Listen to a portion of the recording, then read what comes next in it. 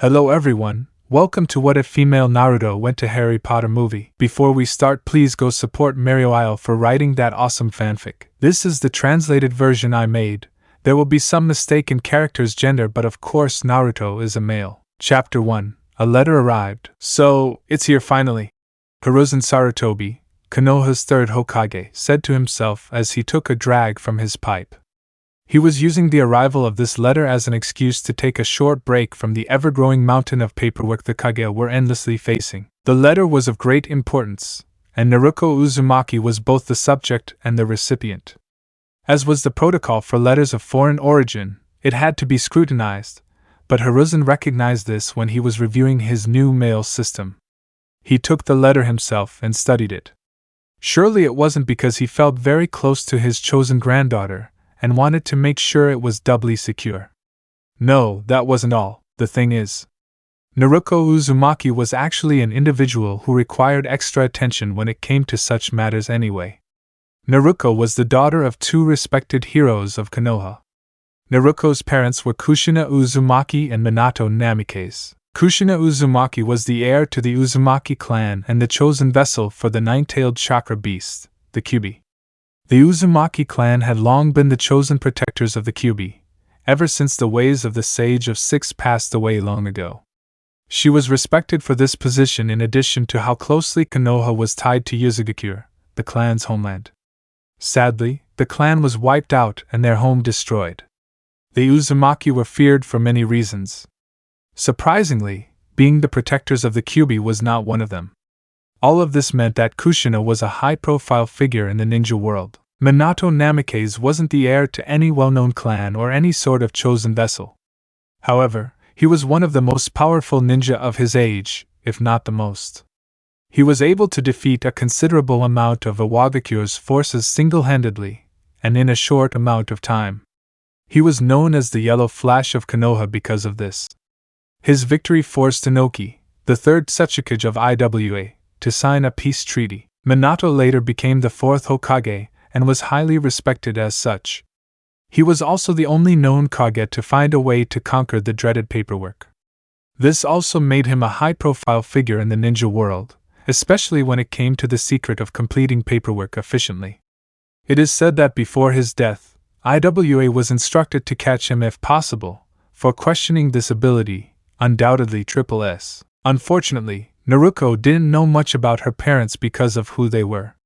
She would be Konoha's most eligible target given who they were if the wrong people found out. Her status as the Kyuubi's Jinchuriki didn't help matters either. Hiruzen wished he could tell her everything about her parents, and intended to do so when she was ready and able to protect herself. However, he found a way to tell her something about her parents. It was shortly after Naruko entered the Ninja Academy that Hiruzen gave her a small test. She was already a regular fixture in his office by that point. She had adopted him as her grandfather figure, and he in turn saw her as his granddaughter. Hiruzen told her a little about his parents once. It wasn't enough to reveal vital information, but it was enough to test how she would handle information about her parents. When she got into a fight with the Uchiha boy Sasuke, shortly after, she ended up passing the test. She lost the fight. Not surprising given that Sasuke had been given private lessons long ago due to his clan's status and position as the heir and last of his family. Sasuke did have an older brother still alive, but he was the one responsible for killing his clan and labeled him a traitor. It didn't matter that he left Sasuke alive or other extenuating circumstances around that night. Naruko passed her test when she was at her most angry after losing the fight. All she said was that her parents were strong ninja who died protecting the village. Hiruzen had told her more than that, but she kept those parts a secret. He wasn't willing to tell her everything, but he could give her something more, and he did when he met up with her after that fight. Flashback begins. There was a small blonde girl with her hair in twin tails sitting across from the Hokage. She was trying her hardest to hide how angry and hurt she was at the moment. It was quite impressive how successful she was at this. Hiruzen took a drag from his pipe and turned toward the window as he blew out the smoke. "I heard about your fight with young Sasuke," he said. He grimaced, but he knew that was the reason he was here in the first place. "He started it," he said defensively. "How so?" Hiruzen asked. That wasn't the reason he asked her here. If she was willing to give him more information, he couldn't call himself a ninja if he turned down the opportunity. I was just trying to befriend him, but he called me a useless aspiring kunoichi. She pouted as she crossed her arms. Hiruzen knew it was a little more than that. Naruko had tried to befriend Sasuke a couple of times and was rejected, but she was also genuinely jealous of his popularity and abilities. She didn't care. Sasuke just had better skills because he was personally trained before the massacre of his clan and some afterward for his own protection. Be that as it may, a shinobi shouldn't allow their emotions to control them so easily, he told her in a voice that was partly conciliatory. It was a very important lesson. Emotions shouldn't be excluded, but they shouldn't be given in either. Sorry, Naruko said as she frowned and sniffed while looking at the floor. I'll do better, I have no doubt about that, Hiruzen said. She smiled in response. Gigi was important to her and the village. The last thing she wanted was to disappoint him. Then he spoke again. That's not the reason I called you here, Naruko. She looked at him curiously. I gave you a little test, he said, causing her to wrinkle her nose at the thought of what it could be. You may have lost the fight with Sasuke, but you passed the test, she told him. What was the test? She asked. When you were the most annoying you've been in a long time and Sasuke called you all those things, he began. She frowned as she realized he knew everything Sasuke told her. His response was, my parents were strong ninja who died protecting the village. And nothing more. I told you things most would brag about, but not even in that circumstance, he said. I realized that what you told me was important, and I shouldn't go tell others, he said. That's a very smart decision and shows a certain level of maturity. There's still a lot I can't tell you about your parents. It will have to wait until you're ready, she said with a frown. However, I feel like I can tell you a lot more now. She cheered up instantly. I'll emphasize again how important it is that you keep this information to yourself, Naruko. It's enough detail that others who shouldn't be listening could put it together and realize things they shouldn't know about who your parents were, he said. Naruko seemed so eager and desperate to absorb everything he'd tell her. It was both adorable and heartbreaking for the old Kage. He wanted to tell her so much more, but he was glad he could at least share some information with her. First of all, I want to tell you that your parents loved each other very much. There were few couples who could match them in that regard. They were so excited to have you join their family. They were so eagerly awaiting it. Your father was particularly happy to have a daughter, she began. Naruko was drinking it all in. She was smiling brightly as she listened. Hiruzen chuckled before bringing up a different fact. Your mother wasn't much of a cook, he said. What? Seriously? But I'm pretty good. I mean, ramen is better because it's ramen, but I eat more than that, Naruko said in puzzlement. Your father was an exceptional cook in contrast to her. So maybe you got it from him, said the old Kage. Naruko smiled at that information. Hiruzen then chuckled as he let out another puff of smoke from his pipe.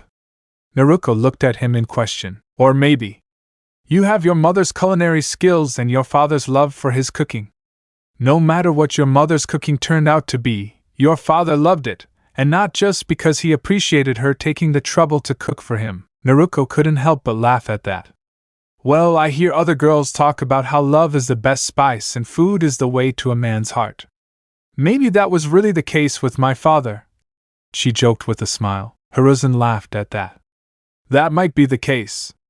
Your mother was also well known for her beauty and her temper, which seems to have been inherited from her, he joked while Naruko frowned playfully. What does she look like? Naruko asked. She really hoped she looked like her mother. That would show Sakura and all the other girls in Sasuke's fan club when they grew up. Hiruzen considered the best way to answer this without giving too much away. He trusted Naruko not to tell anyone what he was sharing with her, but he didn't trust her not to try to find out more. He didn't think she'd be able to contain herself if she found out his father was her idol and most beloved hero. It wouldn't be too unexpected for her to realize if she found out who his mother was. He had bright red hair and violet eyes. He also had a habit of styling his hair when he was on duty, even if he chose a different style than how you like to wear your hair.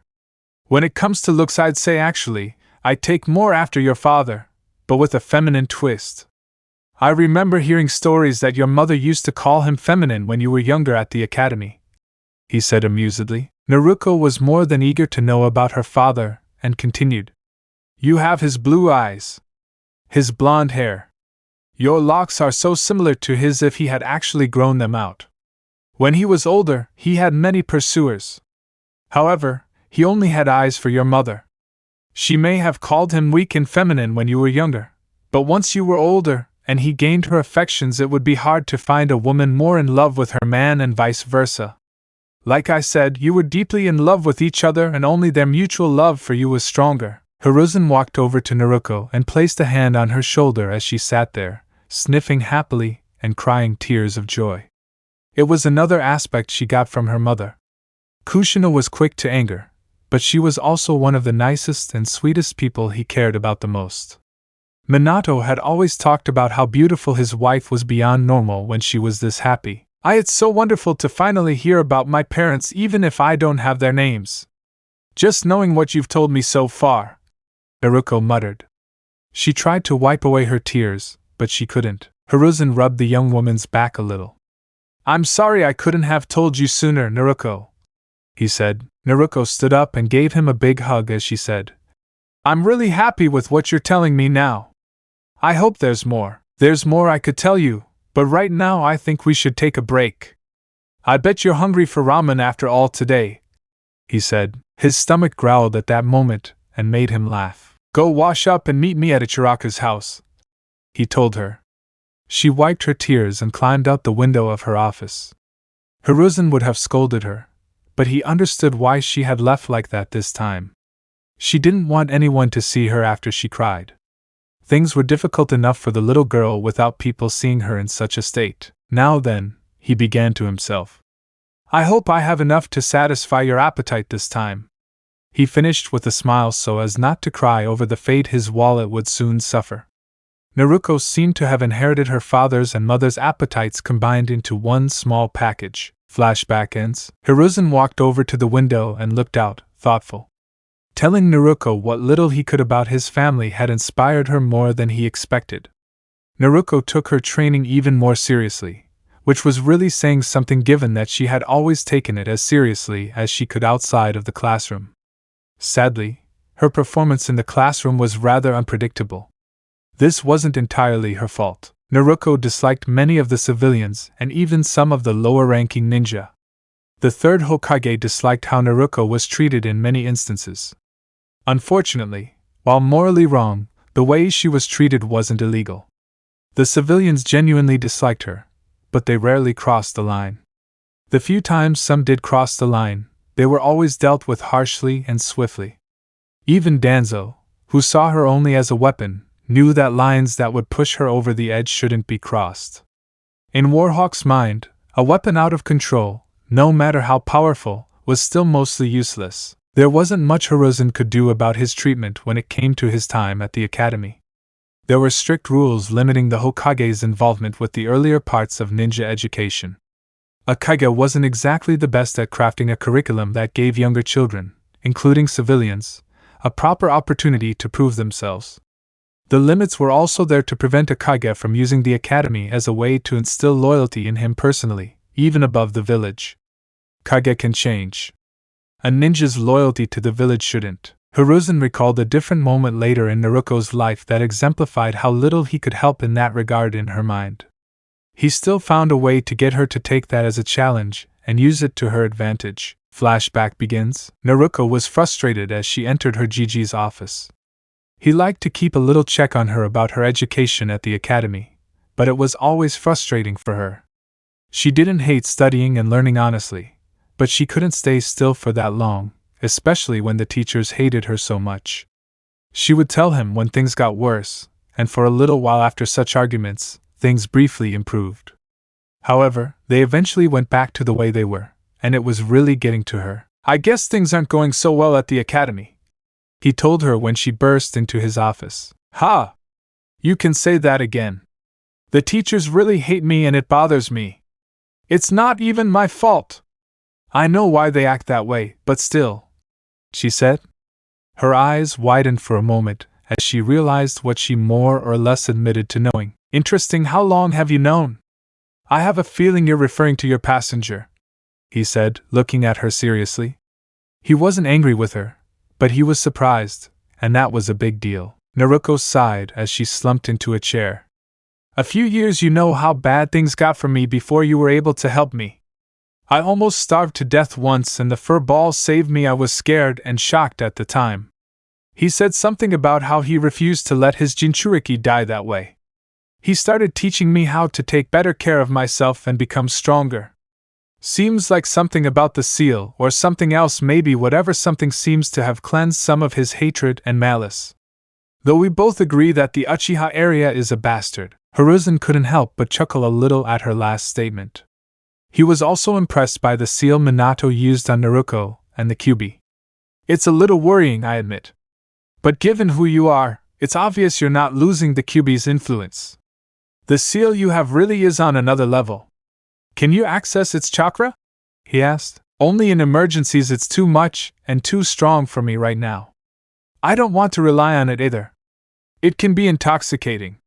We tried it once and I got very reckless in my training, she admitted. Hiruzen nodded in thought. It's wise not to use things as a crutch. Too many make that mistake with their bloodline abilities.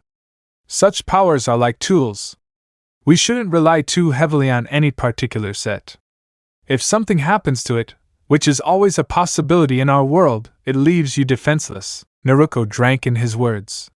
It was impressive how much she benefited from even something so small. The old Hokage sighed. Unfortunately, there isn't much I can do about how you're treated at school, he said. She frowned but nodded. She knew how good people were at toe lines. All ninjas did. It was a big part of who they were, but they weren't the only ones capable of such actions. Hiruzen then smiled a little. However, this doesn't have to limit you too much. Self-study is an important part of being a strong ninja. That's why even those who become genin and have a jonin sensei still do most of their training on their own. You could become much more powerful faster if a jonin sensei taught you everything they knew and you simply copied them. However, that would mean that an enemy would essentially double their chances of finding weaknesses in both of you. If they find the weakness of one, they could easily have the weaknesses of two or more given how long a sensei had been passing down their teachings. He told her. Really? She asked in astonishment. Yes. Hiruzen sighed and added. Though some sadly use this fact as an excuse to be a lazy jonin sensei. A jonin wearing a mask with gravity-defying silver hair and a smile in his eyes came to mind in particular. The Hokage turned to her. It may be sooner than it should be. But you should start doing it now. I can even give you something to help with that focus, but you'll have to be careful with that. What is this really? Naruko asked excitedly. Yes. But keep in mind that the main purpose of having this technique is to help you in your self-training, where the academy is sadly failing. It has other uses, but those should be reserved for when you're more advanced, he said. The small blonde girl was smiling broadly. Hiruzen added something else. I hope you use it to improve your abyssal chakra control first. You know the exercises for that. I know you slack off, Naruko blushed. But it seems so pointless and impossible, she complained. The old Hokage smiled as he said, That's exactly why you need to practice them so much. They should be something you can do instinctively. That's how you'll know you've learned them well enough. Naruko sighed but soon cheered up. Fine. If it means I can learn an awesome new jutsu, I can do it. She gave him a sly smile. That's good to hear, he said. He knew that Shadow Clone was a restricted technique because it was dangerous for most, but Naruko was an exception there. Her chakra was so vast that it was probably the only way she could produce a clone without going into advanced elemental jutsu clones. He laughed again. Naruko looked at him questioningly. But really, furball? She asked with a smile. Naruko blushed and giggled a little. Sometimes he calls me brat or squirt. I call him furball in response when that happens, she said. Hiruzen shook his head. I'll show you the technique very quickly and watch you until you master it. After that, you'll be on your own for training, he said. Naruko smiled as she followed him out of the office. You just want an excuse from the paperwork, don't you? She asked with a giggle. That may or may not be true, he replied playfully evasively. Flashback ends. The third Hokage sat back down and returned to his paperwork. He still had some time before she reported to his office. He'd ordered one of his ANBU to retrieve her once she finished her personal training for the day. In the meantime, he should get more work done. There was a knock on the Hokage's door.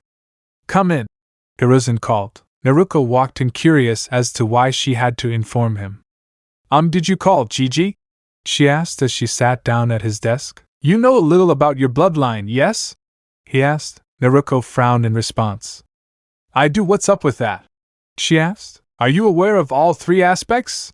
He asked. She nodded a little uncomfortably. He raised an eyebrow at her in question. Well, I mean, some strange things have happened a couple of times. I've found a way to read something about my bloodline, and I have a guess, but it seems to be very rare. Even those special scrolls belonging to my clan gave me little insight into it, other than how powerful it might be. He quickly answered her unspoken question. The Hokage nodded. It's weird, he began. He took a draw from his pipe and let it out. Your mother was the last to wake him. It's important that you keep this to yourself, and anything else you find out about her, he told her. If she made it through this and discovered who her father was as a result, then she was ready to know everything. However, she still wouldn't like it. Really? So it's true? It exists? Am I right in thinking I have it too? She asked, trying to contain her excitement. This letter came for you and is proof. You wouldn't have received it if you hadn't awakened that part of your bloodline. Read it, he said. Naruko quickly grabbed it. She was really excited about this. She felt closer to her mother and her clan if this was true. She read the letter. Hogwarts School of Witchcraft and Wizardry. Director, Albus Dumbledore. Order of Merlin, First Class, Grand Sorcerer, Chief Warlock, Supreme Mugwump, International Confederation of Wizards. Dear Ms. Naruko Uzumaki, we are pleased to inform you that you have been accepted to Hogwarts School of Witchcraft and Wizardry. Your term will begin on September 1st, 1991. We expect your email no later than July 31st of that same year. After receiving your response, a member of our staff will contact you regarding the supplies needed for the school year. If you need assistance obtaining these supplies, please let us know so we can act accordingly. Yours sincerely, Minerva McGonagall, Deputy Director. Naruko read the letter a couple more times. It was very interesting and difficult for her to fully understand. However, she was still excited by this news. So not only am I a ninja and a future Hokage, but I'm a magical ninja? She asked excitedly. Hiruzen chuckled. You're not a ninja yet. But you are a witch, Naruko. Your mother was one too. She also went to this school, just like all your ancestors who awakened magic in their bloodline early enough, he said. Naruko frowned slightly. Oh yeah, I forgot I'm still at the academy. She frowned deeper. How come I have to wait until next year? She asked. From what I know, 11 is the age at which young witches and wizards attend this school, but they missed the deadline by a few weeks, he said. Naruko's eyes suddenly widened in thought. Can I even become a ninja if I go to this school? She asked, a little frightened. She wanted to be Hokage.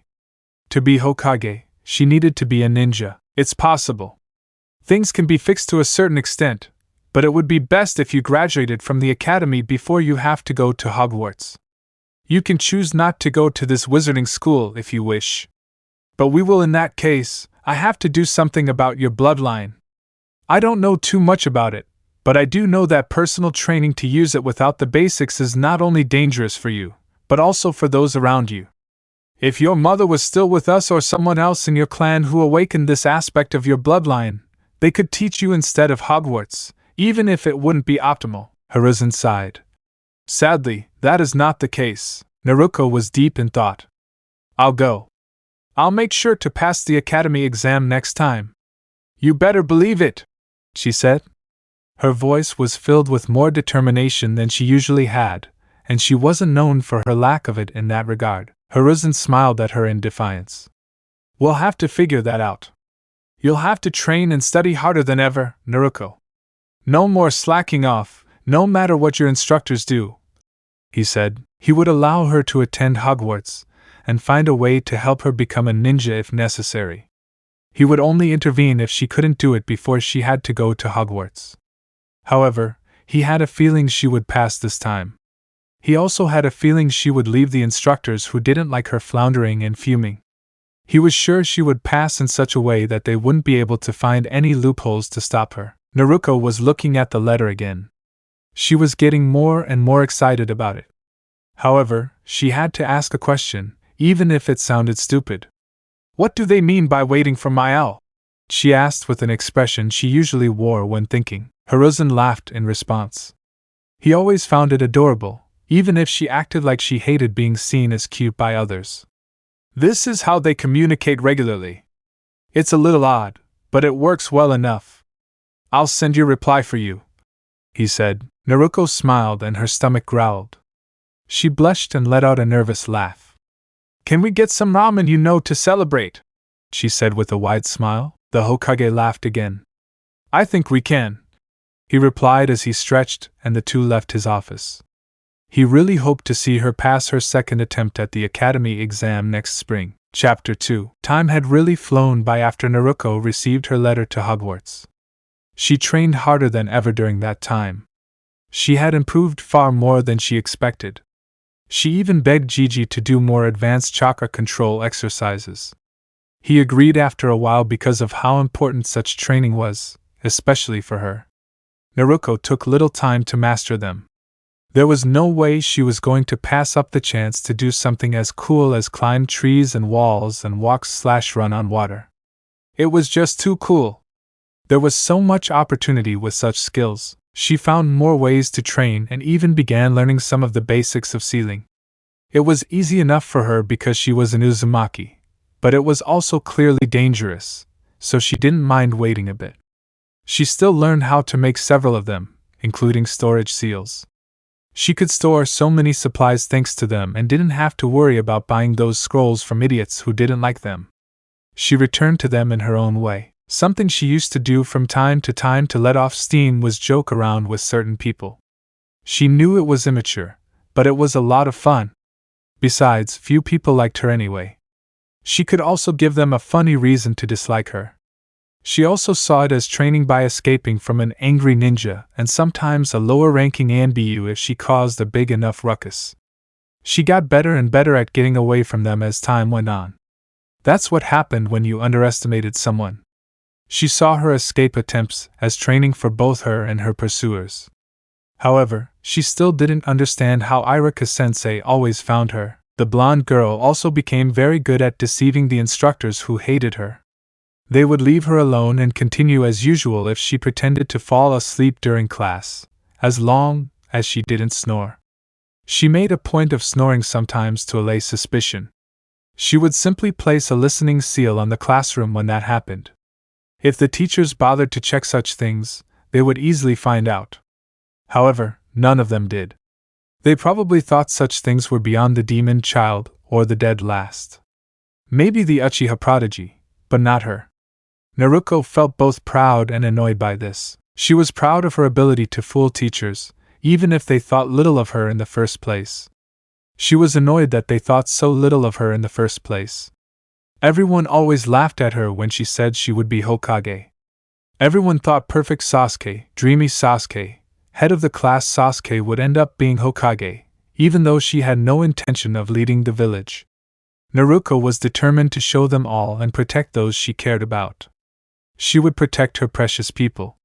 They may be small in number, but she would protect the entire damn village just for their sake if necessary. Naruko found it a little surprising that she actually made some maybe not quite friends, but people who seemed to think she was at least okay. She wasn't sure if they were really her friends or not. She counted them as her precious people, even if they didn't know it or think of her that way. She was actually a little surprised at who they ended up being. There was Kiba. He was annoying most of the time and smelled like dogs, but he was fun and okay. Shikamaru was another. He was actually very smart, but he was also one of the laziest people I knew and constantly claimed everything was trouble or a real drag.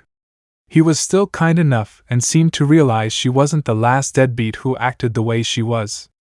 Thankfully, he figured it was too much trouble to bother telling anyone. With Shikamaru, there was also Choji. Choji was big and would get really mad if you called him fat, but he was cool in his books. He always ate snacks and rarely shared with anyone, but he was also one of the nicest people she knew when food wasn't a concern. She only occasionally teased him about always eating, but he let it slide the first few times. Choji knew she was aware of her clan's jutsus, and that was why she always ate snacks. He realized that she wasn't being mean to him in her teasing. The biggest surprise for Naruko was Ino Yamanaka. Ino was strange. She really got on Naruko's case from time to time and even made fun of her, but Ino just as often stood up for Naruko. Maybe it's because we're both blondes, Naruko thought once again. She wasn't sure.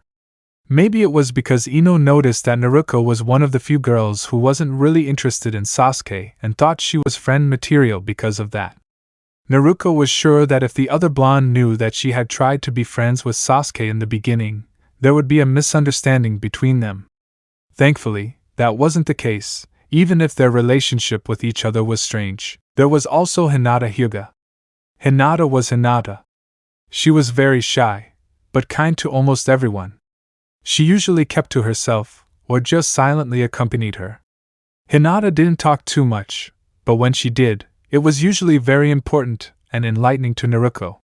Kiba would sometimes tease Hinata about being a fan of Naruko or something. Hinata would always blush and deny it. Kiba would usually laugh in return or use it as an excuse to flirt with Hinata, though he did try to flirt with almost every girl other than Naruko. Naruko asked him about it once and he simply replied, "What's the point? All you think about is being Hokage and training. I'll still beat you to the hat." Naruko had mixed feelings about that answer. Kiba was right and he didn't seem to hate that about her, but she wouldn't mind flirting and dating and all that when she was older and Hokage. Besides, she would be Hokage at the latest in her early 20s. Gigi was old after all and he was always complaining about his aching bones. That was her plan at least. Naruko was a little nervous when she woke up this morning. Today was the academy graduation exam. It was her second attempt, and she was confident she could pass this time. She even planned to use her shadow clones if she still couldn't make a proper regular clone. She could easily make 3 shadow clones, and they were far better than normal clones. Shadow clones could actually attack people and even transmit their memories when they disappeared. She had been using them for her training ever since Gigi taught her the jutsu. She usually had around 5 for training, but she could produce hundreds more if needed. The downside to using so many was memory feedback. It always felt weird to her, and it was as if there was too much information pouring into her brain at once. 5 was about the perfect number, she figured out. Although Naruko was very confident that it would happen, she was still nervous. She kept worrying that something would happen and she would fail again. However, she was determined. She wanted to become a genin, a proper ninja, before leaving for Hogwarts in September. After a quick breakfast, and throwing away her expired milk, Naruko headed to the academy. This was actually one of the few times she would arrive early. She might not have arrived early if she had decided to brave the expired milk. It wasn't long before Naruko arrived through the window to her classroom. She arrived early, and there were still only a few students in the class. Most of them would be trying to graduate next year. Naruko was probably the only one who tried to graduate early. No one tried last year except her. Naruko sat down and mentally reviewed everything she needed to know. She used the transformation technique several times to sneak into the library and study the books she needed to write. She didn't like written tests, but she could handle them. As people began to enter the classroom, some of whom actually nodded to her slightly, Naruko's nerves were on edge. She reined them in when she saw Sasuke smirking before approaching her with his fangirl brigade. He teased her before mockingly asking, "Are you going to retry the graduation exam, dope?" Naruko glared at him and stuck out her lower lip. "Yeah. What's it to you?" she asked. Sasuke sneered again and said loudly, "I don't see why you're bothered. We all know a useless aspiring kunoichi like you're not passing." All of his fangirls giggled and laughed in response. Naruko made a hunching sound and looked to the side as she said, "I'll pass this time." "You better believe it, ha! As you can. Sasuke is perfect, smart, strong, and better than you, and even he knows to wait until next year. You tried it last year and I heard you failed miserably," Sakura said with a nasty giggle to the blonde girl. All the fangirls laughed again, but not as much because deep down none of them really liked each other. Some of them were even meaner to Naruko from time to time because they were secretly jealous. Sasuke was mean to her and didn't like her, but he actually talked to Naruko more than anyone else. He was always insulting her. Naruko ignored them all. She was actually secretly happy and encouraged by the encounter. She noticed that Ino didn't really join in with the others. Ino didn't take her side either, but Naruko supposed it made sense. Deviant as she was in her opinion, Ino was also in love with Sasuke. She wouldn't want to upset him too much by taking the other blonde's side in this situation. Sasuke gave Naruko a final HN and went to sit 2 rows behind her. He didn't like that Sakura pointed out that he wasn't taking the test early. He knew he wasn't ready yet. Only someone like Itachi could graduate early. As much as he hated and loathed his older brother, Sasuke knew he was extremely powerful and talented. That was part of the reason why he hated how Naruko kept trying to graduate early. Sasuke felt it was an insult to him and his brother that the dead dared to test him early. The bell rang and their sensei entered the room. Mizuki-sensei was actually quite new as an instructor. However, today he would be teaching his homeroom class. Iruka-sensei was helping with the graduation exams as he did every year. "All right. Sit down!" Mizuki-sensei yelled, causing the children to quiet down. He took the scroll and then said, "As you all know, today is the graduation exam. While you won't be required to take it until next year, anyone can volunteer to take it early." "Anyone?" Naruko swallowed and raised her hand. "Yes, Mizuki-sensei," she said. "Fine," he said neutrally and dismissed her after checking her off his list. He doubted the demon brat would pass, but he couldn't tell him no. Konoha was so weak that they couldn't even tell him not to become a ninja. This weak village really sickened him sometimes. Naruko left as Choji whispered, "Good luck, Naruko." She gave him a smile and a thumbs up as she left. Naruko felt more ready for the test than before. She decided that Choji's support was another reason why she needed to pass this time. Naruko nervously entered the first testing room. Both instructors looked up as she entered. The first was a woman. Naruko never bothered to learn the name because she didn't really like the woman, even if she wasn't the worst person. The blonde just called her long hair sensei. The woman wore her hair down to just below her knees. The other sensei was Iruka. "Naruko," he said, greeting her like he did every day. "Iruka-sensei." Naruko replied politely before sitting down at a desk. She looked around the room and saw several students all a year older than her. She didn't really know any of them in particular. She recognized one boy who seemed to look down on everyone else as being from the Hyuga clan, but didn't know his name in particular. She also noticed a girl, who seemed nice enough, with her hair tied back in 2 buns. Naruko liked her style, and it reminded her of a panda. The last one she noticed was a boy with bushy eyebrows, who seemed more determined than she was, if that was possible. Iruka-sensei handed out papers to everyone. "The first part is a written test of all the information a genin should know. You'll have 45 minutes to complete it," Long Hair Sensei explained. "Your time starts now," she called. "You!" the bushy-browed boy shouted. Then he started typing answers quickly and somewhat intensely. Naruko had to stop herself from looking at him. What was even stranger was how everyone else seemed to think it was normal behavior on his part, and paid no attention to it. She shook her head to clear it, and passed the test. She began reading questions after writing her name. She was surprised that she actually felt confident in the answers she knew to the questions. Studying really pays off, she thought to herself. Last time, she thought it was useless. She knew some of the answers that time, but she thought it was mostly a test designed to fail her. Looking at the test again, the blonde girl realized that wasn't the case, and that she simply hadn't prepared hard enough beforehand. She answered question after question and began to fear that something was up. It seemed too easy for her. She even frowned in confusion for a couple of moments. She looked at it again and performed the dispelling technique to make sure there wasn't some kind of genjutsu on the paper. She even checked it for seals. There was nothing out of the ordinary about the test. Naruko was truly stunned by this. Is it really that easy? She wondered quietly, though one of the people nearby heard her and quickly frowned. It was a boy with blue-gray hair and silver eyes. She couldn't believe someone would dare say that. The test wasn't too difficult, but it wasn't easy either. Naruko reached some of the last questions and frowned at the paper again. She groaned to herself. It felt bad that the answers could be so easy. She shook her head and groaned a little louder, causing a couple of people to look at her. The trapped Hyuga boy sneered at Naruko, though she didn't hear him. Someone's being stupid if they're trying to defy fate with a grunt, he thought to himself. He'd heard of this blonde girl. She was a nobody. She was destined to never succeed or surpass him.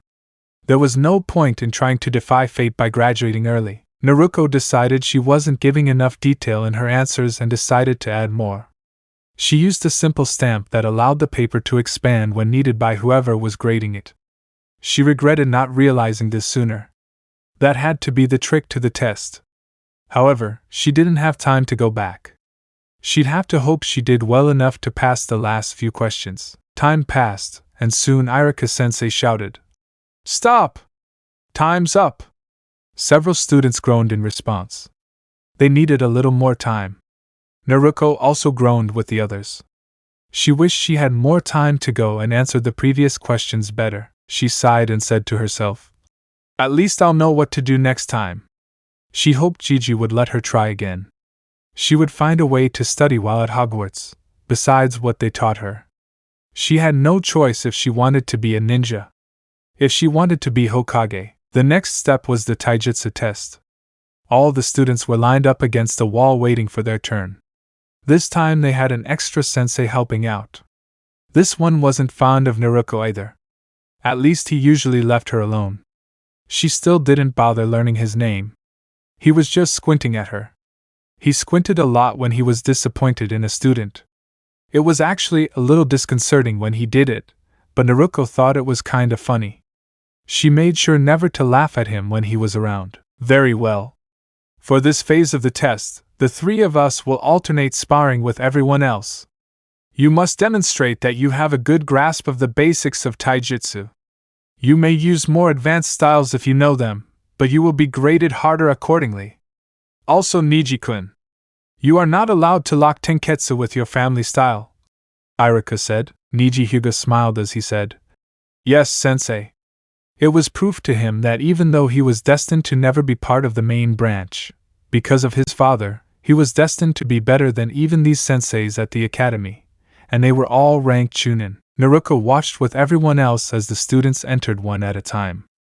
Niji seemed pleased with how he beat his sensei using the Hyuga style. He wasn't using chakra to enhance it, but his form was good and he was powerful with his strikes. Narrowing his eyes, Sensei grimaced as he finished the fight and left the testing ring. Niji was smiling again. Naruko didn't like him. She didn't understand how he could be the cousin Hinata admired and spoke so fondly of many times. Naruko thought he was the Sasuke of the Hyuga because of the way he was acting.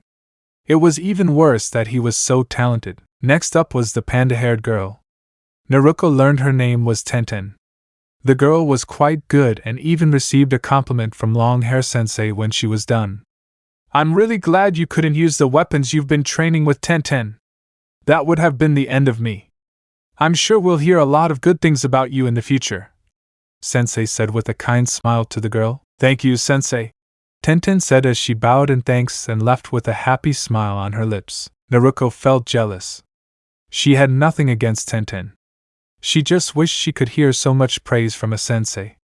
Irika-sensei was kind and she even saw him as an older brother, but he was always stern with her and only gave basic praise like, "Not bad, Naruko, you're getting it." And lastly, "You've almost got it." Naruko appreciated what he said, but it wasn't the same as what Tenten just received. It didn't help that Naruko knew other instructors said similar things to other students, but never to her. The test continued, and squinting sensei even trained again. This time he was testing the boy with the bushy eyebrows. Narrowing his eyes, sensei sighed and seemed to prepare. I'll test you today, Rock Lee. Let's get this over with, he said. Naruko frowned at that. Did Rock Lee have similar problems? Did the sensei really dislike her? Naruko thought she was the only one they disliked. She thought all the other students were either well-liked or treated neutrally by the instructors. Her eyes widened when she heard the sound of Rock Lee's punches impacting. Yosh! Rock Lee yelled as he threw a kick that also made a good impact sound. Yeah, he said as he alternated kicks and punches. He actually had pretty good form and seemed to pack a lot of power into his attacks. Naruko wondered if maybe the class above them just had a lot of really good people who were truly above Sasuke's skill level. She now realized that the sensei's previous comments were his disclaimer of what would happen in this match. Enough! Iruka shouted. Rock Lee jumped back and bowed. Sorry, sensei! I got carried away, he said. Narrowing his eyes, sensei grimaced as he felt a sore on his arms. He turned to Rock Lee and said, You're definitely one of the best at taijutsu. Even if that's all. You passed this test. Thank you, sensei! Rock Lee shouted as he bowed again in thanks. Naruko! Iruka-sensei called as Squinting Sensei examined himself, and was dismissed for the day after Long Hair Sensei politely thanked him for his help. Here, Sensei! He called back. You're next! Iruka-sensei called and Long Hair Sensei resigned himself to testing Naruko. Let's begin, Uzumaki! Long Hair Sensei said as she got into position. She was sure this wouldn't take long. Naruko hated it when people called her by her last name like that. People always found a way to insult her with that feeling. She liked her name and was proud of her clan, but she hated how people called her last name. Yes, Sensei, Naruko said quietly, almost in a dangerous tone. The woman looked at her, slightly confused. The stupid, spoiled girl never acted like that. Naruko began throwing punches at the sensei. The long-haired woman was shocked and barely defended herself quickly enough. However, Naruko didn't stop. She threw more punches and kicks. The blonde girl even found ways to improvise in a way that was acceptable for the test. The long-haired woman was actually constantly on the defensive. She had to concentrate more than with the other students. I don't remember her being that fast, she thought as she dodged an attack. She knew it would have broken her guard. She even found herself actively counterattacking instead of just blocking once or twice. She barely had any offensive attacks to test Naruko's defense. Naruko not only defended herself, but countered and continued her own onslaught of punches and kicks. Were they always this slow? Naruko thought to herself. She was thinking again that she had really been ill-prepared last time. The other students seemed to be doing as well as she'd expected, but this seemed different. Naruko frowned. She started attacking faster. She decided that must be it. She simply wasn't attacking fast enough last time for the teachers to take her as seriously as they were supposed to for the taijutsu exam. Her training seemed to have paid off if she could finally pass the test properly. The long-haired woman found herself taking Naruko far more seriously than the other students she'd examined. Only Miji and Rock Lee are faster, she thought to herself as she instinctively shifted into her normal fighting stance. Tenten was probably pretty close at least. Naruko threw a swift punch at her, which the sensei almost didn't register at all. The older woman actually found herself grabbing the girl's arm and using her special taijutsu style to throw her. Naruko was shocked but managed to recover and continue her attacks. The long-haired woman once again found herself doing something she shouldn't have for this test. She used her style to grab Naruko again and then said, Yaha! As she used a move that would dispel any transformation techniques or other chakra attacks as well. Naruko barely managed to dodge the attack, but still got a small cut on her cheek as she hissed. She still broke the sensei's grip and launched another attack. The long-haired woman was surprised at herself. She only made that attack thinking someone was infiltrating her village using the blonde brat's gaze. That would be a good idea. No one would have thought to give her a second glance usually. When her attack actually gave the other girl a small cut and nothing happened, she knew she was wrong. Enough, Naruko, she said to end the fight. Naruko's attack stopped inches from the sensei's face. The older woman actually felt the air pressure released from the attack. You passed this round, the long-haired woman said. Naruko bowed and replied, Thank you, sensei. She then left the testing area, a little surprised that she had made it through. The long-haired sensei managed to hit her. Naruko thought that meant she was disqualified since the woman had also taken other hits. Naruko missed the frown Iruka-sensei gave the long-haired woman as she left the testing area. She gave him a quick apologetic nod. He sighed. Iruka was actually impressed with Naruko, and happy that she'd managed to do so well on this test. He was pretty confident she'd pass this time. If she did well enough on the written test, she might not have to worry about the ninjutsu test. It was unlikely she'd do well, but it was remotely possible, and Naruko always surprised others. After Iruka finished with the last participants, Long-Hair Sensei said, After lunch we will finish the ninjutsu portion of the test. Make sure you rest and prepare. The students left while Iruka and the long-haired woman stayed a little behind. He turned to her and asked, What was all that with Naruko, Hitomi-sensei? She sighed.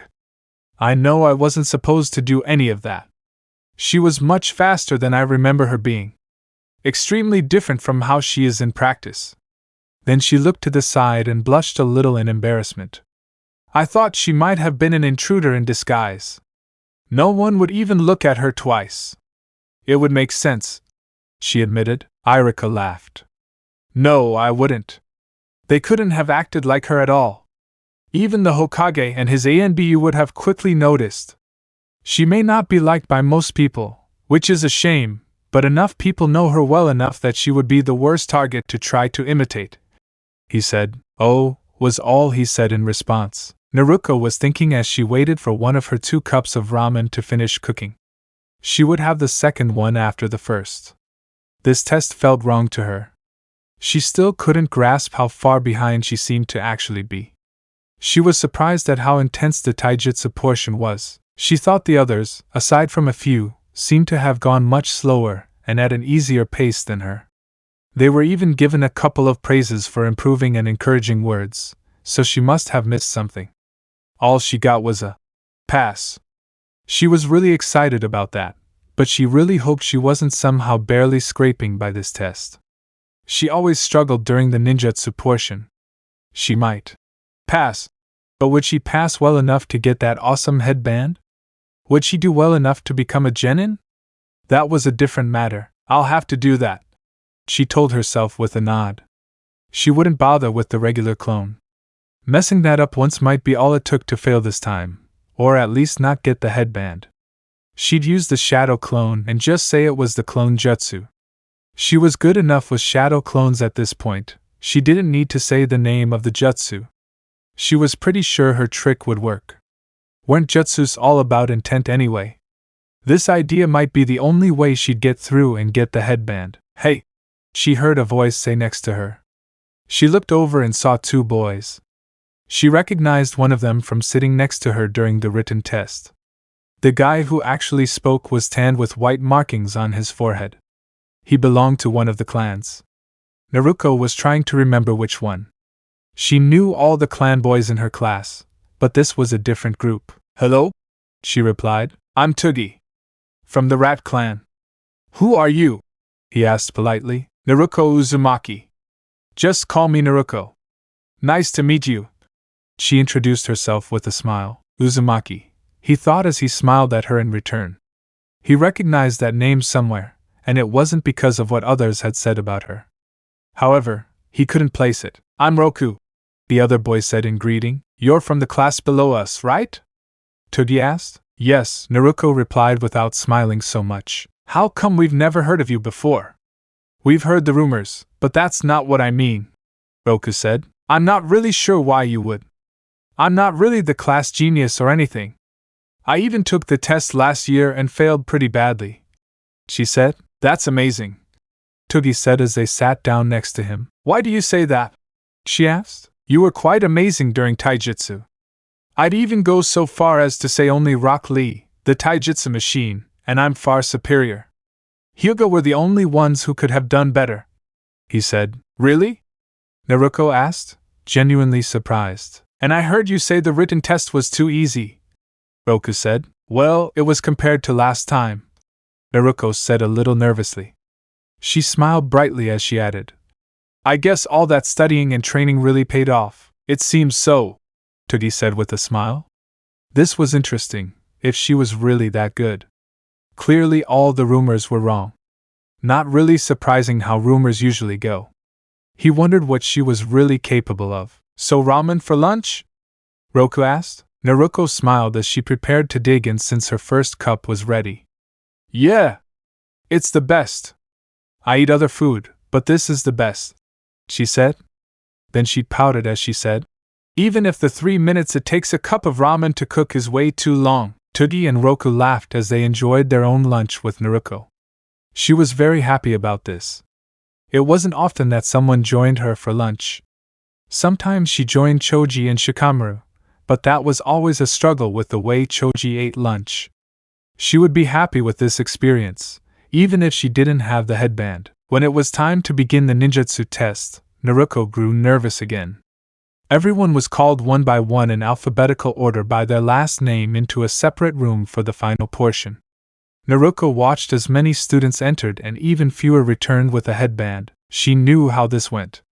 She'd get the results of her first 2 tests added to the last, and if she made the cut, she'd get one of those really cool headbands. If you failed, you were told you had better luck next time, if you weren't her, and asked to leave through a different door. Naruko watched as Rock Lee, Tenten, and Niji Hyuga walked past the 3 of them. Yosh! Rock Lee yelled as he returned. How did you pass?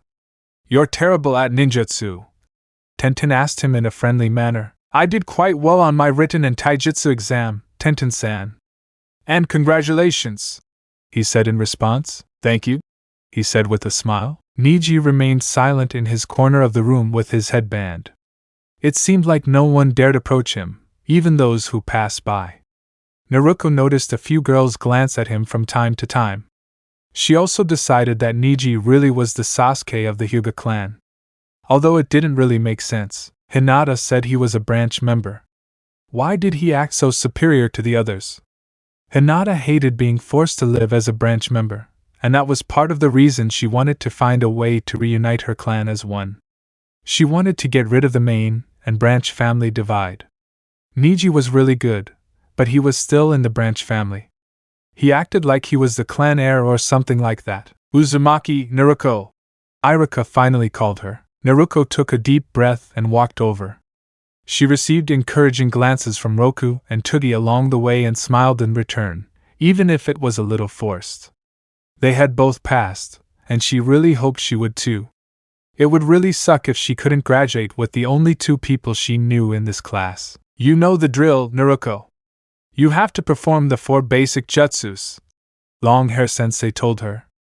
At least her tone wasn't too cold. The woman also used her name instead of calling her Uzumaki. Naruko made a note to ask Irika what his name was once. If the woman called her by her name, she wanted to know the woman's name in return. First, the replacement jutsu, Irika said. Naruko made the signs with ease and disappeared in a puff of smoke. In its place was a tree stump that fell to the ground. Naruko smiled as she stepped out of the curtain she had to disappear through. Good work, Naruko. I didn't even need to say the jutsu's name, Irika said, clearly impressed. The long-haired sensei seemed to be thinking but nodded. Naruko frowned slightly at that. She hoped the lady might compliment her as well. It wasn't easy to learn that technique well enough to use it without mentioning its name, even if that was the only way to use it effectively in battle. She was still a fair student at the academy. It was difficult to be on that level with it. Now you have to do the transformation jutsu, said Madam Sensei. Naruko gave a thoughtful look. Who do I use to copy? She asked. The 2 looked at each other.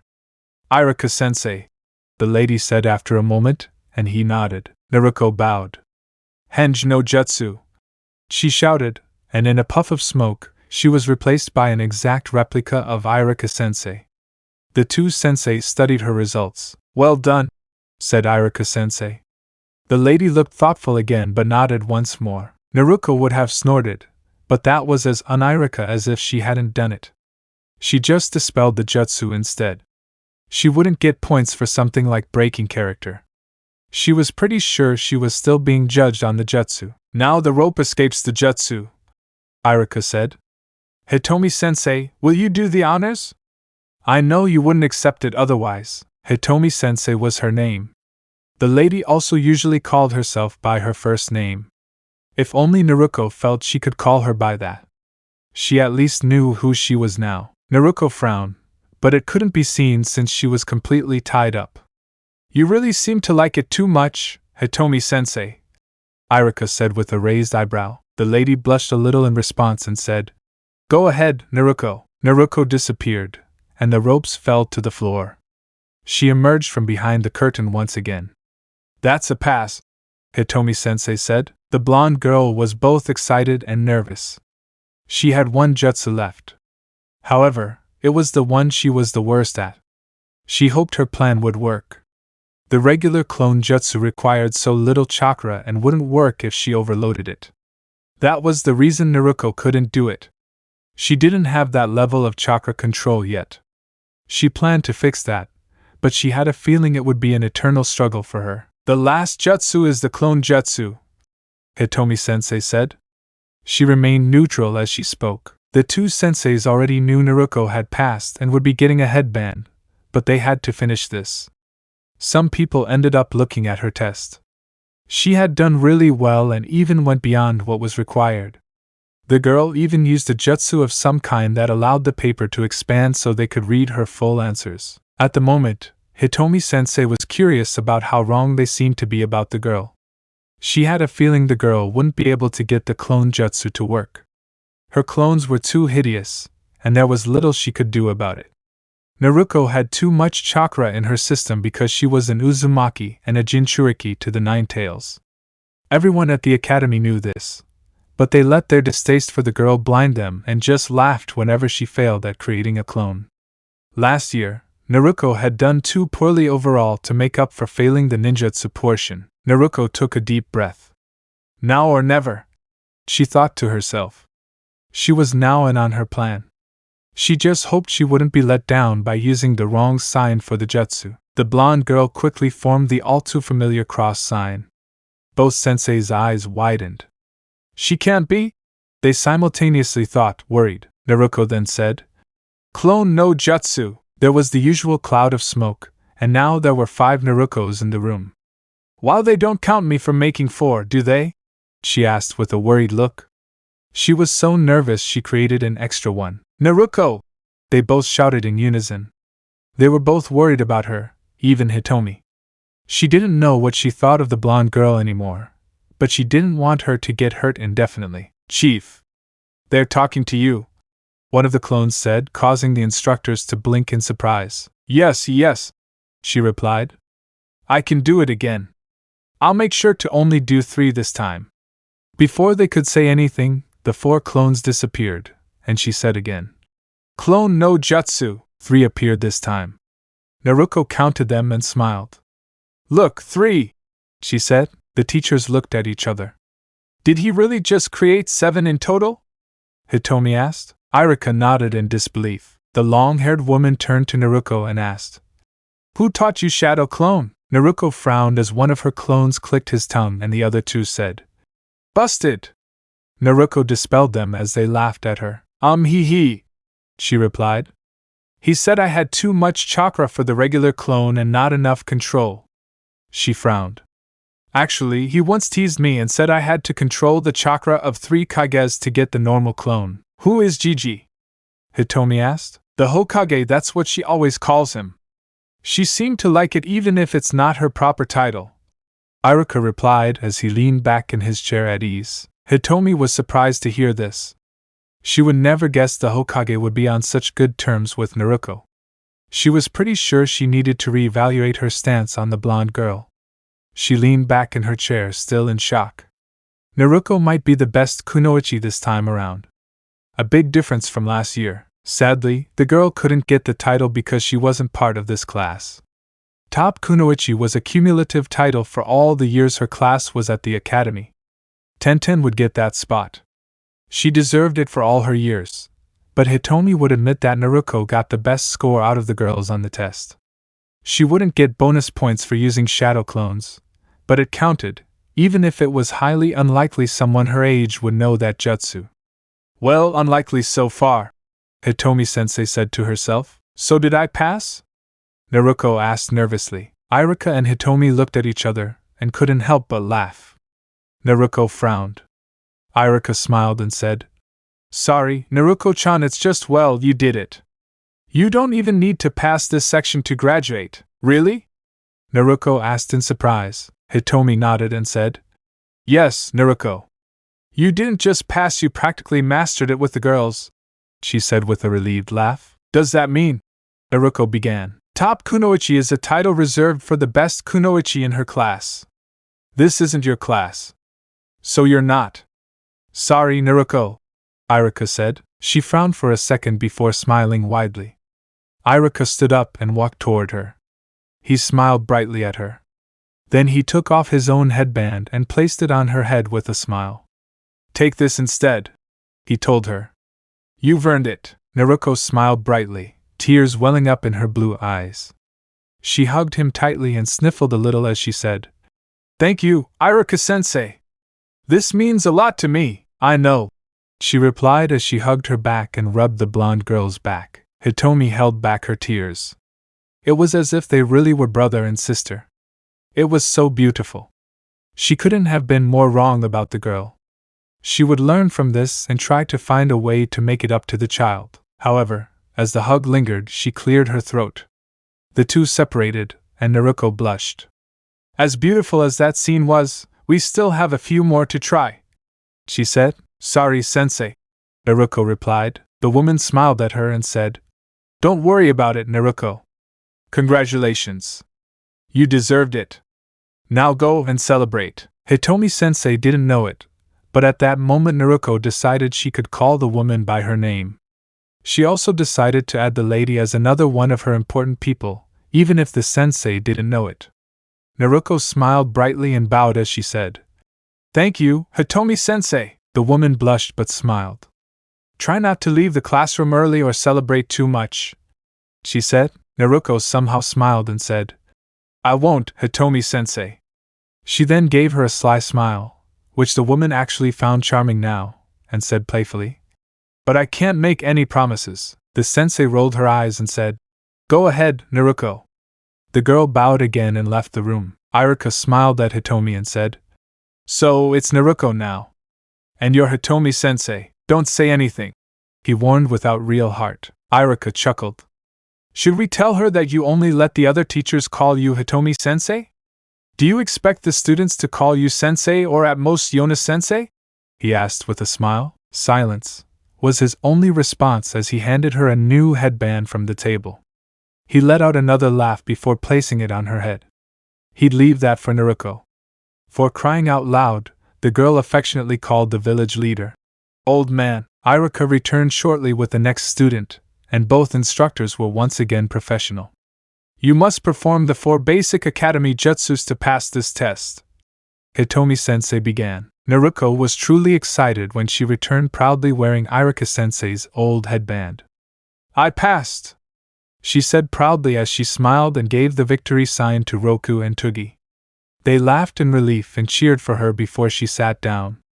They talked excitedly to each other, and even Rock Lee got excited and congratulated Naruko on her passing. That looks like an old headband, Tenten noted after complimenting the blonde girl. Oh yeah!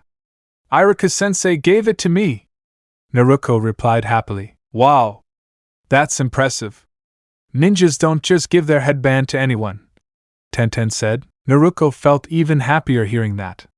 She thought he was just being nice to her. Or maybe it was because she joked about taking his headband when she graduated. Naruko now realized after thinking about it, even Iruka wouldn't do something so lightly. She would use it to further boost her determination to one day be the greatest Hokage. Niji looked at Naruko with curious eyes. However, he stayed where he was sitting. This was unexpected. He thought she was always destined to be the last to die. He knew who she was and where she stood in her class. His cousin had talked a lot about Naruko and would listen to her from time to time. His cousin Hinata was too soft-spoken, but she wouldn't lie about something like that. He wondered if he was wrong about Naruko's fate, or if fate was wrong about her. There was a small voice in the back of his mind that sounded like his cousin. That voice said, "Naruko defeated fate and chose her own path." He ignored that voice and kept looking forward. Naruko was the last to graduate. Not too surprising given that she was one of the last students to be tested.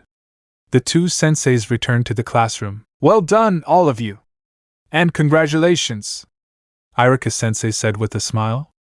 Everyone clapped in response. Yona-sensei stepped forward, smiling. "Yes, congratulations indeed. Usually, Iruka-sensei would give everyone a speech about how this is just the beginning, and what the true meaning of being a ninja is," he said, laughing. Iruka chuckled as well. "True.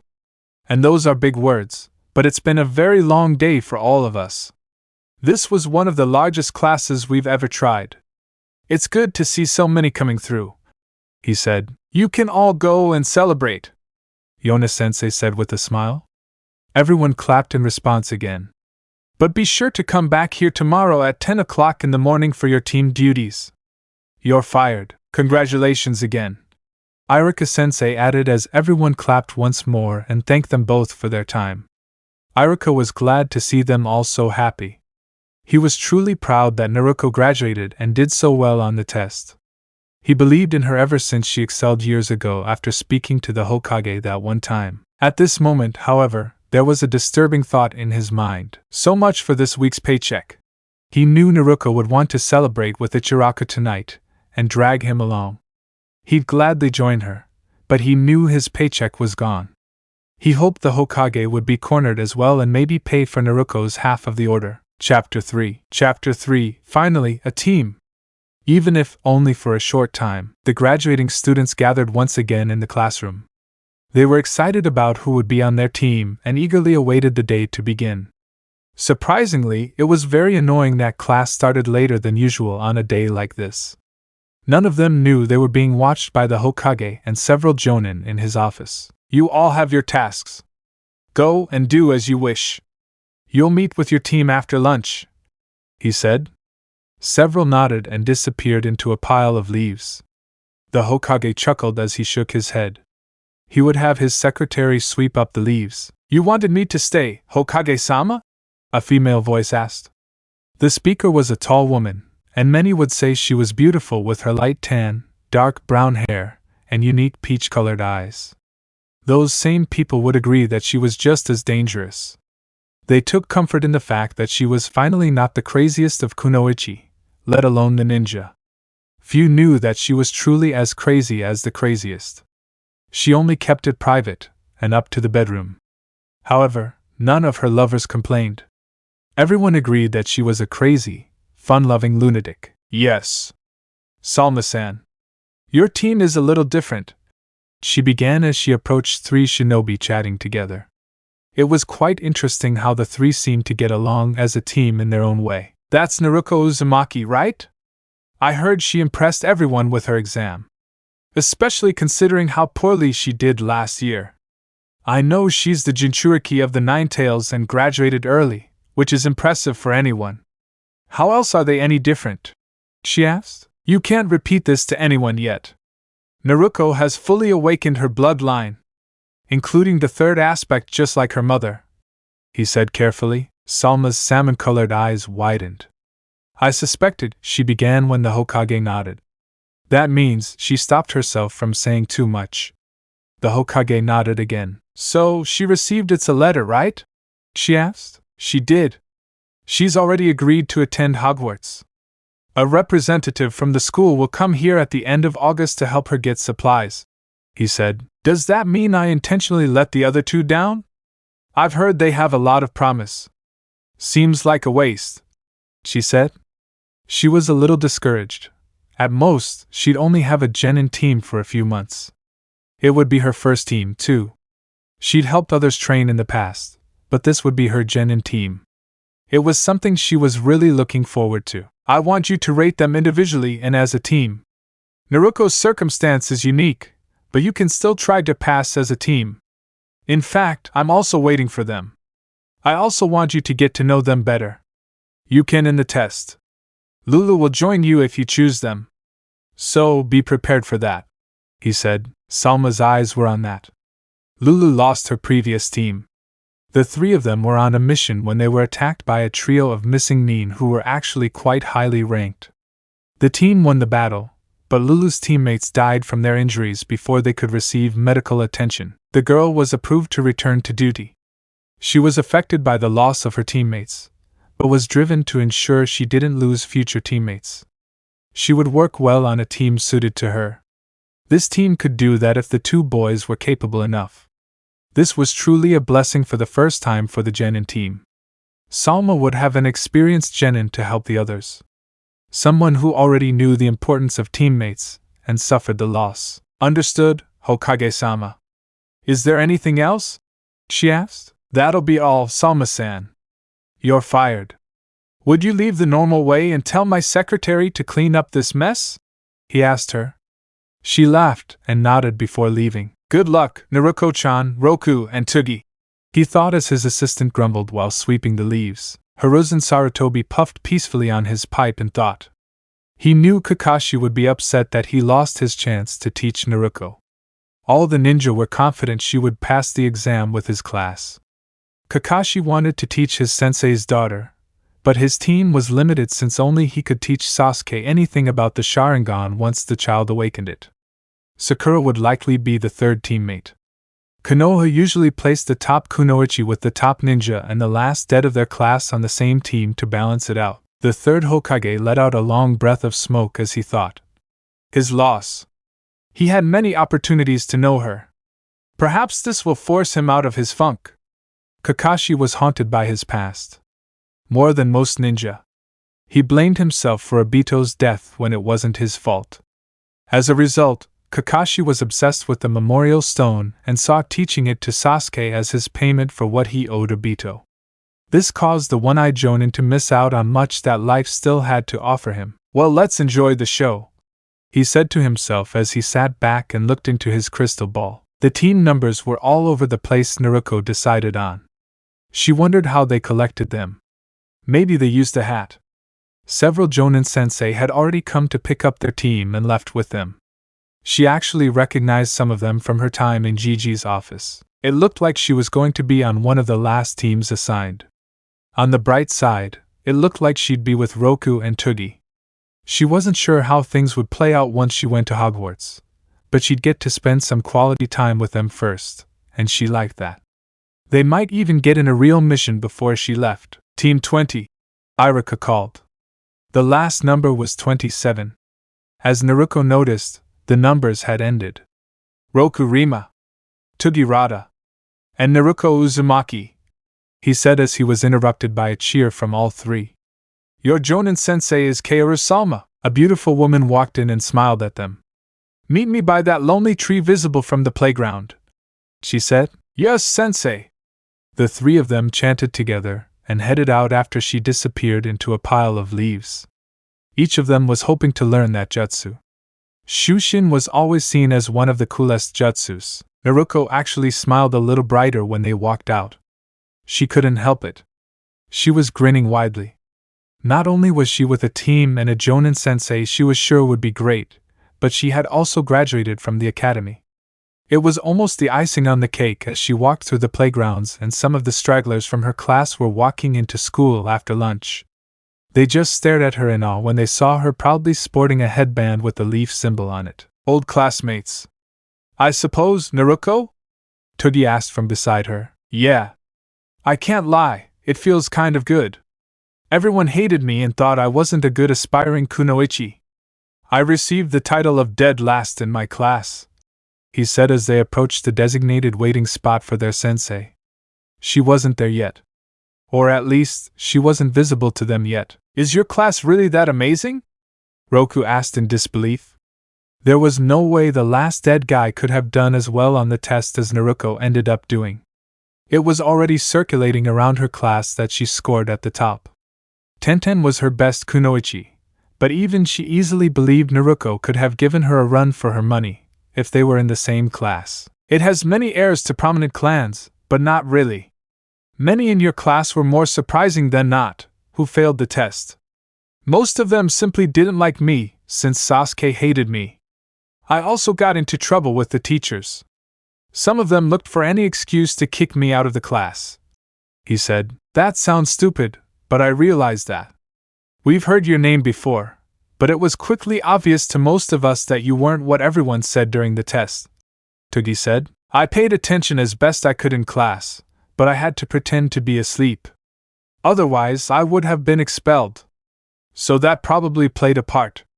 Fortunately, I'm good at the transformation technique, and I used that to study on my own in the library this year to make up for what I missed in the past," he said as they sat down. After a couple of minutes, Roku asked the others, "Any idea where Salma-sensei is? Maybe he's waiting for us.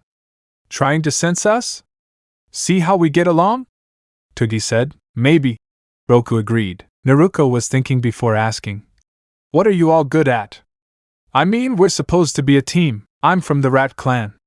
I've learned some of my clan's techniques. We have what we call Darkness Genjutsu. It's much stronger and more dangerous than regular Genjutsu techniques. We're not completely on the same level as the Kurama clan. It's the most talented, but we're good. I've learned some ways to combine my clan's taijutsu style with the academy style. I still don't know enough to completely abandon the academy style," Togi said. "I'm not really from a clan or anything. But the Rima family has some original fighting techniques and styles. I'm learning some of our weapons. I'm in favor of the short sword and the spear staff. I didn't bring them today, but from now on I'll have them when we meet," he said. "That sounds really cool," Naruko said. She knew it was her turn. She wasn't going to tell them her entire bloodline yet. Gigi said to be careful with that knowledge until she's had some training in it. "I can use the shadow clone technique. I can't make normal clones worth anything. I learned to use them for information gathering and training. I also use them with my fighting style. I don't really have a disciplined style, but I know the academy style and I know how to put my own spins on it. I can make a lot of shadow clones, so I use that to my advantage when fighting as well. I know a few things about Fuinjutsu, but I need to learn more before I can really use them in the heat of battle. I still tend to make a lot of preparations. I especially love storage seals. I can put them on anything, including my clothes. I could even put them on myself, but that gets dicey with how little I've learned," he said. "Is that because you're an Uzumaki?" Togi asked. "Do you know about my clan?" Naruko asked in surprise. "A little. I know they were powerful seal masters and that's why their home village was destroyed," he said. Wow, I think I've heard a bit about them too now that you mention it," Roku said. "It's a nice change. No one seemed to know much about them." "Oh yeah. I don't have the best chakra control, partly because I'm an Uzumaki again. But I've learned to walk on trees, walls, and even water," he added. Roku looked like he just learned something completely new. Togi looked impressed, but knew what she was talking about. Naruko guessed he trained in those exercises too if his clan had genjutsu techniques. She'd heard those things require a lot of chakra control. Roku was about to comment on how cool that sounded and ask for a demonstration when a voice spoke to them from up in the tree. "Well, that covers skills. Pretty quick for a team fresh out of the academy. However, that doesn't tell us anything about who we are as people. That's also important. You must learn the quirks and behaviors of your teammates," Salma said as she gracefully fell out of the tree. The three children squealed in surprise once it landed right in front of them. She smiled at them. "Usually, during introductions, we ask things like likes, dislikes, goals. That sort of thing," she said as she examined them. "I think I'll start. My abilities. Secret. My sizes. Double secret. My special likes. You guessed it, secret," she said with a playful wink. All three of them blushed, each for different reasons. She laughed and relaxed. "As for my usual likes, I love chocolates and luckily training to help get all the chocolate out. I like attentive students.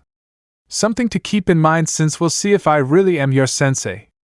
As for dislikes, I hate bragging. Unless it's part of a play for comedy. I like plays. I also don't like slackers. However, that usually takes care of itself. Let's look at the goals. What can I say that's PG rated? She laughed as her hopes blushed again. Oh, yes. I want to find one for myself, I guess. I also want to teach a group of genin how to become legendary, even if I can only for a while.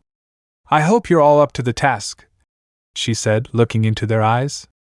She saw determination and liked it. She hoped they would pass their test. As they say, ladies first. Go ahead, she said, pointing at the girl. I'm Naruko. I love ramen. I really hate the 3 minutes it takes for ramen to cook. I can cook other food, but ramen is better because it's ramen. I like training in people who aren't mean. I hate people who are stuck. Especially if their last name starts with a U and ends with Uchiha. The boys laughed at that as she continued. As for my goals, I want to become the greatest Hokage ever. I want to get stronger so I can protect those I hold dear, even if I have to save the entire village in the process.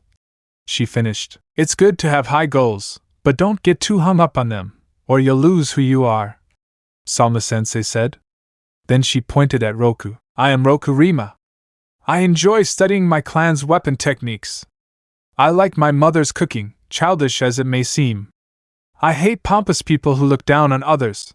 Like Niji Hyuga. For my goals, I want to improve my family's techniques and add more to our collection. I want to find, as we call it, my destined weapon, even if I have to find a way to craft it myself. I want others to learn my family name in Konoha as we prove ourselves as proper protectors. She said, those are good goals too. Like I told Naruko. Don't get lost along the way, the Jonin said, nodding in understanding. I'm next, Tugi began. I'm Tugirada. I like to study and improve genjutsu. I believe there's more to it than what we currently know as ninja. I don't really have too many dislikes and none that I can really think of in particular. I'm pretty neutral to most things that aren't threatening. I want to know how genjutsu can be used. If it can be more than just a weapon to fight with. I also want to help increase my clan's prestige with the other Konoha ninja forces through my actions and deeds. I feel like protecting others is a key part of that, as it should be for everyone, he said. Well, you certainly have the ambition to help achieve my goal. But I'm not so sure you're cut out for such ambition. I hate to break it to you three. But you're not genin yet. You graduated from the academy. Yes. That just means you rose high enough to deserve the chance to become a genin. Tomorrow morning at 9. We'll meet back here. Then I'll explain what your test is to prove you're worthy of being a genin. Let us hope you aren't disappointments. It really would be a shame if the three of you were. Especially with such lofty goals in your lives, he said. Salma noticed that the three of them glanced at each other quickly and nodded before showing her how determined they were. She liked it. She gave them a charming smile as she said, "See you then." Then she walked away. Naruko turned to her teammates once her sensei left. "You two heard her," she said as they nodded. "How do we handle this?" she asked. "I say we help each other now. Maybe train together. I want to see this tree and the wall you were talking about, if possible, but maybe some regular training to get a better idea of what each of us can do," Roku said. "I agree with Roku. We should. I know him quite well from our years at the academy together. We've been getting to know you, Naruko. But that's not enough for a team," Tugi said. Naruko frowned slightly. "I'm sorry they stuck with someone who's not in their class. I didn't think there was a team test too," she said. She hoped they wouldn't fail because she was too new and unfamiliar with them to prove they could be a team. "There's no reason to apologize. We're all ninjas. Konoha ninjas may have teams they train with most of the time, but they still have to work with other ninjas they don't know as well," Roku said. Tugi nodded. "She's right. Besides, you're nice. We already like you, Naruko. It doesn't matter what anyone says. We just need to get to know each other better," he said. Naruko smiled at that. "You got it. In fact, I know a good training ground we can use. I use it all the time for my personal training. It has a lot of open space, trees, and even a good-sized pond. I'll warn you though, Roku. You might not see tree walking right away. We should start by learning each other's moves first. Before we call it a day, I can show you tree walking, she said. It's settled then, Toogie began. He smiled at his friend and teammate. Naruko will teach you how to climb trees. I'll teach you how to walk on water once you're ready. Sounds good to me, Roku said. He hoped to have a chance to help them train later. The three of them walked away from the tree together. They didn't realize their test had already begun. Their Jonin sensei watched silently from a distance. So far, they were doing well. They already understood everything the team looked like. He would observe how they acted today and test their skills tomorrow. He didn't understand why it was true that the masked and lazy Jonin didn't like teaching, despite having many previous opportunities. Somewhere in a tree in a park, there was a sneeze. A masked man with gravity-defying hair smiled.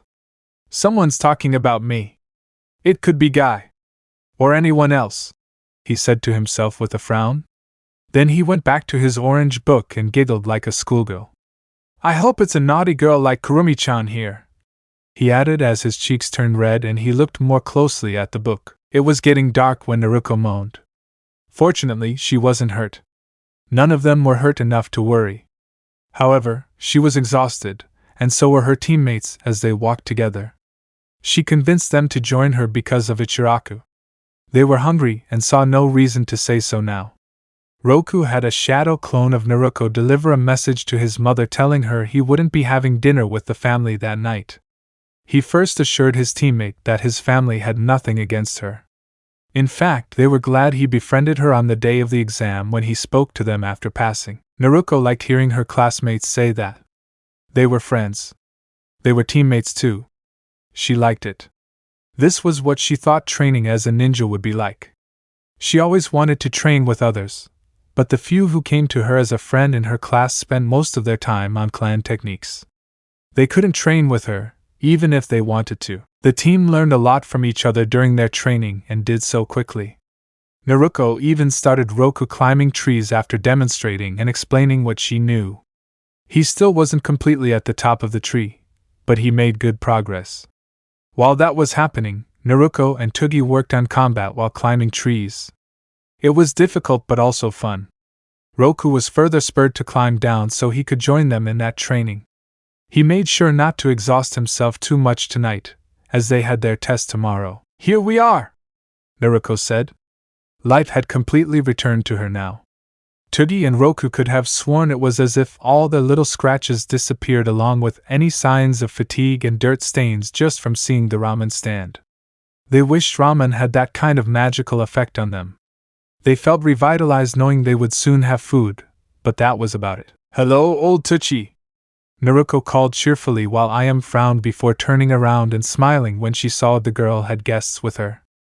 Ayam didn't like Naruko calling her father old, even if she was used to it, and knew Naruko used it affectionately.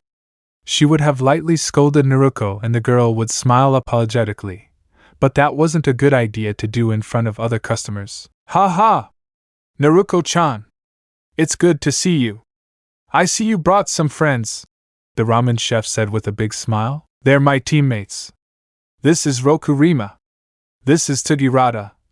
He introduced them in turn as they bowed politely, but their mouths were drooling. Nice to meet you three. I see some mouths that need feeding, he said before heading off to work. Yeah. I mentioned this place had the best ramen and they wanted to come, Naruko said. It's not really like that, Toogie began. Then he laughed and said, she told us she'd burn out if she didn't get some Ichiraku's ramen, right now. It looks delicious, Roku said as he looked at the menu.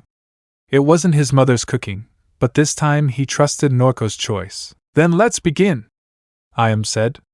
What will it be?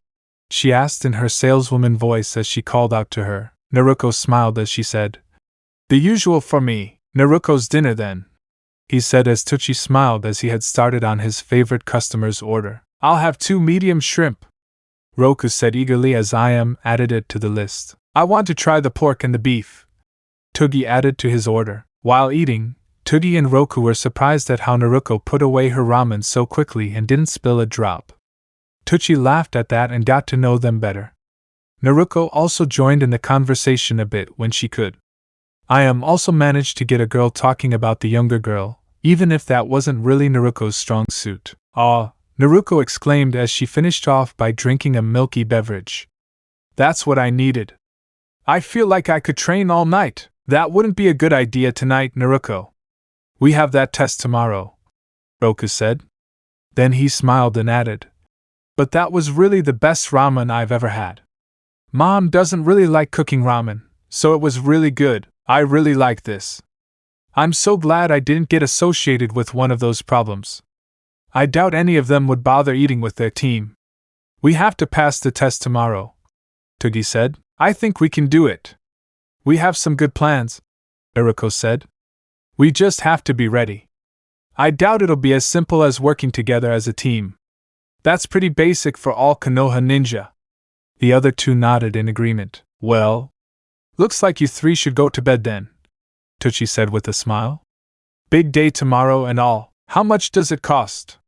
Naruko asked. "I'll give you a special discount. After all, you're our best customer," he said. Added up the bill and handed it to her. Naruko forced her teammates to let her pay this time.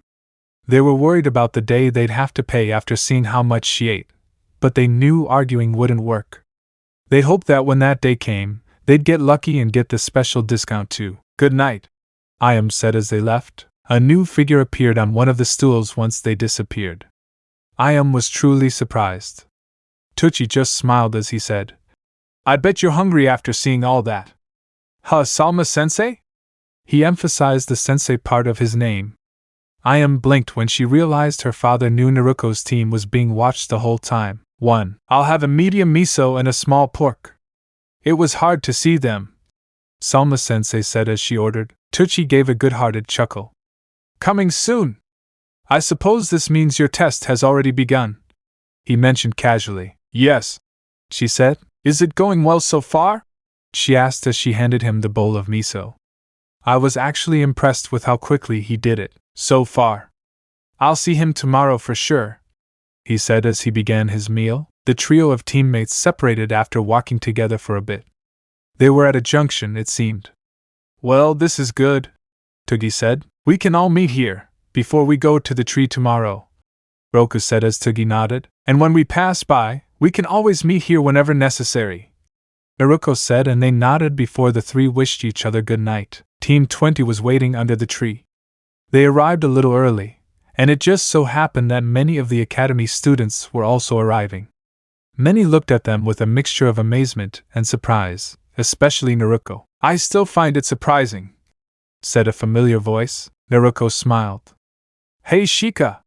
You seem quirky this morning," she teased him. He shook his head and said, "Troublesome." Naruko's two looked at him questioningly. "He says that about everything." "Shikamaru is lazy, but he's okay," Naruko explained. "Congratulations on passing. I'm not really too surprised. You never fooled me with your sleeping act." "When I woke up, that is," Shikamaru said with a lazy smile after a yawn. Soon, her other friends arrived and greeted and congratulated her. She introduced everyone to her teammates. Roku and Tugi were actually surprised by how many heirs of well-known clans were in their class. Most of them seemed okay too, but both boys agreed that even if they took Naruko's word for it, their class was still a ninja star class. "Humph!" a very hated voice said to him after the others left. "I can't believe they let you in. They must have felt sorry for you. Maybe they wanted to get rid of you and let the world sort you out," Sasuke said. Naruko turned up her nose at him. "It's so obvious you're just jealous, loser Sasuke. You really are a little scared. You claim you're all that, but you never dared to try before. Maybe you realize you can't survive without everyone fussing over you," she said. A group of girls mocked her and glared at her. However, they didn't try to growl or attack her. Deep down, they weren't so sure they could handle her. She was a ninja, even if Sasuke was clearly better in every way. "Maybe I should have. I thought Konoha had higher standards, but maybe they don't after all. Maybe they've placed you in the cannon fodder brigade and you're hiding at Dobe," Sasuke said. "I'm pretty sure they'll put you there, you Uchiha bastard. You don't even have the balls to try and leave your comfortable classroom and get away from all the noise." You must like the smell of your own farts too much or something, Naruko said. Actually, the classroom smells a lot better with you gone. We finally got rid of the trash. We all have a party planned for today to celebrate the beginning of your end. After all, you are a useless wannabe kunoichi. I don't even bother giving you a new headband, Sasuke said with that Uchiha grin. The fangirl girls giggled and laughed at him. They even fluttered their eyelashes at him and glared at Naruko, but they still kept their distance and hid behind Sasuke. There was one thing that Naruko found curious. Ino was not in her lot. Sakura also seemed to be looking at Naruko differently now and as if something was on her mind. It was as if the pink-haired girl was trying to figure something out. The only thing that caught Sakura's attention more than Sasuke was a puzzle, and Naruko now seemed to be the biggest puzzle she had ever laid her eyes on. The twin-tailed blonde-haired girl was the last to die and always slept in class, but she managed to pass the ninja test early. Some people were even saying that she actually got a good score. Sasuke was about to say something else, but Tugi decided to speak up. He and Roku had been there to support him, but they realized he didn't need their help with this Uchiha bastard, as he called him. However, now he was beyond angry. Not another word, Uchiha. I'd throw a technique at you, but we're not allowed to do it against a civilian, he said dangerously as Roku loosened his joints and casually held one of his weapons in his hand. Sasuke was furious, but didn't say anything. He just walked away with his fangirls following him. Sakura gave Naruko another curious glance. The blonde girl was busy laughing with her teammates. Sakura was starting to think more about how Ino acted yesterday once they heard Naruko passed her test. Ino really stood up to the others, even Sasuke, though she didn't seem to like doing that. Her former friend wasn't with them this morning either. Sakura found it odd, but shook her head and quickly headed to the classroom. That was interesting, Salma-sensei said after Sasuke's group entered the academy. That scene was another point in the team's favor. They stood up for each other. That doesn't usually happen so early in a team's formation. Follow me, she simply told them. She led them to a nearby training ground. It had the memorial stone next to it, but she'd already scared off a certain ever-present masked ninja.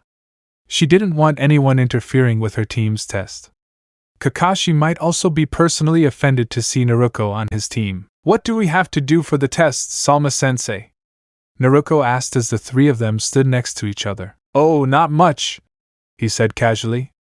He turned to them and smiled. You three only have until noon to try to beat me.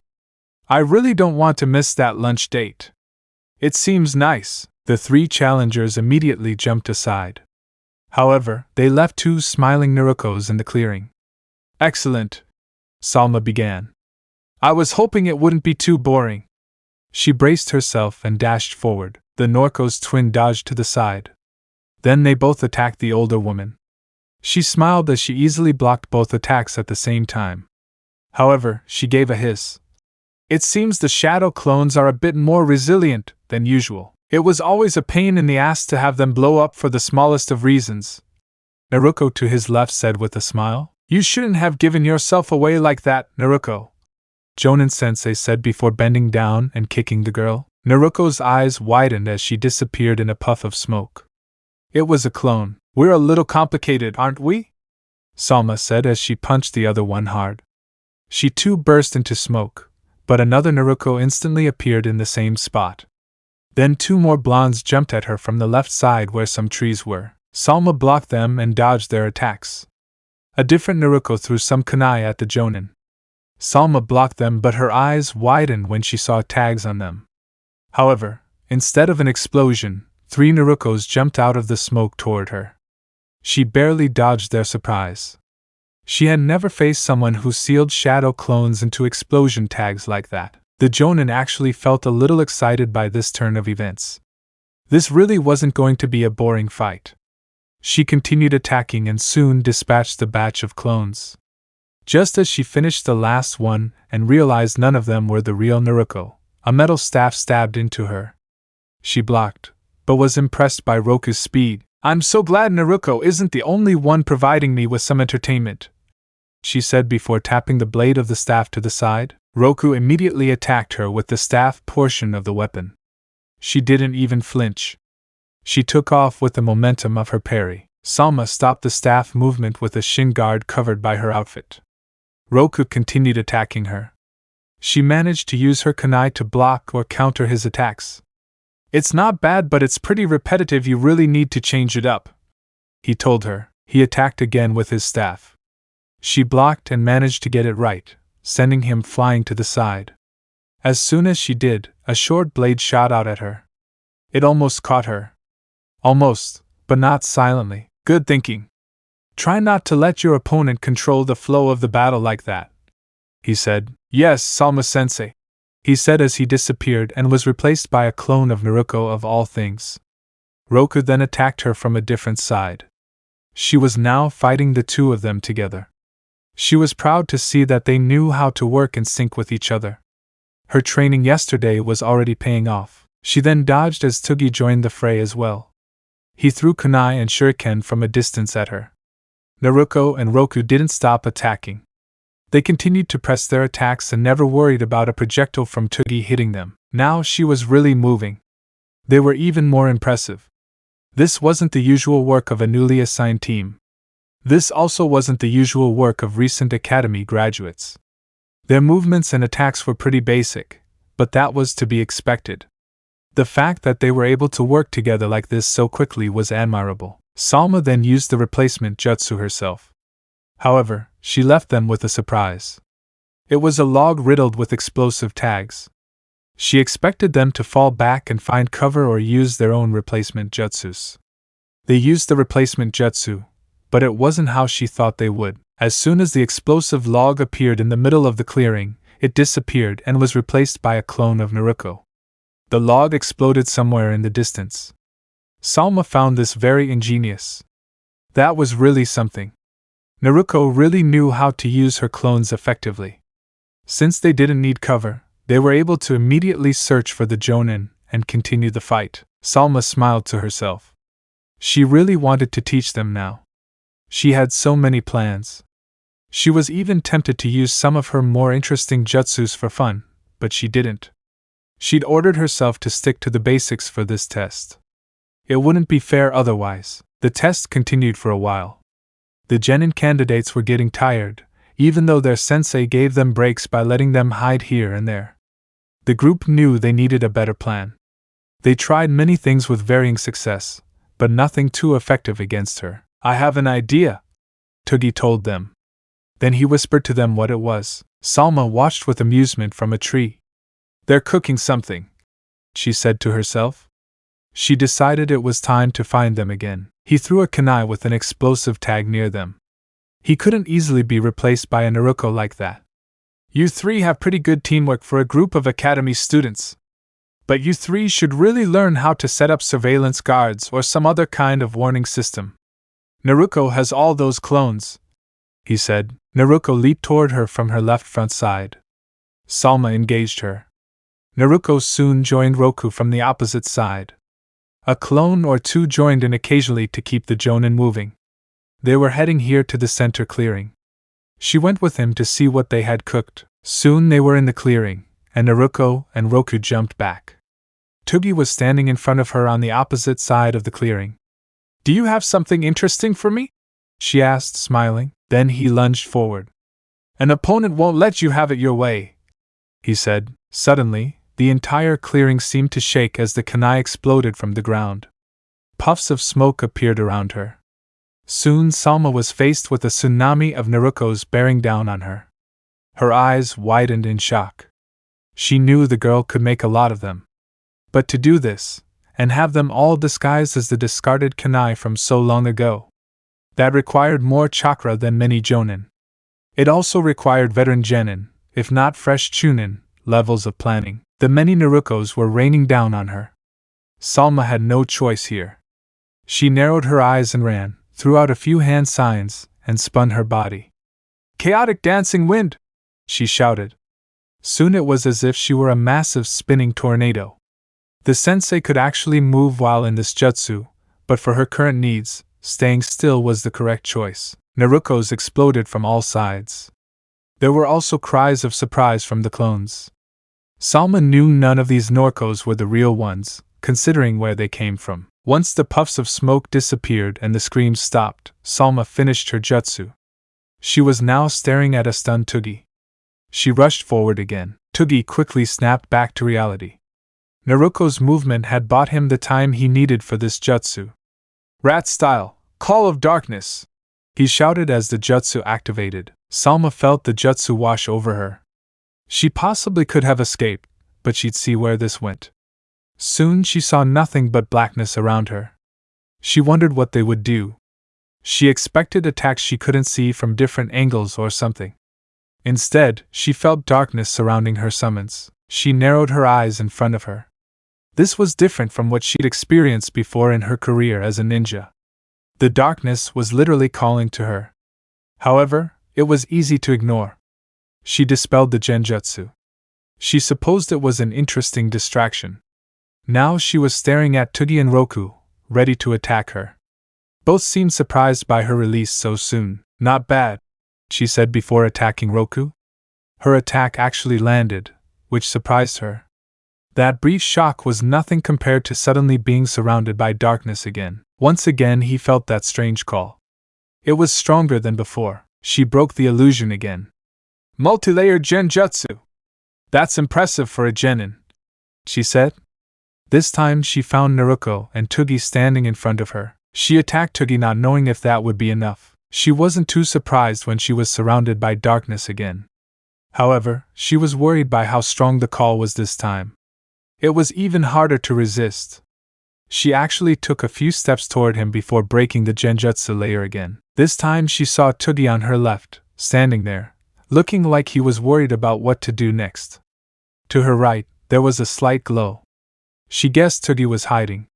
It was really good for her level, but it wasn't enough to fool her. Salma ran toward the glowing spot. She noticed the other Tuggy's eyes widened slightly. He was inches from the glow. You won't fool me this time, he said. He dashed forward, then threw a kunai at the opposite side at the last second. There was a clang of metal blocking his attack. This time the illusion truly shattered. She felt the chakra imprint leaving her. She looked across the clearing and saw Naruko shielding Tuggy with a kunai. Then she heard Roku running out of the woods behind her. Stop, he said just as Roku was seconds away from jumping away from her. The three genin paused for a second, then collapsed where they stood. All three were exhausted, even Naruko. After catching his breath, Roku headed toward his teammates. Well done, you three, he said. They smiled at him in relief. That jutsu your clan's was impressive, Tuggy. Very few genin, and not even chunin, can have that many layers. I might as well say the dark call grew stronger each time, he said. That's the plan. It's really unpleasant when it hits you. I need to work on it more. The better I get at it, the stronger it starts, he said. You also need better chakra control before using it against a stronger opponent like me. I let it take over just like you three planned. I could feel when it took over and how strong it was. I could have snapped sooner, but I tested it instead. Is there any way for someone to attack while your opponent is under the genjutsu? She asked him. He nodded and thought. I'd reveal his location when the target leaves him. I'd have to know where to locate the illusory teammate, he said. That sounds like a good idea. You might even get used to planning those movements at first and trying them out in training, he said. Roku, she said. She straightened. You really need to improve your weapon attack variety. You might even consider adding some jutsus to your attack volleys. Don't be predictable, he nodded. You had the right idea about using more than one weapon. I got rid of one and immediately had to defend myself against another before I could really regroup, he told her with a smile. He smiled at the praise. Naruko, he began. Yes, Salma-sensei? She replied. You need to start working on more jutsus. You need a bigger arsenal to choose from, he said. Naruko nodded and started trying to think of where she could get more jutsus, and what types would suit her. You also did really well using your clones. Exceptionally well. I was completely caught off guard before Tuggy used his clan jutsu. Having clones disguised as weapons? That was really creative. The way you used them to replace you and your teammates? Also, very good thinking. I've never known anyone to put shadow clones in an explosive tag, he said. Naruko blushed at the praise and acted a little shy while smiling. They also had a really good idea when they actually replaced my explosive present with a shadow clone. That was very ingenious. I've never met anyone who takes that approach. Salma-sensei added. So does this mean we're through? I know it's not even noon yet, Naruko asked after controlling her blush. You three actually passed before we even had this exercise, he told them with a smile. How? Naruko asked. I started testing you three yesterday when we met under the tree.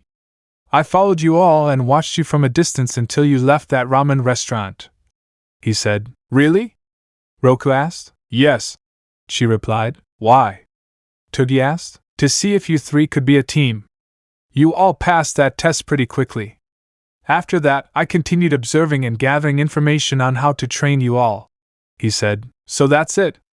Are we genin now? Naruko asked. Salma-sensei laughed. Yes, Naruko. You three passed. We are officially Team 20, she shouted. They looked at each other with big smiles, and all three burst into cheers as they hugged. Naruko was in the middle of their group hug, singing a friendly victory song she just made up. They even roped in their sensei too. Salma-sensei laughed at their excitement. Now about that lunch date. I really should go, he said after a moment. She started to walk away and then turned and shouted. Come on, three! We have to go! What? But you said that guy was really nice, Naruko replied in shock. Their sensei smiled at them as he said, Yes. Tucci really is a good man. I thought you three might want to celebrate with some ramen for lunch. My treat, but Naruko can only have 10 bowls at most. Naruko complained as her teammates chuckled. After that, you're paying for any additional bowls, Salma said as Naruko smiled and jumped for joy. She may or may not have clicked her heels before following the others. So, how did it go? The third Hokage asked in his office. The sun was starting to get a little low outside, Salma sighed. My only regret is that Naruko can't stay with them longer before going to Hogwarts. They're a very good team. I have no doubt that the others will be able to succeed and work well with Lulu, but it will be difficult having to say goodbye so soon after becoming a team. I don't know if they'll get the chance to team up again before they all become jonin, she said. That's what a ninja is like. Life is truly unfair. I'm confident that the three of them will grow stronger. I also feel that they will always be teammates in each other's hearts until they take their last breaths. Naruko only makes friends for life, and I've seen how the three of them hit it off, he said. Still, it will be lonely without her. I already know I'll miss her, Salma said. As will I, the Hokage agreed. He was sure more people who didn't know it would miss her, too. Then he gave her a smile. She'll come back every summer at least, he said. I'd better teach her during those summers then. I don't want Kakashi hogging her, Salma said firmly. Sarutobi chuckled at her demand. It was pleasant to see how quickly Naruko found her way into people's hearts when given the chance. With such power, she could easily become Hokage once the village finally overcame its stride.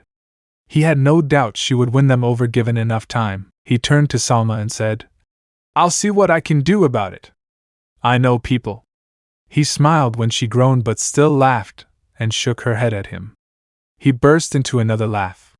He was proud of Naruko and his teammates and expected good things from them. Chapter 4. First trip to a magical world. I still can't believe you're leaving us to go on that long-term trip soon, Roku said as he sat and ate with his teammates.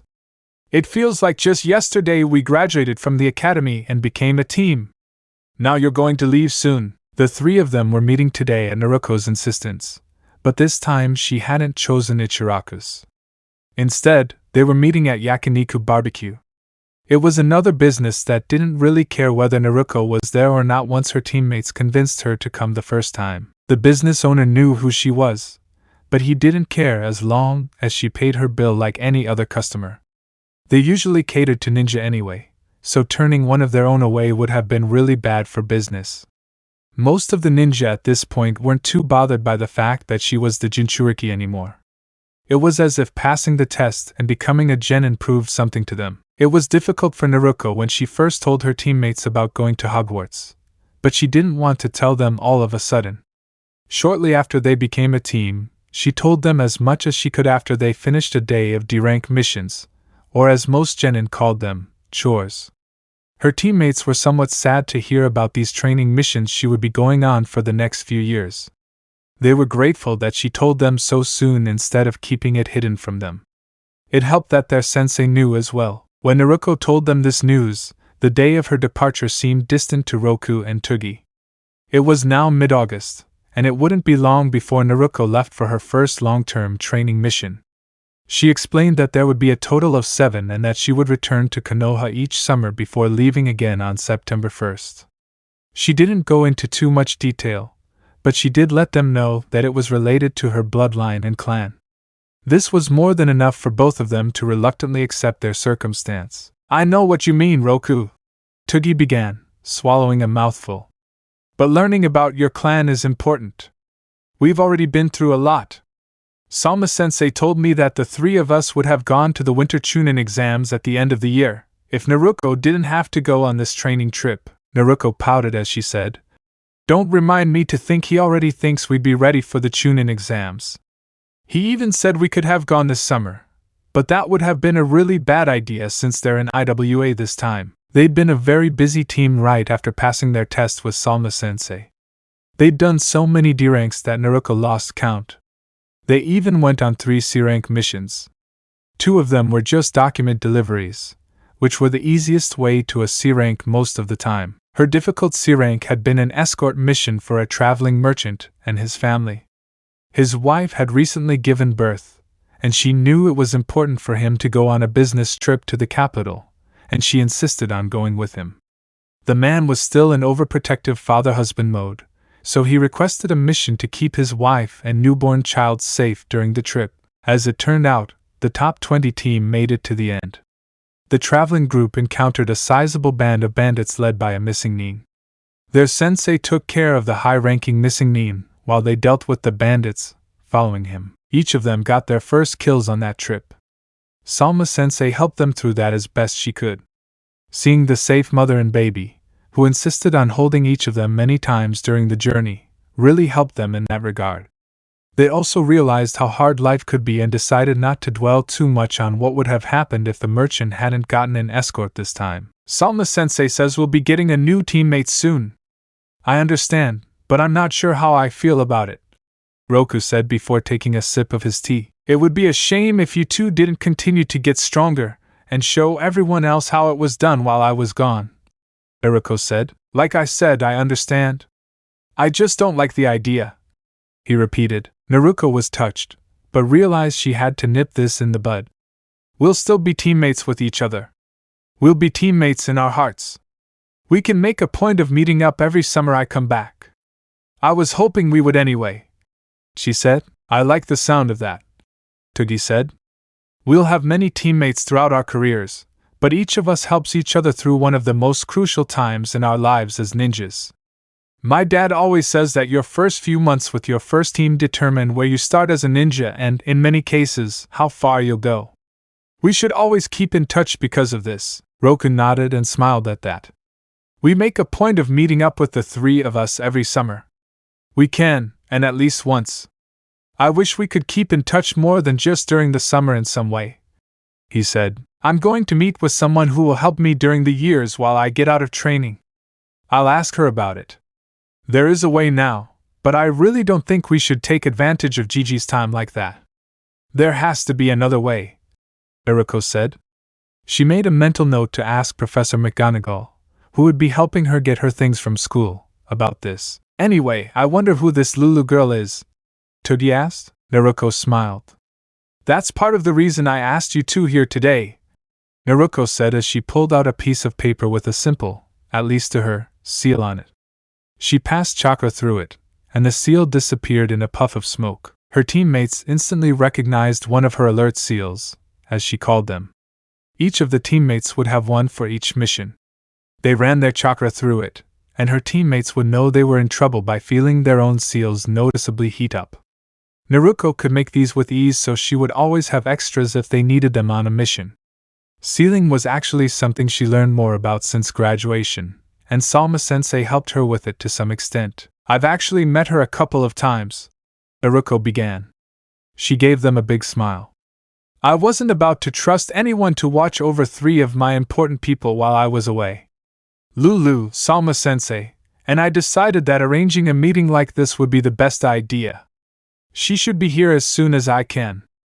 I'm sure you two realized it. Seconds later, the restaurant door opened and a little girl a year or 2 older than them with light blue hair and a short braid and bangs walked in. I'm meeting some people here, she told the hostess before walking over to their table. The girl had light-colored skin with purple eyes. She was taller than Naruko, but was probably on the shorter side for her age. Hello, Lulu, Naruko greeted with a smile. Hello, Naruko, she replied with a smile of her own. These are my teammates and your future teammates, Naruko replied before they did their round of introductions. So you're our new teammate, Roku said, looking at her. Or will be soon, she said, a little nervously as she met them. This was the best option in her mind, but it was still stressful for her. She didn't want them to see her as an intruder or anything like that. She wanted to have a close relationship with both of them. What happened to your previous teammates? Togi asked. Her eyes were lowered as she answered him. They died. We went on a mission and were attacked by a group of missing nin. They were quite strong, but we killed them all. However, our injuries were severe. We were nowhere near a place where we could patch ourselves up, and I was in no condition to take the 2 of them back to our base camp. They knew how bad it was and asked me to stay by their side until the end at least. Her voice was quiet, but they could still hear her. She looked at them with determined purple eyes. I promised after that to make sure I never lost teammates again.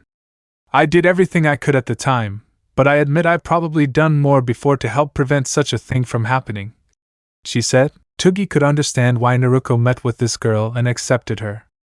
Lulu had a similar resolve and determination to Naruko when it came to precious people. He could tell. He liked that about her. It matched what his team was like. I asked when I was reassigned to a team if I could be a fairly new one. I knew it was a quiet request with the way Konoha forms genin teams, but there are still some cases where a full team isn't formed. I got lucky there in this case. I spent these last few months working with a couple of people as extra help on missions to get back into the swing of things, and I've also been training, Lulu said. Roku seemed to approve as well. He smiled and said, Ninjas are supposed to be able to work with people they haven't met for a long time. I suppose you'll be working with us now so we can get used to how our abilities work on each other? I will be. Salma-sensei has told me a little about the 3 of you. I don't know if you all knew this, but from the beginning the Hokage told her that I would be joining the team once Naruko leaves. I know I have my work cut out for me, but I'm fine with that, Lulu said. Then he turned to Naruko and looked at her seriously. I wish I couldn't disappoint you, he said. You've told me before, Naruko said. I know. But it's important, Lulu replied. After that, the group spent more time getting to know each other. Team 20, plus Lulu, all 4 trained together a bit that afternoon as well. Naruko spent a good amount of time working on a few things alone.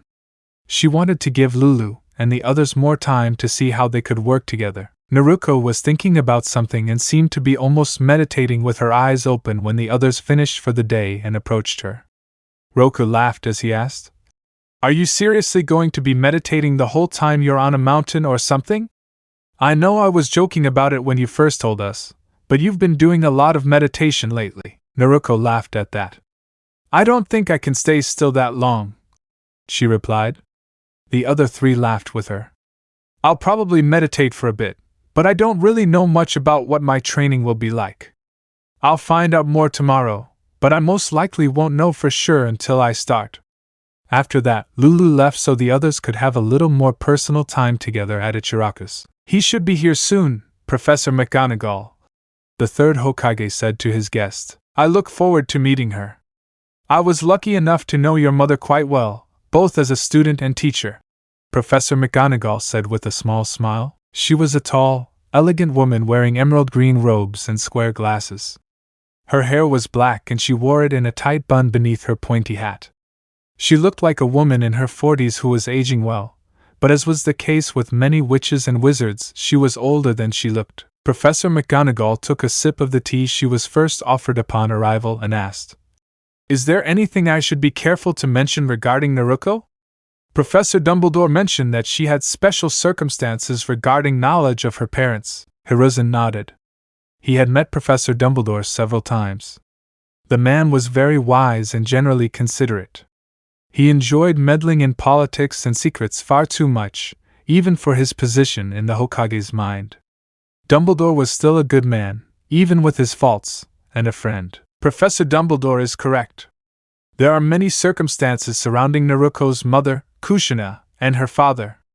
However, I feel that she has grown a lot over the years. I believe that she is ready to learn a lot about her mother. As much as all of you even wish to share with her. I have stressed to her the importance of keeping information about her mother a secret. I will not tell her who her father is just yet, but if she puts the pieces together, I will not keep it from her at this point either. However, as I said, feel free to tell her about her mother. A large part of the reason Naruko accepted this invitation is to get closer to her mother and her ancestors, he said. The Hokage took a draw from his pipe. In fact, I hope you and anyone else who knows Kushina well in your world will share it with Naruko. That's a part of her mother's life I know nothing about, and neither does anyone else alive, he said. McGonagall smiled a little at that. That's good to hear. I'm sure Hagrid will be pleased. He got to know Naruko's mother quite well. She actually helped him a lot and tagged along when he worked in the Forbidden Forest near the school sometimes. Kushina was already a full ninja at that point. I think she was a chunin even, she said. The Hokage nodded. It's good to hear Hagrid's doing well, he said. I really wish I could have come to help Naruko, but there was a problem recently with one of our other prospective students. Dumbledore wished to have Hagrid on standby in case the situation becomes more severe and requires action from us before school starts, she said. Would that be young Potter? Hiruzen asked. Professor McGonagall was a little surprised by this. Then she shook her head. I really shouldn't be surprised that a ninja and a leader like you would find out about that, she said. Hiruzen laughed in response. Professor McGonagall might have continued her conversation, but there was a knock at the office door. Professor McGonagall stood up and moved to the side of the Hokage's desk beside her. She straightened and wondered what Naruko looked like. She knew a little about Minato from Kushina, but not much, so she didn't have a good idea of what her son might be like. Go ahead, said the Hokage. The door opened, and a small blonde girl with her hair tied back in long twin tails walked in. She was grinning from ear to ear. The girl also had 3 whisker marks on each of her cheeks. Professor McGonagall easily imagined that the girl really took after her father's wise looks, because she didn't have much in the way of appearance, as Kushina did. But that smile she wore. That smile, it was all Kushina. It brought a smile to the professor's face. You called me Gigi? Naruko asked as she sat down. The stern professor maintained a neutral expression again. That less than polite language was also all Kushina's when she was younger. Kushina grew on her somewhat as she aged, and when she used it in her later years, it usually carried a strange feeling of affection.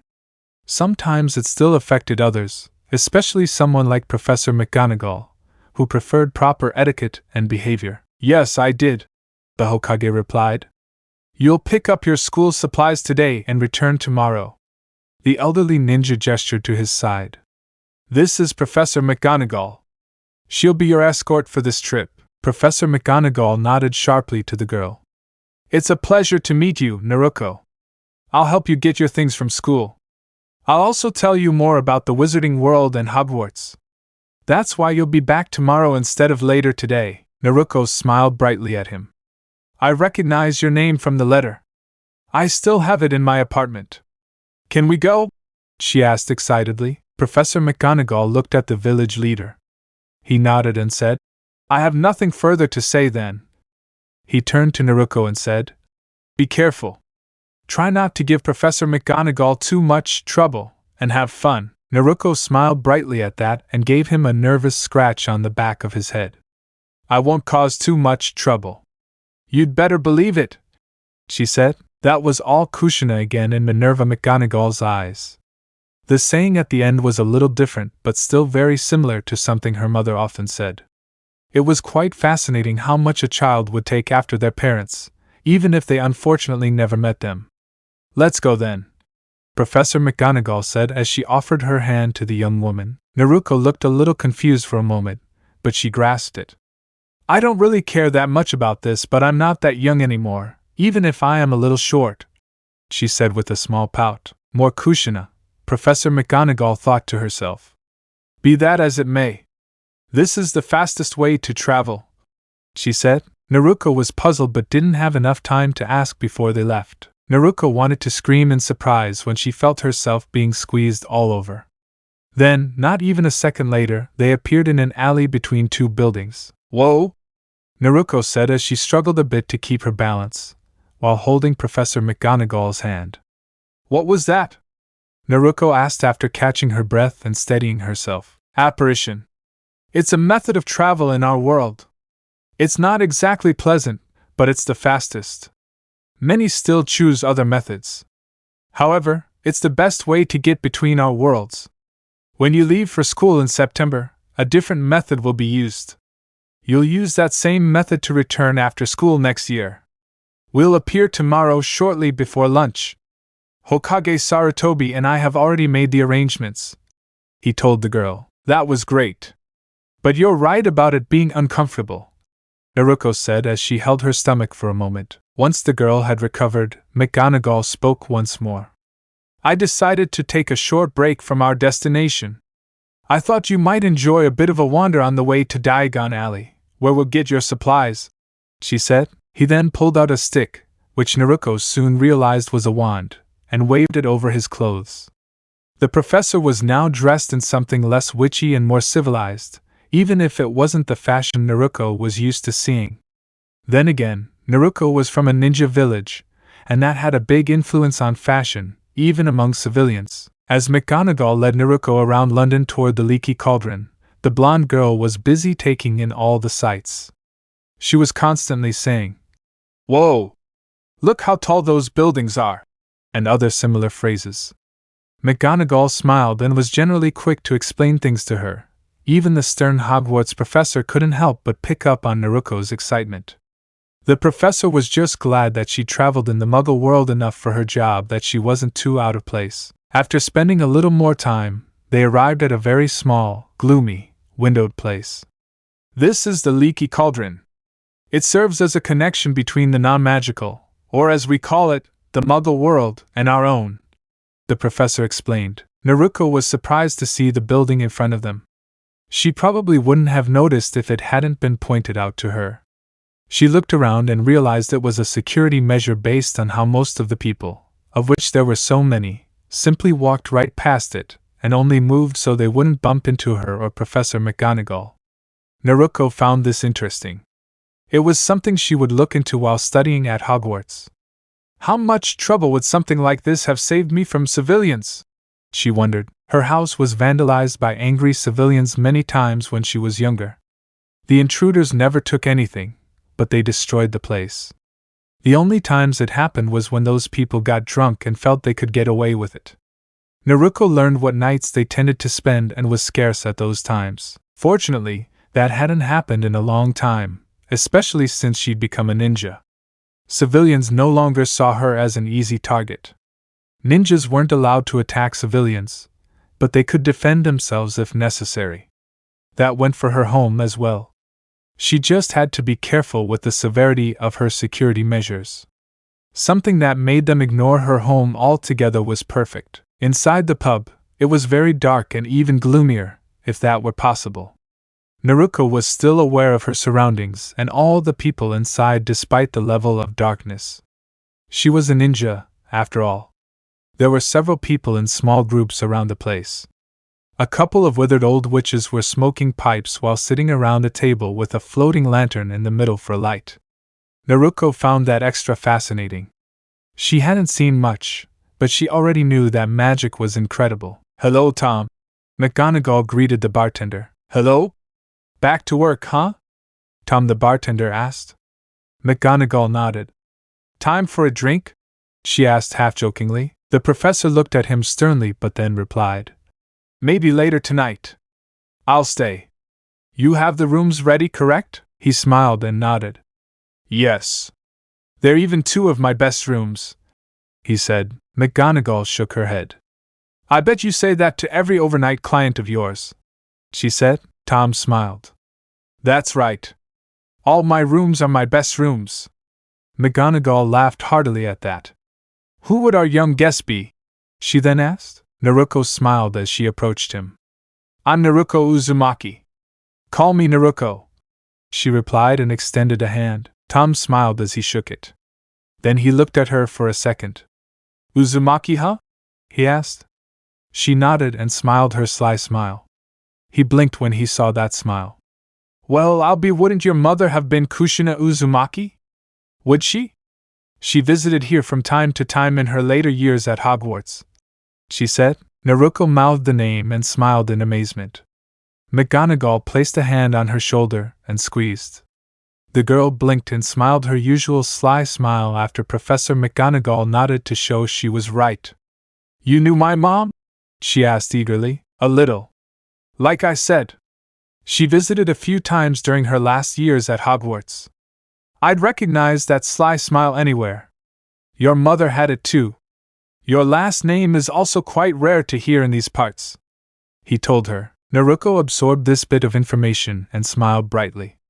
It was one of the few times someone described her using the term fox that she wasn't upset about. "Perhaps I can tell you something more, since you two are staying the night," he said, placing a friendly hand on her shoulder and leaning down to her level. If Professor McGonagall is okay with it," Naruko said. "I don't see any problem," he said. Naruko beamed. "We'd better go for now," the professor said, leading the way back. "Am I really allowed to learn more about my mother? I even finally have a name," Naruko said with a snort as she wiped away a couple of tears that threatened to spill. Professor McGonagall smiled warmly at Naruko. She summoned and handed the girl a handkerchief. Once Naruko used it, McGonagall discarded it and used her wand to tidy the girl's face. She then said, "Your Hokage said we could share with you anything we wanted to know about your mother, Kushina. He said you were ready and would know how to handle the information." Naruko smiled brightly at that. "Gigi is the best," she said. Then she looked around and frowned in thought. "Why are we in some kind of back area?" she asked. "We don't apparate, but where we're about to go is usually very crowded," she said as she offered Naruko her hand again. The small girl took it easily. McGonagall then used her wand to tap a certain brick. The wall in front of them began to move. The bricks bent and shifted as they were crushed. Soon, there was a giant arch in front of them. Beyond that, all sorts of buildings and people who were obviously magical filled the street. Naruko gasped in amazement with her large blue eyes. "Welcome to Diagon Alley, Naruko. This is one of the largest magical shopping districts in our world," he said, a smile on his face as he saw the girl's amazement and excitement. This was another reason why he loved his job. "This place is amazing," Naruko said loudly, causing a pair of nearby teenage witches eating ice cream on a porch to laugh at her. "First stop is Gringotts. You didn't ask, but I'm sure you'll soon realize you need money to get your things. I brought your list from school with me instead of mailing it, since it would be helping you," the professor said as she led the way. "Are you listening?" she asked, making sure the girl understood. "I did bring some money with me, but I guess you all don't accept real. Can I have the list?" Naruko asked, even though she was looking around. Professor McGonagall handed it to her with some concern, but the girl took it from her hand without even having to look at her directly. Naruko glanced at it briefly and placed it inside the orange jacket she was wearing. McGonagall had to marvel at how different the ninjas were. Naruko didn't seem to be listening at all, but it was obvious she was paying full attention. Now that McGonagall thought about it, Kushina had been much the same. Many of the teachers sometimes thought the redhead hadn't been paying attention in class. They would call on her in the hopes of catching her out and taking house points. Usually, they would get a pretty perfect answer in return and have to award her house points. In Kushina's 4th year, There was only one teacher who was close to going crazy trying to figure out how she did it. Everyone else just let it be and decided that was simply who she was. It wasn't long until they were standing in front of a large white stone building marked Gringotts. It stood out easily compared to the surrounding buildings. Naruko noticed a pair of heavily armored, strange-looking creatures standing guard in front of the large doors. They had hooked noses, glowing eyes, and long, sharp fingers. She could sense that they were also strong. Those are goblins. The Goblin Nation runs Gringotts. Gringotts is the main bank for the entire wizarding world. They take security and threats very seriously, McGonagall explained. Naruko gave them a nod of respect as she passed. They glanced at her and returned the slight nod. McGonagall found the exchange interesting. Perhaps there was a certain mutual respect that ninjas and goblins felt for each other. The bank was impressive inside. The ceilings were high and vaulted. There were goblin tellers behind tall counters along the wall. The entire place was made of marble up to the ceiling with gold ornamentation on each of the many stone pillars. There were all kinds of wizards waiting in line at the different counters. If my memory serves me right, which it usually does, I believe your family is a vault. It may be rare for the Uzumaki clan to come to this world, but many have done so over many centuries. I believe your mother spoke of how there is a lot of money here to help the clan that awakened her magic, he said. You taught my mother like that too? Naruko asked hopefully. No, I didn't, the older woman replied. Naruko frowned. However, I got to know her quite well. She was a brilliant student, and I found her background quite interesting. The two of us became friends to a certain extent. Sadly, given the events occurring in our world and her homeland at the time, we couldn't grow our friendship any further. Naruko had mixed feelings upon hearing that. She loved hearing from her mother and was glad to have someone to talk to about these things. She also felt a little sad because she remembered that her mother had died, and it had been a long time, and it really hit her at that moment. Professor McGonagall looked like she wanted to say something else to the little girl, but they were called forward. Next, the goblin teller said more loudly than necessary while looking sour. When they stepped forward, the goblin actually looked less sour and more neutral at the sight of Professor McGonagall. He then looked at Naruko curiously. We're here to gain access to your vault, McGonagall declared. Key? Asked the goblin. She doesn't have a kodash. No key. No entry, the goblin interrupted. Professor McGonagall narrowed her eyes. Even the goblin could sense that she had made a mistake with her swift jab. Tell him your name, Professor McGonagall said tersely to Naruko. One of the surrounding goblin superiors frowned at the cashier. The goblin cashier realized he would be getting paid for this. He just hoped it didn't get any worse. Professor McGonagall was respected by the nation because she was always businesslike and didn't waste time. When the goblin heard the girl's name and none of his hidden instruments made a sound, he realized things were getting worse for him. My name is Naruko Uzumaki, the blonde girl said. The goblin looked at her again and said, This way, please. They followed him. He sighed as he said stiffly, Forgive me for my rude behavior earlier. Naruko said nothing. However, Professor McGonagall did. There's no reason for us to forgive. Your superiors will handle it, she said only a little vindicatively. She could be a little mean when she wanted to be. However, she only did it when you deserved it. The goblin tried to hide his sneer at her words. She spoke the truth in that statement. He led them to a waiting room. This place was commercially comfortable. It was pleasant enough, but not too pleasant, and it flexed the bank's wealth in a way only goblins could. If you wish, please wait here. A member of our staff will be with you shortly, he said before returning to work. It was long enough that they were almost starting to feel comfortable when a different goblin arrived. My name is Coin Clink. I'll work with you, Ms. Uzumaki, if you'll follow me. Professor McGonagall, if you'll stay here, he said. Naruko looked at the professor, who nodded for her to come with him. Naruko followed Coin Clink down a series of corridors. Gringotts is happy to once again be working with a member of the esteemed Uzumaki clan. May I ask who your parents were? She asked, still focused ahead. Naruko was on guard, but she didn't look at him as she followed. She decided to act more ninja-like with the goblins alone like this. She could tell that was the right way to handle it. My mother was Kushina Uzumaki. For reasons I'm not allowed to reveal, I cannot name my father.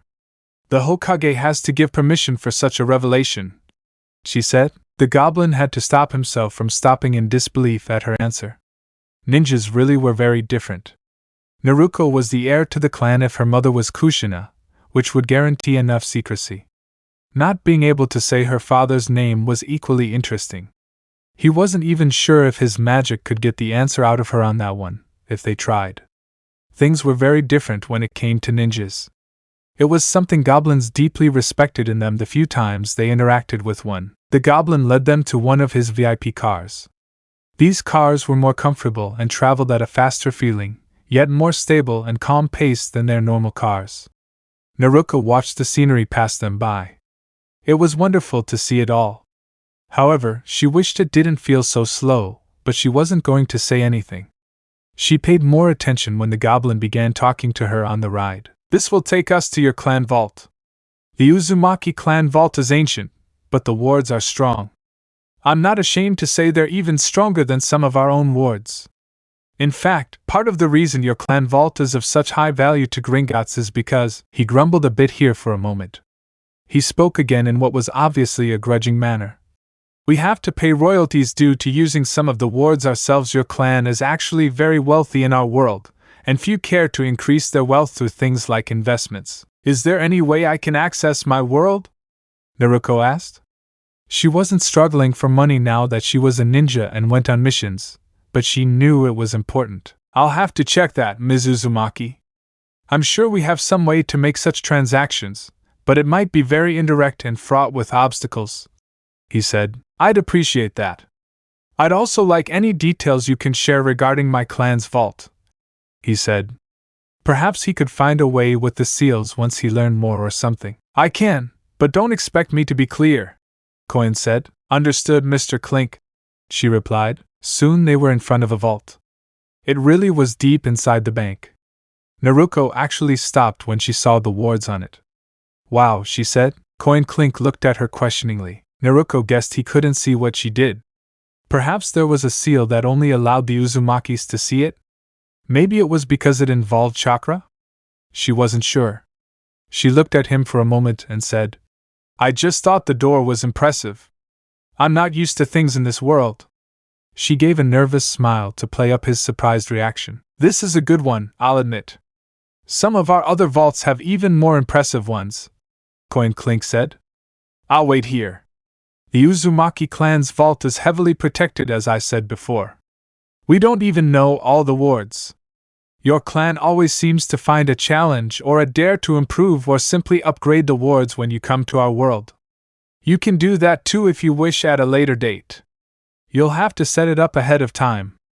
A goblin of higher rank than me and a small security detail will have to be present during that time as well. I'll think about it, she said. Naruko stepped closer to the center of the vault as the energy flooded through her. Then she stepped back twice before biting her thumb to draw blood and place it on the door. Only Uzumaki blood or people who entered the sealing array could do this, she could tell. Not even a freshly preserved blood sample would work on her. That was impressive. The previous energy that passed through protected the vault from such a trick. The door hissed open, and Naruko was once again amazed at the vault's contents. She could easily spend a good while looking at it in more detail. However, she quickly approached one of the mountains of coins. She instantly knew how the currency worked and how to summon a bottomless purse. Naruko surmised that information had been gifted to her through more seals and other symbols she now recognized as runes. She didn't know their meaning. She knew what they were. Her clan found ways to mix runes with seals. This was amazing. She already decided that she would study runes every chance she got. There were weapons and much more in the vault, but Naruko stuffed some coins into her purse and left. She would take a proper inventory another time. She could even use shadow clones to do it if necessary. For now, Naruko didn't want to keep Professor McGonagall waiting. Naruko stepped back toward the cart as her vault closed behind her. Thanks, Coin Clink, she said to get his attention. Coin Clink was amazed at the vault and the closing of the door. Now he knew why some of the older goblins said it was a lifetime experience to see the Uzumaki clan vault, even through the door looking from the platform of the wagon. He almost wept with goblin tears of joy because it was such a beauty. He would tell all his relatives about this. The goblin truly hoped he would be able to work much more with Naruko Uzumaki. The goblin was already planning to find a way to rise in rank so he could be present whenever Naruko decided to work on her clan's security vault.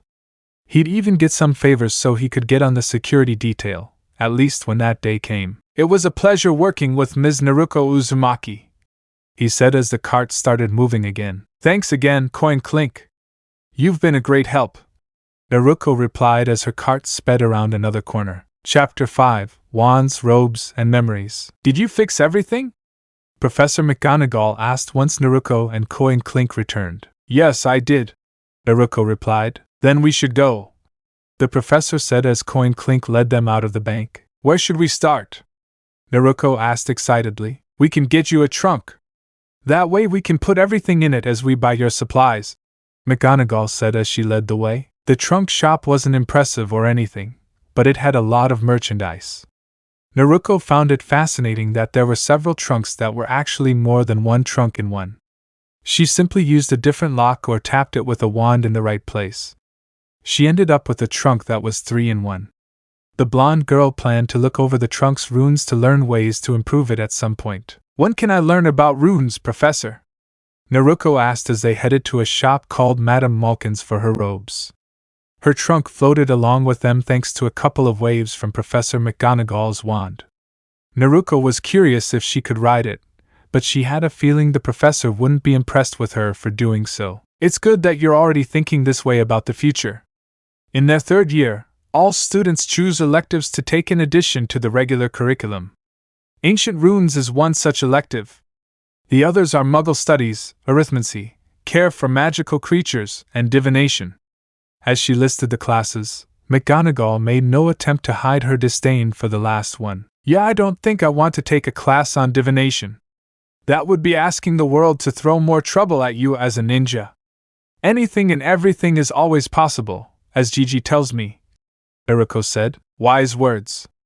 The future is never set in stone. You can't see what will happen in advance like that.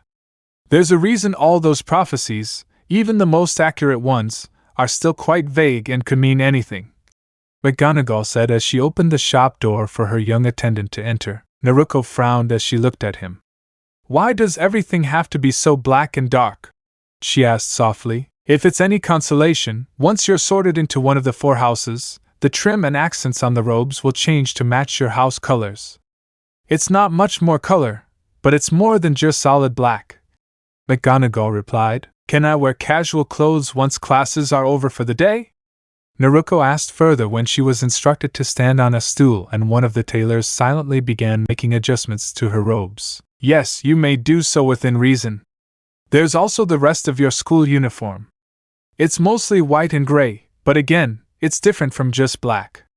As much as I feel it's not proper attire, outside of major functions and special parties, you don't have to zip up your robes," the teacher replied. "That's something," Naruko said. She was instructed to try on her main Hogwarts uniform next. In fact, she found herself rather oddly fond of it. Considering she usually wasn't a fan of skirts, Naruko wondered if the uniforms were enchanted so the students at least wouldn't be bothered by it. It was a magical world, after all. Anything could be possible here, too. "There you go," the store clerk said after Naruko was fitted and all adjustments made and everything paid for. After Madame Malkin's, they went to get their cauldron and potion supplies. Naruko intentionally decided to buy a lot of extra ingredients. For some reason, she had the feeling they would be needed throughout the year. Perhaps it was because she, too, liked the idea of potion making and wanted to experiment a little. She could possibly find some new weapons to use as a ninja with the correct seals attached to their bottles and vials. She could even find Ninja World equivalents for the ingredients if she could. Their next stop was Flourish and Blots for books. McGonagall made it a point to make the wand last longer when she was helping new witches and wizards. Every new student was extremely excited to get their first wand, even those who lived in the wizarding world. Saving the wand for last also made sense, given that it could take a while to find a suitable match. She made an exception for a different student she'd recently helped. Hermione Granger was a first-generation witch, and McGonagall immediately noticed her love of books. When it came to the young redhead, Professor McGonagall made sure the bookstore was her last stop. Currently, she was considering that perhaps she should have done the same for Naruko. The young blonde didn't seem to want to read every book right away, like young Hermione did, but Naruko found the sheer volume of books on magic incredible. Naruko even made additional purchases of books as well. The girl did it so quickly that McGonagall couldn't stop her. "Why did you buy a book on curses again?" McGonagall asked Naruko tersely. Surprisingly, the girl found a way to look back and forth between 1,000 magical herbs and fungi and drafts and magical potions at the same time. "I need to know what enemy wizards and witches can do so I can defend myself if necessary." "It's obvious," the blonde girl said without looking up from her books. It was quite impressive that she could easily keep up and maneuver with the others when necessary, even though she was reading 2 books. Professor McGonagall sighed in response to Naruko's answer. They were going to get Naruko's wand now. After that, if there was time, they would stop by a couple of pet shops if Naruko was interested. "We're here," the professor said, and Naruko closed her books and put them away in a flash. "Ollivanders. Fine wand makers since 382 BC. Naruko read. "That seems too old," she muttered. "Regardless of the authenticity of the year they claim to have started, Ollivanders is considered the finest wand maker in Britain," said Professor McGonagall. She herself wasn't sure how accurate the sign's claim was. She also doubted it was really Merlin's wand, even if the shop owner swore it was. Naruko was really excited about this part of her shopping trip, which she was enjoying overall. She was really hoping to get an awesome wand. Once they entered, Naruko immediately asked, "What's the best kind of wand?" "All of our wands are the finest you can buy. Each has its strengths and weaknesses. There is no best type apart from an Ollivander wand, if you please," said a small, withered man with large eyes. Naruko smiled and introduced herself. "I'm Naruko Uzumaki. I take it you're Ollivander?" "Indeed. I've been waiting for you, Naruko. I remember your mother's wand. It was really good for both charms and transfiguration. 9 inches. Flexible. Cherry wood with dragon heartstring," he quoted. Naruko thought that wand sounded good. "It's good to see you again too, Professor McGonagall. I'd tell you the stats on your wand, but I'd get bored of even doing that with all the times you visit to help new students," she said with a smile. "Thank you, Mr. Ollivander. As always, I take good care of you," she replied with her own smile. He turned to Naruko. "Now then, let's get you a wand. Though it's really the wand that chooses the witch or wizard," he said. "How does it work?" Naruko asked. "Even I don't really understand it." "No one does. It's literally magic. If you will," he said, pointing to a stool in front of his counter. Naruko jumped onto it. "Which hand is your dominant?" she asked. "I'm left-handed," she replied as she stretched it out. A tape measure hovered over her, and she began taking measurements as Ollivander began picking out wands. Naruko finally slammed the tape measure down. There was no reason for her to measure every single one of his whisker marks. "1. That's enough," said Ollivander as the measuring tool crumbled onto the counter. "Try it. 10 inches elm and unicorn hair," he told her. She waved at him, and his power seemed to explode. "A little too excitable," he said as he took it from her. He handed her another one, and she waved at him again. Nothing happened this time. 5 wands later. "Don't worry. It always takes time, Naruko," Professor McGonagall told her, and Ollivander nodded. 37 wands later. "Oh, this is exciting," he said. "Try it," he said again. Faint sparks flew from it before it blew smoke. Ollivander's eyes sparkled with happiness. What seemed like half the store, but was only 42 wands later. "What about that one?" Naruko asked as she looked at a wand that seemed to glow a little in the box. "An odd combination. It might work. It uses a core I don't consider one of the 3 supreme cores, but that's not because it's substandard. It's exceptionally rare to find. I was lucky enough to obtain a small one. I sent them from a friend of mine I made in America while studying new cores, woods, and manufacturing methods in my younger days. Ollivander said pleasantly. He pulled it out, and Naruko felt even more drawn to it. 9¼ inches. Read. Spinal core of the White River Monster. The wand maker quoted as he handed it to her. Naruko looked at it in her hand and smiled. She concentrated a little, and soon a beautiful light was looming over her. That's it! Ollivander cried excitedly. Yes. That's a fine wand. It's a shame the core is so hard to find, even in America. I'm afraid the day old Tiago dies, the secret will go with him. Reed is for those who are bold and eloquent speakers, and fiercely protective of those they hold dear. The core is both forceful and elegant. A surprisingly good combination. Naruko wasn't sure how articulate she was, even if her teammates and friends said she was actually very good with people but didn't realize it. The bold and protective qualities of her friends suited her. Also forceful, as any ninja can be when necessary. Elegant, again, she wasn't so sure. Regardless of all that, the wand felt good in her hand. It already felt like a part of her. I like how it feels, she said as she looked at it more closely. She was careful not to accidentally let the magic out. The light stuff was cool, but it could also have been something else if she wasn't careful. That really felt like it took forever. Naruko complained a little once they left the wand shop. We still have time for one more stop. However, it is optional. McGonagall began. Naruko looked at her questioningly. Students are allowed one pet. You may choose an owl, a toad, or a cat. Though for better or worse there is some leniency if the pet is small and you keep it out of trouble. Naruko liked the idea of having a pet.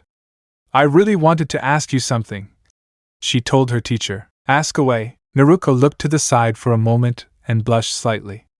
I was wondering if there was a way I could keep in touch with my friends back home while I'm at Hogwarts, she said. There is. Owls are used as our postal service. They work even in your homeland. I believe there are precautions and some additional protocols that are generally followed. You'll just have to ask your Hokage how to handle that. Kushina sent a lot of letters home during her time at Hogwarts. She even wrote to some of her closest friends once or twice after she graduated. It seems you'll want a pet owl, and we just happen to be in front of the right shop, Professor McGonagall said before pointing at the building. They were standing outside a store called Elop's Owl Emporium. There were several owls in cages at the front of the store, and a sign hung with a list of all the owl species they usually offered, even saying they sometimes had exotic ones. The other owls had prices listed, but the exotic ones listed said the price varied. When they entered, Naruko was surprised by how many other owls there were in the shop, in cages and on different kinds of perches. She liked the shop. It was wonderful to see so many owls like this. She also couldn't help but wonder what bad things could happen in the magical world with so many owls around. To her, owls were generally seen as signs of good luck and protection. Naruko looked at all the owls she could. There were so many beautiful owls of all sizes and shapes. However, she had to be careful when choosing one. She wanted an owl that wouldn't look out of place in her world. The last thing she wanted was to draw undue attention to her cards. Finally, he headed for the exotics. There, he found an owl he had seen before. It was called a Ural owl.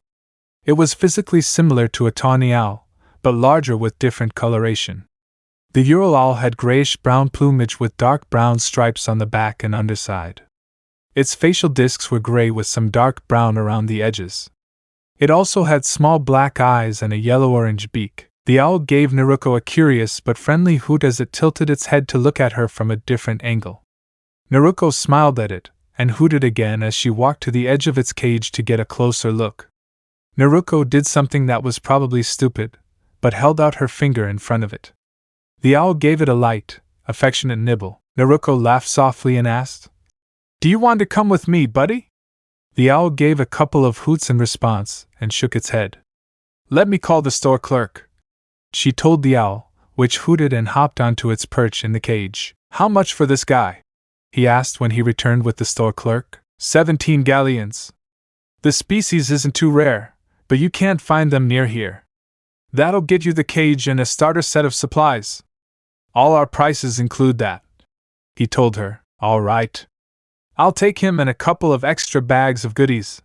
He ordered. Meet me at the register, she said as she gathered everything she needed. The owl in the cage seemed happy and excited to be bought by Naruko. What should I call you? Naruko asked her owl once she was in her room in the leaky cauldron. The owl hooted in response from its perch on his arm. Naruko chuckled. That really doesn't help, she said with a smile.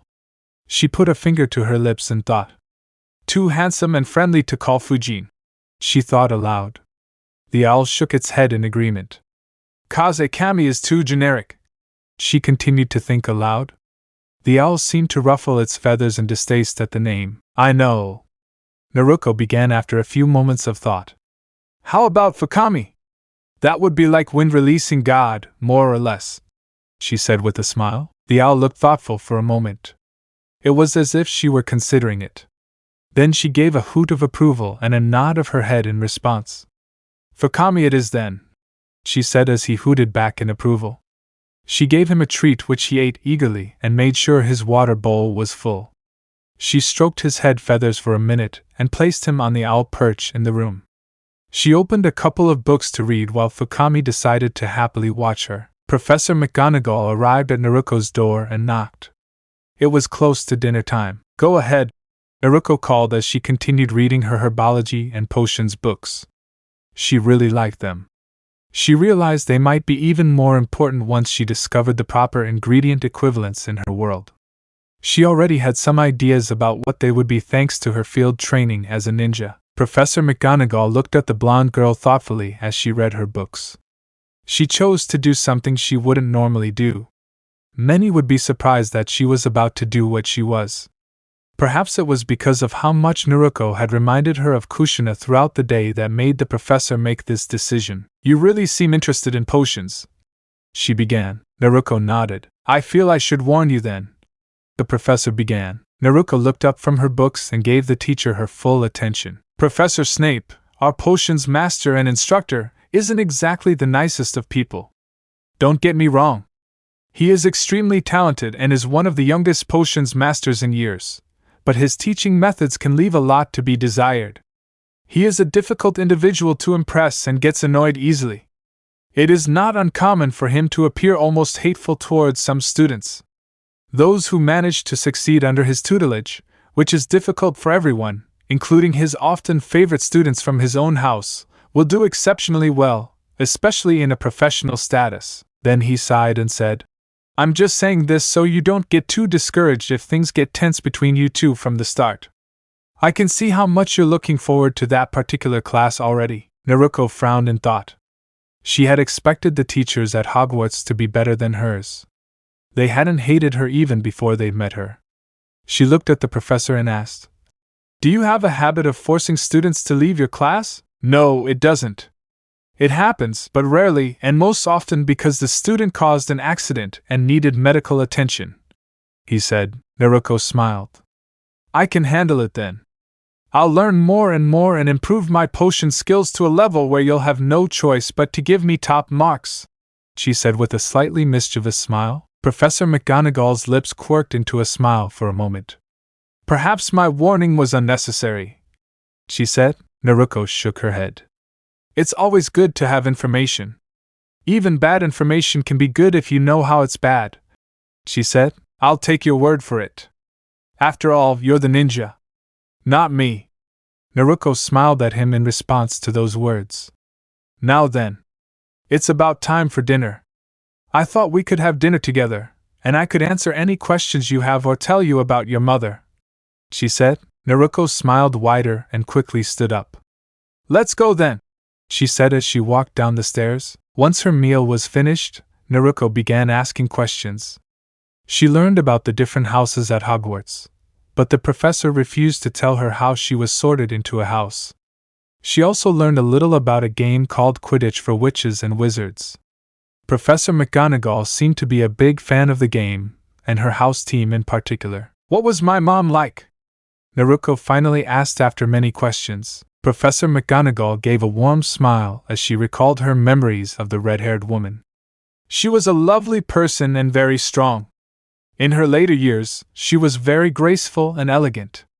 She was more mature than she usually seemed and sometimes acted in the company of others. She loved learning and made many friends while at Hogwarts. There was something about her that drew people to her, even if she didn't notice. Many people looked up to her. Sadly, shortly after she graduated, things got quite bad in our world. She paused for a moment and added, "Perhaps that was when we began to realize just how bad things had gotten." The professor laughed a little after a moment to lighten the mood. Kushina was a bit of a troublemaker in her early years, but that also seemed to attract more people to her. She had a bit of a temper at first, but she never did anything reckless that would have hurt anyone. Her favorite subjects were charms, transfiguration, which is the class I teach, and care for magical creatures. You should make sure you meet Hagrid, our school groundskeeper, while you're at Hogwarts. He really got along with your mother. She even made a point of helping him out sometimes." The teacher laughed again. "She always claimed it was to get out of the old but garish castle. She liked to study, but she hated sitting still for too long." Naruko laughed. "That sounded a lot like her too. From what I heard from the Hokage and what I saw today, you share a lot with your mother when it comes to personality," McGonagall said. Oddly enough, she didn't really like flying too much.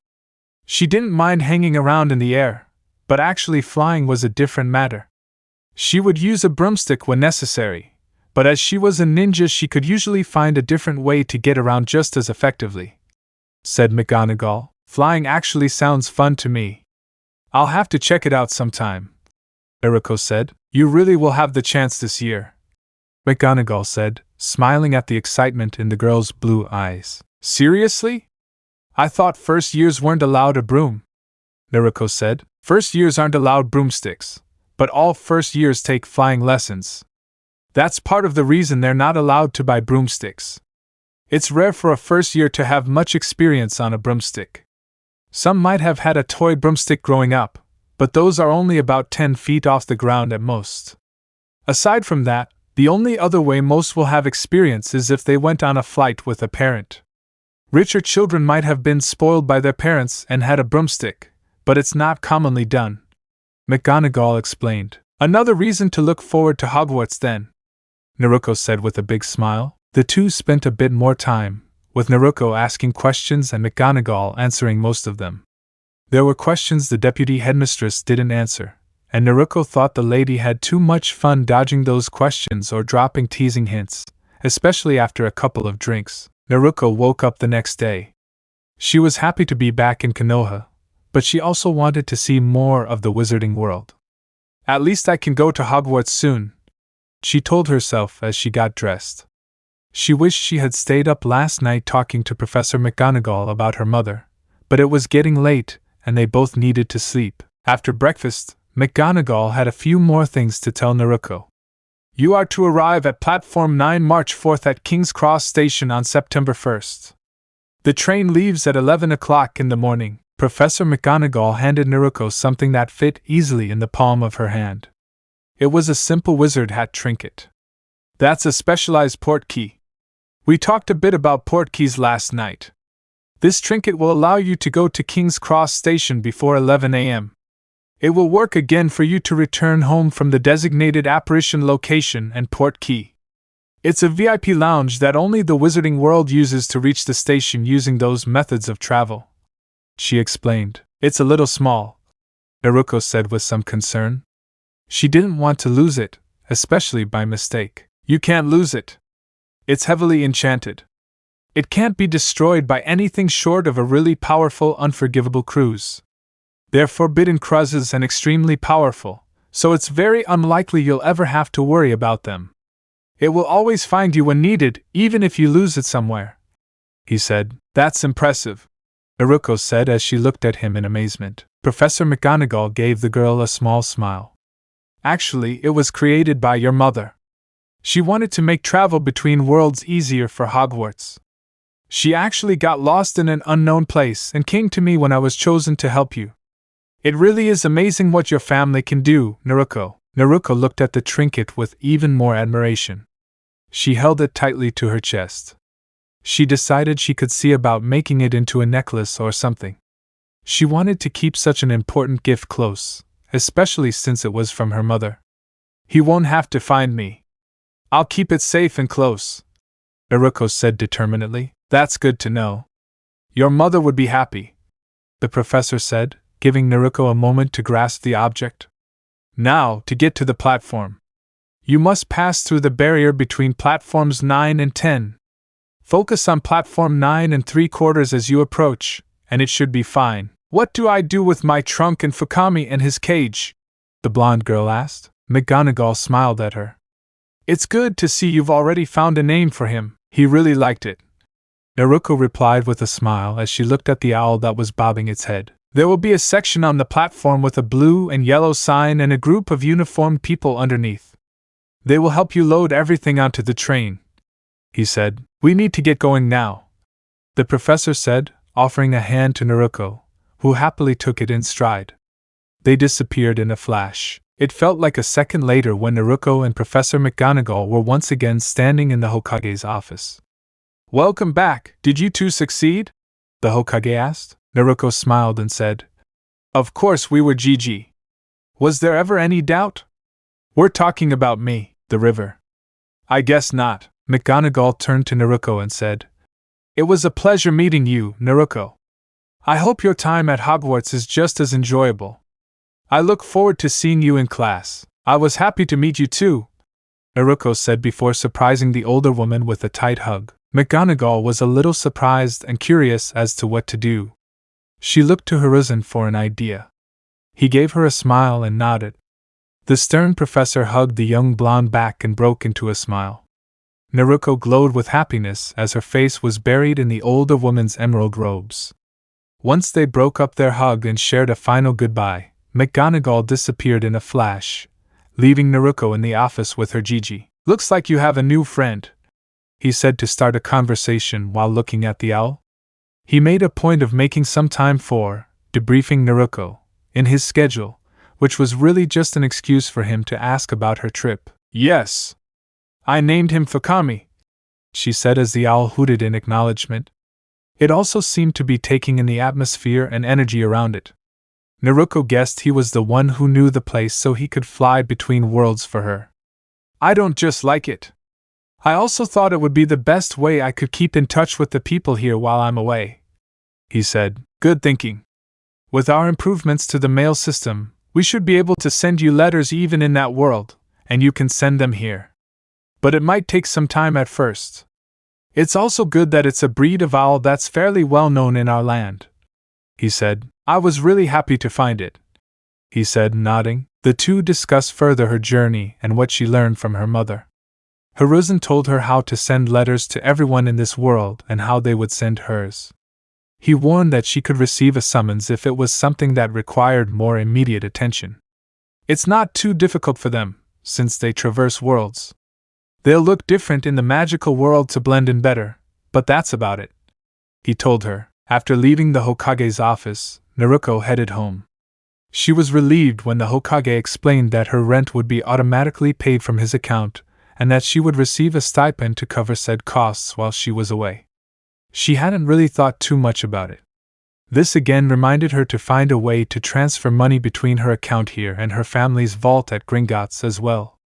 It might end up being as simple as physically taking funds from the vault and exchanging them for Rio to deposit back here. However, she would look into another way. That seemed like an annoying method. She would see what Coin Clink had told her about it, but there was no harm in looking for her own answers. It seemed like it hadn't been long before Naruko was preparing to leave for Hogwarts. She had spoken with her teammates, and Lulu again several times. She also visited her other friends and recounted the same revised version of events that her teammates had learned. She explained to everyone she cared about how they could stay in touch with her throughout the year, and introduced them all to her owl. She wasn't at all surprised that Fukami was a huge hit with her friends. She was even less surprised by how much she seemed to enjoy being a huge hit with all of her friends. One thing Naruko did before leaving was increase her security measures with her department. She didn't want anything to happen to him while she was gone for so long. Hinata, Ino, and even Lulu, the three of them agreed to check in on him from time to time. Naruko stood in front of the Hokage's desk. She took a deep breath. I'm leaving, Gigi, she said. Have a good trip. He replied with a warm farewell smile. Naruko blinked back a few tears and held her portkey trinket tightly before disappearing in a flash. When she reappeared, she was in a comfortable, well-decorated room with a few workers busily moving about. I'm here, she said to herself before leaving the room. She was excited to see what her first year at Hogwarts had in store for her. She was more than ready for this new stage in her life. Better prepare for it. Chapter 6. Riding trains and making friends. A boy who looked small for his age sighed again as he sat on a trunk next to a caged owl in the middle of King's Cross Station. He'd been there for quite a while now, or so it felt.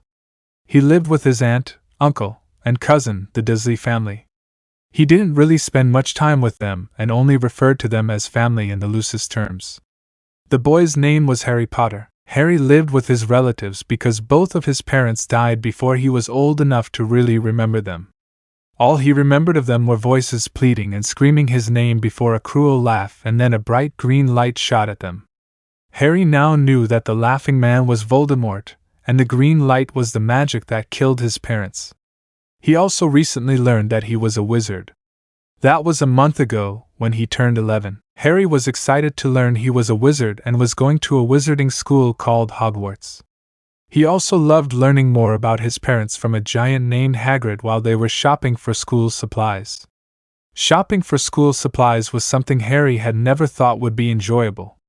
Hagrid was also the kindest person Harry had ever wanted to talk to that day. After his shopping, Hagrid told him many things about the wizarding world and his parents. Sadly, how to get on the train that would take him to Hogwarts wasn't one of those many things. Harry knew when he needed to get on the train and which platform it departed from, but Hagrid didn't tell him how to get on platform 9 3/4 or even give him a clue. Getting to King's Cross Station, where the train departed, was the easiest part of this journey. In fact, with the way his aunt and uncle were acting, it was obvious they couldn't get rid of him fast enough as far as they were concerned. His uncle left just enough time to make a joke about how the lunatics probably didn't even get the platform number right, before quickly leaving the train station. It turned out that Harry arrived at the station very early, and while it usually wouldn't have been a problem, he couldn't make the train. He asked a few people and only got a laugh or a frown in response from everyone, thinking it was some kind of joke or game of his. That's why Harry Potter was currently sitting where he was, sighing while wearing clothes clearly too big for him in a very busy train station. What do you think, Hedwig? Will I ever get to Hogwarts? He asked his owl more out of boredom than expecting an actual answer. He sat there as a girl with bright blonde hair and long pigtails walked by a couple of times, seemingly thoughtful as she looked around. Harry actually found her kind of cute, especially with those whisker marks on her cheeks. The girl looked at him, and Harry quickly looked away, blushing at being caught staring. She gave him a quick look and started to walk over. Harry tried to make it look like he was just looking at everyone, and he certainly wasn't looking at her with his hair, bright blue eyes, and whisker marks. No, Harry was just looking at the people, since there was nothing else to do. Excuse me, he said. Harry pretended he hadn't heard her the first time. He was afraid she'd get mad at him for looking at her without permission or something. Excuse me, she said louder. This time Harry had to look at her. She smiled brightly and walked toward him. He blushed again as she approached. Do you happen to go to Hogwarts too? She asked him quietly. Harry blinked at her question for a moment before his eyes widened and he nodded eagerly. Are you? He asked stupidly. She giggled. Yes, I am. I don't think there's much reason to be walking around with a trunk and an owl otherwise. Let alone asking you if you went to Hogwarts, she replied. Harry might have thought she was making fun of him, but for some reason he could tell she wasn't. Harry then nervously forced a smile as he said, I suppose you're right. However, I can't get onto the platform. No one told me how. I know how to do it, but I don't know where it is exactly. Then again, it's probably because I keep looking at the place. I've never seen a place like this, he said as he looked around again at all the people and shops and everything. I've never been here before either. I'd never even seen the subway until I got everything for school around my birthday, she admitted. Then she stood up and stood behind her cart. I can lead the way, and you can tell me how to get on the platform, she suggested. They weren't far from where she was supposed to be. Sounds good to me. From what I'm told, you just have to think about platform 9 3/4 before passing the barrier between 9 and 10. By the way, my name is Naruko Uzumaki. You can call me Naruko, she said in a belated greeting. Harry turned to her and actually smiled a little. He hoped he might just have made a friend. My name is Harry Potter. I didn't know about Hogwarts until I received my letter. And you? He asked.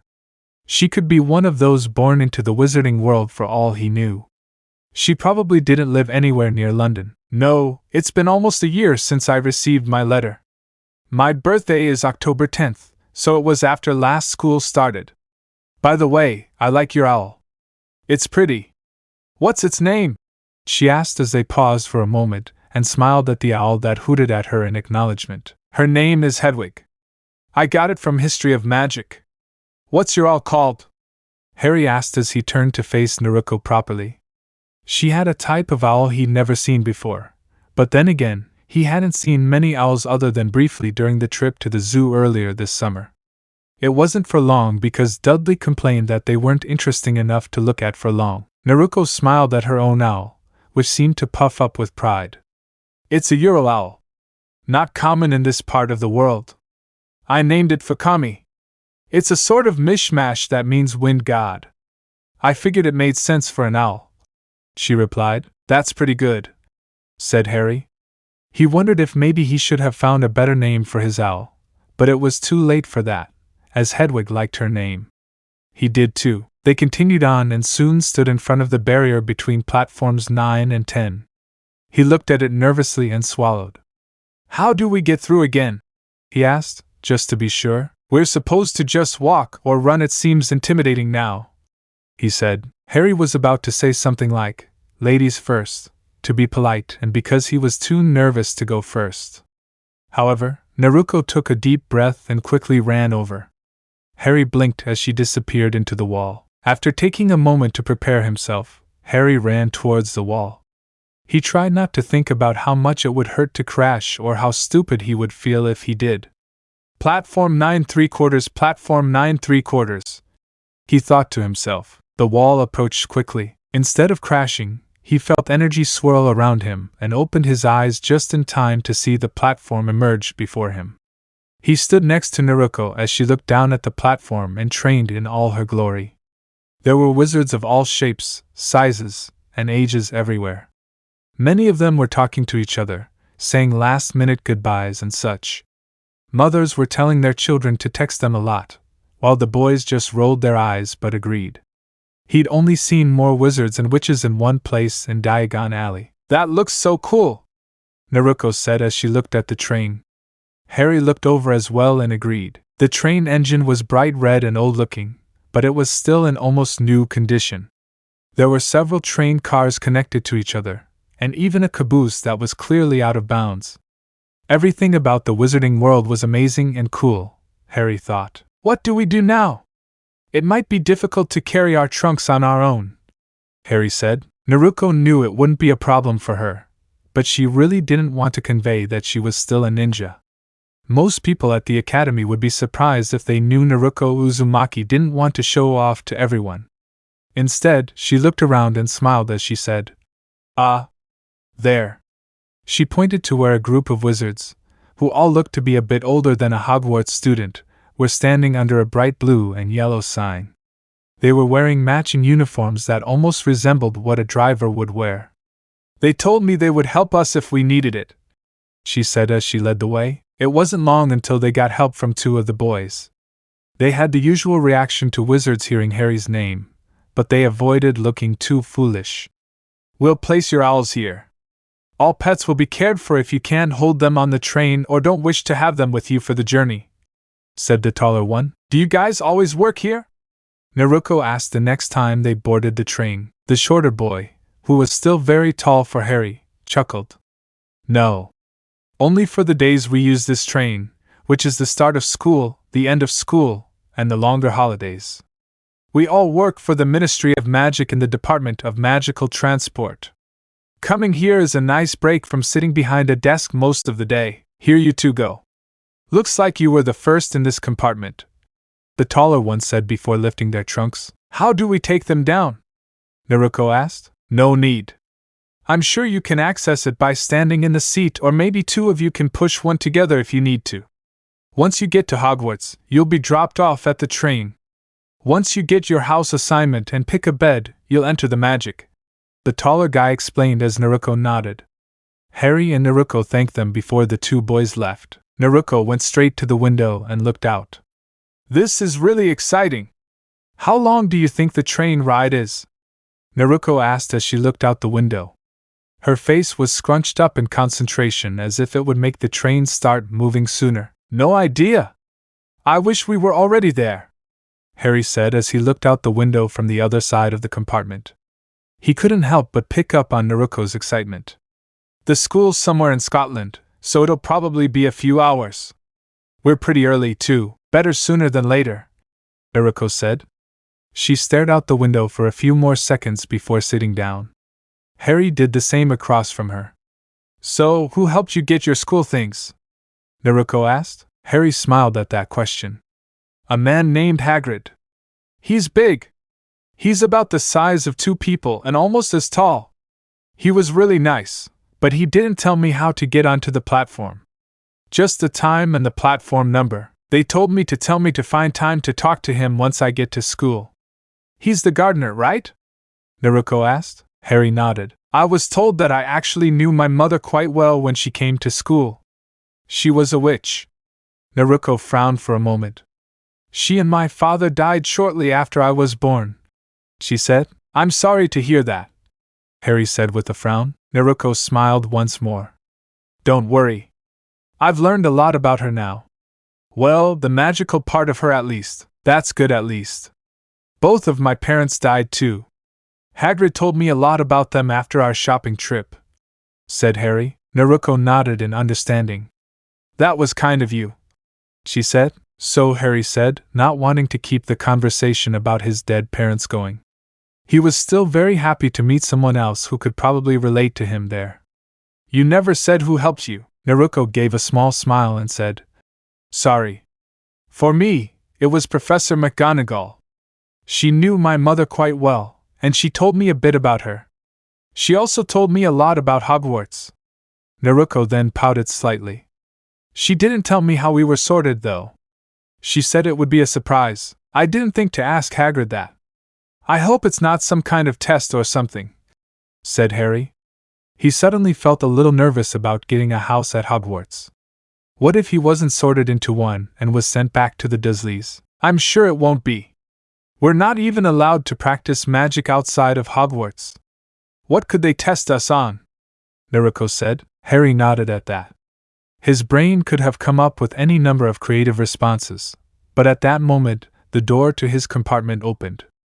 Oh, sorry, I didn't know this one was taken too, said a lanky boy with bright, shiny red hair, freckles, and what looked like dirt smeared on his nose. He was about to turn and leave when Naruko smiled at him and said, There's still plenty of room. I'm sure you can share it with us. She then looked at Harry in a way that would have scared off any argument they might have had. However, he didn't mind. Yes.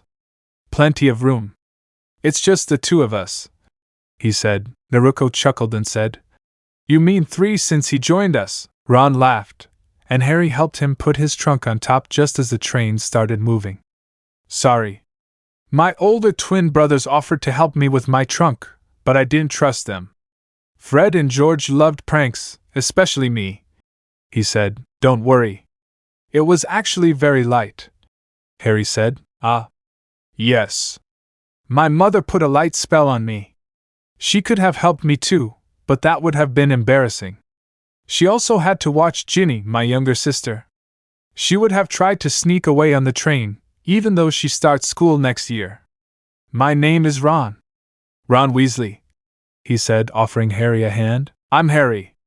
Harry Potter, he said as he shook the boy's hand. Really? You have it? Ron couldn't help but ask. Harry smiled and quickly showed the scar to the new boy. He already liked the boy. He was much nicer than that Draco boy anyway. I'll be, Ron said for a moment. Ron then turned to Naruko. He was actually momentarily surprised to see her whisker marks, but he smiled. He thought they somehow suited her strangely. Thanks again for letting me stay. Everywhere we went, they seemed either carried away or everyone felt like they'd been friends forever. He said, I know how that goes, Naruko said with a friendly smile. My name is Naruko Uzumaki. You can call me Naruko. Nice to meet you, said Ron. Then he asked, Which house do you think you'll be in? I have no idea, Naruko replied. I just hope it's not Slytherin, said Harry. Too true there. I'm pretty sure I'll end up in Gryffindor. You don't always end up in the rest of your family's house, but there's never been a Weasley who wasn't in Gryffindor, or at least that's what my dad says whenever I ask him about Hogwarts houses, said Ron. I just wish someone would tell me how the sorting is done, Naruko said with a pout. Fred and George said you have to fight a troll in just your skimpy clothes to get into Gryffindor. I don't see how that could happen. I mean, there's no way my big brother Percy would have gotten in if that were the case. Although maybe I could bore him while he goes on about how important prefects are, said Ron, finishing with a grin. Naruko laughed at that. Ron smiled wider, and Harry laughed too. What classes are you waiting for? Ron asked next. I'm really looking forward to potions and herbology, as well as everything else, but I think those two will be interesting, Naruko said. Harry thought about his answer, but Ron grimaced. Good luck with that. Snape doesn't like anyone, except maybe those in his own house.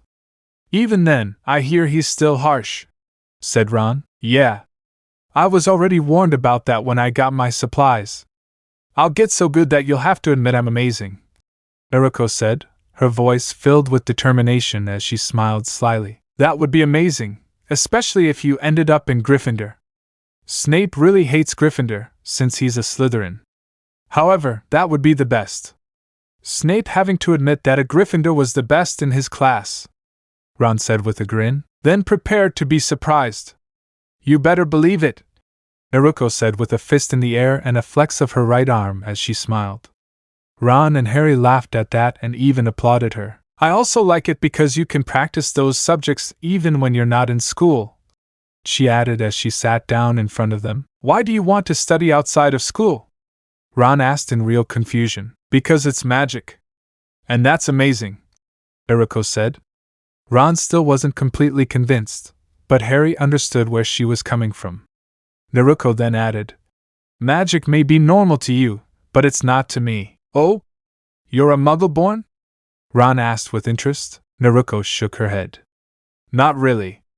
My mother was a witch, but she died when I was born. So, I didn't really know much about the magical world, she said. Oh, I'm sorry to hear that, Ron said wordlessly. He frowned and added, But yes.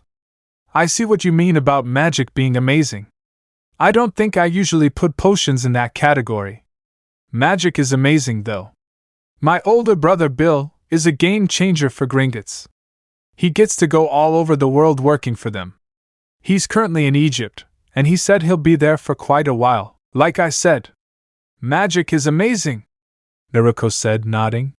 What are you looking forward to, Harry?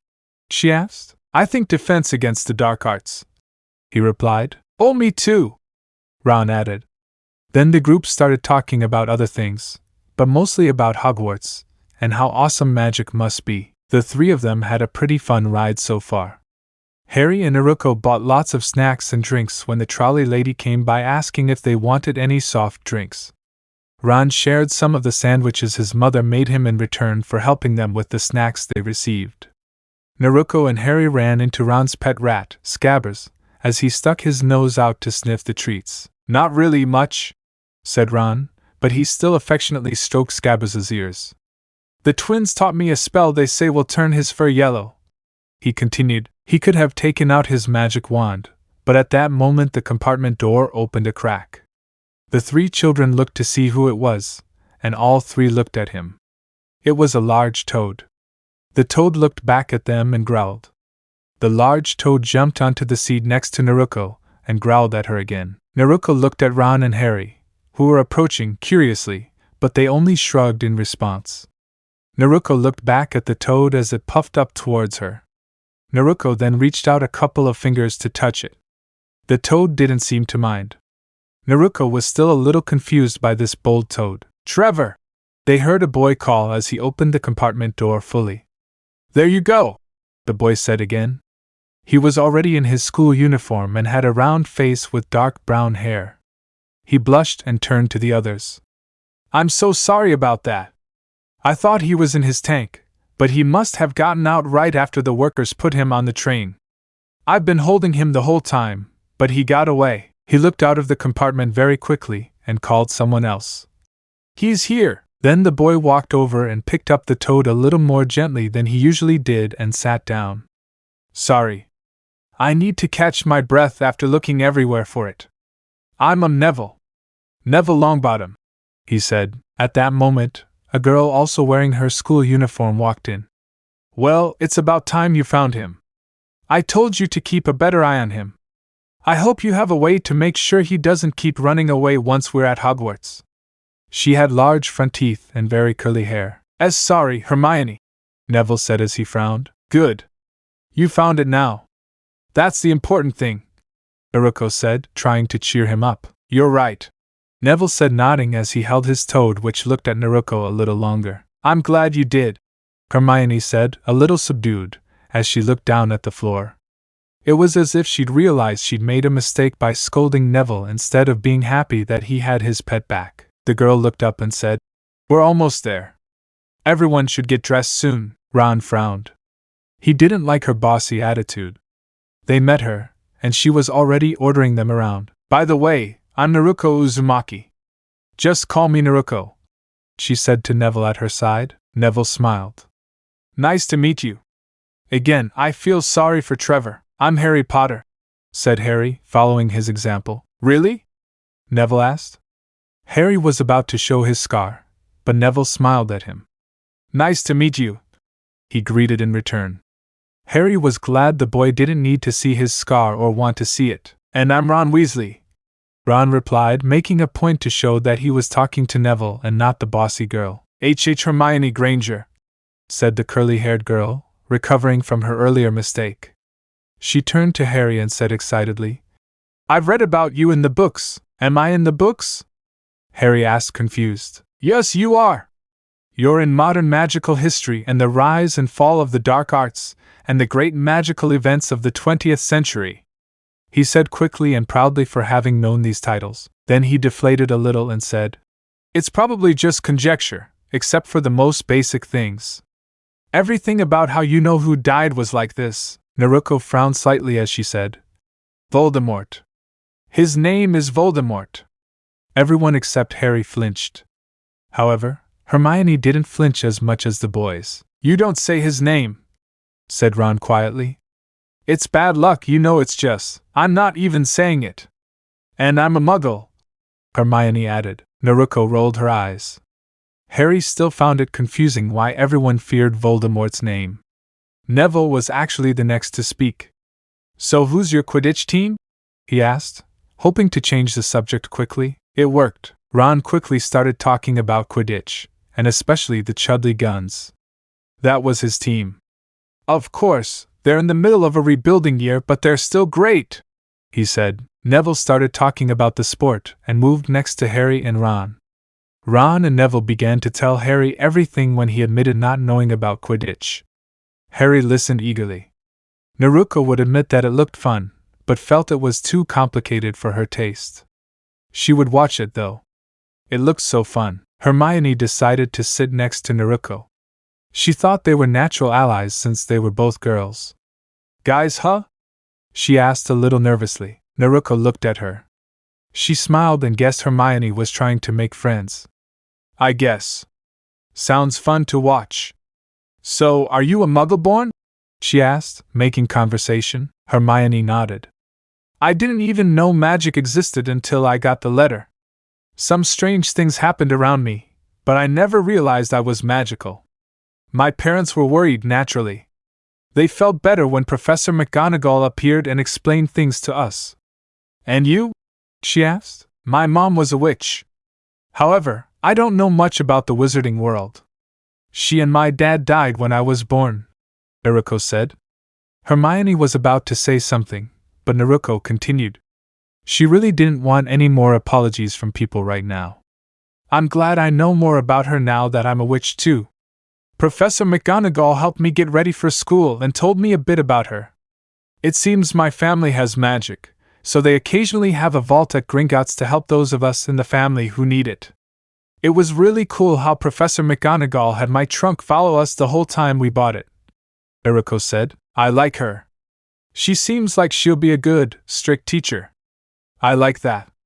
My dad insisted on carrying my trunk all the time. Something about wanting to help his little girl before she went off to grow up in school, Hermione said. Naruko laughed at that. Then the two girls heard the sound of Scabbers squealing in demand for food and snacks. Do you have a rat? Hermione asked. Yes, said Ron. He's my pet. Didn't the letter just say toads, cats, and owls? Hermione asked. She didn't really mean to sound mean, but she still did. Ron frowned. Naruko intervened before they could break out into a fight or anything. Yes, she did in the letter. Professor McGonagall said it's not strictly enforced, as long as your pet isn't too big and you keep it safe and out of trouble, she said. Oh, Hermione replied. If Professor McGonagall said she was fine, then Hermione knew she must be. Ron looked a little victorious but noticed Naruko giving him a look that was partly warning him not to start something. It felt that way to him, at least. Percy said the same thing, and he's a big rule follower.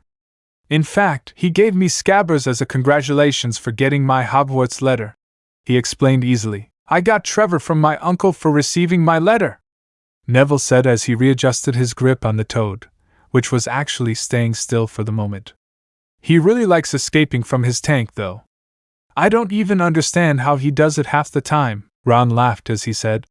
Maybe it's a ninja toad. The others laughed, but Naruko looked at Trevor more closely.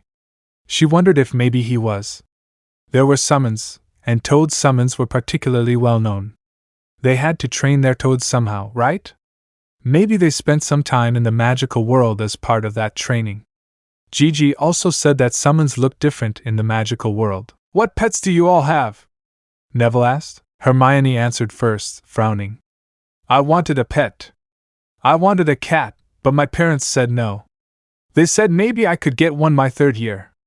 Naruko could tell the other girl was really upset about that. I have an owl, Harry began. She's as white as snow. I named her Hedwig. Naruko has an owl too. That's how we realized we'd be going to Hogwarts. My owl is a Ural owl. I got it from the exotic elopes section. I named it Fukami. That means God of the Wind, he explained. They sound adorable, Hermione said. I hope I get to see them while we're at Hogwarts. Where do they stay at the school? She asked. They have an owl, Ron began. He seemed to be in a better mood now, not unlike Hermione sitting with them. Their owners are allowed to visit them whenever they want during curfew. You can even have them stay in your dormitory for a while, but you must return them before curfew or at least let them out through a window.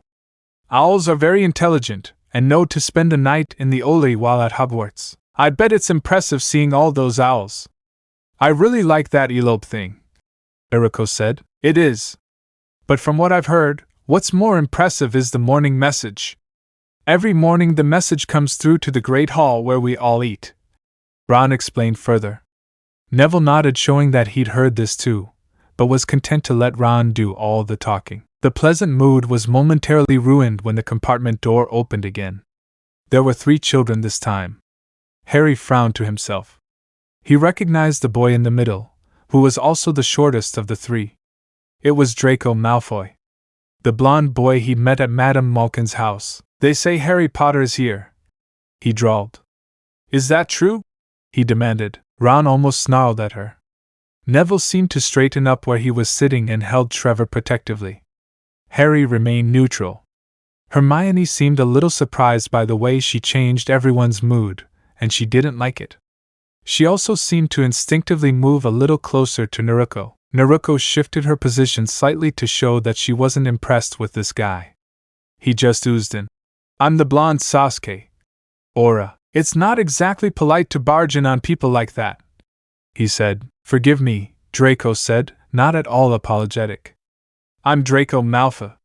This is Crab, and this is Goyle, he said, sounding as if his name alone should make everyone grovel before him. Naruko was more than certain it was the blonde Sasuke. He looked at the girl who spoke to him first.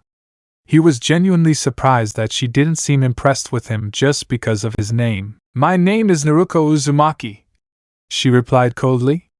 She wasn't about to let him try to return this after he'd given her his name. Uzumaki, Draco thought to himself.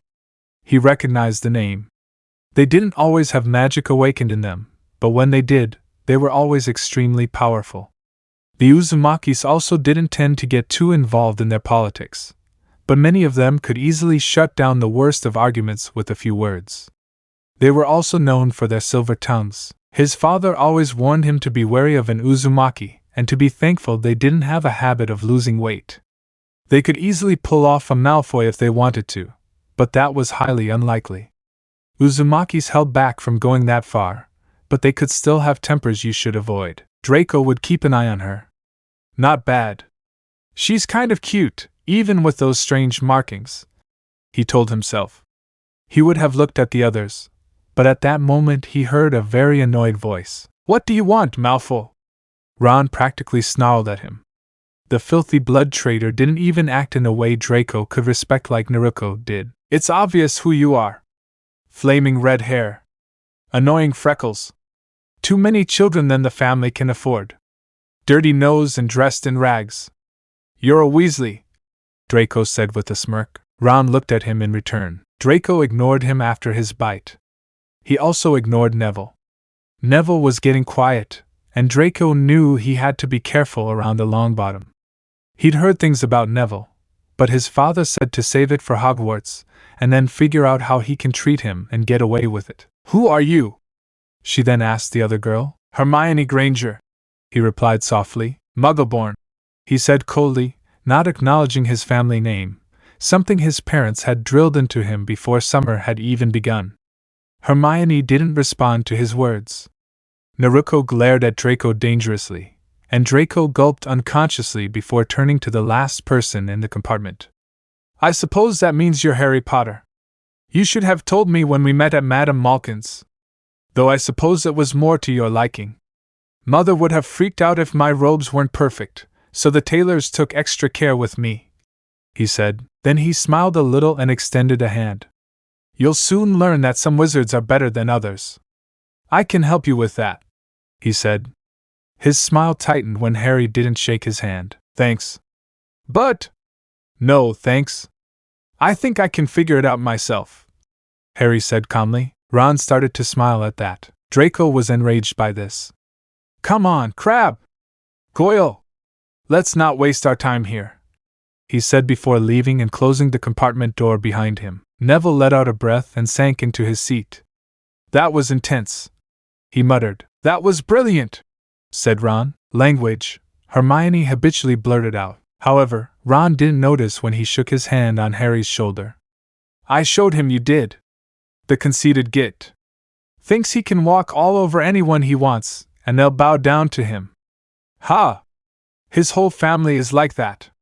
Everyone knows they were in the you-know-who circle. They only got out because they have enough money to buy any judges they want, said Ron. I really didn't like him. Maybe that's not the best way to handle that, Harry, Naruko said. Actually, she meant it too, he could tell. Who cares? Ron said as he poured himself another chocolate frog. He caught it before it could jump out. That was something Harry and Naruko learned the hard way before. Naruko caught her first frog, at least. Harry jumped out the window to freedom. I didn't like the way he said he was a Muggle-born, Hermione commented with a frown, still sitting near Naruko. There's no mistake there, said Ron. It's the worst of those pure-bloods who think they're the best, and Muggle-born shouldn't be able to use magic. Bloody fools them all. What kind of enemy did I just make? Harry asked a little worried. The worst kind, Naruko began. She chuckled. You've probably gone and found yourself a comedy arch-nemesis. I don't think he'll try anything too harmful, but he'll surely make your life a living hell. You chose Ron over him, she said. Hey, Ron said, a little offended. I'm not saying Harry made the wrong decision. Don't worry, Ron. I'd rather be your friend any day than him easily. I'm just warning you that Harry is everything, he said. Then he smiled as he said, Indeed. I'd rather be friends with all of you than someone like him. Hermione was really happy to hear that. She smiled and found a gift from her pile. She wanted something extra sugary since her parents, both dentists, weren't here to stop her. You're right, Ron said easily. Even me? Neville asked. Sure, Eriko said. Who else could I have a serious Quidditch discussion with? None of them know anything about the pro circuits, Ron said to Neville as he ate a new chocolate frog and handed the card to Harry so he could add it to his new collection. I like it, Hermione said quietly. It seemed only Naruko and Harry heard her. Harry then smiled.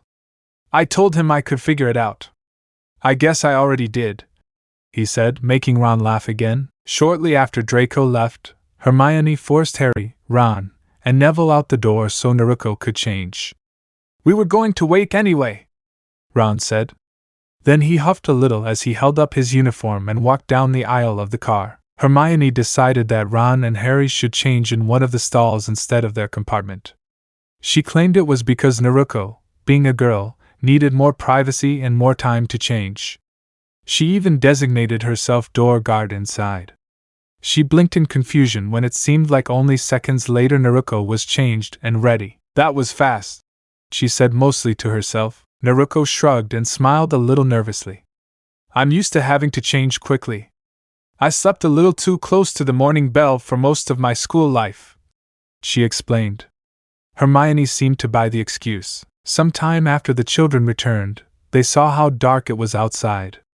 It really has been a long trip, Eriko said. It wasn't that bad at least, Harry said as Naruko nodded and the train stopped. Hermione put away a book she was reading. Neville made sure she still had Trevor. He let him hop around the compartment for a bit after everyone had changed. The Toads seemed to have decided to stay with them. Ron was busy looking out into the corridor at all the other students. What do we do with our trunks? Hermione asked as she put her book back in the bag she brought earlier. Oddly enough, the first compartment she was sitting in was still empty. She actually felt sad about that, and was glad she tried to help Neville find his toad when he'd asked her earlier on the train ride. We'll leave them. I asked some of the guys helping out at the station earlier.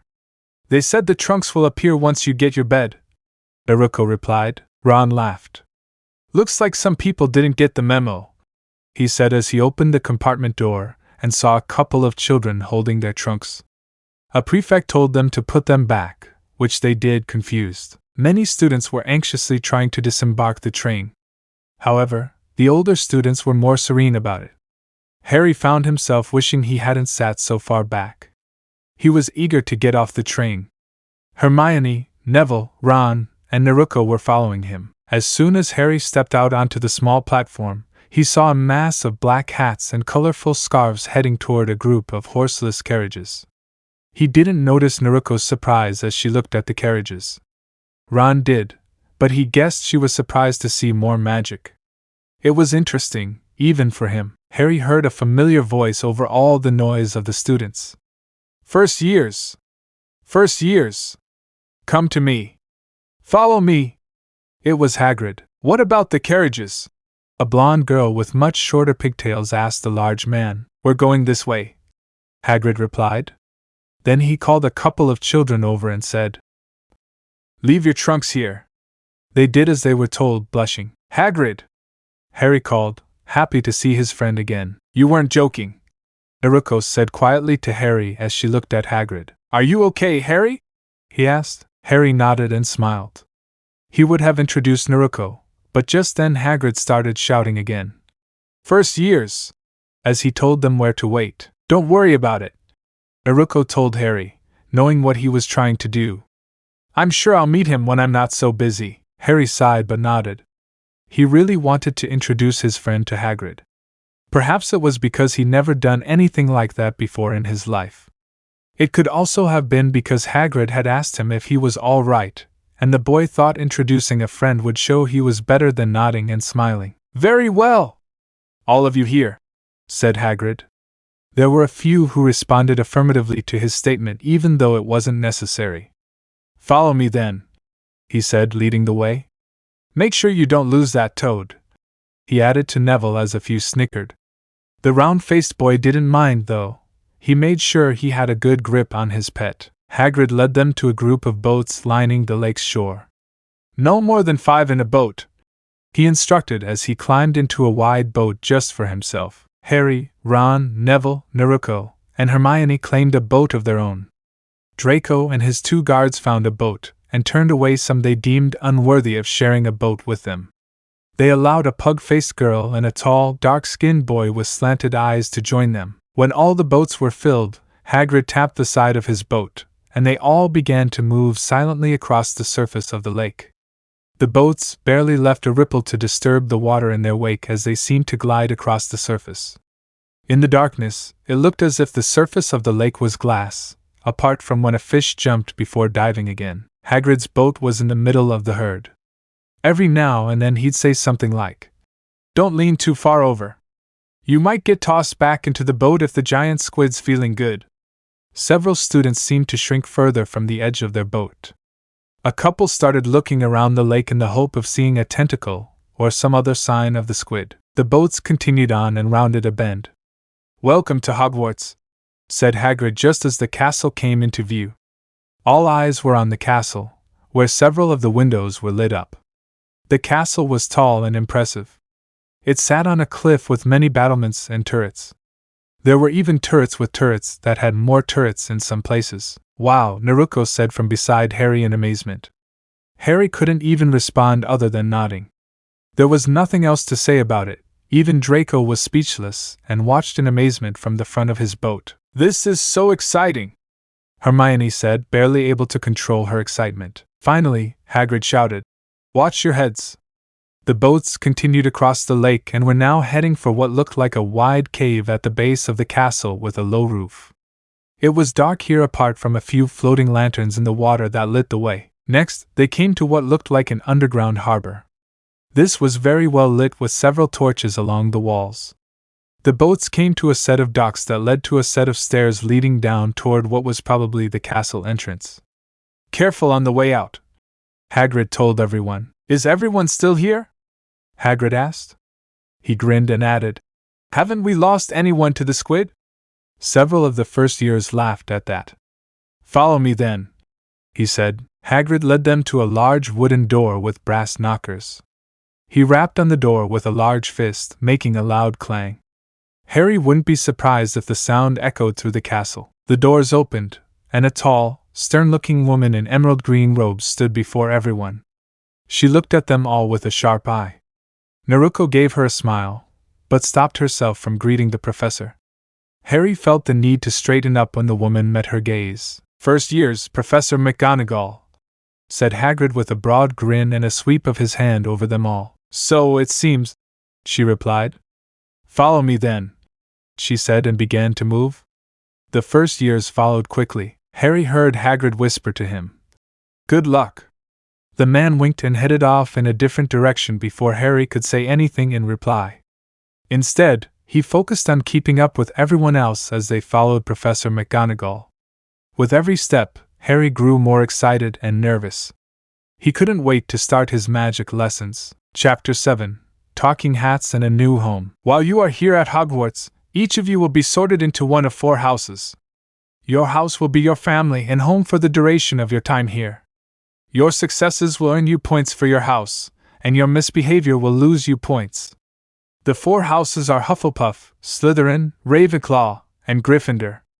Each house has a long and storied history, Professor McGonagall explained to the assembled first years. "In a couple of minutes I'll be back, and everyone will form a line before entering the dining hall.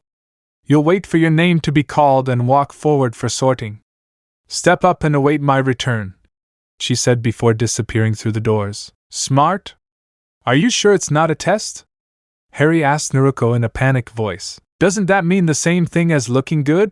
she asked him in return. Harry nodded and tried to calm down again. It wasn't easy given that he heard Hermione muttering what sounded like everything she knew about magic already from books. Harry was starting to wish he could go back in time and spend more time reading his books just to get ready for the exam that Naruko was pretty sure wasn't an exam, but Harry assumed was an exam. Ron was trying to rub his nose and prepare for something that looked like something Harry wouldn't be surprised if he was making wrestling moves in his head given what the twins told him, even if it did look silly. Harry was more pleased than he probably should have been to see Draco looking a little nervous, even if the cocky kid was trying to make it look like he was being real, or something. Naruko was actually the only one who seemed outwardly calm. I hope I get into a good house. I hope the people are kind. Please, let me get good housemates and roommates. The blonde girl thought, only a little scared. She would deny it if anyone dared to suggest otherwise. She was the future Hokage. She wasn't scared or nervous about anything. Things got a little more frantic when the girl in the front with small blonde pigtails screamed, "Gee, ghosts!" The girl looked completely terrified as she clung to a girl with red hair and a long braid at her side. Harry and everyone else looked up just in time to see a group of ghosts floating through one wall and into another.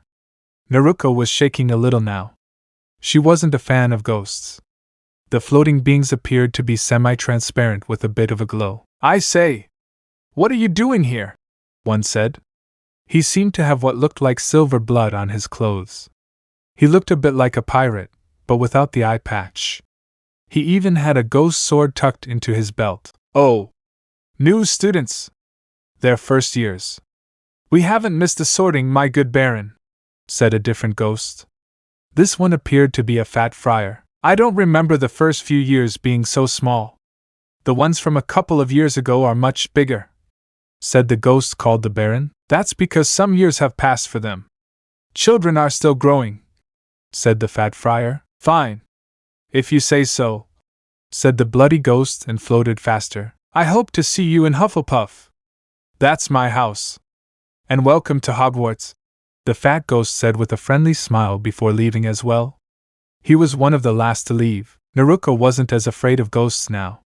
They still scared her, but they seemed so human even though they were ghosts.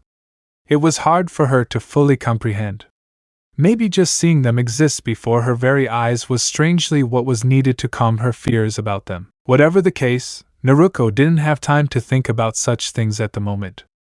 Professor McGonagall returned and opened the doors for everyone.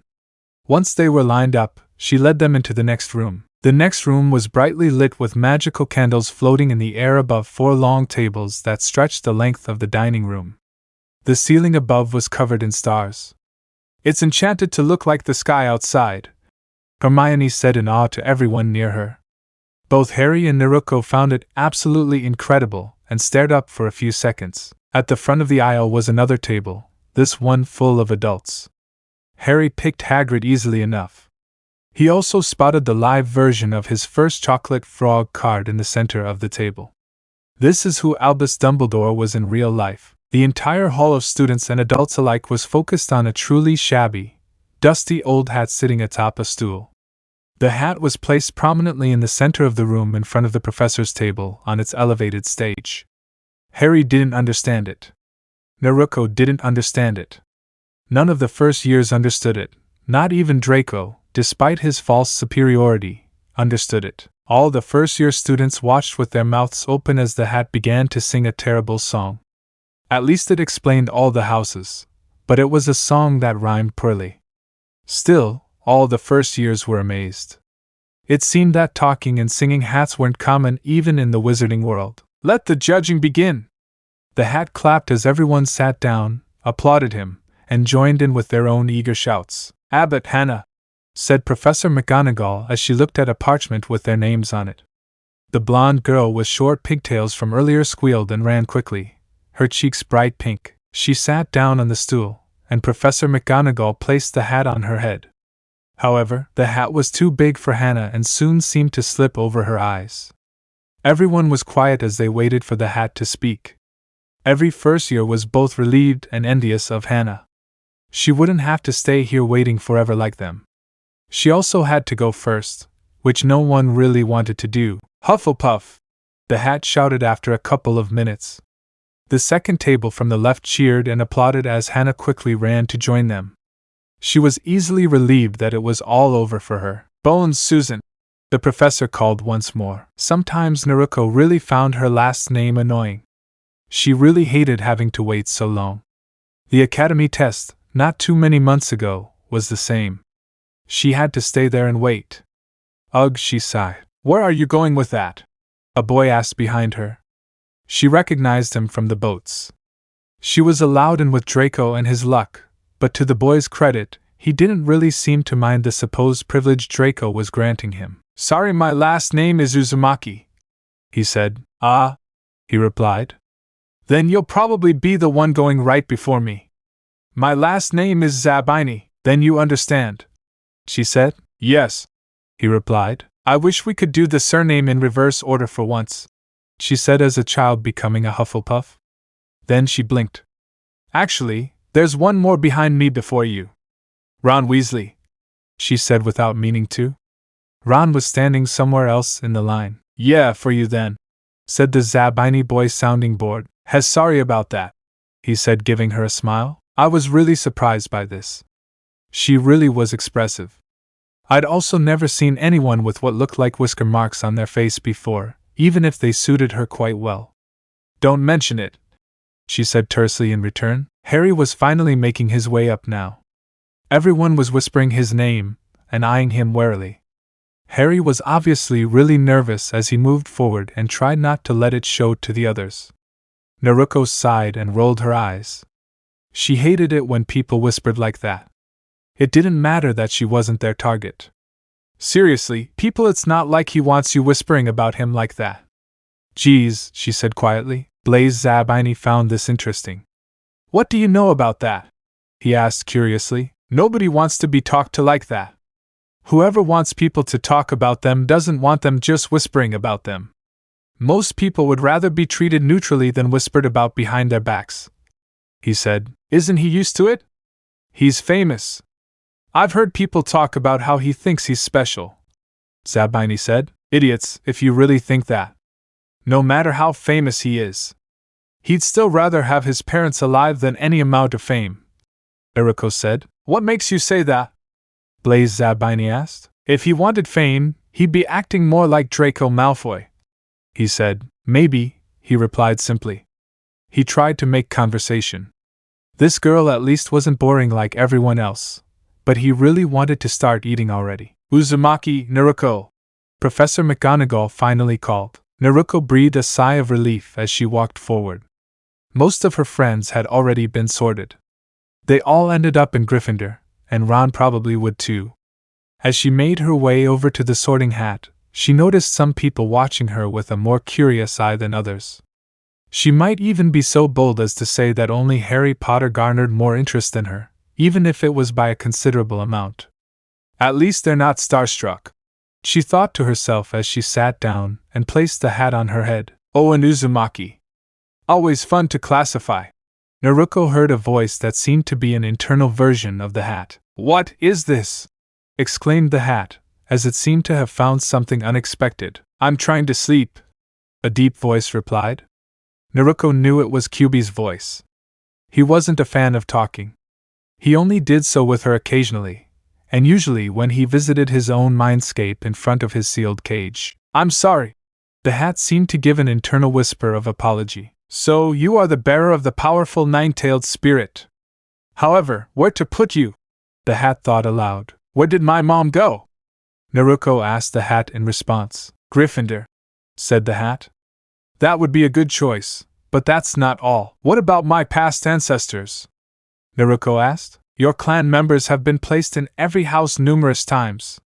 It goes with the ninja thing, I suppose, the hat replied. Oh, Naruko replied in wonder. Let's see. You like studying, but you don't like sitting still for that long. That means Ravenclaw would be a bit of a struggle, though maybe you could shake things up there. You'd probably still do well since you've decided the best way to show up rude teachers is to be so good they have to admit you did well.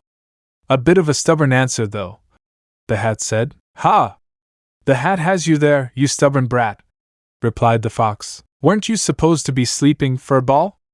Naruko replied, a bit difficult with this extra voice. The fox replied lazily with a mighty fox yawn. Willing to speak to such an entity. That's Gryffindor for sure. You're also really loyal to those you hold important. A strong work ethic and a refusal to cut corners. That's very Hufflepuff, and she'd be proud if you were in her house, said the hat, as long as I don't end up in Slytherin. That's fine, Naruko replied. The hat laughed. Oh no. You are very cunning and crafty when you wish to be like a ninja, but not in the way Slytherin wishes you to be. However, I would give you points for your ambition. Wanting to be the best of the ninjas and the ruler of one of the 5 major villages? Let alone the one considered to be the strongest? That's ambition I can get behind any day of the week, but the first part one shared counts for Slytherin. Like I said, it's fine. I really don't want to be around that blonde Sasuke any more than I have to, Naruko replied. Draco was sorted into Slytherin before the hat was even fully placed on his head. Talk about having an ego. The hat seemed to sigh as it said, It really is a shame. It would do the heir Malfoy great good to have you in his house. Someone he would have to see as an equal in the slightest. Someone who would show him the merit of meeting people from all walks of life. Someone who can easily break down social barriers when they try. But not Slytherin for you. Perhaps you can still break down those barriers, the hat told him. Either way it has to be, the hat then shouted. Gryffindor! The table on the right clapped and cheered as loudly as they used to when Naruko's hat was taken off. Naruko was truly happy to be sorted into the same house as her friends. She would keep the hat's words in mind, but for now she wanted to enjoy a feast with her new friends. Harry and Hermione made room for her as she came over and sat between them. I'm glad you came here too, Hermione said with a smile. Me too, Neville agreed. I was also really hoping you'd end up here. I was worried about what would happen if you were sorted into Slytherin, Harry said. Total chaos. Complete and utter chaos. They wouldn't know what to make of themselves when I was done with their house. Naruko joked with a smile. Do you hear that, George? Said a red-haired twin. Yes, George, replied the other. I think we're both George today, said the first. Looks like it. Either way, the second led. I like it now, they said in unison with a laugh. Weasley Ronald, said Professor McGonagall, and the twins laughed at her using their younger brother's full name. It wasn't long before Ron shouted. Gryffindor! Naturally, the table applauded. 3 fiery red-haired boys who were obviously brothers, including an older one with glasses, cheered, clapped, and congratulated him. Ron sat opposite Harry, next to Neville. Zabini Blaze! McGonagall called out the surname. He became a Slytherin. Naruko decided that meant at least not all Slytherins acted like Sasuke's, she hoped. She was sure she didn't know much about Blaze, but at least he wasn't a Sasuke, even if he did come off as arrogant. The hall clapped and applauded now that the sorting was over. The man in the center of the staff table stood up, and the applause and cheers died down. Professor Dumbledore was obviously highly respected, even for a headmaster, by the students. I have a few words to say before we all eat, he began. He gave them all a smile and said, Nitwit! Blubber! Weird! Tweak! Thanks. The headmaster sat back down, and everyone clapped and clapped again as the plates on the table filled with food. Harry couldn't believe it. He'd never seen so many different dishes before, all of which looked delicious. As Harry helped himself, he still couldn't help but ask, Are you a little angry? Mad? Professor Dumbledore is one of the wisest and most respected wizards in a long time, Hermione said excitedly. He might still be a little angry. Most people who are this well known and respected usually are in some way, Naruko said. She knew of plenty of ninja like that. She was sure they'd be serious and worthy of respect on missions, but when they weren't on missions, it was a different story. Just about every powerful ninja who'd been around for a while had some sort of quirk or craze, even if they were mostly harmless to other well-trained ninja in Konoha. I have to agree with you, Naruko Uzumaki. Hermione Granger is right about Professor Dumbledore. But yes, he is a little angry, said the oldest Weasley in the school. The group recognized him as Percy. The party was in full swing, and most of the students passed the time without chewing or swallowing food by talking about their families and their first experiences with accidental magic. Then I bounced all over the outdoor gardens. Neville finished explaining his first bout of accidental magic. Wow! I just turned the hair on this old rag into dandelions, said an Irish boy named Seamus Finnegan. Then he laughed and added, some of the puffs exploded once they were in the air. Just like fireworks. The table laughed at that. What about you, Naruko? He asked. Oh, mine wasn't too big. There was a group of kids bullying a girl, who later became my friend, at home. I was 6 at the time. I just saw a ninja show and she yelled a few words at them and made hand signs. They all fell back and roared loudly, Naruko said. The others were a little horrified at first. Naruko laughed at the way they responded. No. It wasn't really bad. They literally fell backward and started croaking like toads. Like Trevor, she explained further. That made them all laugh out loud. You already had me worried there. I'm not sure why really when I think about it, said Seamus. Then he asked, what about your family? I'm half-breed. My mother was a witch. My father a muggle. It was a shock to him when he found out. Then he asked if he could make a tree or bush that literally grew money. My mom did. It did grow some play money for that Monopoly game, though. He laughed at that as the others joined him. Naruko was laughing too. Then she got a little serious. My parents died when I was born. But my mother was a witch. She was even in Gryffindor when she came here, Naruko said. Then she cut Seamus off and said, don't worry about it. I'm used to it. I know a lot about her just from being here. Then she changed the subject. What are you all looking forward to most? The others around him seemed relieved by the change of subject, and a new round of conversation began. Finally, the party was over. The plaques were cleared, and once again Professor Dumbledore stood. Now that we're all fed and watered, or with pumpkin juice, as is the case with some, he said with a round of tired laughter. People were now growing tired and ready for bed after the long day of travel. I have a few more things to say, he began once more. Mr. Filch has urged me to instruct everyone to remember that magic is not allowed in the corridors. There have also been some new additions to the list of prohibited items. The full list can be found on the notice boards in your dormitories. I would like to warn you all.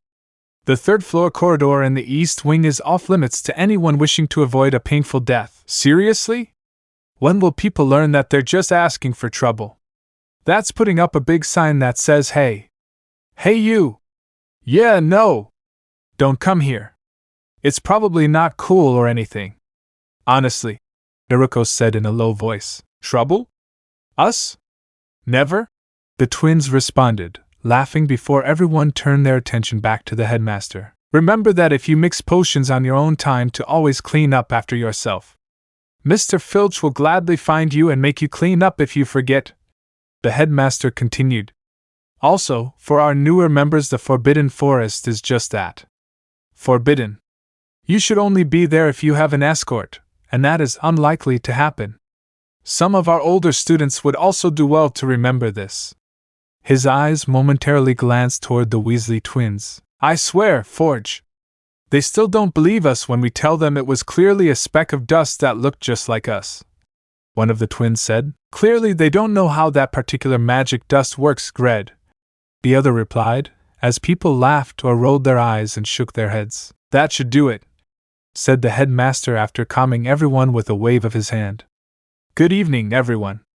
I'm looking forward to this new year of learning. First years. Shadow one of your house prefects.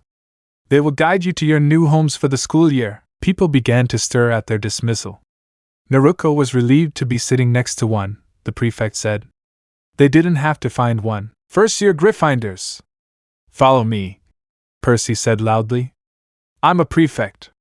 Soon all the first years surrounded him, and he led the way. Every house has a special entrance to protect it from uninvited entry. In our house's case, we have a portrait of the fat woman. It will only open if you have the passphrase, he explained. Soon they were in front of the portrait he mentioned. Pay attention, Percy said to everyone, but in particular to a couple of girls who were giggling among themselves as they looked at the boys in their year. Pickled spotted newts, he said. The portrait opened and led to a tube-shaped room. Once they passed through the corridor, they were in a large, cozy room. There were sofas and chairs of all kinds around the tables. There was a large fireplace at one end that kept the whole room nice and warm. The place was covered in red and gold. On each side, there was a giant staircase that ascended to a tower. Girls are on the left side and boys are on the right side. You must be in the common room at least before curfew. Breakfast is served in the mornings until 9 and our first classes are at 9:30. Lunch is at noon and dinner is usually at 7. While it's not commonly done, lunch and breakfast are a little more relaxed and you don't have to sit with your own house. However, most still do. You always sit with your house during dinner and all school feasts. Percy explained to everyone. Any questions? He asked. He received sleepy yawns in response. He couldn't blame them. It had been a long day for everyone. You'll find your names outside your tower room. Each grade has a room on either side. Good night, everyone, he said as the students went up to their rooms. I'm claiming it, Naruko said once the girls entered her room. She pointed to a bed in the back by a window. Hermione chose the one next to her on the right. A girl named Lavender Brown chose the one to Naruko's left, and her new friend Parvati was next to her. Naruko gave a powerful stretch and groaned before plopping down onto her bed. As soon as she hit the mattress, there was a small pop, and her trunk and Fukami's empty cage were next to her area of the room. Following her example, there was a series of pops as everyone's things appeared in the room next to the bed they claimed. So comfortable, Naruko said with a dreamy smile. I don't think it's a good idea to sleep in your school uniform, Naruko, Hermione said worriedly. You're right, Naruko replied and quickly removed all of her clothes except for her underwear, which was quite elegant if a little mature considering her age in bright orange and white. Naruko! Hermione said aloud with a bright blush. That's not what I mean. She finished more softly when Lavender and Parvati giggled at the way Naruko took off her clothes. Too tired, I'll worry about that tomorrow, Naruko said with another mighty yawn as she got under her blankets and began to fall asleep. Hermione sighed and climbed into her trunk and went to the attached bathroom to change into her pajamas before returning. Really, she said softly as she climbed into her own bed. Hermione might have complained, but she was actually very happy and even turned to her sleeping friend and laughed. Naruko seemed to be far too relaxed, and to Hermione it was amusing. More than that, Hermione felt happy to have made a friend. Even more than a friend, she thought with a smile as she yawned. She may not show it, but she had little to no experience with friends. One of the things she both dreaded and looked forward to was meeting the other girls at her school. The bushy-haired girl worried all summer that she wouldn't make any friends, even at Hogwarts. Yet here she was. She had 4 people she thought counted as friends, and one of them was a girl in her dorm, which was even better. This really is so much better, she told herself happily before drifting off to sleep. Parvati and Lavender didn't even keep her awake by talking to each other in almost hushed voices. Harry was impressed with his bedroom. It was huge. The beds were very nice and elegant. They had curtains, and the mattress was magically comfortable. He barely put on his nightclothes when they reached his room. Everyone was yawning as they climbed the stairs and quickly started to fall asleep once they were in his room. Not even Seamus was talking, and Harry quickly learned that this really said something to the Irish boy, although he didn't care. Harry was also very happy that he hadn't been sent home because he couldn't get into a house at Hogwarts. Naruko almost told him that wasn't possible, but he still thought his strange luck would find a way. At first, he was worried about talking to the Sorting Hat. It told him he'd do well in Slytherin. Harry kept repeating, "Not Slytherin. Not Slytherin," under the hat, and that put him in Gryffindor. It was even better that all the friends he'd already made were in the same house. Friends, huh? Harry thought sleepily to himself. That was something he never thought would happen. He wasn't exactly hated, but no one had ever made friends with him before. Everyone was always afraid that Dudley and his gang would come after them. It was for that very reason that he was always picked last when it came to choosing teams. Sometimes it was interesting, because Harry noticed that people would purposefully try to pick last so they were stuck with that Potter boy. Since he wasn't that bad and maybe even good sometimes depending on the game. Here, however, he already had friends, and his first class was tomorrow. Harry sighed after a moment of thinking about friends. Even if one of them snores really loudly, he muttered just as Ron let out a particularly loud and prolonged snore. Harry wondered if the curtains had a mute option or something he could use. Even with Ron's ungodly snoring, Harry fell asleep far too soon. He was really excited for his first day of classes in the morning. He really hoped they would be good. Harry was also very happy to be able to have all his classes with Naruko and the others. He had a feeling Hogwarts would easily feel more like home than Privet Drive. Plus, the lion on his house banner was cool, and he liked the red and gold color scheme. Chapter 8: The Absolutely Terrible Professor in Black. Naruko was quickly pleased to learn that she was right about the Hogwarts teachers being better than the ones at the academy. Everyone kept talking about how terrible Professor Snape was going to be, but Gryffindor didn't have their first class with him until today. Then they had him again for double potions before the weekend started. Naruko was looking forward to her first weekend at Hogwarts. So far, her first week had been amazing. It was difficult to find her classes the first week, but Naruko hadn't been late to one yet and intended to keep it that way. Harry and Ron weren't so lucky. They also had the misfortune of being late to one of the worst classes due to being late. Ron thought they were in the clear without seeing Professor McGonagall, but he soon found that assumption wrong. "Very brilliant," said Ron as Professor McGonagall stood in front of him. "She was a cat just a second ago." "That'll be another 5 points from Gryffindor, Mr. Weasley. I will not tolerate that language in my class," she told him. Harry had been wise enough to sit down quickly after she lectured them about not being late to class in the future. He didn't even get to sit with one of his friends in this class. All but 2 of the seats at opposite ends of the room were taken. It seemed Professor McGonagall didn't allow students to reserve seats for others. Instead, he had to sit next to a red-haired Hufflepuff girl. She was nice enough but a little shy. "Now then. Transfiguration is one of the most complex and dangerous magics you will learn at Hogwarts." Professor McGonagall began her first lesson that day. Naruko found transfiguration fascinating in some ways, but she wasn't as impressed by the teacher turning into a cat as the others. Perhaps she was spoiled because there were ninja, and the transformation jutsu was one of the first ones they learned. Naruko had already turned into many different animals and even objects. Everything else when it came to transfiguration was amazing to her.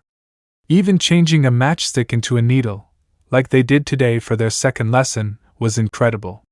That wasn't something ninjas could do. Harry and Ron found it a bit boring at first until Naruko convinced them of the broader implications. Then Harry liked it too. The most boring class so far was surprisingly History of Magic. Naruko was excited about this class at first, even more so when she learned that a ghost was teaching it. She soon changed her tune halfway through the first lesson. It was so boring. She even caught Hermione yawning once or twice despite her efforts to take avid notes during the lecture. Professor Flitwick, who taught charms, was quickly becoming one of Naruko's favorite teachers. He was so energetic and so small since he was half-elf. The little man was a very fun teacher and really knew what he was doing. He also knew how to keep them engaged, quite a feat for a group of 11-year-old students. Charms were also fun as far as magic went. Herbology was also interesting, but Naruko was starting to think it was more due to her interest in potions and how important it was to learn about plants and ingredients. Neville actually loved that class the most. It turned out his family owned several greenhouses of their own and ran a business growing rare plants. Ron and Harry didn't seem to mind the class, and Hermione was an avid learner in it as she was in all the classes, but she admitted to Naruko that she didn't find it as enjoyable as she did Transfiguration and Charms. Hermione was worried about Naruko, actually. The girl was smart. Maybe even the smartest in her class. She was also excited to answer questions in class, but that was already earning her the reputation of being a teacher's pet. Hermione might try to hide it, but it was clear Naruko was labeled as such, and it was getting to her frizzy-haired friend. At the same time, The girl also seemed to feel like she had to answer every question for some reason. Naruko would keep an eye on Hermione and talk to her if things continued as they were on that front. Another worrying aspect regarding Hermione was how the girl spent too much time studying. She claimed it was because she was so excited to learn, but that didn't seem to be the only reason. Hermione seemed to withdraw from the rest of her dorms above all else. It still wasn't too bad, but it was another thing Naruko decided to keep an eye on when it came to her friend. The one class that seemed to be the biggest disappointment was sadly Defense Against the Dark Arts. Even with the rumors about Professor Snape circulating, Naruko was pretty sure that, as unpleasant as he was, the potions professor would be better than Professor Quirrell. The man wore a turban on his head that really stank, and he stuttered constantly throughout the entire class and looked around in fear of some unseen force. Perhaps it was for the best that the class was more or less him just repeating what his textbook said. He literally repeated it word for word, except it took him longer to cover it than reading it alone because of his stutter. At least since the class was just a repetition of the textbook, Naruko could read the book and not miss anything. What a pain! Naruko said from where she was eating lunch while channeling her inner Shikamaru. What's up, Naruko? Hermione asked from beside her where the curly-haired girl had been every meal so far. I was thinking about Professor Quirrell's class, Naruko replied. Oh, Hermione said with a frown. He's such a terrible teacher. He's afraid of his own shadow and even the smallest of noises. All he does is repeat the textbook. He even told us to refer to the book for every visual assistant. I hate him, Naruko said, unable to stop herself from shooting at him. Dada was probably the most important of her classes, and she was exploiting it. We had him for one class. We have him tomorrow for his second class. A double, Hermione said. It was obvious she wasn't looking forward to that class despite defending him. It was even worse because it was his last class before the weekend. There's no way it's going to get better, Naruko muttered with a pout. Naruko then quickly finished the rest of her food. We should probably head to potions now, she said. Hermione nodded and finished her own food and stood up as well. We're leaving, Naruko called to Harry and Ron. This time they were sitting further down the table with Ron's twin brothers. Already? Ron called again. We still have ages until class starts. Yes, Naruko replied before smiling at her and saying, I don't feel like pulling a you for potions. Hermione chuckled beside Naruko. I'm not going to pull a yo on that either, but it's still a good while until class. Ron replied with a frown before turning to the twins who were laughing at Naruko's jab. As Naruko and Hermione left the corridor, they were soon joined by Harry. I think you two are right. If half the things I've heard about Professor Snape are true, he's the only teacher worse at tardiness than McGonagall to all but her favorites, the Slytherins. I've heard he never marks them as tardy, he said. I just want to make sure we find the spot without having to rush to get to class today, Naruko said. I hope it's not as bad as everyone says it is, Hermione said worriedly. I already told Ron and Harry that if it is, I'll make sure I'm so good at potions that I have to get it right, Naruko said with a smile to Hermione, who laughed when Harry nodded. What do you two think of school so far? Harry asked as they walked towards the dungeons where potions was supposed to be. I love it, except for history and data. I also think it's weird that we literally have a midnight class, Naruko said. She was used to late nights, but it was strange to have a class so late, even if it was astronomy, which was a good enough reason to be so late. I'm glad all the classes are interesting, Hermione replied. She loved studying magic, even if Naruko claimed 2 of the classes were boring. I like it too. It's really different having class without my fat, annoying cousin bothering me, Harry said. Who's your favorite teacher so far? Hermione asked. Not Professor Quirrell, Naruko muttered as Harry laughed. Hermione didn't argue, but she didn't laugh either. That doesn't answer the question, Naruko. Mine is probably Professor McGonagall, Hermione replied. I think she's pretty strict, but that's okay, Harry said. I like him too. I'd probably say Professor Flitwick might be my favorite. He has so much energy, Naruko said. He's good too. This is harder than I thought, Hermione said, biting her lower lip slightly in thought. I know one thing, Harry began. The 2 girls looked at him. Professor Binns is my favorite and most hated ghost professor. He finished as Naruko laughed at that. Hermione tried to be stern when she shook her head at his answer, but she let out a couple of giggles. The group walked a little further when Naruko said, "If they told us the right place, it should be right around that corner." She pointed ahead of them. They still had quite a bit of time before class started, but it wasn't as much as Ron thought it would be from the way he was acting. They heard many voices as they turned the corner. In fact, they stopped in their tracks for a moment. It seemed that the reason Professor Snape never marked Slytherin as late was because the entire house arrived early to their class. It also seemed that they were having potions with Slytherin. "This can't be good," Harry said, frowning. Professor Snape's most hated house having a class with his favorite was going to be really hard to bear. "Yeah, let's wait a minute. They haven't noticed us," Hermione said quietly. She didn't like how all the Slytherins were gathered around Draco like he was their prince or something. That nasty girl Pansy was also there, laughing at everything Draco said like she always had been this week. Naruko walked forward regardless of what they said. Hermione looked a little worried, but kept going even though there were only 3 of them in Slytherin class the entire year. Naruko encouraged Harry to move forward fearlessly and followed her example. Well, look here," Draco drawled after seeing them approaching. "Looks like we can have this class with the lions. I hope our head of house separates them," he said with a grin as a couple of the others laughed. "I don't know what you're talking about, Draco. I've heard that even if he's easier with Slytherin in his class, he's just as harsh in grading them. Some have even said he takes it as a personal insult if a Slytherin doesn't live up to his standards in his class. We only have to worry about him during class time." "You have to worry about him all the time," Naruko said. Some of the Slytherins swallowed that. They'd heard the same thing. Draco didn't seem to think it applied to his year though, from the way he'd been acting. "I'm still surprised you bothered coming so early, Naruko. There's only 3 of us, and all of us," Draco said with a grin. "Better watch your mouth. Things can happen." Naruko raised an eyebrow, unimpressed. "Really?" she asked. He just looked at her, not seeing where she was going with her question. "Do you honestly think they'll join you if you start a fight right outside Professor Snape's classroom?" she asked. The other Slytherins began to take more interest in checking their textbooks before class began. Someone told them that Professor Snape sometimes gave a pop quiz for the first class. It was foolish of Draco to ignore such a warning.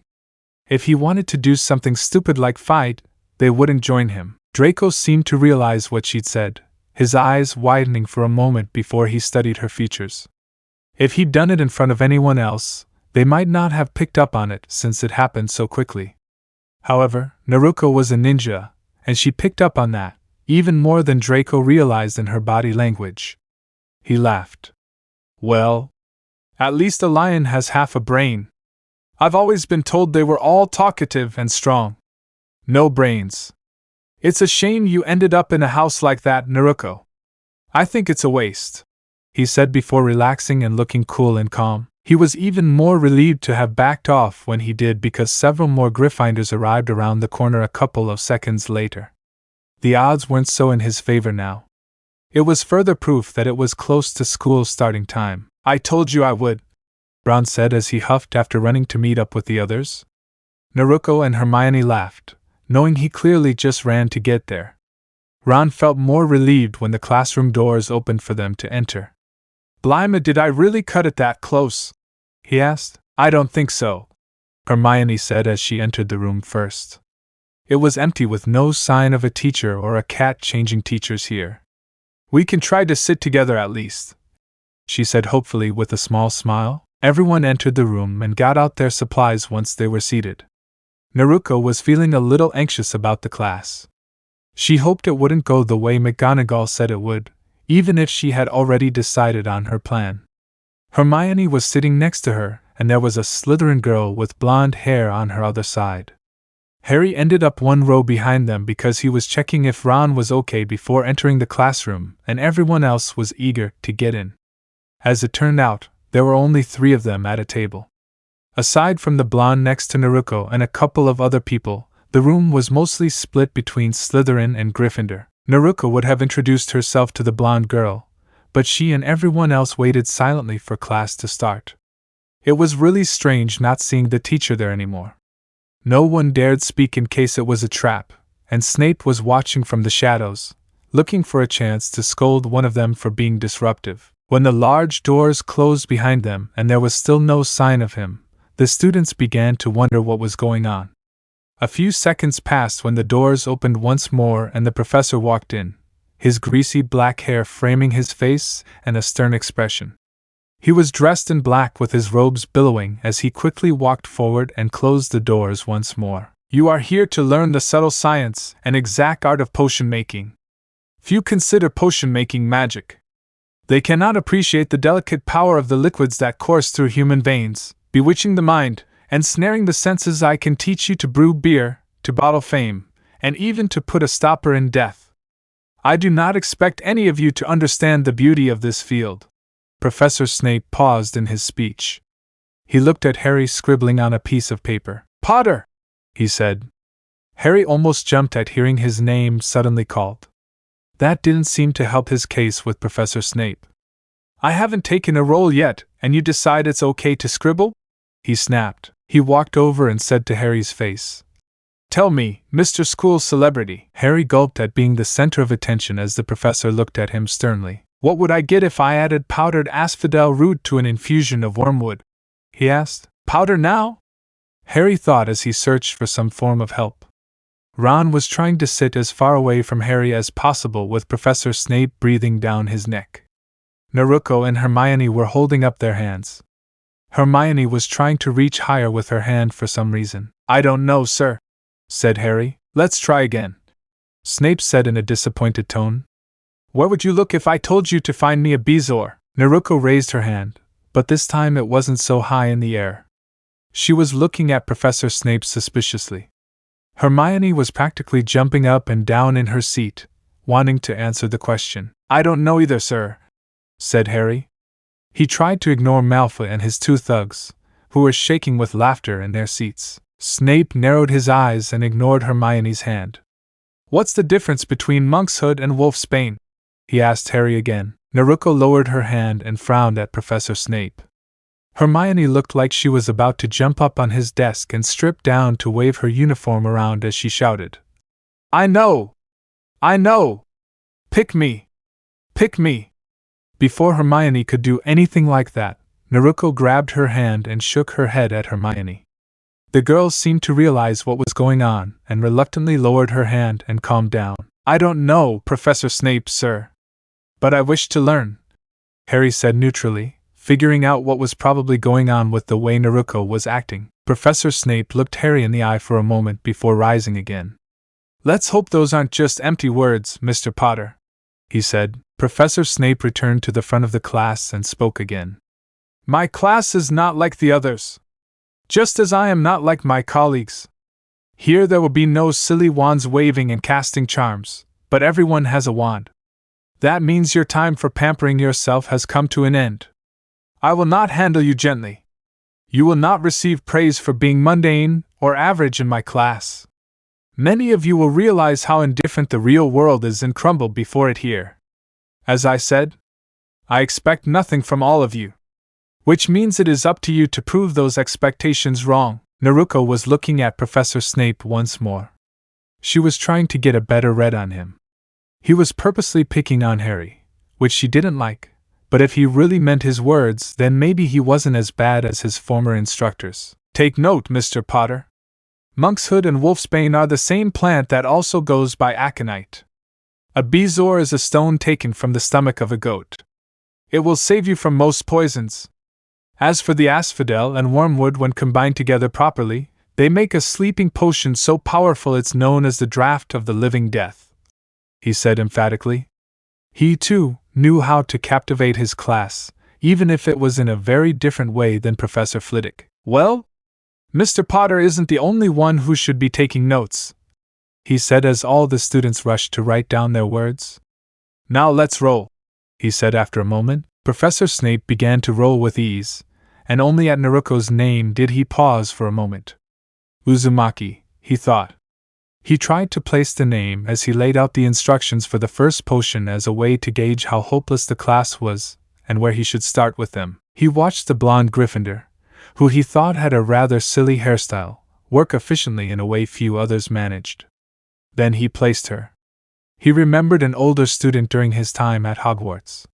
She had violet eyes and bright red hair. She was quite popular, and he believed she was as empty-headed as most people of that nature. No matter that he had a thing for redheads, aside from the Weasleys, he wasn't impressed with her at first. He figured she got others to do her work for her or use her looks to get better grades, because that was how she seemed to pretty girls at the time. When he started his second year, he found her working on 3 cauldrons in an unused classroom. He planned to just watch from the doorway, thinking she hadn't noticed him. He was already good at blending in if he wanted to be. A skill that would help him greatly in the future. "It's not polite to sneak up on people and stare," she said, not looking at him. Her violet eyes scanned every potion. His younger self was surprised that she caught him like this. He entered the room and walked over to take a closer look. There was no reason to stay back now. "What are you doing?" he asked. "Working on a potion," he replied simply. He sneered and said, "Are you really that desperate that you try 3 at once hoping one will be right?" She turned to look at him with a raised eyebrow. Then she laughed at him. "Wow. Talk about being judgmental. If you weren't a sophomore or I were more like my younger self, I probably would have kicked that widow out on you." "No joke," she said with a thumb behind her back. Young Snape gulped nervously and actually believed she easily could. He relaxed after she laughed again and turned back to his cauldron. "For your information, I'm working on the same potion, but trying different methods in brewing. Books in class are only half the answer, really. There's much more to potions than what you're taught. If you really want to succeed in potions, you have to work things out yourself and improve on what you're taught in class or in a book," he said. Severus Snape was now very interested and decided he was wrong about her. He was eager to sit and watch more, but didn't want to outstay his welcome. "I suppose if you really don't bother me too much, you can stay and watch if you like," he told her, clearly reading her mood. He responded by pulling up a stool to watch. She gave a sly, amused smile as she continued working. It was actually that instance, and the other times he observed her experiments, that made young Severus Snape so interested in potions. Many thought his obsession was the dark arts. That was just one, and mostly so he knew what his enemies would know. The other was potion making. It was Kushina Uzumaki, as he later learned her name, who gave him the spark that led him to revolutionize potion making later in his life. This earned him mastery in potions as the youngest wizard in centuries. Her words to him about being judgmental led him to be fairer than most realized when it came to grading, regardless of his behavior in class. He simply didn't lower his standards. Professor Snape found himself hoping the daughter would follow her mother in that regard. He really hoped Naruko would prove herself in potions. It would be a shame if she didn't. This didn't mean he was going easier on her than the others. That went against his own principles as an instructor, unpleasant as she was. When it came to Potter, that would be a different matter. Professor Snape realized it would require more restraint than he thought, not to see the son as the same as the father. It was difficult to get over the man you believed stole your one true love. The fact that they had a child together made it even harder. Harry was that child. Professor Snape stood up quickly. "Mr. Longbottom, what do you think you're doing? That's not what the instructions say," he said. The boy actually jumped and nearly spilled his potion everywhere. Professor Snape took a deep breath to calm himself. It really got to him when people took liberties with his instructions in previous years when they knew nothing at all. A small mistake. A slight miscalculation. A shrug as he thought it probably didn't matter. "Mr. Weasley, you're not going to do what I think you are. Are you?" he asked dangerously and looked at the younger Weasley boy. Ron looked nervous and almost did what he thought was right. "Did it really matter when you added the slime? You wouldn't be so confused that you'd add the slime before your potion had completely cooled?" Professor Snape asked again. No, sir," said Ron as he carefully let the drool fall back down. 5 points from Gryffindor for taking so long to realize his mistake," even with a qualified teacher correcting him and instructions clearly written on the board," said Professor Snape as he decided to take a walk around the classroom. "As I was thinking before, the slightest negligence due to laziness could turn a cure into a deadly poison. A harmless potion into a volatile explosion. That wouldn't happen here with this potion.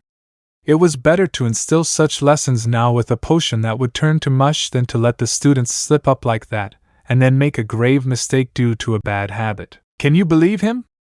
Ron shouted angrily as they headed back to the dormitory. They didn't have another class today. Flying lessons hadn't started yet, and that would be the first-year class on Thursdays once they started. "I understand where he's coming from," Hermione said, frowning. "He was probably a little reactive, though I agree." "Just a little?" Ron asked loudly. "It made Neville jump in his seat and nearly spill his potion everywhere." Well, I'm generally very clumsy," Neville said, frowning. He didn't like how the professor treated him, but he knew the facts of his life. "That means I should be more careful," said Ron. "You heard him at the beginning of class. He won't go easy on us," Naruko said. She didn't fully agree with the way Professor Snape handled things, but the unpleasant man actually had a point. He was still too harsh, but he did have a very good point. She really might have gotten up in arms against him with Ron, but Snape also cracked down on the Slytherins as well. It wasn't as one-sided as Ron seemed to think it was. "Then there's the way he attacked me. He also took points unfairly," Ron said. "I think you're more upset that he took points than how he got into your case," Hermione said. Ron frowned, but didn't deny what she said. "What about the way he left, Harry?" Ron asked. "I don't understand why I did it myself," Harry admitted. Naruko nodded this time. "That's the one thing I disapproved of the most. He had no reason to ambush you like that, Harry. I doubt he sincerely believed you weren't paying attention while you were taking notes. If he stuck to just one question and asked the other questions to different people, then I think it was a tactic to show everyone that they should pay attention," she said. "Did you mess up in another life?" Neville asked Harry. He would admit that Snape's behavior toward his friend wasn't right. "How would I know if I did?" Harry asked. "I bet it's because we're Gryffindors and not Slytherins," Ron added. "Whatever the case, at least we have a better idea of what to expect tomorrow," Naruko said. Ugh, Ron groaned. "Don't remind me we have double potions tomorrow until tomorrow." That night at dinner, all of Gryffindor was completely convinced that Professor Snape was absolutely terrible as an instructor. Everyone in the first year was talking about his first potions class, and most agreed with Ron's sentiments. "I'd be willing to bet he purposefully fails any Gryffindor he can," said Seamus. Naruko laughed at that. "I think you're preparing your excuses now, Seamus," she said with a smile. The Irish boy laughed at that. "Whatever it is, it doesn't mean I'm wrong. I'm just prepared and thinking ahead," he replied with his own smile as he comically tapped his finger against his temple. Dean laughed at that response. "I just hope we survive tomorrow when we have double potions," the dark-skinned boy said. Ron put his fingers in his ear and chanted, "La la la la la, what's your deal?" Dean asked as Naruko and Harry laughed at Ron and Hermione rolled her eyes. "He's determined not to be reminded of the double potions until tomorrow," Harry explained. Seamus gave a mischievous grin and looked at Dean. Dean seemed to understand where his friend was going. "I think I've had enough tonight," he said. Dean nodded. "I'm still a little full from last night's banquet and this afternoon's lunch. I think I'm ready to go, too," he said. Naruko seemed very happy about something. Harry was curious about what they were going through. Hermione was too.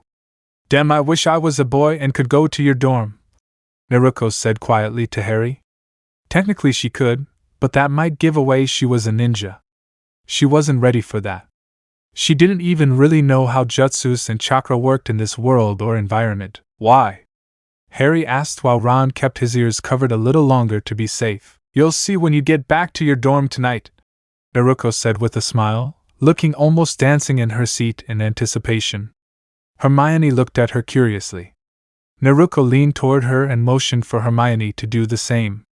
The twin-tailed girl whispered something to the curly-haired girl. A moment later, Hermione let out a very loud laugh that caught attention from further down the table.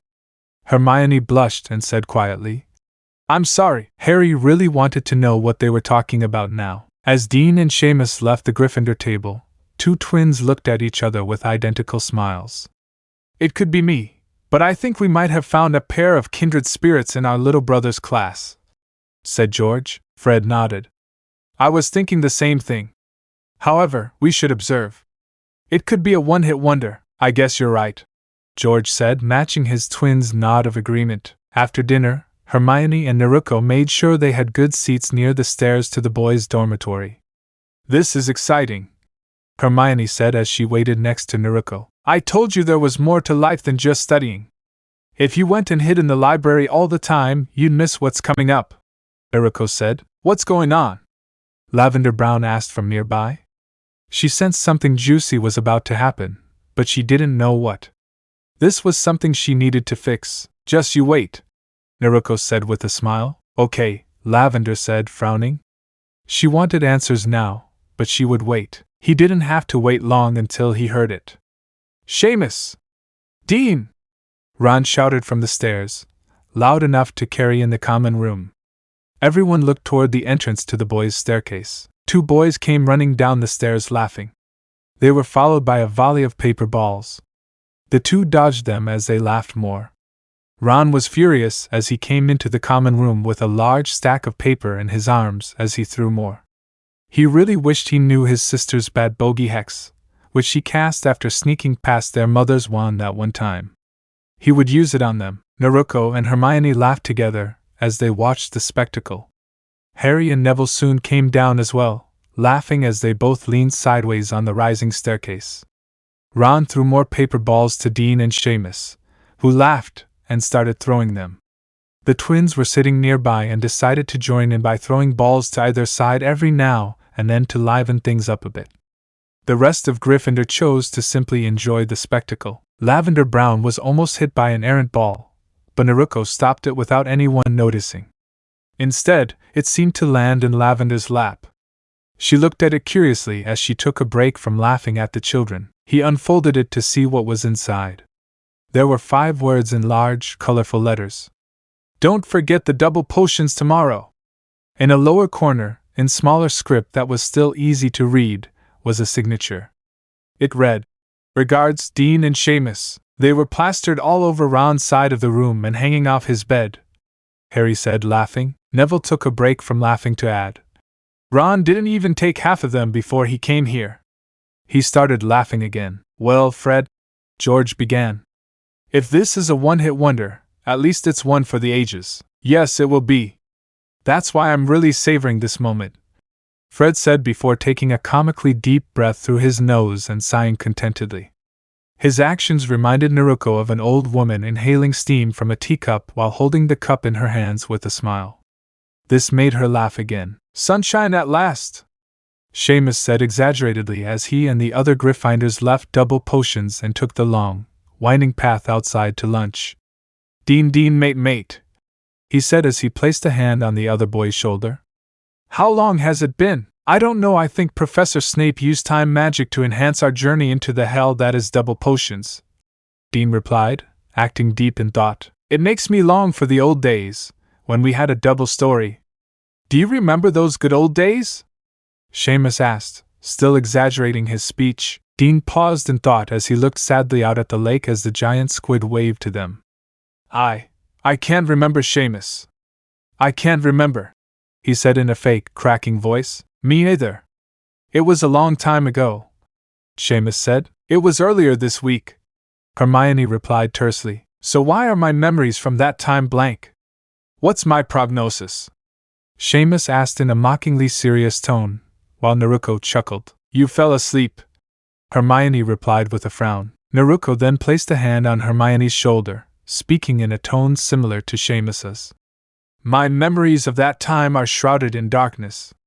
What happened to me, Hermione? Please tell me. She even acted as if she was about to cry from worry. Hermione shook her head. They fell asleep too. They both fell asleep. Hey! Seamus said in his normal tone. That offends me. Hermione looked at him with a raised eyebrow. I was taking notes with my eyes closed, she replied with a nod. Harry, Dean, and Ron laughed at this.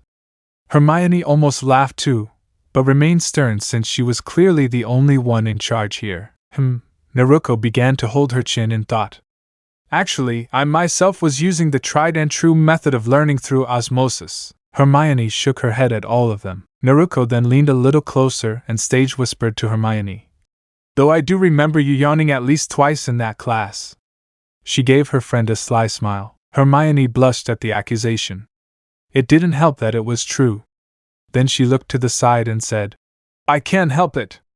His lessons are as lively as he is. The group paused for a moment.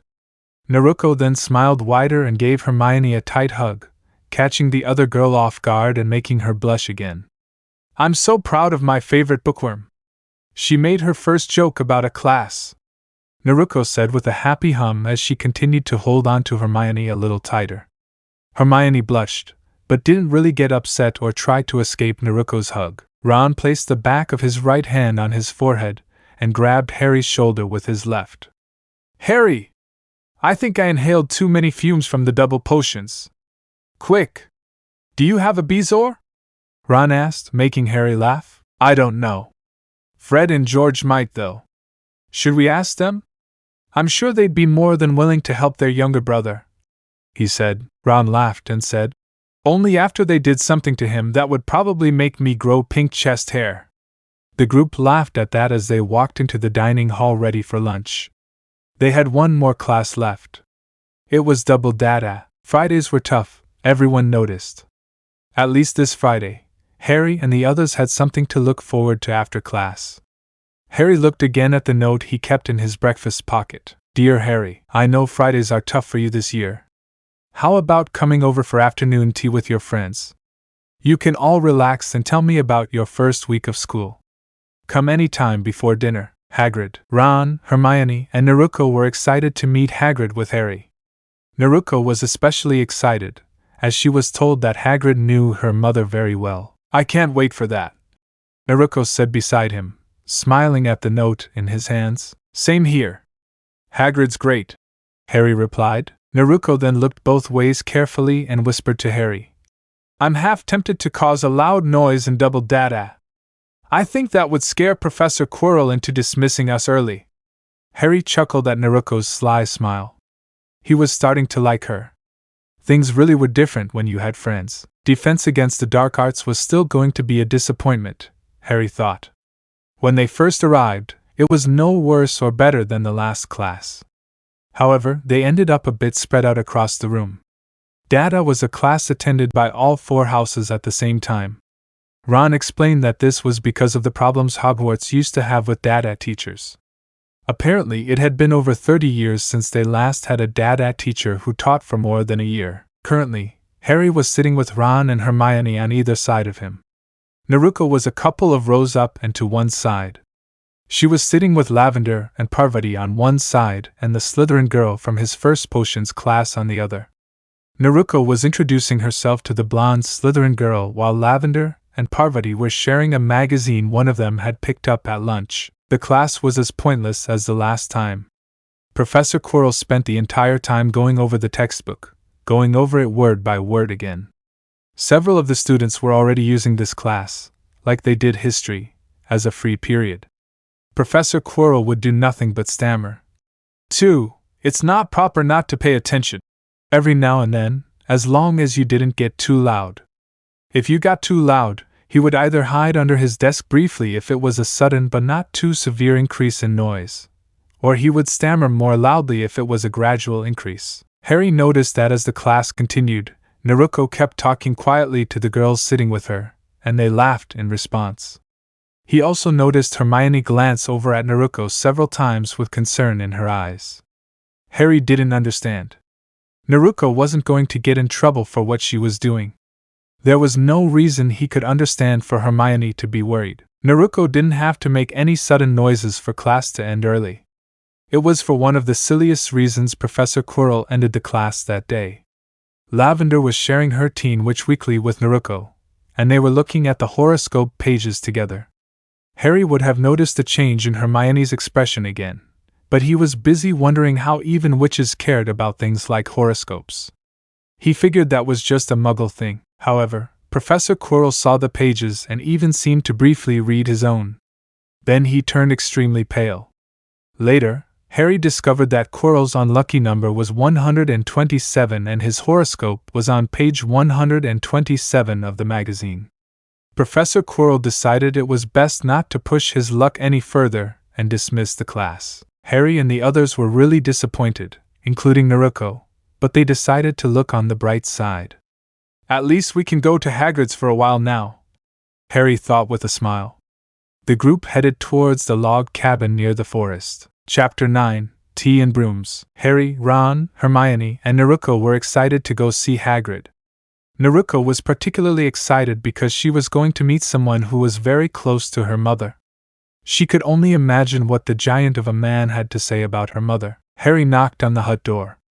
They heard some deep barking from inside, and Hagrid said, "Back off, Fong. Back off." Hagrid opened the door and smiled at them. "Good to see you brought your friends, Harry," he greeted them. Hagrid then looked at Ron and said, "Ron, right? Molly and Arthur's youngest son." Ron nodded happily. Then he looked at Hermione and smiled. "You would be Hermione, wouldn't you?" he asked. She smiled and nodded. "You're already making a name for yourself with the teachers. Some of them are already saying you'll be the brightest of your age," she said. Hermione blushed at the praise. Hagrid then turned to a grinning Naruko. He chuckled. "I'd know that smile anywhere. Your mother had the same one, Naruko." "Thank you," she said cheerfully. "Well, it takes up a lot of space. However, I'll have to make some tea. I wasn't expecting you all so early." "Did you get out of a class early?" she asked. "Dada. Professor Quirrell decided we'd done enough for the day." Harry tried to explain politely. Hagrid laughed at that. "I don't mind the sugar coating. The man really has changed a lot since his days here. Though like I told you before, he's always been more academic than experienced in the field. Don't worry about Fong none now. He's all bark and no bite. Sit." The children entered the cabin to sit at the table. Fong made sure each and every one of them had drool on their school robes. Naruko quickly removed her robes. "Naruko!" Hermione said in surprise. Naruko raised an eyebrow at her. Hermione supposed there really was no harm in it. She just felt it was too soon after they entered the cabin. "She's got the right to do it. Don't worry, none of you. It's been years since I was a student, but I still remember how annoying those things were. Just sit back and relax," said Hagrid. "I heard you knew my mother really well," Naruko began. "That's what I did. Kushina was a good friend of mine while she was here. She always talked about how nice it was to get out of the castle all loaded down, even if it was unbelievable. She even helped out a lot with my homework. She loved it. I felt it was nice to work with her hands in a way that wasn't mixing potions or waving her wand," he said. "I can understand that," Naruko agreed. "That's one of the things Bill loves about his job. A lot of spellcasting, but it's more than that, and he gets to leave the office," Ron said, nodding his head in agreement. "Are you doing all right?" Hagrid asked. "Yeah. Working in Egypt now," Ron said with a grin. "That's good to hear," said Hagrid, sitting down with the teapot. "So, how's school been treating you?" he asked. With that, the children started talking about their classes and everything. Hagrid would add a bit of information here and there and continue the conversation. He also said things about Harry's parents and Naruko's mother. "I'm telling you, Harry, your father was a good man, but he was a real pain to the teachers. He loved to joke. So did Kushina. I'd tell her if the two of them were in the same year, either he'd be in a constant competition over who could pull off the most jokes, or he'd have joined forces," he said with a laugh. "I like to joke around." "I stopped after a while," Naruko said. "You grew up outside, didn't you?" Hagrid asked. "I don't know. I can appreciate the good ones, though. I just don't see much reason to bother anymore," Naruko admitted. "I suppose that's why you understood what Dean and Seamus were doing then," Hermione said. Naruko smiled and nodded. Ron became very interested in his teacup for a moment. Her mother grew up too. The change was quiet, to be honest. According to some teachers, she went from a teasing brat to a rather refined young woman, she said. Then she smiled. She'd still fight with the best of them, though, if the need arose. Her temper took a little longer to calm. Naruko laughed at that. She loved hearing from her mother. Did you know my parents really well? Harry asked. I did, to a point. Your father and his friends would take hiding from McGonagall's wrath here while they visited me. Hagrid let out a laugh that Harry and the others matched. Your parents really were something in their later years. They were probably one of the most talked about couples in their final year. Surprising, really. Your mother actually couldn't stand your father when he was younger. He always had a crush on her, though. Eventually she worked out that, although his pranks were funny, he'd rather win the heart of Lily Evans. Once he'd shaped up, she started to notice him as more than just a wisecracking brat who could be nice once in a while. She saw him for the great man he became before anyone else, said Hagrid. Harry grinned at that. Did you know anything about my father? Naruko asked. A bit. Though I can't seem to remember his name. Hagrid thought for a moment. I do know they loved each other fiercely, though. Your mum was always going on about her boyfriend this and her boyfriend that. He chuckled. I don't think I can think of his name because she always referred to him as her man or her boyfriend or her dream love. She used to call him weak when they were younger, even said he looked like a very girly boy. Maybe that's why she kept using such romantic pet names for him once they were together. I know they'd be proud of you, though, Naruko, he said with a grin. Naruko beamed with happiness at those words. Hagrid then turned to Harry and said, Just like your parents would have you, Harry. Your parents were really happy to have you. Your father kept saying he hoped you'd have his dashing looks, but his brains and his heart. Harry took his own turn beaming with happiness. As time went on, they talked about more school-related topics. Eventually, Harry couldn't help but notice an old newspaper on the table as Naruko listened to Hagrid talk some more about his mother. The article in the newspaper she saw talked about a break-in at Gringotts.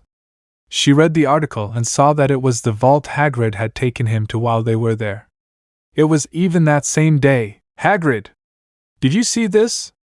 Harry shouted rudely, interrupting the current conversation. Naruko glared at his outburst. Hagrid sighed. There was a break-in at Gringotts. It was even the same vault you emptied. Yeah, Hagrid said, a little annoyed. We could have seen who did it. We could have stood next to them in the line. Harry continued. Ron frowned, as did Hermione. Naruko was silent. So what? You're saying you memorized everyone there? Hagrid asked. Well, no, but, said Harry. Are you saying you could have read their minds or something? Hagrid asked. No, but what did you take from the vault? You said it was Hogwarts business. Harry was cut off when he felt a tug on his uniform. Harry, Naruko said in a hurt voice. Her deep blue eyes almost seemed to have tears in them. Hermione was worriedly holding Naruko's hand and rubbing her back to comfort the blonde girl. Harry lost all hope once he saw Naruko's sadness. What was he doing? Naruko was learning more about her mother. Someone she'd never learned much about before this summer. She might as well learn more about her parents. Instead, she decides to continue reading some bloody newspaper article. From weeks ago, Harry sat down and looked at the floor in shame. How's your brother Charlie? I've always liked him. Hagrid began again after a moment. He was relieved that Harry seemed to be out of control about the newspaper. He's working in Romania. He loves it. He gets to work with all kinds of dragons and travels the world a bit to find new ones every now and then, Ron said. Hermione hugged Naruko for a moment, while Ron talked to Hagrid. Dragons, eh? Ain't that the life? I always wanted to be a dragon. Beautiful creatures they are. Dragons, said Hagrid wistfully. He sends us pictures of them from time to time. Some of them are really huge, Ron said. I always liked Charlie. It's good to know he's doing what he likes. He always was good to animals, said Hagrid. Then he smiled at Naruko and said, Your mother was good to them too. More in the sense that they respected her than actually got on with them. But she still liked them. She'd help me with some now and then. There are plenty of them out on the grounds and in the woods. Actually, I think I have something you'd like. If you'll excuse me for a moment, said Hagrid as he stood up. The table was silent. Harry supposed he should be glad they weren't scolding him or something. He felt they should be. He put the stupid article away. Sure, it was somewhat interesting, but really what would Hagrid have told him about Hogwarts business anyway? Why would he have to go and spoil the mood like that? Here you are, said Hagrid. He gave 2 photos to Naruko and 1 to Harry. That one there, Harry, was of your parents in their last year here at Hogwarts. I was thinking of saving it for something special later, but I thought you'd like this now. I can still do that other thing later anyway. Harry looked at the photo. He frowned and thought for a moment. Cursed article. Holding a photo of his parents dancing in the autumn leaves in a Hogwarts courtyard really drove home how much he was wasting his time on that damn newspaper.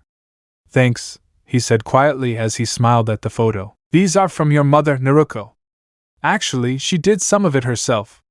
She used a Muggle camera for it and made sure not to develop the pictures the magical way.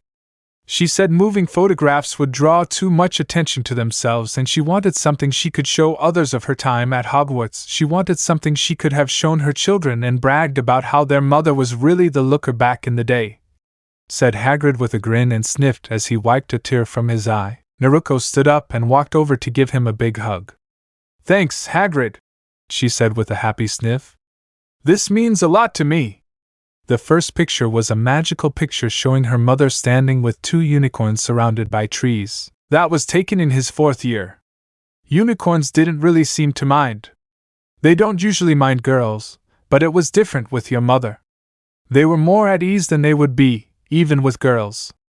They're not usually big fans of men and boys, though younglings don't mind them much, said Hagrid. Naruko smiled at her and looked at the next one. The next one was a still photo, but the color was much more vivid than the magic photo. Wow! She really did have bright red hair, Naruko said. The photo showed her mother, who looked older than the first photo, holding a giant radish of some sort and smiling. There were a couple of dirt smudges on her face, and she seemed a little sweaty, but she still looked really beautiful. Hagrid laughed. That's right. That's a trait a lot of Uzumakis have from what you told me. That radish you picked is very rare and tasty. Great for cooking. I grow them when I can. Very hard to pull off. Can't use magic to help. Can't use old-fashioned might and force either. Tricky. I have to ease them away little by little, he explained. Then he frowned. I might look around for a bit to see if I have any more pictures of your mother, but most of the pictures were taken with her. That was the plan for them, after all, he said. This is more than enough. However, I wouldn't say no to more photos if you could find them, Naruko said with a smile. She seemed to have recovered from before. Did my parents know Naruko? Harry asked carefully. He wasn't sure if he was allowed to talk after what he'd done. In passing, I'd say. A lot of people knew Kushina, but only a few really knew her well. Your parents were 3 years behind her, though. I imagine they might have known her and maybe even talked to her, being Gryffindors and all.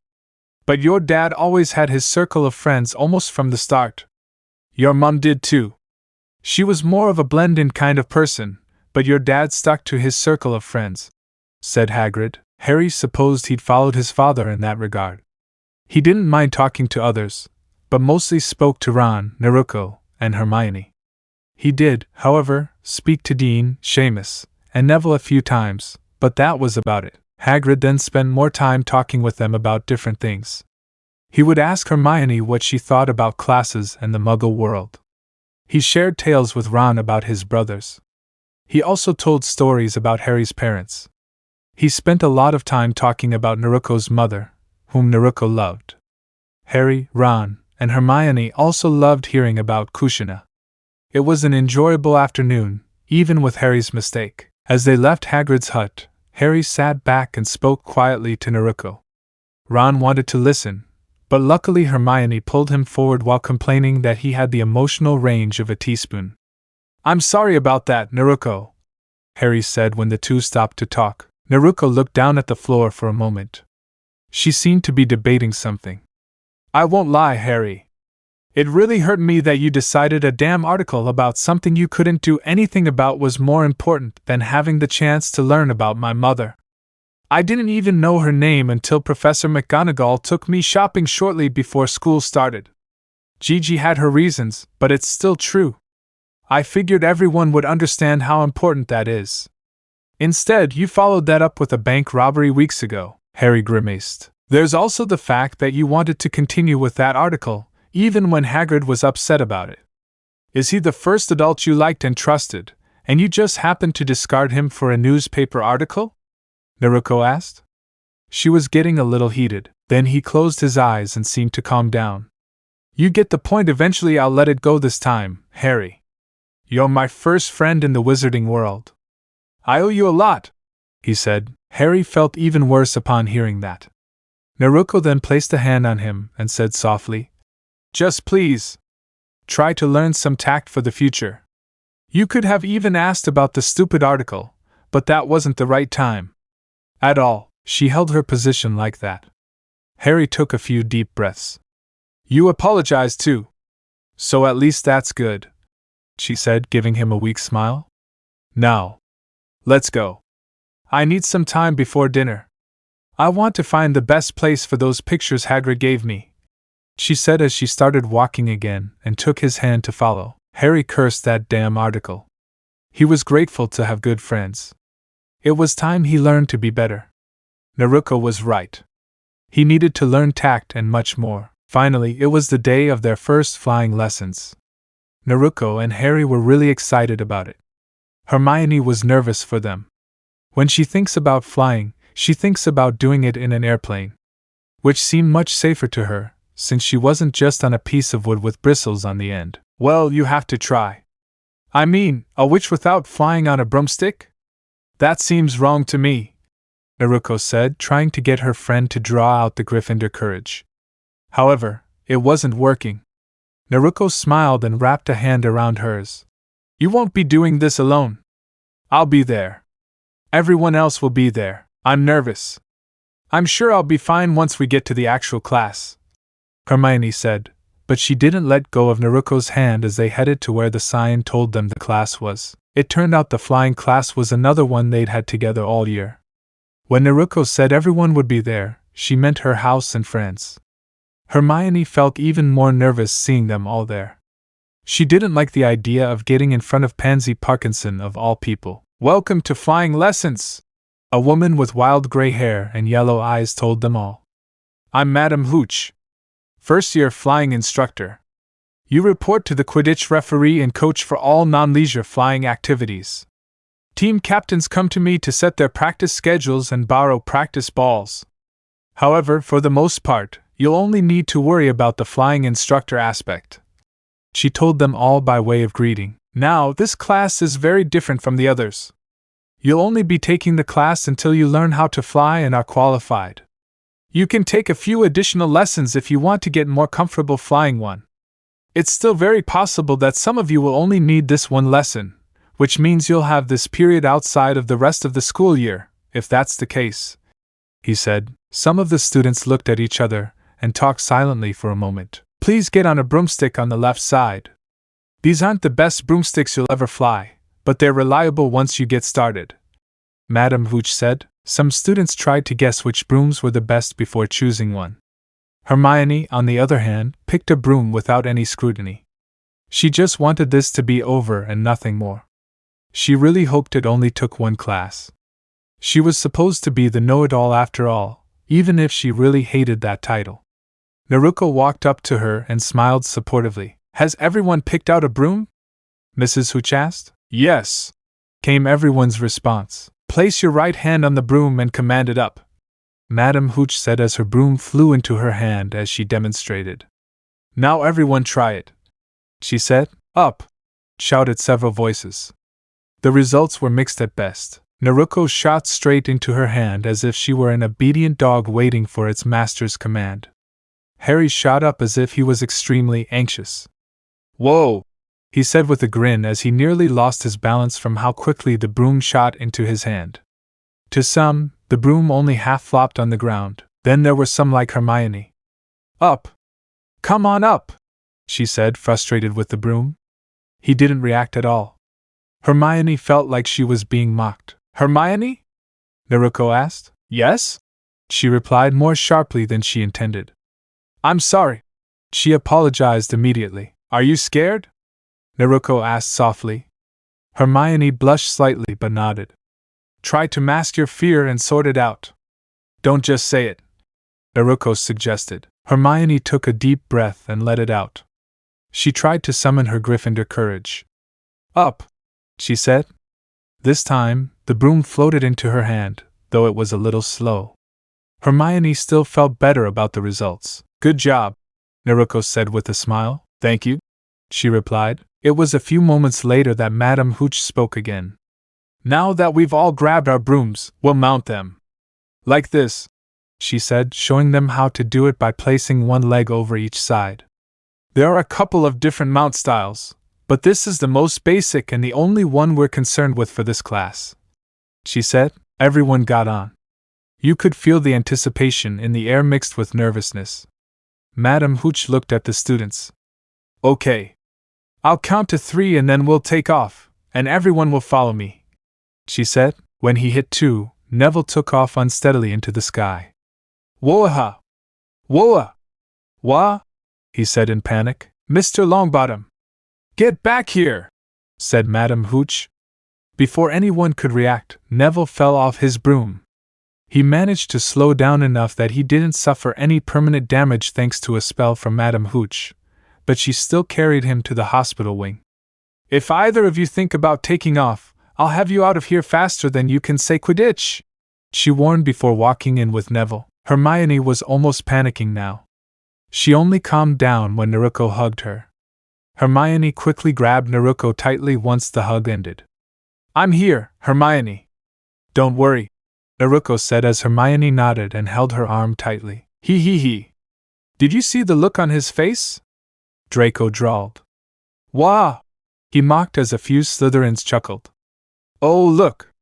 He forgot what memory is, Draco said as he held it up to look at. He sneered.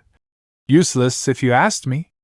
Honestly, Naruko could have said something to him, but at the moment she was more worried about Hermione. She still muttered under her breath. He's not wrong, the thing doesn't tell you what you forgot. Just that you did it. Hermione was a little nervous, so she gave a weak laugh in hopes of easing her nerves. Draco tossed it in the air several times. Give it back, Draco, Harry said. Why? It really is silly. You forget something and it drives you crazy with worry, Draco said. That doesn't change the fact that it's not yours yet, Harry said dangerously. Draco was taken aback by Harry's behavior. If it were anyone else, Harry's warning would have been enough. Now, however, Draco felt he had to prove something as he grinned. I'd be doing him a favor if I got rid of him. Honestly. It's little better than a mental torture device for someone like him, I said. Give it back to me, Harry said. Clearly, I care more for his mental well-being than a so-called friend. I think I'll leave it somewhere for him to chase. If he really wants it, Draco said with a grin as he waited on his broom, in a different style than what Madame Hooch showed them. He laughed harder as he shifted easily. Come and get it, Potter. If it means that much to you, he said. Harry was in heaven in an instant, right behind Draco. Everyone was impressed, even Draco. Last warning, said Harry. Draco was still in shock and looked like he was about to throw it, but Harry lunged forward and only missed because, startled, Draco instinctively lowered his hand, still holding the crystal ball. There's no Crabbe or Goyle here, Malfoy. Just you and me, Harry said, looking at Draco from the front now. Draco seemed to realize that Harry was telling the truth. Then, in a flurry of flight, he threw the object toward the castle.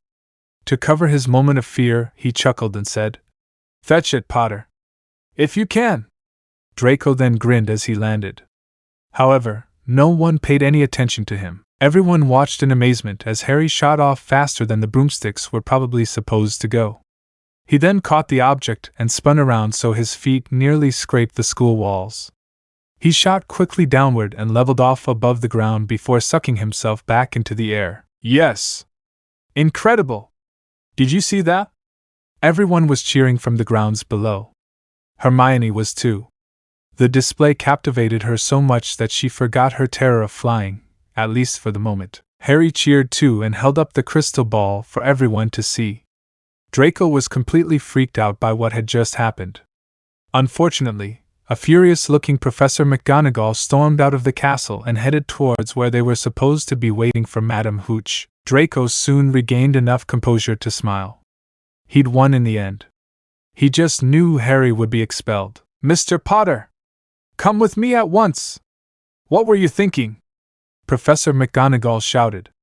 Harry gulped and landed before dropping his broom and following the deputy headmaster back to the castle. Madame Hooch returned shortly after Harry left with Professor McGonagall. Sadly, Hermione's worries returned as well. Once the lessons started properly, Naruko ended up doing far more than was required for the class. Naruko loved flying. She even took a moment to zoom around the practice area almost as fast as Harry did to retrieve Neville's memory. All her worries seemed to vanish into the ground while she was in the air. Hermione did her best, but she kept imagining Neville falling. However, in the image in her mind, he didn't slow down before hitting the ground painfully. Hermione pushed herself off the ground, but panicked and soon landed hard. At least she wasn't hurt.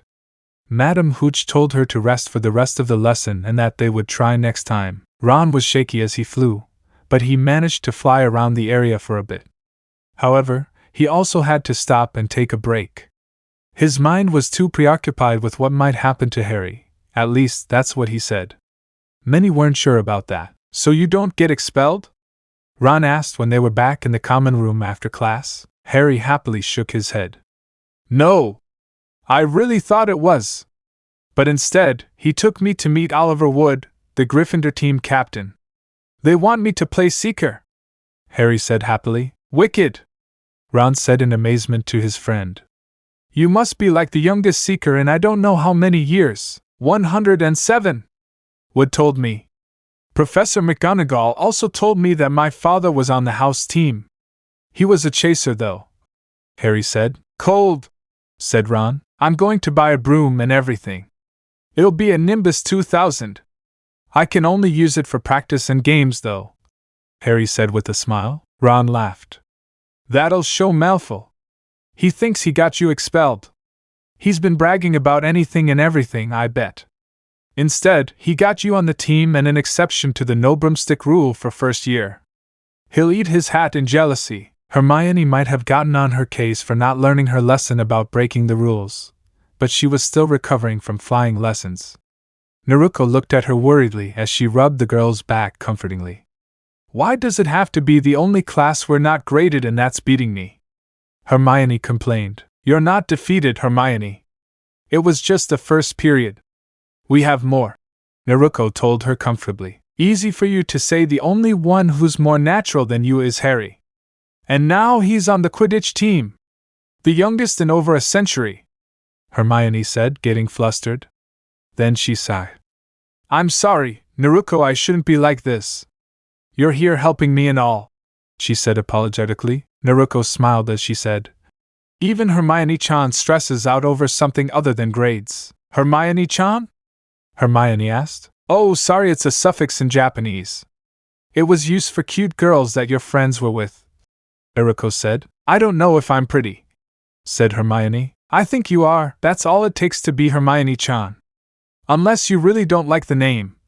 Naruko finished with a worried pout. "I don't mind. Should I call you Naruko-chan?" she asked. "Only if you want. I know things are different here, so call me whatever you want," Naruko said. "Thank you, Naruko-chan." She tried. She wasn't sure what to make of it yet. Maybe she would use it sometimes, though. However, Naruko spoke with the term used for her. Then she whispered in Hermione's ear. "About flying. I have an idea for this weekend." Hermione nodded. She really hoped it would help. Whatever Naruko planned, "I'm not sure about this," Hermione said cautiously as she followed Naruko once it was time for her plan. "This is important, Hermione. I won't let you be afraid of flying," Naruko said. "But still, are we allowed to do this?" Hermione asked. "First years can't fly, can they?" "Technically. We're not allowed to bring a broom. However, I know where they keep the practice brooms. If this somehow goes south, I'll handle it. You won't get into any trouble. If that's what you're worried about, Hermione-chan, Naruko told her with a smile. Hermione was still uneasy, but she also wanted to do this with Naruko. Maybe it was because she never had a friend like that before, and that's why she wanted to experience something new. There was also a part of her that trusted Naruko a little. Maybe she was also afraid that if she said no, Naruko would start finding her boring and spend her free time with everyone but her. Hermione really didn't want that, and it was something she was secretly worried about. I don't know if I'm going to like flying like you and Harry. Everyone could tell he loved flying in our first class, Hermione said. Naruko looked at her and smiled as she said, I never said you liked flying. It would be nice if you did, but I won't force it. However, you should at least not be afraid of flying. It's one of the 3 main forms of travel in this world. And trust me on this. It's the most comfortable, even if the other 2 options are faster. How do you know that? Hermione asked. When I went to Diagon Alley with Professor McGonagall, we operate. More specifically, we operate sideways. It's not pleasant at all, Naruko said, shuddering at the memory. You feel like you're being squeezed from all sides. It may be instantaneous, but it's still awful. Hermione grimaced as she asked. What's the other method of travel, Porky? They're not much better and require a lot of work to set up. They usually only work at designated times. First they make you feel like you're being pulled through a hole, and then you feel like you're being squeezed from all sides and something is trying to rip your brain out but it refuses to go. It's also instantaneous, but probably even worse than apparition. I would avoid using them if I could without causing too much time lag, she explained. How do you know about porkies already? Hermione asked. She'd read a little about them, but what she'd read didn't tell her what it felt like to use one. I have to travel a long way to get to Hogwarts, and I'm an orphan with limited travel options. I have a really special portkey. It works to get me to and from King's Cross Station at the designated arrival/departure point inside a hidden VIP lounge. It also belonged to my mother, Naruko said with a smile. It's nice that it doubles as a souvenir, as well as getting you to school, Hermione said with a smile. Then she asked, why not use something like the carriages all the other students used? Naruko was still in shock. Then she turned to Hermione with very surprised eyes. Do you really want one of those things following you around? She took a step back a little unintentionally as well. Hermione looked at Naruko, completely confused and worried. What had she done so wrong to warrant that reaction? Naruko looked almost disgusted by her for a moment. Why not? They looked nice, comfortable, and roomy too. I bet you could increase the speed for long-distance travel, too, she said. Naruko looked at him for a moment. I'm not talking about the carriages. I'm talking about what was pulling them, she explained. I didn't see anything pulling them, Hermione said thoughtfully. Naruko then relaxed. It was good to know her friend wasn't so morbid or dark. She never would have suspected Hermione would be into that sort of thing, but then again, it's always the ones you least suspect. However, that wasn't the case here. This was a misunderstanding. However, she was still a little confused. I don't know why you couldn't see them, but I could. The carriages were being pulled by these things, she began. What did they look like? Hermione asked, wondering why not everyone could see this creature Naruko was talking about. There was no way this was a joke. Naruko was too shocked by what she said. They're hideous. And believe me, I know hideous.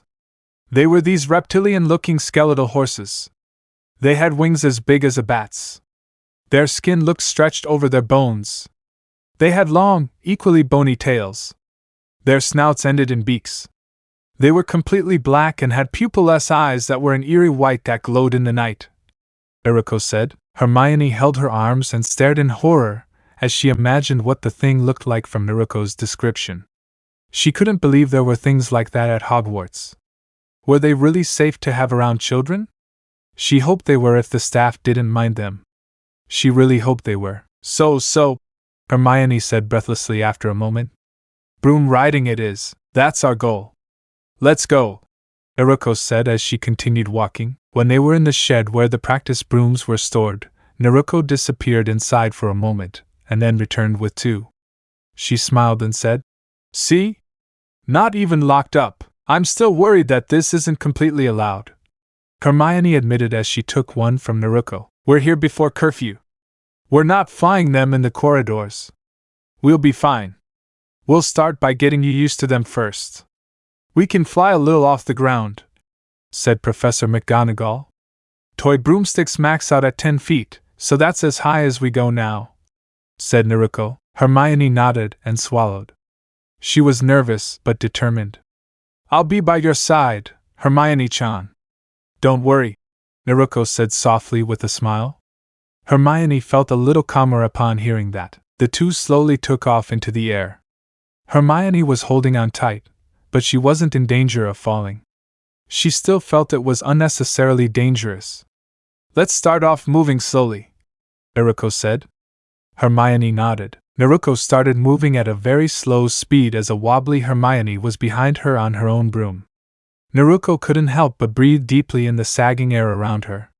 This wasn't so bad, even if she wanted to go faster, but this was about Hermione and not what she wanted. The two girls flew together in circles, and Hermione finally got used to flying a broom at this altitude.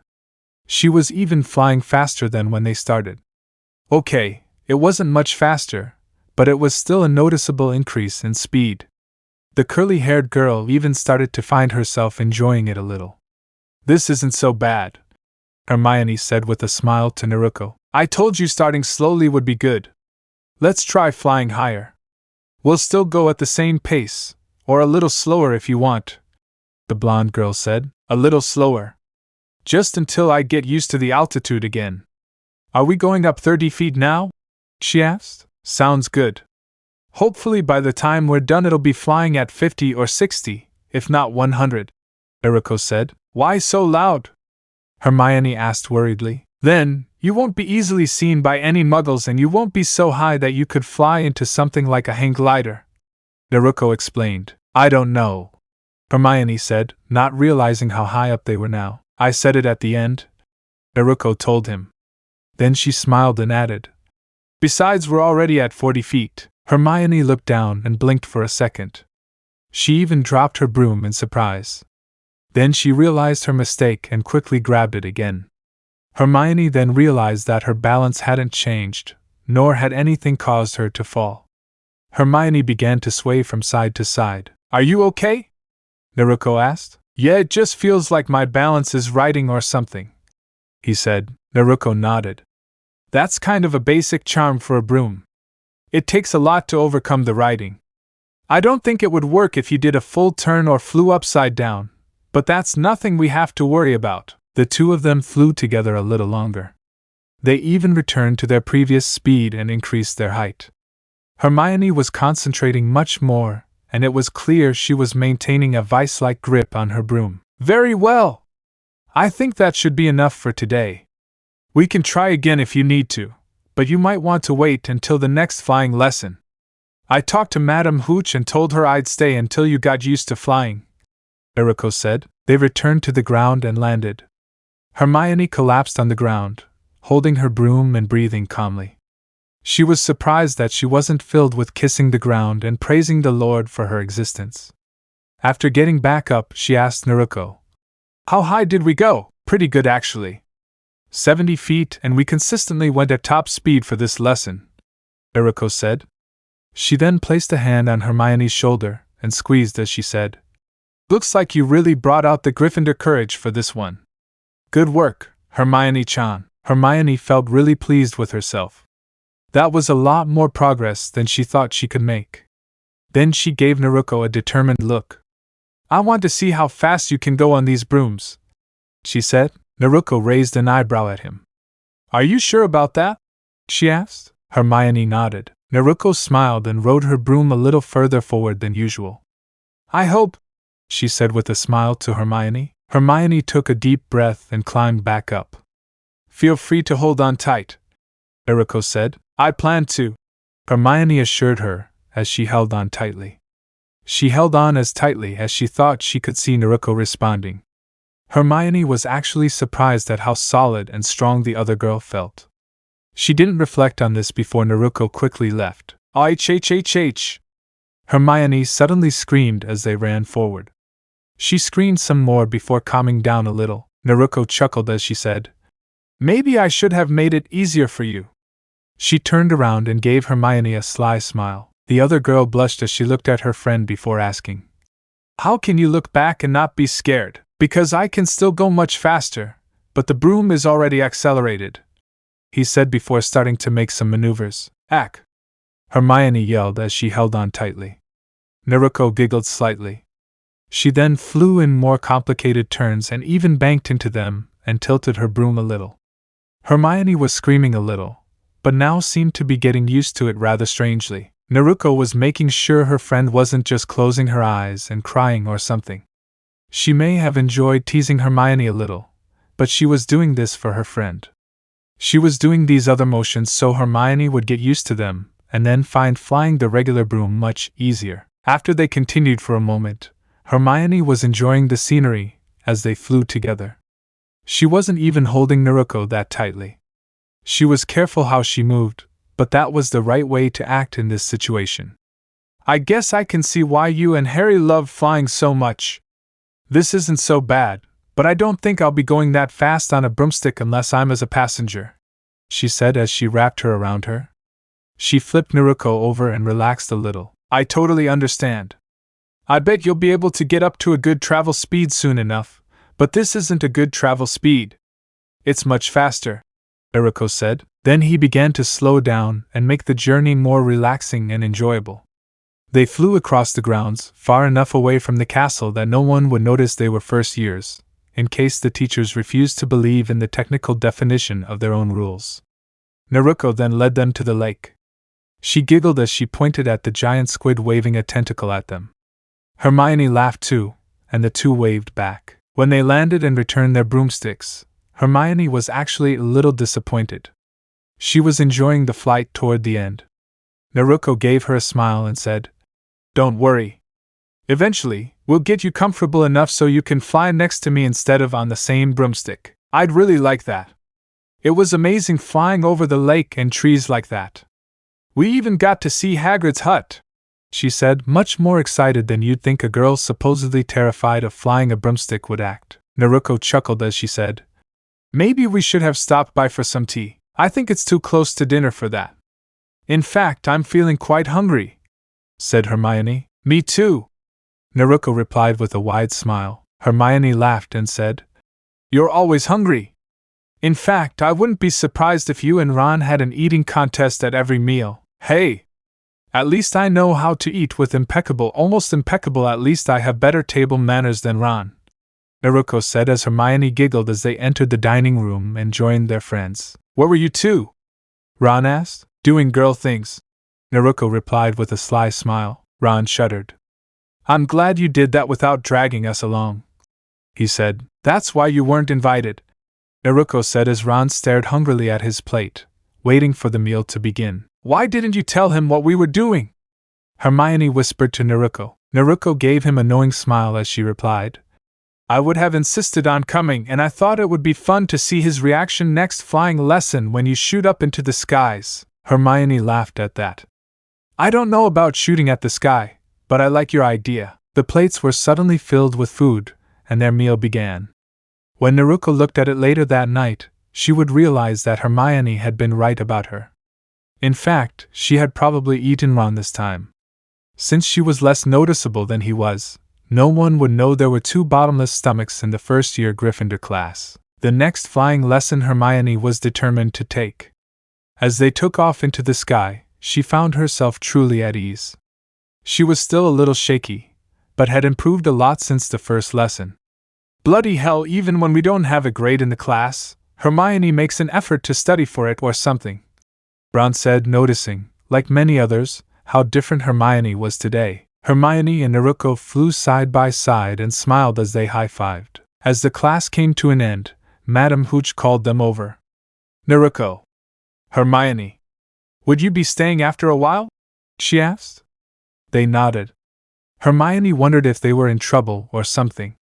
She really hoped not. "You were much better today, Hermione. I'd even say you could stop attending classes, even if you were still a little unsteady. However, that's nothing a little experience won't fix," So, do you want to continue or end it here? Mrs. Hooch asked. Hermione thought for a moment. I could just get this over with. A part of her thought. Then there was the other part that sounded like Naruko that thought. Hermione Granger backed out halfway through? Never, Hermione smiled. I think I'll continue. You said a little more experience was needed. I can't think of a better way to gain it, she said, and like I said, I'm taking the lessons until Hermione-chan is ready to finish them. Naruko said with a wide smile. Madame Hooch chuckled. I can't argue with that. There are a couple of things you two could improve on next time. Then she gave them a few more tips on how to improve their flying. Hermione and Naruko listened with determined nods. Despite her decision to continue, Hermione still had one big thought in mind. Flying accomplished! Hermione felt like she was making her inner Gryffindor proud with that thought. She had overcome one of her greatest fears while in the wizarding world. She was more determined than ever. This was truly the world Hermione Granger belonged in, especially with her friends. However, that reminded her of the other challenge, but she would figure it out, hopefully. Chapter 10. Midnight Meetups and Smelly Trolls. I wouldn't mind going if I were you, Naruko told Harry. We have no choice. Draco challenged Harry to a duel in the middle of the dining hall. We have to apparate, and I'm Harry's second, Ron replied. I wouldn't go just yet, Naruko replied in an almost sing-song voice. Ron was about to ask him what his problem was, but Harry stopped him and asked, What do you mean? Harry would really prefer to hear his thoughts, and then throw them out like Ron seemed to want to do here. Naruko sighed. The oldest trick in the book for cowards like Draco. Makes you think you're being forced into a duel or some other challenge. Picks a terrible place for that duel. I mean, come on. The trophy room? Yeah, there's no way fighting there will be noticed. It's not like the room is full of breakables or anything, she said, the end dripping with sarcasm. Harry was thinking about that.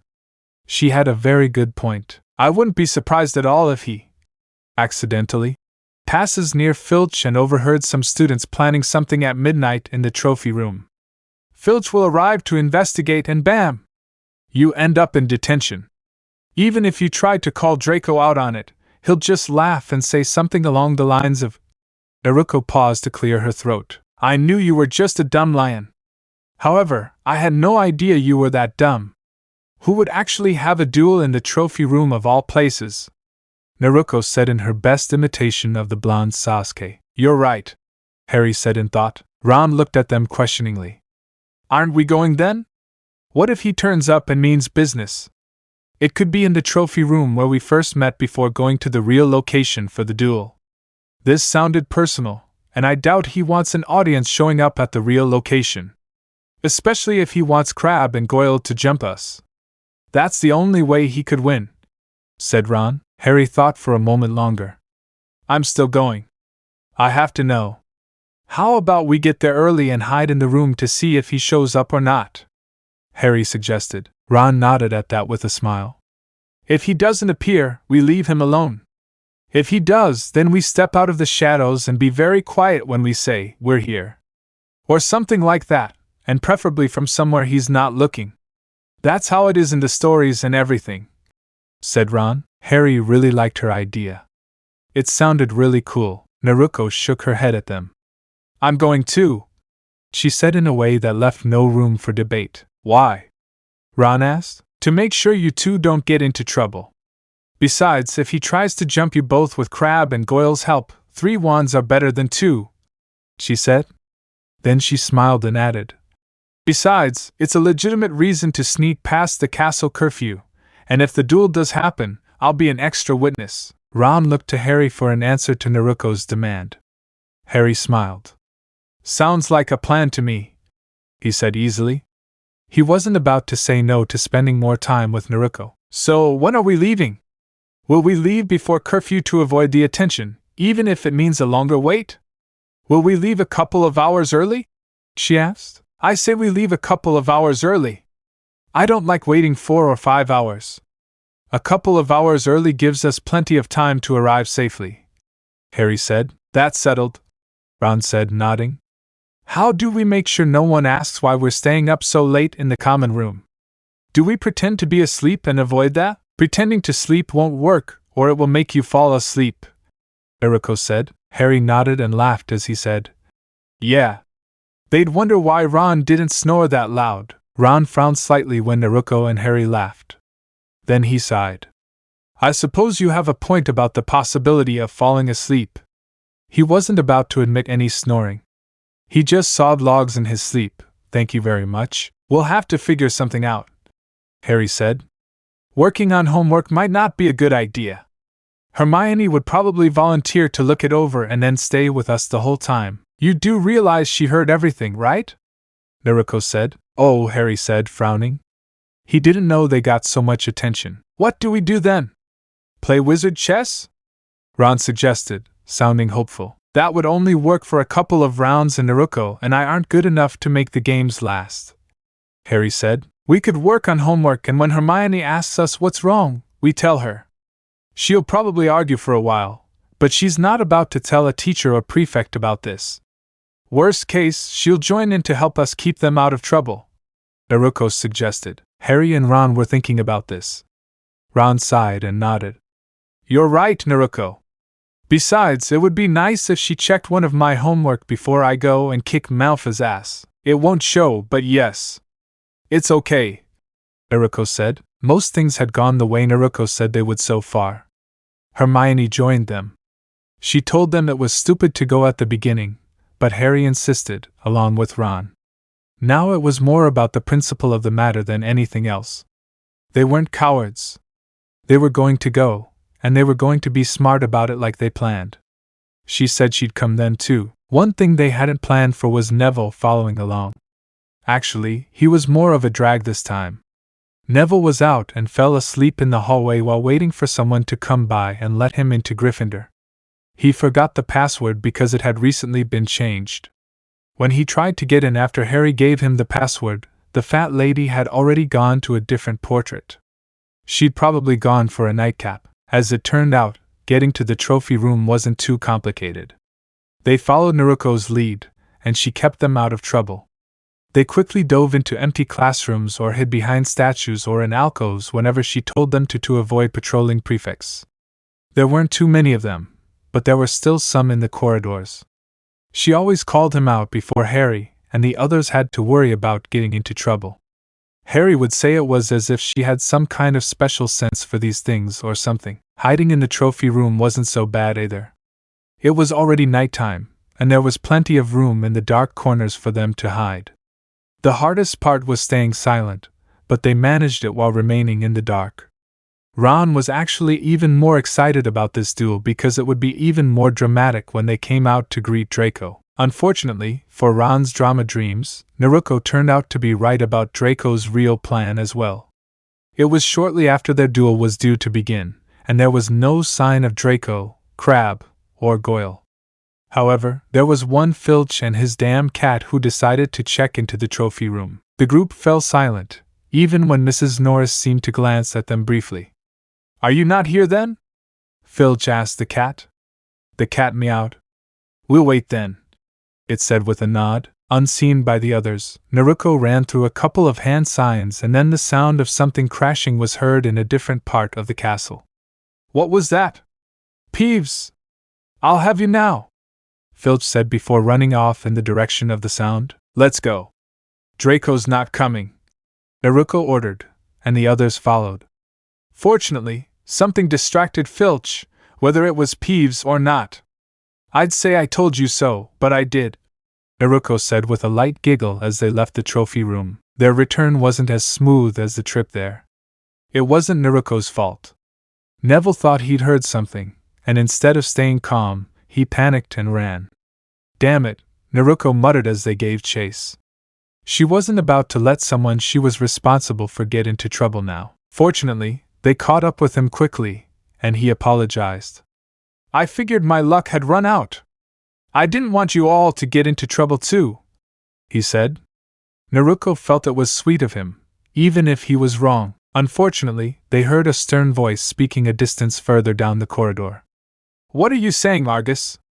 Professor Snape asked. I'm saying there will be troublemakers, Professor. A clash in one of the locked classrooms. Besides, it was one of your students who said there would be others getting out of bed tonight, Filch explained. Naruko quickly opened a door, and they dove inside as the two staff members walked past them. Naruko's eyes widened as she saw a giant three-headed dog. It was on top of a trapdoor, guarding her. She heard a muffled scream and quickly turned around and looked at her friends seriously while placing a finger to her lips to signal for silence. They all followed this order as well. Neville mostly out of embarrassment for not doing so sooner. "We'll be back," she whispered to them. They silently backed away and slammed the door before running. They heard a series of loud barks and followed with Naruko leading the way.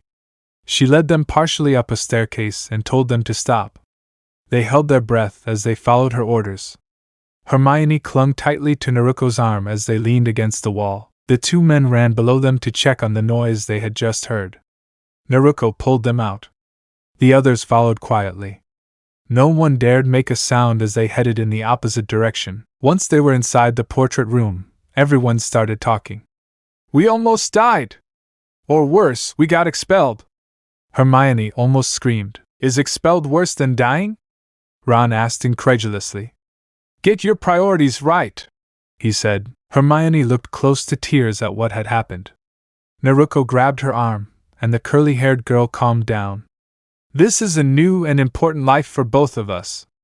Expelling us would mean we'd get to know the wizarding world, but we'd be forced out of it again," Naruko explained as Hermione nodded. "Oh," said Ron. Hearing it that way, he understood better what they meant. Hermione was about to say something, but Naruko looked at her and held her tongue. "I'm sorry," Neville said pleadingly. "This is my fault. If I hadn't run, you all listened to me once we were in the room, and that's what's important tonight. You can't take back something from the past. You can just learn from it," Naruko said, giving Neville a small smile. The boy sniffed and nodded. "But what was that dog doing? Why do they have something like that here?" Harry asked in question. "I was guarding something," Hermione said as Naruko nodded. Harry looked to them for an explanation. "There was a trapdoor I was standing on. I only just caught it after Naruko signaled us to keep quiet," he explained calmly. She grabbed Naruko's arm for a moment. "Damn, more observant than I am. He could only count to 3 over and over again before we left," Ron said with a sigh. "Well, I think we've all had enough for tonight," Naruko said. "Yeah, I really feel exhausted after that. Next time Draco challenges you to a duel, please don't bother," Hermione said as she sighed and relaxed her body while letting go of Naruko's arm. "Lesson learned the hard way," Harry said. They said goodbye one good night and went to their respective bedrooms feeling really exhausted. Potions was easily Naruko's favorite class. She liked charms and transfiguration, but potions even more. She seemed to have a bit of a knack for it as well. Perhaps she was especially motivated because she saw the uses potions could have for a ninja. She also realized that herbology wouldn't be her favorite class after all. She was very motivated in the class, but it was obvious to her because she knew how important it was to potions. If it weren't for her interest in Snape's class, she would see that herbology wasn't bad, but it wasn't very fun. She would still try hard. Hermione wouldn't let her not do it, but she wouldn't mind it as much as she currently did. Neville loved herbology. Harry, Ron, and Naruko told him many times that he would probably be one of the best Longbottom botanists in the family. Neville really appreciated hearing such things. He was often the class clown. In herbology, he was the closest to being the ace for once in his life. Naruko had come to enjoy potions so much that she found herself wanting more. She headed to Professor Snape's office during his stated office hours. She knocked and heard a "come in" from the professor. Naruko entered the classroom. "Miss Uzumaki, what is the meaning of your visit?" he asked as he looked at her. He was surprised that she had actually grown accustomed to his ridiculous, by his standards, hairstyle. "I was wondering if you could suggest books I could check out from the library to learn more about potion making, Professor Snape," she replied. She didn't feel she could call him anything less formal. He'd probably explode if she dared call him Uncle Sevi or something. It might be fun, but it probably wouldn't be good when it happened. Was there anything in particular you had in mind? He asked her. Naruko scratched her head a little nervously before asking. Yeah. Maybe something to heal? Naruko then gave him a sly smile. She was confident in her answer now. She thought he wouldn't say no to that. Professor Snape thought for a moment. If he had any doubts about whether she was in fact Kushina's daughter, he would have lost them all at the sight of that sly smile. It was something his mother was known for when she was truly happy or planning something. Professor Snape decided to test her. He supposed he owed it to his mother for helping him find his way into potion making. He wasn't playing favorites because he had to do it himself. There are many healing potions. There's one in particular that isn't too specialized in its effects. It's a potion that will close wounds, neutralize poison, and enhance natural healing processes. It's not too difficult if you have the talent, and it's not too easy either, he told her. That sounds almost too good to be true. So again, you said natural healing after the other two. Does that mean it's not ideal for more serious injuries? She asked. That's correct. However, it's the best and preferred brewing potion, I suppose you could say, for more advanced healing. It also works wonders for most injuries, he replied. Naruko was thinking. Is this really 3 different potions? It does 3 different tasks. Professor Snape looked at her neutrally, but was actually pleasantly surprised that she solved it so quickly that most would assume it was a potion. That's it. It's actually 3 potions combined into one, he said. Naruko then had to ask a different question in her mind. Could you use the 3 potions separately? If you were a fully qualified healer and knew how to administer potions properly, then you could. That's what most healers choose to do. The potion I'm speaking of is used in more serious cases. As I said, it's ideal for preparing a patient before moving into more advanced methods of healing, he said. The girl hummed and thought with her eyes closed. Then she opened them and asked, Is it possible to overdo potions for someone? You're correct. That's why this potion is important. You don't have to worry about how much you've used a potion to make sure you won't exceed the limits. It's just a singular potion you have to worry about, he said. I guess I'll start with the close wound potion. Then the poison neutralizer. And finally the buff. He mused. It's a 4-step process. Each potion is a step. The 4th step is combining them properly, he said. Where should I start then? Naruko asked. Professor Snape wrote on a piece of parchment where it should begin. He handed it to her. Naruko took it and asked, How do I know the potions are correct? I can't just test it on people by cutting them or poisoning them. You know my office hours. Every first year at this point should know how to preserve and keep a potion fresh. When you think you've done well enough, bring it to me and I'll examine it, Professor Snape told him. Naruko nodded. I won't tell you exactly what to do, but I'll give you a hint as to what you did wrong if I feel it's necessary, he told her. I won't baby you, and I'll give you the answer straight away. I know. Life isn't easy or fair, she said with less courtesy than she'd intended. Then she sighed and looked him straight in the eye. Trust me. I already know that lesson, Professor Snape. She hoped maybe he'd understand why she dismissed him the way she did. He looked at her and said, You may go now, Miss Uzumaki. I suppose that is all you need. Naruko nodded and left. She paused at the door for a moment before opening it and said, I appreciate that you tried to teach that lesson to your students in your class as well. Then she opened the door and left. Professor Snape thought about her last words. It seems the daughter is as perceptive as the mother. Or as perceptive as Kushina said she learned to be after meeting her boyfriend, he thought. He wasn't entirely sure of the name. He thought it was Minato someone. The time she did mention her boyfriend, it was usually some kind of cutesy, lovey-dovey name she used to make up on the spot to test things out. Professor Snape chuckled a little to himself. I'm surprised Hagrid hasn't let that slip yet, he thought before stretching and preparing to end his office hours. If anyone knew the name of Kushina's boyfriend, it would be Hagrid. Snape wasn't ready to retire to his chambers just yet, but he flicked his wand and a sign appeared on his door saying he was closed and stating his hours. Few people knew this, but Professor Snape also used his office to relax. He couldn't really do that too much in Slytherin when he went to his chambers. He'd have to be ready to navigate the annoying maze of children playing politics at a moment's notice. Most Slytherin students used Hogwarts as a testing ground for such things, so they'll have some experience once they leave the school. The elites as a whole decided what happened at Hogwarts. They generally stayed at Hogwarts. The children made mistakes. However, once they graduated, everything from then on counted fully in their games. What do you think Halloween will be like? Naruko asked Hermione as the aforementioned day approached. Naruko was really excited about it. Konoha didn't have that holiday. Oh, I don't know. I bet it'll be fun, Hermione said cheerfully. Naruko noticed that Hermione seemed to be in a good mood when they were alone like this, but worried about something when they were around others. After the flying lessons, things improved briefly, but soon Hermione started withdrawing again.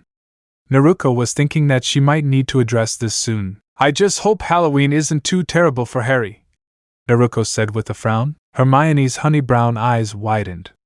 Oh no, I never realized that. Hermione began to panic. Was she being a terrible friend? She hadn't thought about what Halloween was like the day she lost her parents. Calm down, Hermione. Relax. We'll have to keep an eye on him and see, Naruko said. Hermione seemed to calm down at her words. It turned out Harry was actually the most excited about Halloween. I mean, I understand what happened on Halloween. But for better or worse, the Dursleys raised me to believe they died in a drunk driving accident. I was more upset that they weren't there than I was that they died most of my life, if that makes sense, Harry said when he was talking to Naruko and Hermione alone right after breakfast. He gave them a smile. Thanks for being worried about me. But I actually want to see what Halloween is like without having to worry about my silly cousin and all. I never got to enjoy the day. Here I come. Like you said, Naruko. Beginning of a new life. He grinned. Naruko blushed in response and nodded with a smile. This was something Hermione found way too adorable with her whisker marks and all. When the day came, classes were hard to focus on. Everyone was excited for the Halloween party. The day started with charms and practicing the levitation charm. Ron was struggling, but Hermione helped even if he got a little irritable with her at first. Naruko looked at him and realized that Hermione was just trying to help. Hermione was a little worried about what happened back there when she saw Naruko looking at Ron. She was grateful for the help, but it also seemed to be telling her something more than she probably meant to. The last class that day was potions, as flying lessons were over for everyone at this point. Hermione was confident enough to fly a broomstick, even if she preferred to do it with company rather than alone. She had already passed the class and gained the extra experience she wanted. Surprisingly, she and Naruko weren't last in the class once they got the extra practice in. They were close to last, but Crabbe and Goyle needed an extra lesson after them. During potions, Hermione seemed to withdraw a bit again as Naruko and Daphne conversed silently while completing their homework. Naruko tried to engage Hermione, but caught the other girl frowning, before she tried to hide it. Things got worse when the class ended and they returned to the common room. Lavender approached and spoke to Naruko. Naruko tried to engage Hermione again. Lavender seemed to want to as well, but the curly-haired girl was frowning at something. She then politely excused herself and went to her dorm. Is she okay? Lavender asked with concern. I'll go see, Naruko said. She climbed the stairs and entered the room. Hermione looked up and almost closed the curtains, but Naruko stopped her. She looked at her friend, who blushed in embarrassment and looked away. Naruko sighed. Okay. Come with me, Hermione. Clearly, we need to discuss something, she said. Why not here? She asked stubbornly with a pout that Naruko might have considered cute if the girl wasn't like that. I think it's something we should discuss alone, Naruko said seriously. Hermione looked up. Naruko gave her a smile and nervously scratched the back of her head. Besides, I've always wanted an excuse for girl talk in the bathroom. I know it sounds silly, she said. Hermione seemed to brighten slightly at the idea. Okay, I wanted that too, she admitted with a blush that Naruko would say was cute. Okay, follow me next. We're going to the one near the dining hall. That way you don't have to worry so much about getting to the party quickly. You know the one on the second floor, but not that one, Naruko said. Hermione nodded and followed her. There were 2 sets of bathrooms on the second floor. One was near the stairs, just above the dining room. The other was far more infamous. It was haunted by a ghost girl who always cried all the time. She was usually referred to as Moaning Myrtle. None of the girls dared venture there unless they were about to pee and couldn't wait until they got to the other one. Hey Lavender! We might be late for the Halloween party. We'll be in the bathroom right above the dining room if anyone asks where we are. Okay? Naruko asked. Lavender nodded, feeling a little confused. Thanks, Naruko said quickly as they left. Hermione felt a little silly, actually. They were going to have an argument in the bathroom. It wasn't important, but it was something she secretly wished she could do when all the other girls left together. She was relieved that Naruko wanted something like this too. She felt a little less awkward about herself, if that made sense. So, what's been bothering you, Hermione? Naruko asked with a worried frown once they closed the doors and confirmed they were alone. Hermione sighed. She wanted to say something else or actually drop the question, but it was too late for that given her excitement at doing something so simple and silly. Fortunately, there was actually a bench in this bathroom to relax on. It really was a more elegant bathroom. Hermione looked worried as she looked down. You. More specifically, you and me, she said. Naruko looked at her questioningly.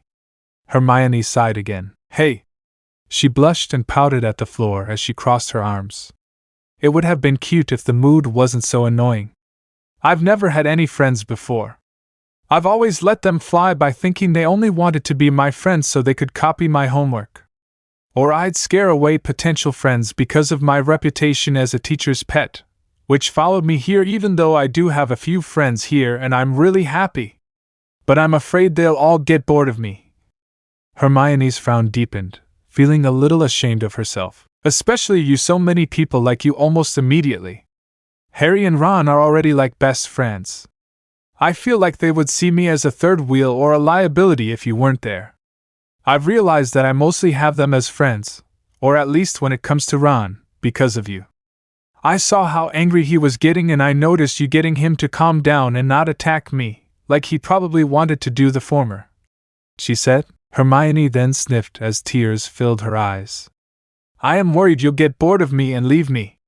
Then everyone will go with you. I'm just Bookworm Hermione. Professor Hermione's pet. Frizzy-haired Hermione. Beavertooth Hermione. I don't want to lose friends now that I've tried it. I thought if I started distancing myself, maybe it wouldn't hurt so much. You can get along with almost everyone. Lavender. Parvati. Even Daphne from Slytherin. And everyone says she's an ice queen. Hermione was filled with tears now. Then she felt a tight hug. She looked up and saw Naruko also crying. I don't make temporary friends. I love you as a friend. I know you like books and all. I know you like studying. But you like other things too. I've noticed how happy you get when we talk together and some of the other things we've done. You're more than those names. Naruko hugged Hermione tighter as the other girl cried too. You're one of my precious people, Hermione. I never abandon my precious people. Are really? Hermione asked between sobs. Naruko gave Hermione a tearful smile as she said, I never leave them. You better believe it. Hermione sniffed and smiled an equally watery smile as the two girls hugged longer. When they recovered, Hermione felt lighter than air. She believed Naruko. She was glad they were having this talk, even if her worries were a little silly. Don't ever think I don't want you as a friend, Hermione, Naruko said again with a final sniff. I'm sorry it was silly of me to get upset about it and think all that, Hermione said with another sip as she wiped away her tears. Never think your worries are silly, Naruko said with a smile as she hugged Hermione again. Hermione hugged her back. I guess we should wash up, huh? Hermione asked after they held the hug for a while. Naruko nodded as they stood together. They still felt like they needed some time to talk normally and even express their emotions. Naruko laughed after a while. Hermione looked at her. You'll probably find this strange, but up until a year or two ago, I didn't have any friends either. In fact, the people closest to me hated me. What? They must have been crazy, Hermione said. A lot of people liked Naruko, or if not, at least didn't hate her. Naruko gave a small smile. Maybe. But that doesn't change the fact that not having friends like that was the reason I clung so tightly to my precious people. There's little I wouldn't do to help them. Hermione was amazed. Naruko really was amazing. She too came from a friendless background, but she got along really well with others. Hermione gave her another hug and smiled as she said, I'm glad you're my friend. I'm glad you think so highly of me. I think I might be a little the same way. I just hadn't found my precious people until Hogwarts. I really don't want to lose any of them. Naruko was about to recommend they go to the party, but then her nose wrinkled. What's that terrible smell?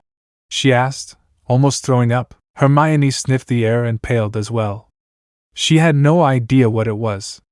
Then they heard a loud growl-like sound. They looked and saw something very large and evil with a club. Naruko immediately pushed Hermione back a bit as she stood in front of her just as the club landed and smashed a sink near them. Hermione yelled, "Ay!" Naruko narrowed her eyes dangerously at the troll. The troll actually blinked in concern at his gaze. It was stupid and smelly, but he could tell this yellow thing was tough. He decided to get meaner and was about to attack again. Naruko blurred through hand signs. She'd have to explain this later. Hermione would believe her after a long discussion. However, just before she was about to shout out her jutsu, Harry and Ron turned the corner right behind the troll. Naruko was grateful they were coming to help, but they were getting in the way of her ending this right now. Distract him! Naruko yelled at them. Harry threw things at him, and Naruko did the same from where she stood. The troll looked back and forth between the two. He wasn't sure what to make of this. The club! Ron!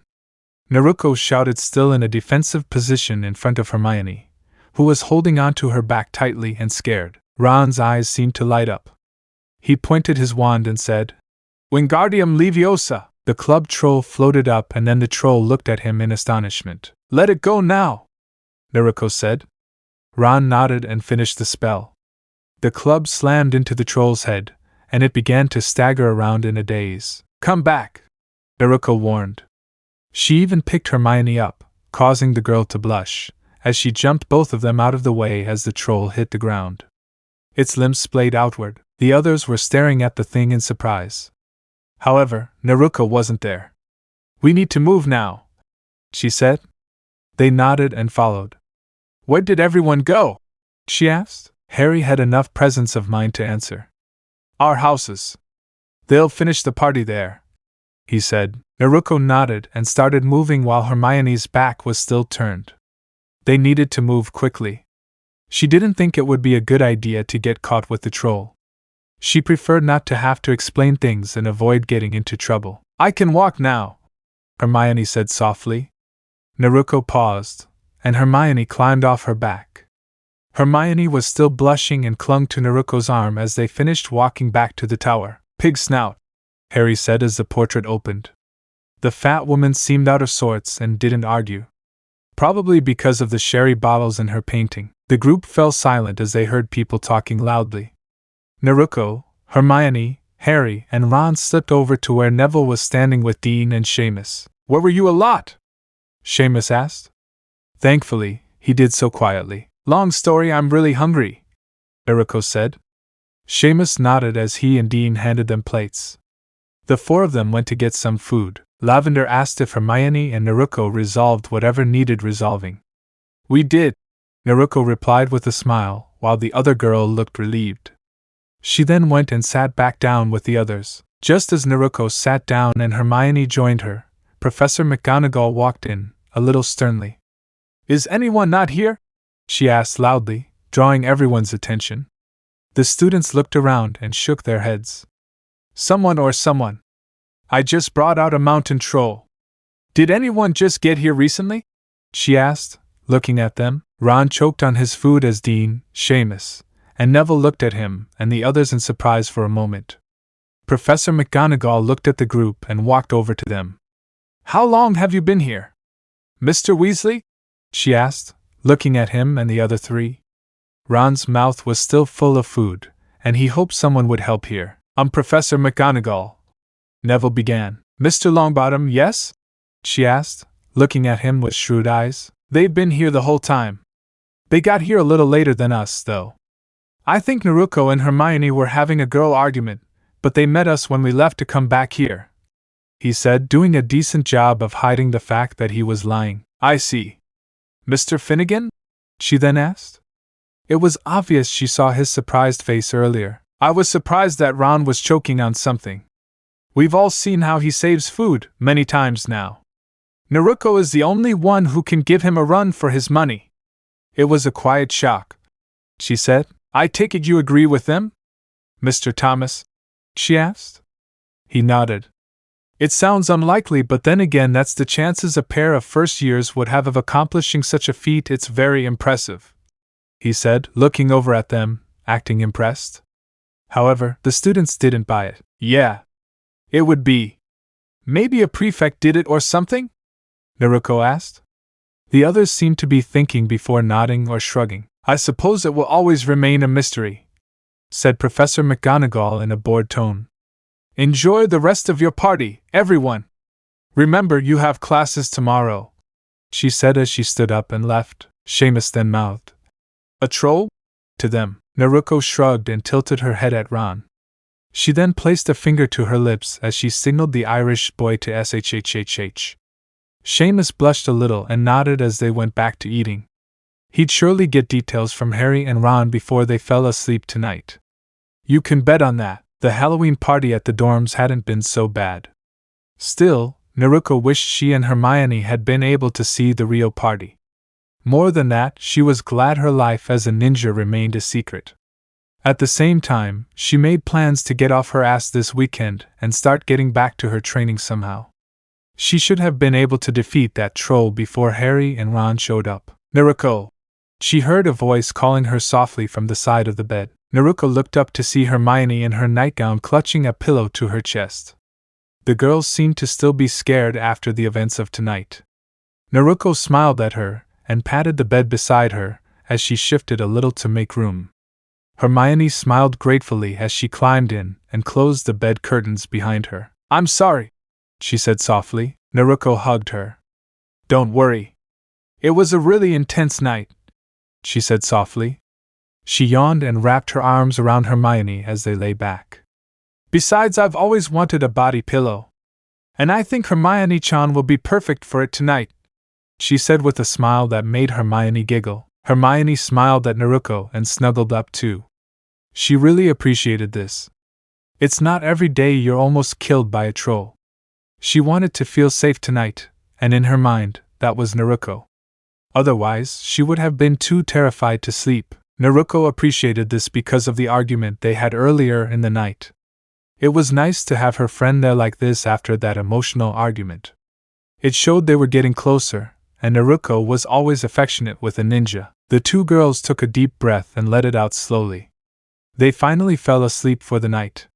Fortunately, either of them was dreaming about trolls in the bathroom. Chapter 11, Discussions and Jinxed Flying. Naruko hummed to herself as she headed to Hagrid's. She was alone this time, and thankful for it. She needed to ask him a few personal questions. She'd taken a closer look around the castle, but couldn't find anything to suit her training needs. She felt even worse for having gotten so distracted from something so important, even if Hogwarts was exciting and new to her. She was even more determined after the troll incident, and knowing that Harry was training as part of the Quidditch team. She came to the hut and knocked on the door. "I'm coming," said Hagrid from inside. The giant of a man opened the door and smiled when he saw Naruko. "Well, this is a pleasant surprise. What can I do for you, Naruko?" he asked kindly. "I actually wanted to ask you a couple of questions about a certain aspect of my mother's life. If you have time," Naruko said with a small smile. "Yeah. That's what I'll do. Get in and out of the cold," said Hagrid. "Do you want something to drink?" he asked as he rummaged around his hut for something. "I'm fine this time. I don't want to take up too much of your time," Naruko said as she closed the door behind her. "I hope you don't mind if I have something to drink then." I've just finished some outside work. I could use a bit of money to keep me out of the cold," said Hagrid. It wasn't long before they were seated and Hagrid turned to Naruko. "So, what did you want to know about your mother?" he asked. "What did you do to train kunoichi while you were here?" Naruko asked. "I suppose I should have known that's what you were asking for. She mainly used weight stamps and did normal physical training at first, that's what she told me at least. She didn't really have any trouble with Academy 4. I suspect she just refreshed herself with them a couple of times in an empty classroom to make sure she didn't get rusty," said Hagrid. Naruko nodded at that. "I thought about doing something like that, but I need more than just physical training. I've been finding free time to pursue my taijutsu style, but not too much," she said. Then she laughed. "It's really easy to go unnoticed when Hermione enters her study area. I might have to do something about that more often. The girl still gets too focused from time to time on just studying," she mused. "Most of the Muggleborns I've noticed. I think some feel forgotten even though they all start at the same point here at Hogwarts. The others I suspect feel they have to prove something. Hermione seems like a sweet girl, but she's probably a bit of both. You'll all need to help her. Things get very difficult for Muggleborns after a couple of years. They still don't feel reassured like they fit in with the wizarding species yet, and they start to drift away from their Muggle families. It happens to all of them. There's a lot going on at Hogwarts that your non-magical family just can't understand," said Hagrid with a frown. "Duh," Naruko blurted out and sniffed a little. "Are you all right?" Hagrid asked. "Yeah, I just decided that when I'm done here, I'm making sure to give Hermione a big hug and hold her for a bit. Luckily, she likes hugs and is very huggy as a person," Naruko said. She then gave a light giggle. "However, I might be looking for an excuse to hug her more. It's still a ways off, but Christmas break is coming up soon. I'm going to miss all my roommates when they leave for the break. I've always been a bit clingy, I guess you could say, for a kunoichi," Naruko said as she scratched the back of her head. "There's nothing wrong with holding on to what you've got. I always say, just don't smother them one way or another," said Hagrid with a grin. "Your mother was very kind and friendly, too, that's good to hear. Speaking of my mother, what did she do for her further training? You know, once she was a kunoichi and not an academy student," Naruko asked. She was a little surprised to realize that she actually graduated before her mother. "He had a place. It's not easy to get to, though. It's a bit deep in the woods. He decorated the place with seals to keep people from noticing. I wouldn't recommend that, though, Naruko. The woods can be dangerous. It might be a good idea to wait until you're a kunoichi yourself," said Hagrid. "I already am," Naruko said casually. "Really?" Hagrid asked in surprise. "Yes. I graduated last spring. I've even been on C rank missions and one that turned into a B rank," he said. "Wow, isn't that something? What happened to the one that turned out to be a B rank?" Hagrid asked. Naruko frowned in thought. She hated talking about that mission, but Hagrid would understand. He knew her mother, and he'd been through the war with the wizarding world himself during Voldemort's reign of terror. It was an escort mission for a family of 3. We ran into a group of bandits led by a missing Nin. We ended up killing the bandits. I'm not happy about it, but I don't regret it. We saved the life of a baby and its father. The mother would have lived if you could call it that. She was young and very pretty. I don't think I need to say much more there." Naruko sighed. "Can I have a cup of tea after all?" she asked a little weakly. Hagrid nodded and poured him some tea. He even offered him some extra. "Thanks, but I'm fine with just tea," he said. "I killed most of the bandit force, and my teammates killed some too. Salma-sensei took care of the missing ninja," he added. "Why did they leave most of that nasty business to you?" Hagrid asked, a little annoyed by such a thing. He knew what ninja teams usually were like: 2 boys, a girl, and a sensei, until they got more experience. The bandits tried to escape, but we knew they weren't going to do it peacefully. There was a village nearby that they were looting during their retreat. I'm very skilled with shadow clones, so it was more efficient, and I saved more people when I used them," Naruko said. "Unfortunately, a lot of bad things happen in this world," said Hagrid. They were silent for a moment after that. Hagrid then spoke again. I suppose you can see them then? Can't you? He asked. Look what? Naruko asked. The Thestrals. They pull the carriages into the school. Only those who have witnessed death can see them, said Hagrid. Naruko looked horrified. Is that why I can see them and Hermione can't? They look so evil, she said. They do. They're not. The ones here especially. They've got them well tamed. They're useful too. Clever they are. They can understand your words, they can. Tell them a destination and they can take you there, but that might not work for getting to the ninja world again, said Hagrid before taking a sip. Loyal too. They won't hurt you unless you make an enemy of them. Or an enemy of Hogwarts in this lot's case. They're really fast flyers. There isn't a broomstick that can match their speed. Never will be there, I reckon. They're strong too. Their wings can lift me even with a bit of difficulty, said Hagrid with a wink at the end. Naruko laughed at that. Tell you what. I'll show you where your mother did her kunoichi training. Or at least around. I've only been a couple of times, but I mostly remember where it is. It's not too deep in the woods. We just won't mention it to McGonagall. She'll probably get herself into shape.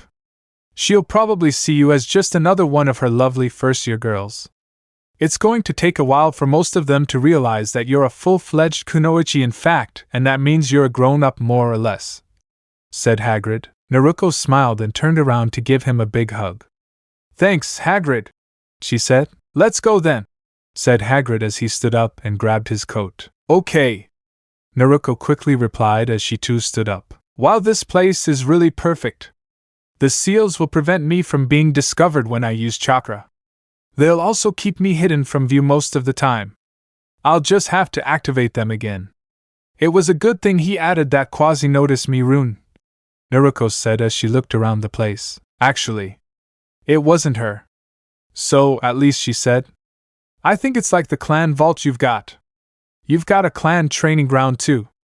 Uzumakis have been around since before Hogwarts was dispersed over the years, said Hagrid. This place is still perfect. It could even be used as an emergency shelter, from the looks of it.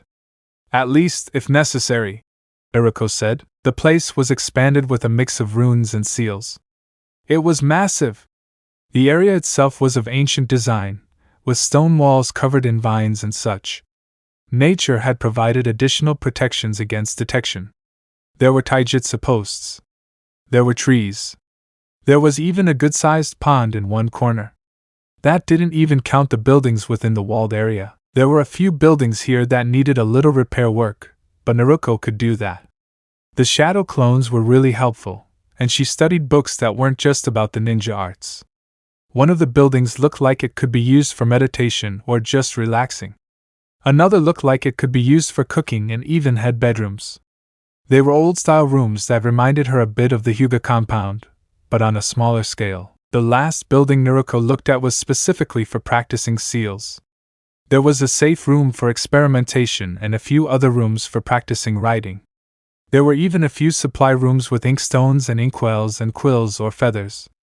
Naruko supposed it would make sense that there had been a time when multiple Uzumakis were here at Hogwarts together, hence the need for such a training area. Once she finished her examination of the area, it was clear she'd be using it for ninja training. Any extra studying and magical training she'd be doing at the castle. This wasn't so bad, really. There were plenty of unused classrooms she could use for a bit of privacy, or she could simply work on things in her dorm. Thanks again, Hagrid. I really appreciate you showing me around, Naruko said, giving him a hug and thanks once more. Glad to be of help. I was worried for a moment, but hearing you were a full kunoichi made it clear you could handle yourself well enough to get here. Now then. Do you want to stay here for a bit? Or shall we go back together, and have some more tea to warm you up again? Hagrid asked, returning his hug momentarily. I'll stay here for a while. You can go back and warm up, said Naruko. Hagrid waved goodbye and walked back. Now, where to start? Naruko thought aloud. It would be the basics of getting back in shape, obviously. Hermione-chan! Naruko said as she quickly gave her friend a tight hug and didn't let go while smiling brightly. The hug received a very cute sound of surprise from her curly-haired friend. And then Naruko, Hermione stammered. She clutched her heart a little. She was absorbed in looking at her homework for the 7th time. Her friend's hug took her by surprise. Hermione-chan, it's time for a break, Naruko said, but Hermione began. No, it's clear you've been studying the whole time I was away. Balance, Hermione-chan. Balance, Naruko said. Hermione turned around to see a smiling girl. She blushed slightly when she saw that her friend was a little sweaty. Of course, being Naruko, she still looked beautiful. Her friend was lucky that way. What have you been doing? Hermione asked. Exercise. I can't just sit around all day. I'm not willing to let myself get fat and lose weight. Besides, all the food would go straight to my hips, and not in the good way, I bet. It feels really good to exercise, too. I also visited Hagrid briefly, Naruko said. Hermione frowned slightly. You could have said something, she said with a pouty lip. Ah, Naruko cooed. Then she gave Hermione another tight hug. This time the girls were face to face, and Hermione felt it was a little unfair how well endowed her friend seemed. She was very soft and felt nice, though. I'm sorry, Hermione. I wanted to ask you some personal things about my mom. It won't happen often. I promise, Naruko said, and you never break your promises. Hermione finished with a smile. You better believe it. Honestly, though, I'd take my Hermione-chan everywhere if she'd let me, Naruko said with a smile. Hermione blushed again. Then she wouldn't study as much, and she'd probably be grumpy after a while. You might have cute pouts, but I don't really want to upset you, Naruko said, hugging Hermione again briefly. Hermione had to admit it was nice to have such a cuddleable friend.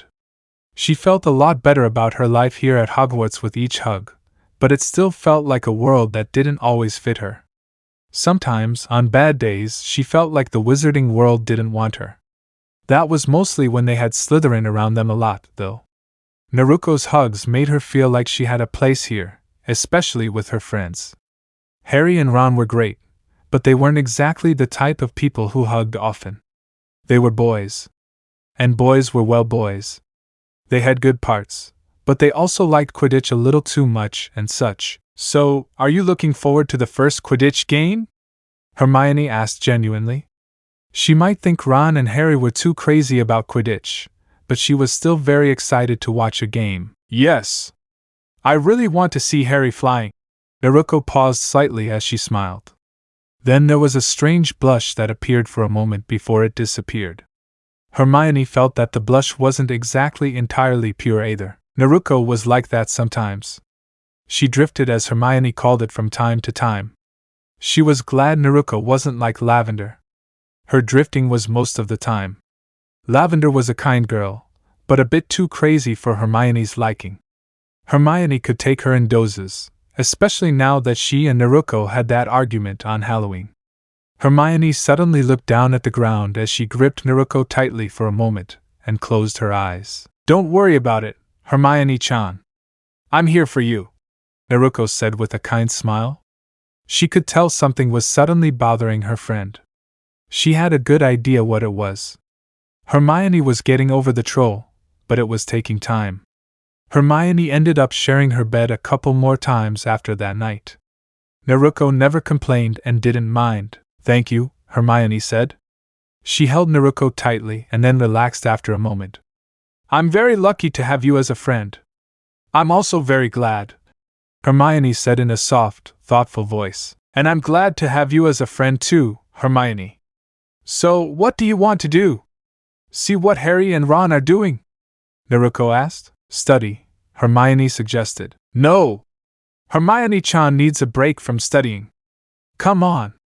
Let's do something fun, Naruko said. Fine, lead the way, Hermione said in a playfully resigned voice.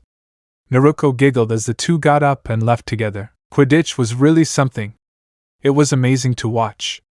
It was intense, even if Slytherin cheated too much and got away with it too often. Sadly, this game got a little scary. Harry seemed to be having trouble with his broom. He was fending it off. It took everything he had to keep from falling, and the game was still going on. I'm telling you. It's Professor Snape.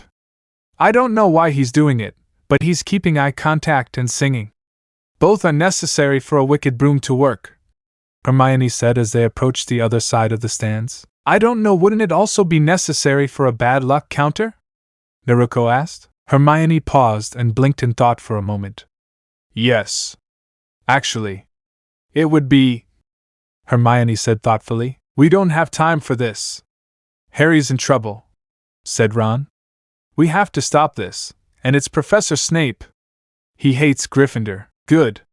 We know he's involved somehow, and seems to have something against Harry for whatever reason, Naruko said as they started moving again. I'll make sure the distraction is big enough to stop whoever's doing it. If it isn't Professor Snape, Hermione said. It's Snape. Harry told us he accidentally found out he was trying to get past that dog. Now he's trying to get rid of it, said Ron. Okay, but witnesses. If he really wanted to get rid of Harry for that, he could do it privately and provide himself with an alibi. Doing it in the middle of a game in such a conspicuous manner isn't really the most astute way. Sure, you could say that everyone would have their attention elsewhere, but do you honestly think they wouldn't do a huge investigation through Harry Potter, the boy who lived, falling from his clearly cursed broomstick to his death? I hear they have ways of looking at the event again from multiple angles. Something about memories or not. Much better to use poison or something, or possibly a controlled mental disorder, Naruko said. Naruko, I like you and all, but you can be scary sometimes. How do you think of something like this so quickly? Ron asked, as he was the one who paused this time. Naruko cursed her ninja nature by coming out like that. She gave a nervous smile and laughed while trying to look cute. Too many comics? Naruko asked lightly. What's a comic? Ron asked. It's like a book, but it uses illustrations to tell the story with dialogue instead of just words, Hermione replied, glancing at her blonde friend. She blushed. It wasn't fair how Naruko was so cute. Hermione was working on a theory that all the straight girls would have crushes on the blonde, too. That sounds great. Much better than normal books, said Ron happily. Hermione gave him a stern look for that reaction. Naruko decided she was safe for now, and had some gift ideas for Ron in the future. As they continued, they accidentally bumped into Quirrell, who was sitting near Snape. So, what's the plan? Ron asked in a loud whisper that only they could hear. Fire! Hermione said softly as a jet of flame shot from her wand and set Professor Snape's robes alight. Ron was about to say evil, when Naruko quickly threw something aside and said, Let's go. There was a loud popping sound and the audience jumped to see what caused it just as the trio left the area and watched as Harry sailed on his broomstick to catch up and grab the snitch. The audience along with Ron roared in approval as the game came to an end. Snape was too busy trying to put out the fire in his robes to respond to the loss of his house. Maybe I should have used that in the first place, Naruko said causally. At least it covered our escape, Hermione said. What was that? Ron asked. I think it was called an explosive explosion, Naruko replied. Did you get that from Fred and George? Ron asked. His brothers had a set of fireworks that they always smuggled into school and kept on hand for any spontaneous engagements required. Maybe, Naruko said in a sing-song voice. Come on. Let's wait for Harry by the lockers, she said before leading the way again. Your broom was bewitched, Harry. That's what caused the problem, Hermione explained as they headed to Hagrid's for a post-game celebration. Really? Harry asked. Yes. It was Professor Snape, Ron added. Well, I'm not sure about that. Hermione and Ron seemed to think so. I think I would have chosen a much cleaner way to get rid of you if I had wanted to, Naruko said. Harry wasn't sure what to make of her choice of words regarding his hypothetical demise at the hands of the potions professor. After what you said, I'm not so sure anymore, Naruko, Hermione said sternly. That's why I said his broom was damaged and didn't say it was Professor Snape. She then pouted. Go, I'm sorry, Hermione, Naruko said with a quivering lip. She then gave Hermione another hug in apology. Naruko had been doing what Hermione called. Naruko makes noises more often lately. Maybe the curly-haired girl acknowledged them more now. Naruko got them to sleep a little. The blonde had also been cuddling more lately. Hermione wasn't sure why that was the case. She didn't mind, but she was worried that something was bothering her best friend. The blonde wasn't coming out and sharing. I forgive you, Naruko. I doubt there's much I wouldn't forgive you for, Hermione replied. That's why Hermione-chan is my best friend at Hogwarts, Naruko said happily. Hey, what about me? Harry asked. Naruko shrugged. You're a boy. It's different. Besides, Hermione's more of a huggable person. I'd say you're a good friend, Harry. But like I said, it's different. She blushed a little, and only Hermione seemed to notice. Can we get back to talking about how Snape hexed the broom? Ron asked, a little annoyed. That was in the past. We'll take care of that, Naruko said as Harry nodded. Hey, Hagrid! Hermione called to her giant friend who was sitting outside her hut, waving at them. Ron shook his head, but smiled. He enjoyed visiting Hagrid. He'd come back to this later. He didn't think they should reveal what happened to his best friend so easily. Hello, everyone. Great game, meh? Told you you'd be a natural at flying. Not sure about the broomstick business, though, said Hagrid. That was great, how you were sailing there, Harry, Naruko said with a bright smile and a slightly different tone in her voice. I did that because I felt like if I didn't, I'd end up swallowing it or something. I also felt like it would be right. You know, Harry said. I think it was, Naruko said again with that different lilt in her voice. Harry wondered what it was about. Hermione stopped herself from laughing at Naruko. She was going to make fun of her for falling in love with Harry. You're a boy, so it's indeed different, she thought to herself. Hermione had to stop for a moment at that point. She hoped she hadn't caught the giggling crazy boy/girl disease that Lavender and Parvati had. Then again, it could be that Hermione never had a friend she could do things like that with until now. All the more reason why Hogwarts was where she belonged. Hagrid laughed, not noticing Hermione's mid-first-year meltdown. I knew you'd be a natural. I did. Just like your father. Still, that's broomstick business, said Hagrid. Ron decided to speak this time since no one else did. It was jinxed. We saw it was Snape who did it, he said. Why would he do that? I know he's as surprisingly interested in Quidditch as McGonagall, but that's too far out there, said Hagrid. We're not all sure it was him, but he could have been. He was singing and keeping eye contact with the broom. He could have been doing a counter jingle, but we don't know entirely. Our distraction took care of that, though, Hermione said. That was you? Hagrid asked. Yeah. We wanted it to be something big enough in case it wasn't Professor Snape, Naruko said. Why do you think it could be him? Hagrid asked, looking at Ron. Ron looked at Harry. Harry sighed. I found out he was trying to get past that three-headed dog. I was talking to Filch about it while they were repairing it. I walked in on them trying to retrieve a book he decided to confiscate earlier in the day, Harry said. How do you know about Fluffy? Hagrid asked. Fluffy? Ron, Hermione, and Harry asked together. Naruko was too busy laughing at the cutesy name for such a big dog. Yes, Fluffy, said Hagrid. Does that thing have a name? Ron asked. He does. No, how do you know so much about him? Hagrid asked, a little annoyed that they weren't answering the question. Harry began. Harry and Ron thought Malfoy was taking the duel in the trophy room at midnight seriously, Hermione, and I went to keep them out of trouble. I told them he wouldn't turn up.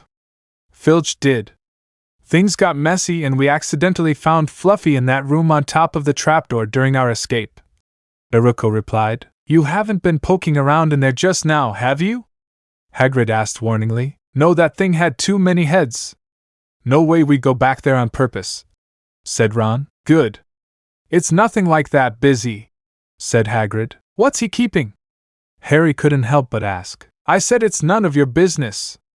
I should hand you over to Dumbledore for spying on Fluffy. That matter is between Albus and Nicholas Flamel. End of discussion. I shouldn't have even said that, Hagrid grumbled. Harry was about to continue again, but this time he felt a gentle kick to the shin. Naruko was looking at him. Hermione took it upon herself to do the same for Ron, who was about to ask a stupid question that would have really angered Hagrid at them. Instead, Harry thought about the whole tack thing. So, you said my dad played Quidditch? I found out about that after I was put on the team. What was he like when it came to Quidditch? Harry asked. Hagrid seemed to smile again at that. He was amazing. One of the best chasers we've had in years. Great flyer, too. Like I said. Comes to you naturally like he does, said Hagrid. Hagrid then chuckled. Really struck it rich with the ladies, he did. Watching him fly up there, but like I said, too. That didn't impress your mum. She'd tease him about how he was like a flying dog chasing a big red ball. Naruko laughed at that. Harry did too. He loved hearing that his parents were close enough to tease each other like that. Yes. She'd said so several times. But she'd also admitted just as many times that she was his #1 fan when it came to Quidditch. She loved watching him fly around dodging and swerving his way through everyone. He was pretty much unstoppable when he was in the zone with his eyes on the prize. She'd tell him once or twice that that's why he got the most important prize in his life. The love and heart of his mother. He'd always shake his head and grin as he said what an angel Lily was. She was just lucky enough to get his attention after chasing her red hair instead of a red ball and a goal post, said Hagrid. Hermione gave a dreamy sigh at the tale. She wasn't boy crazy like Lavender, but even Hermione would admit she was probably the biggest romantic of the Gryffindor first-year girls. She liked him more and more every time she heard about the love between Harry's parents. Naruko also liked the story and wondered if she'd ever get to hear romantic tales about her parents like this. However, she was very happy for Harry. She changed the subject again and heard a wonderful story about his mom and dad. Harry smiled at the story. He wondered if he'd ever have this much fun while he was here at Hogwarts. He wondered if he'd have his own family to tell stories like this to, or maybe he'd leave it to Hagrid since it would be embarrassing to share. Ron was putting up with it. He was happy for his friend and glad they'd dodged a bullet, but he really thought this was too soft for him. He'd expected stories of incredible scores and such, since it was Quidditch. Thanks for sharing that, Hagrid, Harry finally said after a moment's pause. It's always a pleasure, Harry. It's good to remember them. It's a shame they're gone, but it's still nice to remember them. Anyway, I think a lot of them should return to the castle now. No doubt Gryffindor will miss their star of the game for their victory feast otherwise, said Hagrid with a friendly grin. Yeah, you're probably right. It was good seeing you again, Hagrid, said Harry as he and the others got up to head back. Once they'd said their goodbyes and patted Fawn on the head, the group of friends headed out the door. Once they were a good distance from Hagrid's hut, Naruko smiled at Harry and grabbed his arm in a quick hug. You needed my warning, but you did well. You're slowly learning tact, she said with a nod. Harry made no move to ignore her. He just stared at her as she smiled back. Then he nodded. It was nice hearing about my parents. I'm also glad I didn't upset Hagrid too much, he admitted. And you learned that Nicholas Flamel and Dumbledore have a connection to the object hidden under the trapdoor. Put it together with the article, Naruko said pointedly. Is that what the article was about? Something they did? Ron asked. Most likely. Either way, it's an advantage, Naruko said. She was trying to hold on to Harry's arm. Harry wondered if she was testing him or something. If she was, she'd be in for a long haul. He had no problem with her being next to him right now. Ron shook his head after a moment. I still can't believe I named him Fluffy, he said, causing the others to laugh at the overly cute name for such a large dog. He joined them in laughing as the gates to Hogwarts opened. Chapter 12, Vacation and Mirrors. And will you three be sure to find some time to look for Flamel? Hermione asked as Naruko hugged her tightly. After visiting Hagrid after Harry's first game, Hermione soon found that Naruko was hugging her a lot more because she was leaving for break. Hermione was surprised that she was actually a little conflicted about leaving for Christmas. She really wanted to see her parents again, but she also wanted to stay here with Naruko and her other friends. Thoughts of also experiencing a magical Hogwarts Christmas hadn't even crossed her mind. Not all the time, but yes, Harry said. I really wish I could help more, Hermione said with a frown. You've been helping a lot. Flamel's too bloody to find, Ron grumbled. He was a little jealous that Hermione was getting a break from looking for Flamel. They had been searching the library whenever they could during their free time. Naruko also seemed to have a knack for searching for books like Hermione did, and was somehow faster than them. Ron lost count of how many times he picked a book off the shelves and Naruko told him to put it back since she had already checked that one. "I'm going to miss you, Hermione-chan," Naruko said with a pout and her big blue eyes. Hermione really hated how effective Naruko was with that move. It made her want to change her mind again and stay. Hermione ended up settling for hugging her tightly once more. "I hope you still have a happy Christmas," Hermione said once she was leaving to take the train home. "Merry Christmas!" The three chorused towards her as they waved. When the Christmas holidays came around, Naruko found herself spending a lot of time with Harry and Ron. Mostly Harry, since Ron also spent a lot of time with his brothers. All the Weasleys were very friendly, but Naruko and Harry found themselves a bit like the odd ones out when it came to family after a while.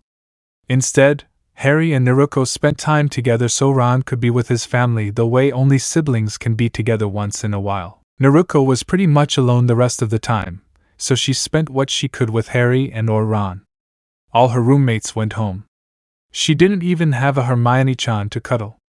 She was fine at night for sleeping, but since she had friends and teammates, the blonde girl really hated being alone unless it was necessary for a mission. She had hoped in vain that more people would stay for the holidays and that it would be a good opportunity to get to know other classmates better. The fact that so few people were staying really drove home how few people were truly alone like her and Harry. Because of this, she actually acted on Hagrid's words from when she visited him alone. She held on to those she had even more and made it her mission to do him physically. Harry was her main target, as Ron had his brothers, but Ron got some too. Harry was a little nervous at first with Naruko being so clingy.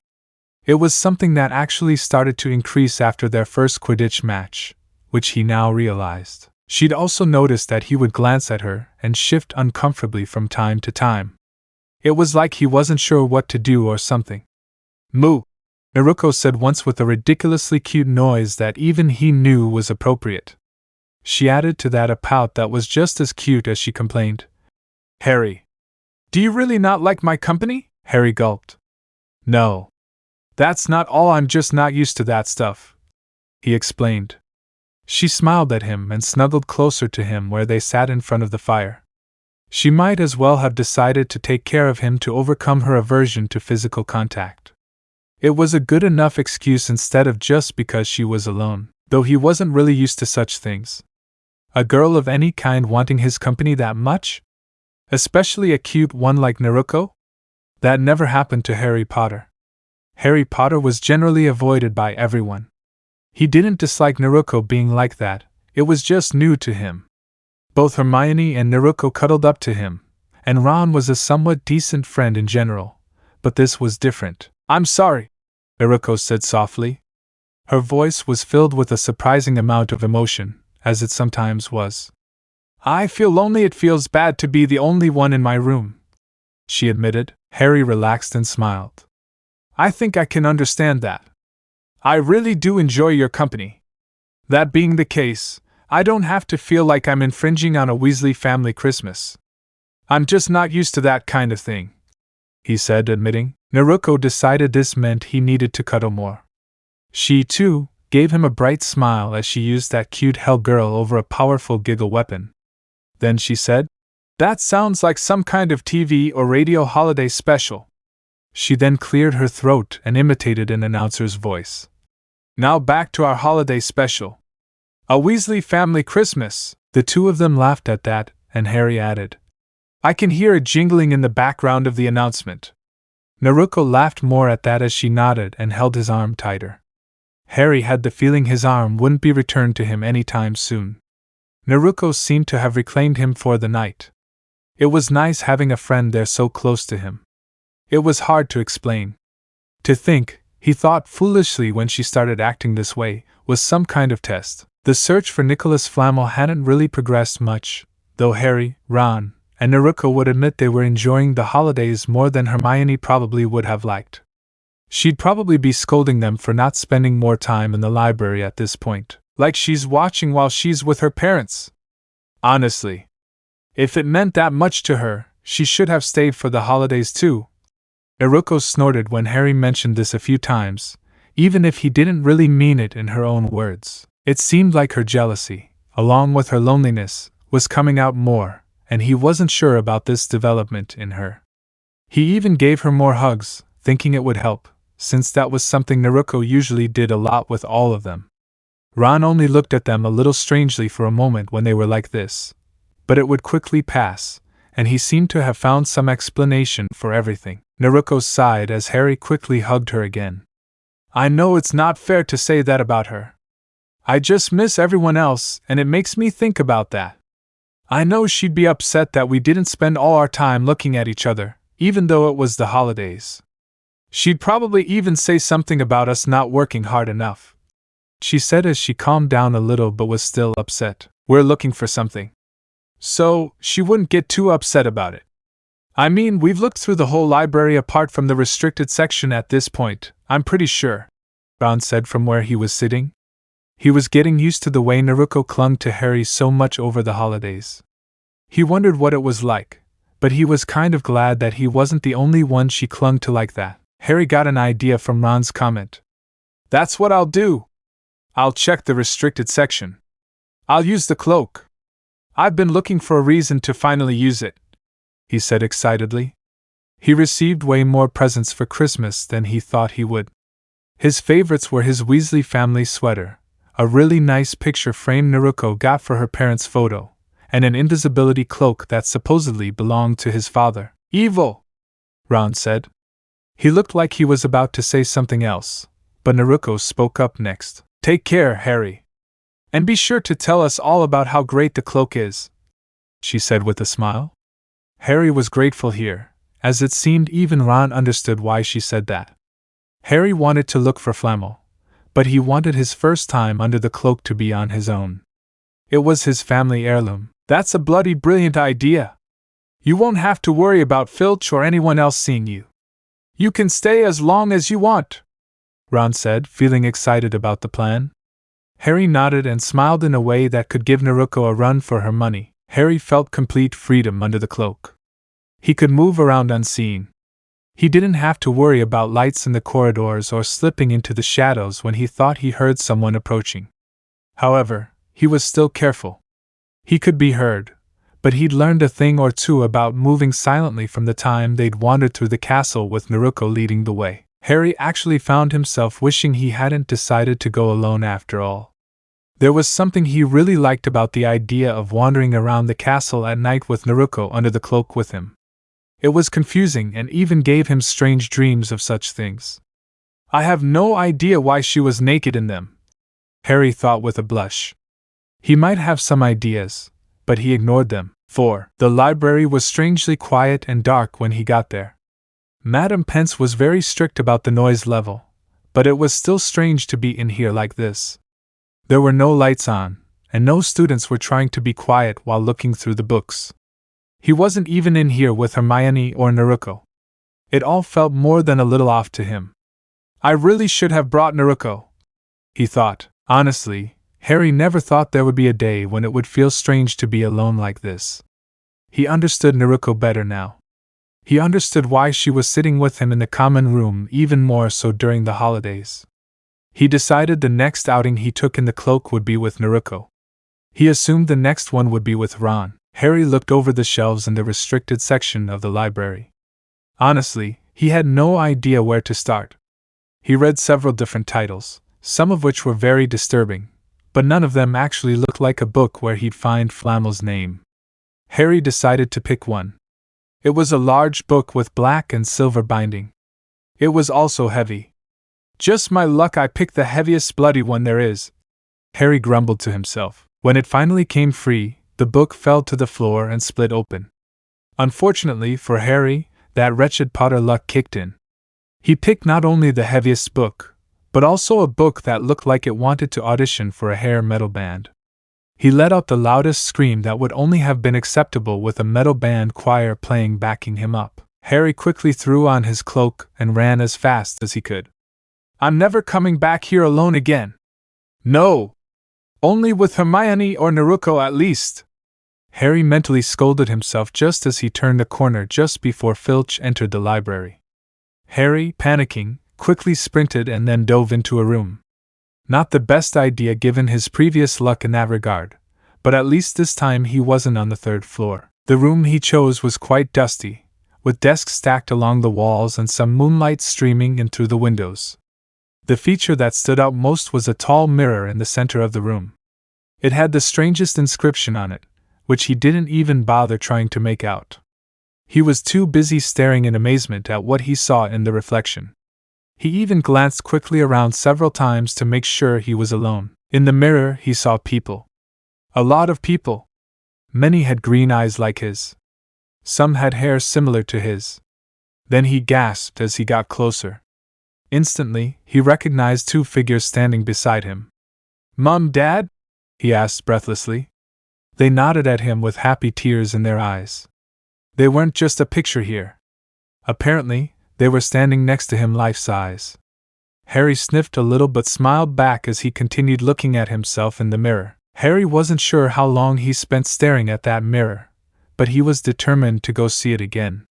He wasn't sure what it did, but it did show the family members the way he thought it would. He could only bring one person to show it to. "Naruko," Harry said after catching her on the way to breakfast. "Yes?" she asked cheerfully. "I want you to come with me tonight. There's something I want to show you, and we'll use the cloak. However, it'll be late," Harry said. Naruko looked at him, and then smiled and nodded. Then she grabbed his arm and smiled wider as she said, "That means we can still enjoy breakfast together." She gave a happy hum as she pulled him along with her. Harry was used to this by now. There was a part of him that was going to miss this once everyone returned. He'd still be happy when this was over. Naruko wouldn't feel so lonely by then. Ron, Harry, and Naruko spent a good time together that day, but during the afternoon, Ron spent time with his siblings again. Harry and Naruko encouraged this. They would spend as much time with their family as they could if they had it. Harry and Naruko were once again sitting right in front of the fireplace in the common room. Once again, Harry's arm was Naruko's, and now he began to notice things. Naruko was surprisingly soft in some parts of her body. She was also very warm. The school uniform fit her very well. She wore it most of the time, but without the outer robe. Harry tried not to think about it too much. He'd blush if he did, and other embarrassing things might happen, too. However, there was one thing on his mind. "Naruko," he began. "Mamura?" She acknowledged him with another one of those ridiculously cute noises she made. "How come you didn't go home for Christmas? You're talking about your Gigi and Iraka-sensei and some others. From the way you talk about being alone, I assumed you'd have gone home too," he asked. Naruko was thinking as she looked at the flames. She nodded to herself and stood up. "Come with me," she told him. Harry nodded and stood up as well. He left the dormitory and went down the hallway to an unused classroom. "What's going on?" Harry asked as she gestured for him to sit in a chair. She leaned against a desk in front of him. "I'm about to tell you something very important, Harry. Something you can't tell anyone else. I plan to tell Ron and Hermione soon enough, but at the right time, and I want to do this one-on-one with them, both of them, too. It will make sense when you hear what I say," he began. Harry took a deep breath. It seemed like he was much deeper into something than he thought, but if Naruko wanted to tell him something so important, it was obvious he'd listen. Naruko took a deep breath and let it out. "I'm not just a witch, Harry. I'm also a kunoichi," she began. "What is a kunoichi?" he asked. "A female ninja," she replied. "Ninjas are real?" Harry asked in shock. Naruko nodded. "Wow," Harry said in amazement. "Do you know how Diagon Alley is hidden?" she asked. Harry nodded. "How is Hogwarts hidden?" He nodded again. "There are many hidden places in the world. I come from a place like that. It's a place the size of a continent, filled with several different ninja nations. It's almost like a hidden world within a world." Harry was absorbing this, and was glad to be sitting down. Worlds within worlds. That was something he could barely understand, so magical was she. There was no way he was going to stay standing after such a revelation. We progress very differently than this world. Most people there have chakra instead of magic. My clan is an exception because we have both. We usually come to Hogwarts to learn about magic, especially if we don't have someone who can teach it for us at home. I'm the last of my clan so long to come here. I also get to learn about my mother while I'm here, so I really like it, Naruko said. Harry pondered this. Why don't you go back home then? He asked. I'm a soldier, Harry. If I go home, there's a chance I won't return, even if it's remote.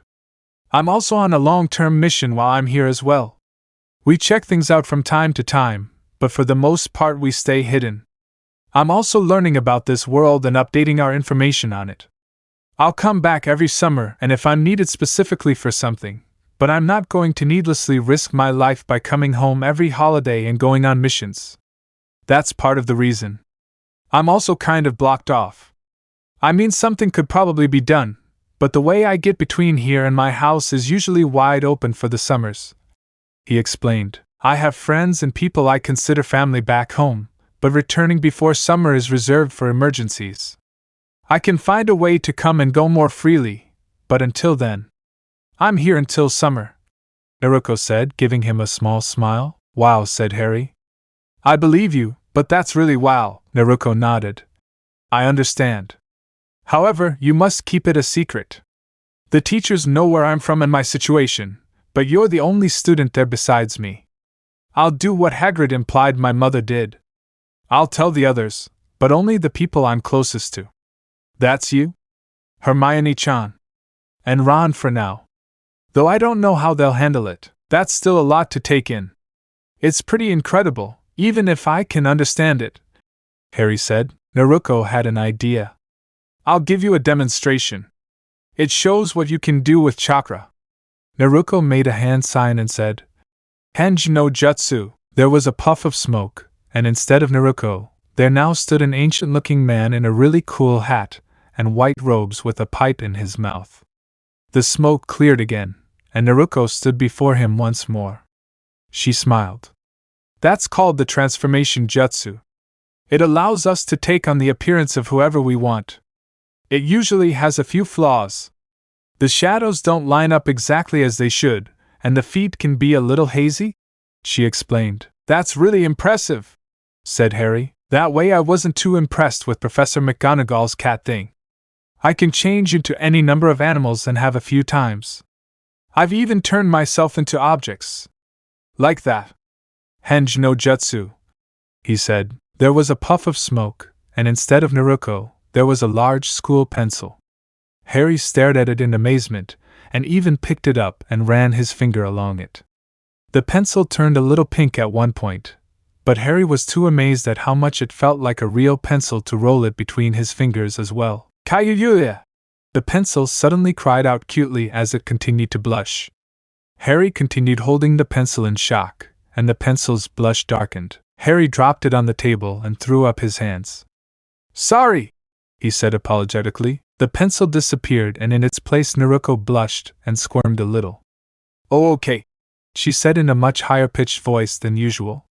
She wasn't prepared for that like she should have been. She wasn't going to say it, but as he felt a pencil, Harry was essentially rubbing her privates like that when she started blushing. She didn't think he would pick it up, so she didn't do it as carefully as she normally would. Kuumhari, she whined, still blushing a little while getting a super cute Naruko pout. Her panties were ruined thanks to Harry's unwitting manhandling of her naughty body parts. It felt good though, and she wished she hadn't made a sound. That was the special kunoichi training coming into play. They were trained to be aware and on guard, but never to shy away from certain things. It was a great tool to use as a kunoichi or ninja. I'm sorry, he repeated and closed his eyes. He had no idea what had happened, but he felt very inappropriate with the way she was acting. I need to go back to my dorm for a moment, Naruko said quietly, still blushing, as she walked out, hugging herself a little awkwardly. She was too nervous now. Harry stood blushing in the room, still trying to absorb everything that had happened. However, the transformation jutsu part was too distracting. Why couldn't he know these things? What were they? He felt like he should have understood what had happened better at the time. Ready to go? Harry asked Naruko. She'd been very feminine for the rest of the afternoon, especially around Harry, but now she was focused. Yes, he said cheerfully. This is exciting, he said with a smile. Harry smiled and nodded. Then he wrapped the cloak around the two of them, and they disappeared. So cool! I mean, I can stay invisible, but actually turn invisible? Naruko said softly as Harry led the way. He was slightly blushing as he did so. He never realized Naruko had such a wonderful scent before, but now she was right in front of him. He couldn't help but catch a whiff of her scent and notice how soft and lovely her voluminous twin blonde tails were. It's something, Harry said. He hoped she didn't know he was distracted by her. It wasn't long until they were in the room. I don't know exactly what it does, Harry said as he took off his cloak, and he was grateful. He could inhale more than just Naruko's lovely scent. It was really too distracting under the cloak. I just know it's something I think you'd really like. I have a theory, but I'm not sure. So go and look, Naruko. Then tell me what you see. I saw my parents, Harry explained to her. Naruko felt a little nervous for some reason. She basically dragged Harry with her towards the mirror she was holding. However, Harry didn't complain and just followed. He looked at himself in the mirror after a moment, and gasped as his beautiful blue eyes sparkled. She sniffled happily and nodded. It's not something I show my parents, Harry. But it makes me feel happy. It shows me as everything I want to be. Surrounded by my important people and with the cool hat on my head. It shows me what makes me feel the happiest. My goal, she said. She then pulled Harry close and hugged him, even kissing him on the cheek in gratitude. She smiled and said, Thank you, Harry. This makes me even more determined to achieve my life's goal. Harry blushed as she continued to smile a little wider at the mirror and hug him. I don't understand, though it shows you the future you want. That's not what it showed me, she began. Naruko's eyes widened, and then she gave him a different smile. This one was less super happy and more caring and loving toward him.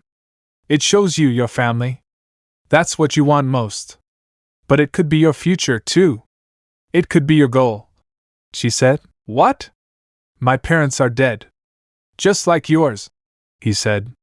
If it were anyone else, he said it too, and it might have been poorly received.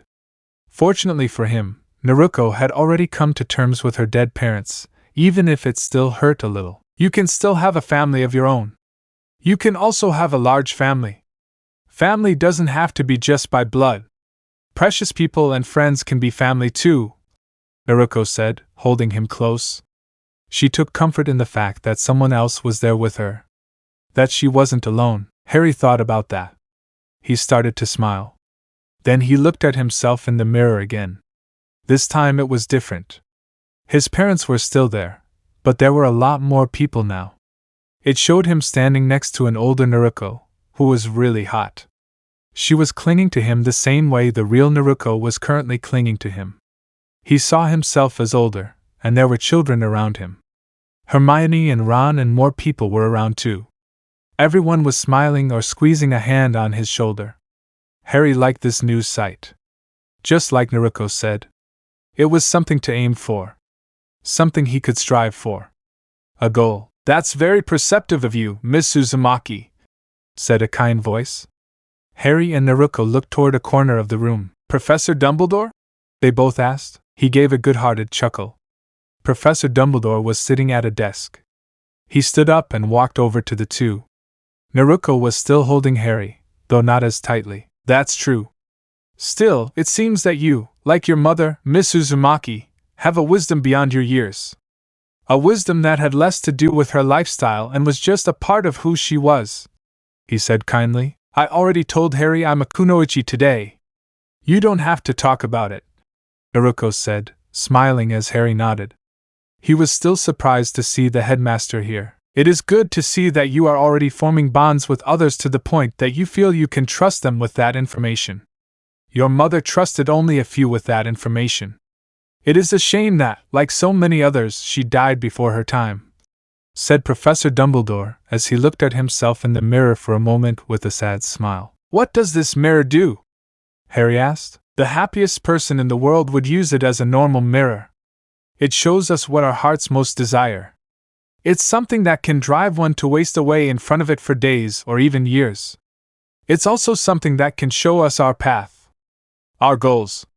Remind us what we need to work toward in order to achieve them, said Dumbledore. I show not your face, but your heart's desire. Harry read as he looked at the inscription again. Good work, Mr. Potter. As I'm sure you now know, judging by how you reacted to Miss Uzumaki's words, what the mirror shows us can change, he said, turning to face them. What th-? Harry almost asked. Harry, Naruko said imploringly. Harry blushed slightly and scratched the back of his neck nervously. I'm sorry, Professor Dumbledore. I shouldn't have asked that question, he said. Naruko gave a small smile and added, he's still learning tact. I may not be the best teacher, but at least I can try to help him learn from my own mistakes. Professor Dumbledore chuckled. There's nothing to forgive, he said. Then he looked at them again. You two really do share a lot in common. You both have similar backgrounds. You both look a lot like your fathers, and from what I've heard, you share your mother's personalities, he said. You knew my father? Naruko asked as her grip on Harry tightened again. Forgive me, Hiruzen, but I don't think you realize how ready she is to know, Dumbledore thought. I met him in passing. Your mother brought him here a couple of times to visit. You know him too, Naruko. Though only now, as the fourth Hokage. Minato Namikaze loved Kushina Uzumaki very much, and you look exactly like a younger, female version of him, he said. He watched to see her reaction. She sniffed happily and clung to Harry. So much makes sense now, I wish you'd tell me, but I get it, she said. Then she walked over and quickly gave Professor Dumbledore a hug, taking him by surprise. She stepped back and smiled as she said, I'm sorry I didn't know how to thank you for that. Okay, he said with a kind smile. I still don't understand why Gigi didn't tell me before. Understand to a certain extent, but... He trailed off with a thoughtful frown. Sometimes it's harder for us to realize how much those we care about most have changed or grown. Even harder for those of us with an old-fashioned disposition. She concluded with a smile. I'm happy for you, Naruko, Harry whispered. She hugged him again, and he hugged her back. Well, it's been a long day, I have a feeling. I'm going to move the mirror, so don't go looking for it again. Remember the goals it showed each of you and work towards them. Even those who understand the mirror and what it does can still fall victim to its siren song, said Professor Dumbledore as he examined the mirror with a more critical eye. Thank you, Professor Dumbledore, Naruko said again as they left. Yes. Thank you, sir, Harry replied as well before closing the door behind them. It was good that Naruko finally knew her parents' names. As much as I loved the gifts everyone gave me, she said with a happy smile as tears of joy streamed down her face. I think Professor Dumbledore gave me the best Christmas present, even after Christmas Day. Harry smiled and nodded as they walked back to Gryffindor. I'm starting to wonder if maybe Flammel is actually a funny nickname or something, Ron grumbled as he put down another book. The group had started trying to work harder to find the mysterious man after the whole mirror business. Harry wore the cloak again, but this time it was with Ron so his friend could experience what it was like. The boys played a bit of tag with Percy one evening when he excused himself in a rather odd way. Prefects weren't required to patrol during the holidays, and Percy wasn't exactly in charge of doing it anyway. However, Peeves knocked over a suit of armor near them with a laugh and then disappeared. It was too close to a call for them, so they left without finding out what Percy was up to in the end. I'm listening there, Ron. I say we call it quits. Maybe Hermione can come up with a new approach when she gets back, said Harry. I'm half tempted to tell him he has to go search on his own for a week or two. You know. To make up for not doing it during the break, Naruko said with a humph and a toss of a twin tail. You do realize that's not exactly something she'd see as a punishment, right? She'd probably have that twinkle in her eye she gets when she finds a new book or something. We'd never hear from her again, Ron said. Okay, fine, Naruko grumbled. Naruko felt even more annoyed and lonely as the break continued. Both Ron and Harry had taken it upon themselves to try to snap her out of those thoughts and rein her in a little. They did so with different tactics. I'm still not going to let her go easily. I know she has a family and everything, but she still left, Naruko said with a pout. Harry and Ron were pretty sure that when Hermione returned, Naruko would cling to her and not let go for at least a day. However, they didn't say this, because they didn't want to incur Naruko Uzumaki's wrath. Harry especially didn't do this after learning that she was a kunoichi. Too bad you can't get into the restricted section, even with the cloak, Ron said, frowning. He didn't want to mess with books that literally screamed at you. Do you two want to take a break? Harry asked. His two friends nodded enthusiastically. They were all getting tired of the library. The way things are going, I wouldn't be surprised if we found some undiscovered secret part of the library. I feel like that would be the only way we could actually find books I wouldn't swear we've already checked out multiple times, Naruko chuckled. It wouldn't be so bad if it was a naughty section, she said, smiling. Harry blinked at her. Ron looked at him for a moment and blushed a little at the thought. Where did this idea come from? Harry asked. Oh, come on, surely you can't even believe that the magical world isn't filled with those kinds of spells. I'd bet there's an official or unofficial section like that in here somewhere, Naruko said. Harry thought for a moment. Ron then said, I wouldn't mind that, though I'm still tired of this place. I bet it's time to eat. Just then both his and Naruko's stomachs growled. Harry chuckled as the two blushed before they laughed as well. Let's get out of here, Naruko said. Then she quickly led the way. It was actually already time for lunch.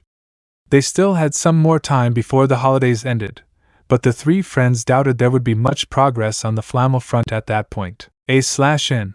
I feel like I should clarify what I mean about there not being a romance until the end of third or fourth year. That doesn't mean there won't be crushes and other thoughts regarding each other. It means they won't actually have a romantic relationship until then, meaning boyfriend and girlfriend. I also thought I'd go ahead and mention this here, as it's something I thought was too good not to mention. However, it will take some time, and maybe I can get a sense of what people think about it. I'm thinking it'll probably take place at the end of year 4 or 5. That could change, but I'll have to see how the story progresses. Anyway, I was trading PMs with Trenchcoat Man, and he mentioned that it would be nice if all the magic around Hogwarts eventually affected Naruko's seal. The idea I really liked about this that he mentioned was that Naruko's parents became ghosts because of their chakra imprints in the seal. I think I like that idea a lot. It'll be fun. I'll just have to figure out how restricted they would be. Hogwarts only? Wizarding World only?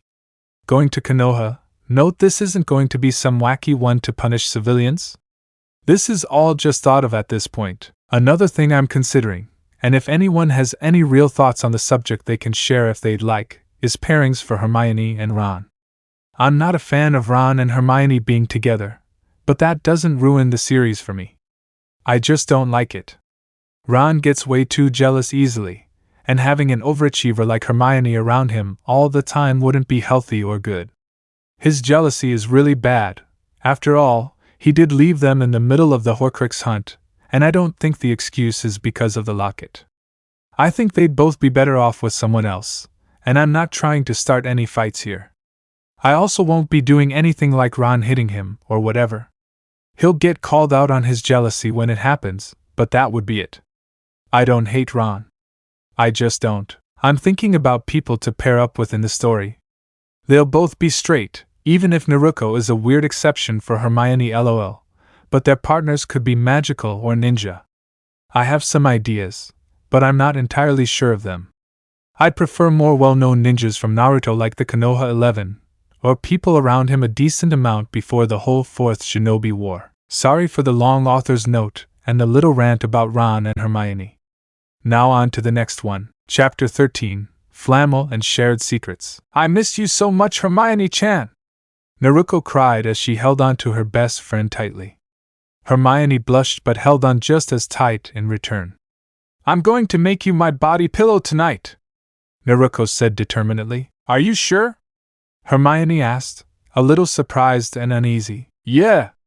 No two ways about it. The stupid vacation was way too long, Naruko said. She'd completely forgiven Hermione for leaving and had clearly forgotten how upset she was by the end of the break. None of that mattered to her the moment Hermione returned, and she was welcomed back. I called him, Ron whispered to Harry with a grin. Harry chuckled and whispered, I'm pretty sure we both called him that. Ron nodded and laughed back. Come on, guys! Let's go! Naruko said as she dragged Hermione back to Gryffindor Tower. You'll have to tell me all about your vacation, Hermione, Naruko said with a smile as she continued to drag her best friend. Hermione struggled to break free and walk back for 2 seconds before giving up. After all, Naruko was surprisingly strong, and Hermione didn't care about the blonde's affections. She truly loved having a best friend like Naruko. So, you three didn't have any luck with Flamel? Hermione asked again.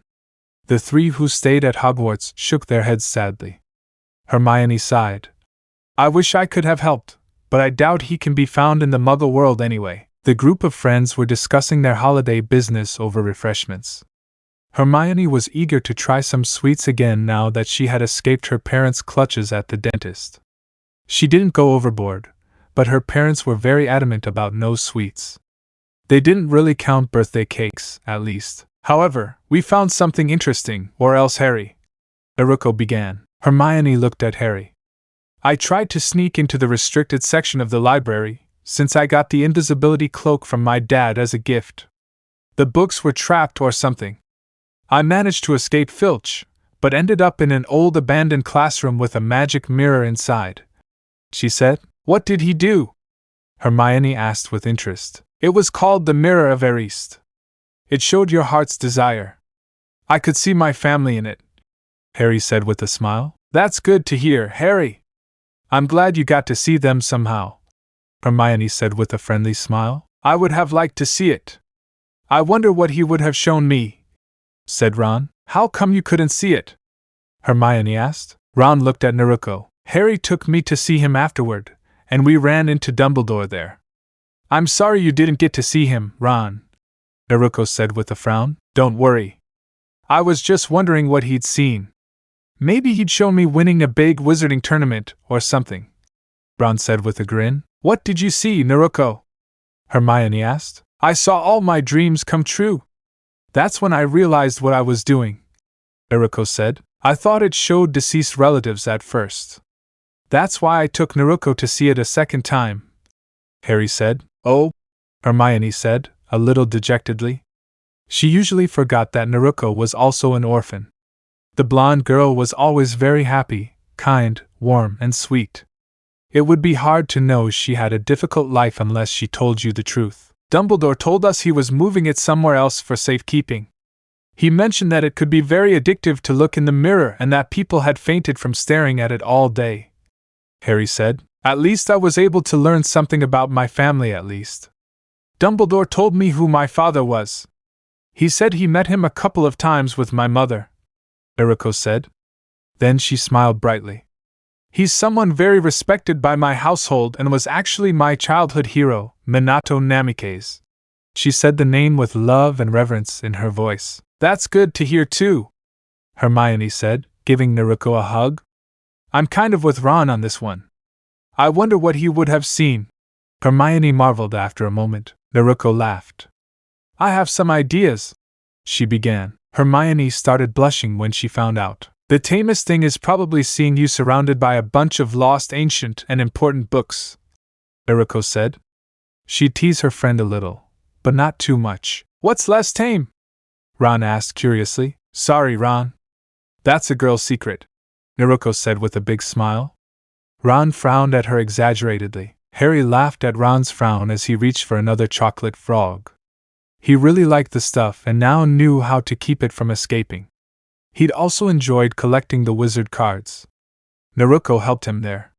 She liked chocolate, what girl didn't, but wasn't interested in collecting the cards. She usually checked them out before handing them to Harry. Harry ate his frog and then looked at the card. He sighed. Dumbledore again. I have too many of him now. To think, he was really excited when I first got him. Harry's voice trailed off. His eyes opened. He quickly turned the card over and read the biography. He read it again 2 more times. just to be sure. What's wrong, Harry? Naruko asked worriedly. I've found it. I can't believe I actually found it, Harry said in disbelief. Flammel? Naruko asked excitedly. Harry nodded at her. I told you everything. I remembered the name of somewhere. Here it is, Harry said before quickly swiping the card. Hermione gasped. I'll be right back, she said after reading the card herself. She quickly ran to her dorm. She barely heard Percy's warning. No running in the common room. Before she was already running up the stairs. What's wrong with him? Ron asked as he read the card again. I can't believe he's been right here under our noses the whole time, he said. Hermione returned with a large book in her hands. It was too big for her. She seemed to be having some trouble carrying it. Ron raised an eyebrow. Let me guess. A bit of light reading? He asked. How did you know that? Hermione asked in surprise. Ron shook his head. Lucky, he said tersely. Anyway, listen to this. Mr. Nicholas Flamel, the well-known alchemist and opera lover, is in possession of the only currently known sorcerer's stone. Mr. Flamel, who celebrated his 65th birthday last year, quite enjoys living in Devon with his wife, Perenelle, 658. Hermione read to them. This is it. This has to be it. The Philosopher's Stone is a legendary substance capable of turning any metal into gold and producing the elixir of life, which will make the drinker immortal. He concluded. No wonder we couldn't find it in any of the books we checked. It's not exactly recent history. That must be what that dog is guarding, Ron said. And anyone would want something that can make gold so easily and give you immortality. I wonder what the elixir of life would taste like. I wonder if it would be cherry-flavored, Naruko said with a thoughtful expression that was just too cute for her own good and Hermione's. Ron laughed. If it can give you immortality, it probably tastes worse than all of Madame Pomfrey's healing potions combined, he said. So we know what's being protected, since Nicholas and Dumbledore were very close, Hermione said. Now what do we do? Harry asked. The others shrugged. They were all wondering the same thing. I know one thing you can do, Ron began suddenly. You have your next Quidditch match coming up. They should announce it and the referee soon, he said. Seriously, Ron, is Quidditch all you think about? Hermione snorted. Ron frowned. There's nothing else we can do about the stone. What if something happens to Harry's broom again? Oh, Hermione said, a little surprised. She almost felt respect for Ron, if that's what he thought. Also, it's Gryffindor year. Harry needs to be at his best. I'm sure Oliver already has a packed training schedule ready for all of you, Ron added excitedly. And there it goes, Hermione thought with a sigh as her newfound respect for Ron flew screaming out the window. Hello, Hermione-chan, Naruko began. Yes, Naruko? Hermione asked happily. I have no problem with you reading big books, but I don't think there's room for it in my bed tonight. You'd better not think about reading it again, Naruko said with a stern look. Hermione blushed and looked away as she said, Why do you think that? I was reading a different book recently anyway, just a thought, Naruko said in a sing-song voice as she suddenly smiled brightly. She couldn't help but giggle at how cute her best friend was acting. She gave Hermione a tight hug. I'm glad you're back safe. I really miss you, she said softly to Hermione. Hermione hugged him back and smiled. I loved spending time with my parents again, but I'm so glad to be back. I miss you so much too, Naruko, she said. The group of friends chatted a bit more and even talked to some of their other friends. However, they eventually had to go to bed. Naruko hummed happily as she got ready.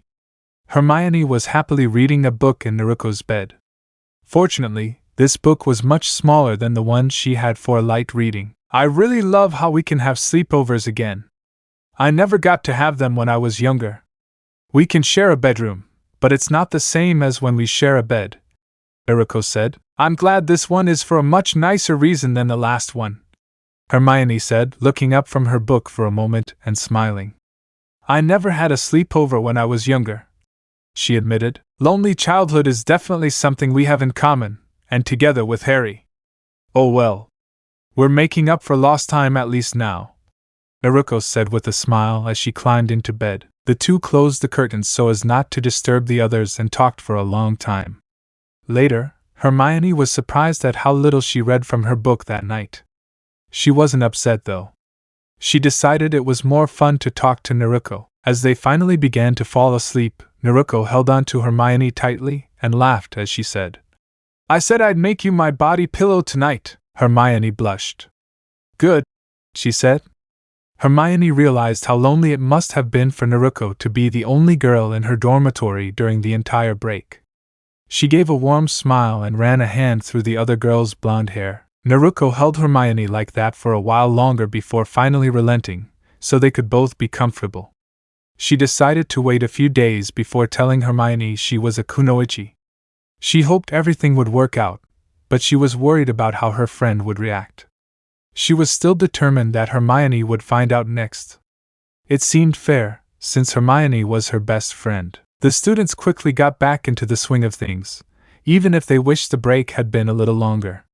Most of them wished this was so they wouldn't have to get back to work so soon. The bad weather outside didn't help either. Naruko had been putting off telling Hermione she was a kunoichi. She always seemed to find a reason to pick a later date. However, this decision didn't really help her nerves. Harry sighed. "You haven't told her yet, have you?" The blonde shook her head. The two were currently alone. "You've been putting it off for too long now, Naruko. You said you wanted to tell them both and do it quickly," Harry said. "It's only been a couple of weeks." Naruko defended herself lamely. She knew it was pathetic. She was being cowardly. She was supposed to be a super cool, tough but fun kunoichi. She wasn't supposed to be afraid of telling her best friend something so important. "Yeah. It's been a couple of weeks. It's been a couple of weeks since you were originally supposed to tell Hermione," Harry said, giving her a look. "I'm worried what if she hates me?" Naruko asked as she sat right next to Harry. "I don't think she will. She might need some time to process it all, but she won't hate you. We all work together, but she sees you as the one who saved her life from the troll." "You told Ron and me what to do," said Harry. "I know, but still," Naruko began. "You're also the one who got her over her fear of flying. Hell, she likes it now. As long as you don't go too fast and she's not alone," Harry said. "Fine. I'll tell him tonight after dinner," Naruko said with a cute pout. "That would be good. It'll give you time to sleep if you need it," Harry said with a small smile. "Naruko Uzumaki! You won't back down this time," the blonde kunoichi told herself as dinner came to an end. Hermione had been looking at her worriedly throughout the meal. It seemed Naruko's nerves were showing more than she liked. This was probably for the best. Hermione wouldn't be one to leave her friend alone like that. "Hermione," Naruko said to her friend a little more stiffly than she liked. "Yes?" Hermione asked back. "I need to tell you something. In private. Will you follow me?" Naruko asked. "Okay," Hermione replied. She suddenly felt a little nervous because of her friend's behavior. The two girls left a little early and headed to an empty classroom. Naruko paced around a little worried. Hermione felt a little more worried about her friend. "Is everything okay, Naruko?" she asked. "I hope so," Naruko said more to herself. Then she took a deep breath. "Hermione, there's something really important I need to tell you. It might be quite difficult to understand, but I need to tell you. I really hope you'll listen to me before you ask me questions or decide you hate me." Naruko muttered the last part under her breath. "Okay. I'm listening," Hermione said. "What if I told you I wasn't just a witch? What if I told you that, like my mother and most of my clan, I was also a kunoichi?" Naruko asked. "A kunoichi? Like in those movies?" Hermione asked in wonder. "Not exactly, ninjas really do exist. I'm from a hidden continent full of them. There's a great barrier that keeps our worlds apart." Naruko began to tell Hermione that she was a ninja. "Wow, that's a lot to take, and I'd say it was amazing, but we're in a wizarding school with talking portraits and three-headed dogs guarding magical stones that grant immortality and make gold." Hermione began after being silent for a moment. "I'm sorry, do you hate me?" Naruko asked in such a small voice that Hermione just wanted to hug her tightly and never let go. "I'm shocked and trying to wrap my head around the fact that my best friend is a child soldier." Hermione admitted. In a way, it made sense to her. It explained why Naruko was so surprisingly strong. It also explained why she, too, felt very safe around Naruko, although I had to know. Have you killed someone? Hermione asked in her own small voice. She needed to hear this, but she was also afraid to hear the answer. Naruko's flinch didn't help matters. Naruko sighed. She might as well get this over with. If Hermione hated her, at least they could part ways now instead of later. I was on a bodyguard assignment for a merchant and his family, she replied slowly. Hermione gasped at that admission. There was a surge of emotions crossing her eyes. My team and I ran into a group of bandits and a missing teen. They were going to kill the merchant and his newborn son. They were going to do much worse to the young wife, Naruko said. She hoped some context would make it easier for Hermione. That's terrible, eh, baby? Hermione asked in shock. Naruko nodded. They were truly evil people. If we had taken them out, we would have left them alive. They would have plundered a nearby village. I'm not proud of that, and it's not something any of us would do easily. Taking them away is a last resort, she said. Hermione wasn't sure what to think about it. Her best friend had killed. Her best friend was a soldier. Her best friend also protected people when she did that. Naruko either didn't agree with that or saw it as easy. That was something Hermione found comfort in. Hermione kept thinking about how much Naruko had done for her. She knew what soldiers did. Her father was in the military, and he wasn't just a dentist at base camp. She still couldn't believe Naruko had already been through so much. How did you deal with that? Hermione couldn't help but ask. She wanted to run, but she also wanted to stay there. She wanted to stay by her friend's side more than run at least, but this answer was also important. I'm not okay with it. I hate that it's come to that. But seeing the mother and her baby, that's what really helped me. My Jonin-sensei talked to all of us too. I think my teammates also went through the same thing at the same time. It really helped me too. I'll never do it again, if I can help it. It'll probably happen again sometime, but I hope it's a long time off from now on. Do you hate me? Naruko asked again, sounding very small. I don't know. I keep thinking about everything we've already done together. My dad was in the army, so I know a bit about that stuff. I'm just trying to wrap my head around the fact that you're a soldier, and I've already been through so much. I can also appreciate how hard it was for you to tell me. I saw how you were acting tonight and a couple of other times too. Are you telling the others? Hermione asked. Harry already knows. I kind of told him over the break. I plan on telling Ron too, but I wanted to tell you first. I felt like I should since I still see you as my best friend. I probably would have told him over the break too, but you went home, Naruko said. Hermione wondered how that would have turned out. If it helps, the staff knows all about me as a kunoichi. They knew my mom. She didn't go around shouting about it, but she didn't really keep it from her friends. She probably glossed over certain parts. Maybe I should have, but I didn't want to hide too much from you, Naruko told Hermione. Is there anything else you haven't told me? Anything else really big? Hermione asked. Naruko thought for a moment. There is, but I can't really talk about it right now. It's a big village secret. The Hokage, our leader, is very strict about it. It's part of the reason I had such a lonely childhood. I want to tell you, but I can't. And I think you have more than enough to think about for now. Hermione didn't like secrets, but she could accept this since Naruko was very honest about it. Maybe she should have run screaming from Naruko after finding out this, but she couldn't. She knew her friend had killed, but she still couldn't forget that this was her best friend. This was her first friend. Naruko was very important to her, and Hermione would admit that she never thought she'd have such important people in her life. Hermione thought about the troll and everything else up until now. Naruko was a big part of her life. She knew Naruko was as far from evil as you could get. Then she thought about the troll again. Her eyes flickered. Could you have killed the troll? Hermione asked. Naruko calmed down. I could have. I thought about it as an option. I was really afraid you'd get hurt or killed by him. I was probably closer to stunning him and then jumping out the window to carry you. However, as you know, I can easily carry you. Then, when Harry and Ron arrived, I couldn't do that option anymore. I was just glad there was a way to knock him out and get out of there safely. That's why I told them to use the club to knock him out with the levitation charm. She replied. I need a little more time, Naruko. Just to process everything. I don't hate you or anything and I still want to be your best friend, but I need to accept everything. I'm glad you answered my questions honestly.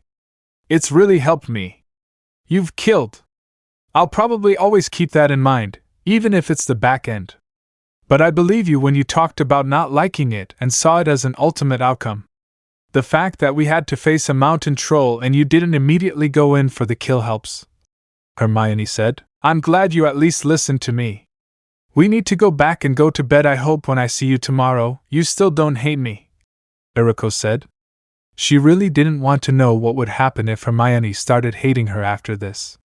There was a part of Naruko that was kicking herself for saying anything about it to Hermione. As they walked almost in silence, Hermione finally turned to her and said, You'll have to show me some of these jutsus sometime. Naruko felt better about it and smiled a little in relief.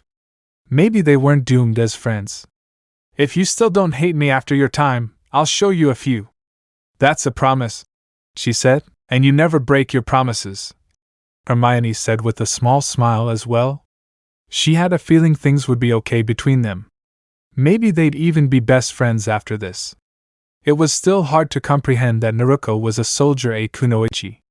Another thing that might help her get through this was her own curiosity. Hermione now wanted to know everything she could about the ninja world Naruko was from, but she needed to process everything and was really tired by now. Hermione's curiosity won out in the end. It only took her a couple of days to process everything. Her curiosity about jutsus actually sped up the process for her. She also knew she'd fully grasped it, too. She was happy not to overlook it just so she could see something new and exciting. She was currently in an abandoned classroom waiting for Naruko to finish securing the room, as she called it. Hermione was a little curious as to what she was doing with those pieces of paper, but her eagerness to see jutsus put those questions in the back of her mind for now. She didn't want anything to put this off any longer. Here we go. I'll show you a couple of jutsus and a technique used to move. Naruko began. I can't wait, Hermione said, her eyes almost glowing with excitement. Naruko nodded. The first one I'll show you is something we call a henge. That's why I don't really find McGonagall's animagus trick as amazing as everyone else, she said. She thought about how to look. Henge no jutsu, she shouted as she ran through the signs. There was a puff of smoke, and Hermione blinked as she looked down at herself. The only difference between them was that her copy had a certain natural confidence she'd never had in her dreams. Wow, Hermione said breathlessly as she examined her copy. Eep! Really, Hermione? Naruko said with a ridiculously cute pout. Hermione blushed furiously. I had to be sure, she said in a poor attempt at apology. She blushed harder when she touched her own breasts this time. Her copies were actually softer to the touch. Hermione blushed when she realized that Naruko's copy wasn't wearing a bra. How was I supposed to know you wouldn't wear a bra? Hermione asked while blushing. I didn't think you wanted to touch your own tits, Naruko said with a frown. Hermione continued blushing. Then she said, It's impressive, but it's not the same as turning into an animal. It was time to move on to their conversation. Naruko nodded. She performed the jutsu again, but this time she turned into a cat. Then she transformed and performed the jutsu again. This time she was a bunny. I understand, Hermione said with a sigh. Naruko smiled at him after changing back. This is a basic skill we learn once we graduate from the academy, Naruko said. Hermione watched as Naruko began walking toward a wall. Her eyes bulged as she watched Naruko effortlessly walk up the wall as if it were perfectly normal. Naruko followed and was now standing on the roof as she looked down and said, It's called tree climbing, but as you can see, it works for any solid surface. Naruko sank to the ground and stood once more in front of Hermione. There's a more advanced version of the ability called water walking. It's more difficult because water isn't solid or perfectly still. That's amazing! Hermione cried excitedly. What else can you do? She asked anxiously. I'll show you one more jutsu. It's like my favorite. Naruko said with a smile. Hermione was eager to see her friend make a cross sign with her index fingers. Kagebushin no Jutsu! Naruko called. Then, suddenly, there were 3 more Narukos. Hermione blinked as she looked at the 4 Narukos. She touched each of them to make sure they were real and not just an illusion. She was careful not to touch anything inappropriate this time. Though there was a part of it, she wanted to touch them a little inappropriately just to see if they would react the same way. She would have accepted the punishment Naruko gave her for taking that liberty. Wow, said Hermione. I can literally be in more than one place at a time. The Narukos said at the same time. Jinx! You all owe me ramen! One yelled with a smile. The others groaned. The original Naruko frowned and quickly dismissed them all. Sorry about that, they have their own quirks. They can think and work completely independently until they are forcibly dismissed. They exhaust their allotted chakra, voluntarily dismissed, or I discard them. Naruko said. That's really something, Hermione said in amazement. More than that, Naruko began. I actually receive their memories when they're dismissed. I used it to catch up on everything I needed to know, but at first I didn't learn properly. At first I thought studying was useless, but I learned my lesson about that before it was too late. She said. That makes me jealous, Hermione admitted. Why?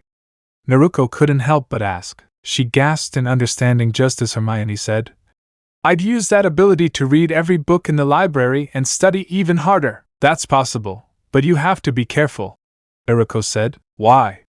Hermione asked. If you have them absorb too much knowledge at once and discard more than one at a time, the memory feedback can be overwhelming. In the worst case, you won't retrieve any of the memories properly. They'd be a jumbled mess that you couldn't even sort out. The memories would just more or less disappear, Naruko said. Oh, Hermione said with a look of surprise. It took me a while to discover my limits with the jutsu, Naruko said. She grimaced. The first few times weren't pretty. The feedback really gets to you, she said. Ouch, Hermione said sympathetically. She could only imagine how painful the memory feedback would be. Anyway, Naruko began.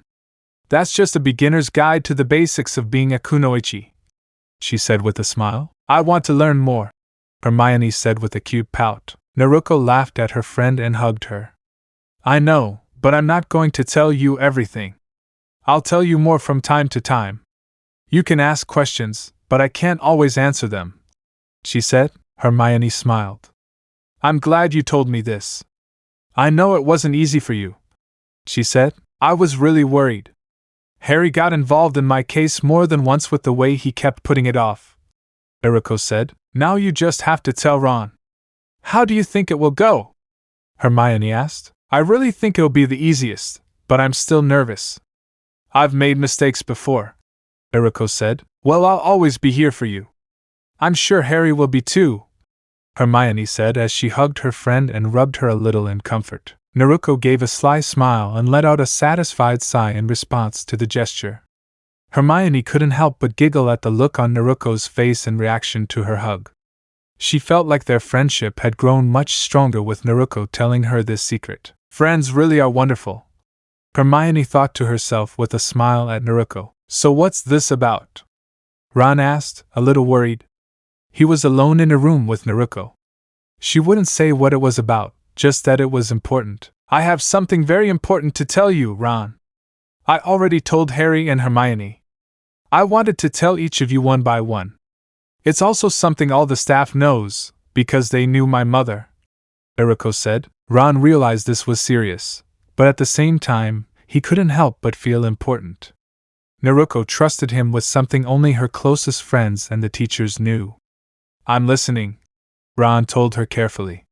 He wanted her to realize how seriously he was taking this. What would you think if I told you I'm not just a witch, but also a kunoichi? A ninja? Naruko asked to get things started. Ron couldn't help but grin widely as he said wicked. Naruko felt really relaxed about this.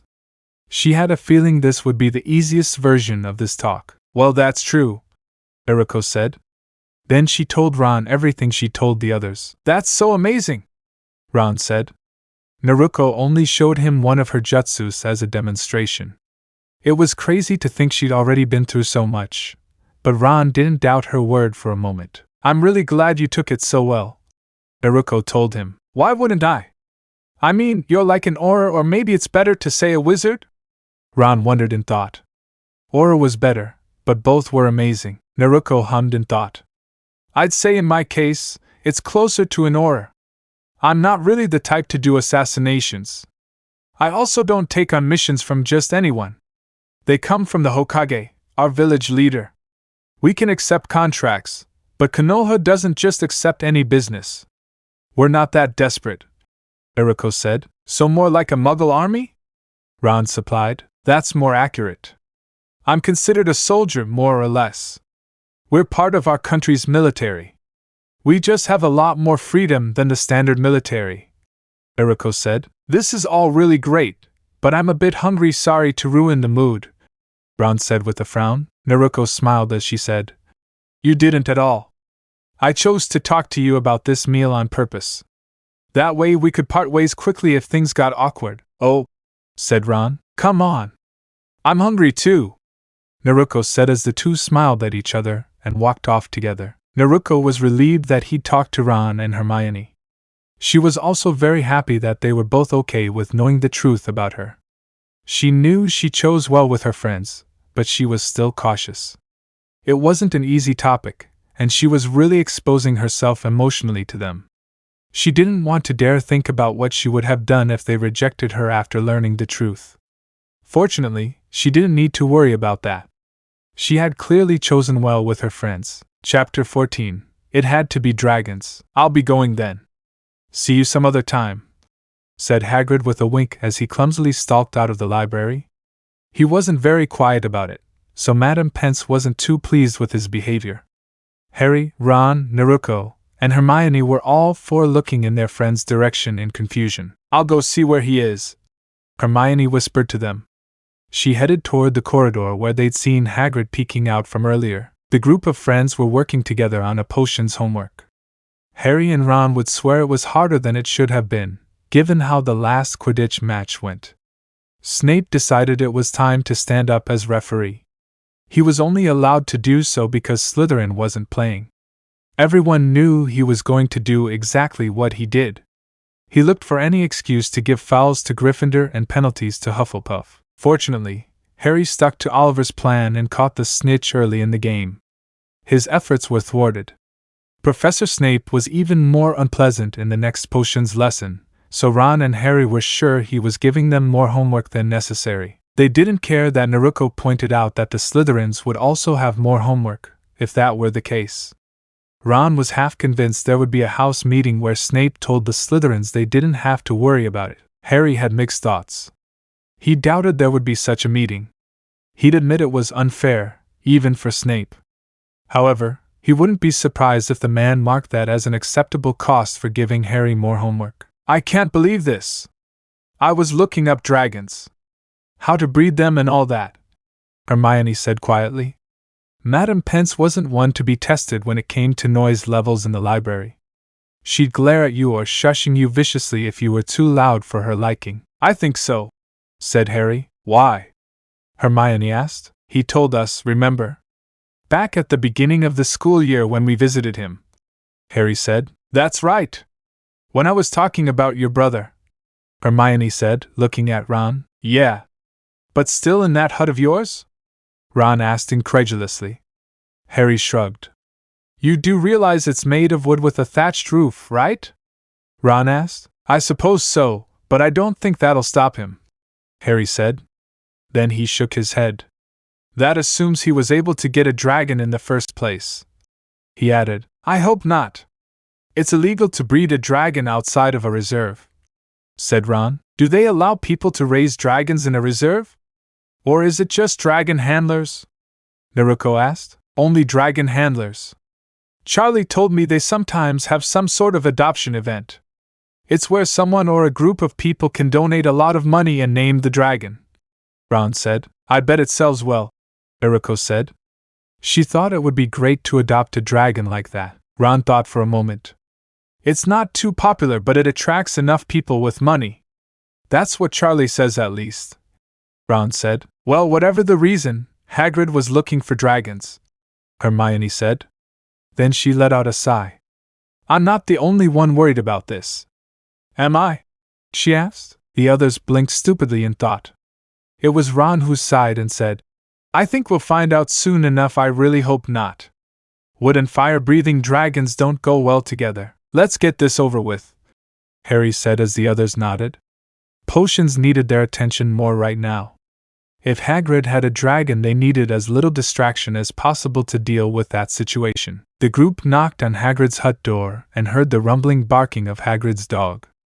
They were both happy to see Hagrid again, but worried about what they might find inside his hut. It didn't help that all the windows in his hut seemed to be closed with the curtains drawn. Back again, Fong!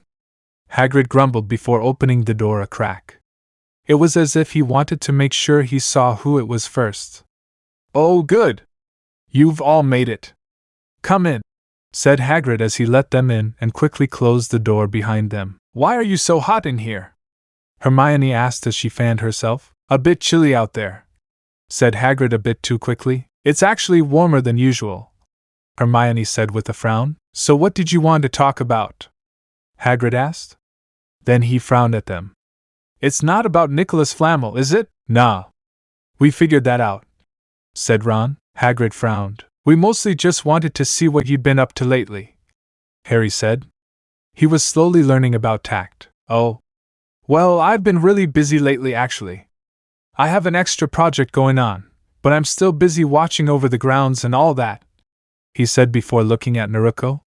I've really been meaning to talk to you about it, Naruko. It's all, well, something to talk about privately. If it's something related to me being a kunoichi. I already told you, Naruko said as the others nodded. Well, that's good to hear.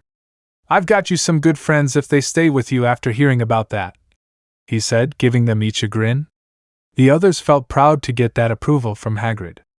Well then, I'll just say the basics, and we can settle the details privately later. I doubt they'll want to be around that stuff. Hermione looked like she was about to say she wanted to hear everything, but she didn't get the chance. She was a little slower to react because of the heat. She was pretty sure she was sweating something horrible underneath her robes. The boys seemed to feel the same. When your mother was her, she sometimes helped me with some of the things I do. That way I could get experience on missions while I was away from Konoha. We'd set it up with your leader and Dumbledore would use some of the budget for payment, said Hagrid. That sounds good. We can go into more detail later and I can ask the Hokage if we can do it again, Naruko said. Hagrid, Ron began. Yes? Hagrid asked. Can we open a window? It's really stifling in here, he said. I don't think so. Hagrid quickly shot him down. Hagrid, what's that in the fire? Harry asked. He really didn't want to hear the answer he knew Hagrid would say. Ah, that's Hagrid began.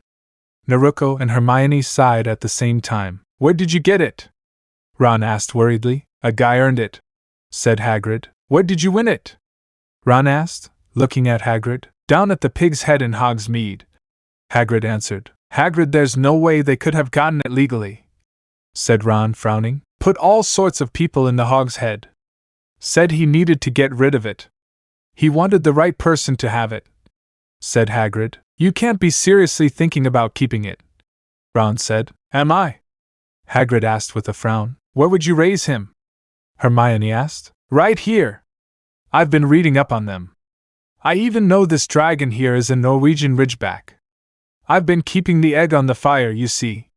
Because in the wild their mother keeps breathing fire on the eggs to keep them warm, Hagrid said. Now he was beaming with happiness. But what happens when it starts growing and breathing fire? Your hut is made of wood, said Ron. I've already dealt with the inside. Besides, I won't keep him here forever.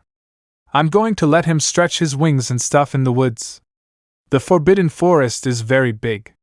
Magically expanded and all that, Hagrid said. Is that a good idea? You'd be introducing a dragon to the forest, Hermione said. Oh, don't worry about that. There are all sorts of critters in the forest. You'd be surprised what calls it home.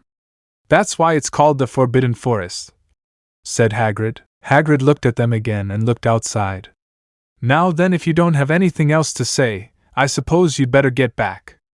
We'll talk about that matter later, Naruko, I know I need to be as specific as possible and all that, he said. Harry looked like he was about to say something, but instead said, Later, Hagrid. But do watch out for this dragon business.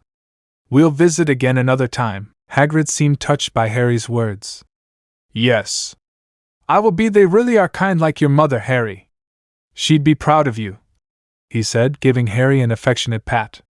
Harry couldn't help but smile as he led the others outside. I thought we were going to ask him about the stone and all that, Ron said quietly as they headed back. I almost did it, Harry said. But? Naruko asked pointedly.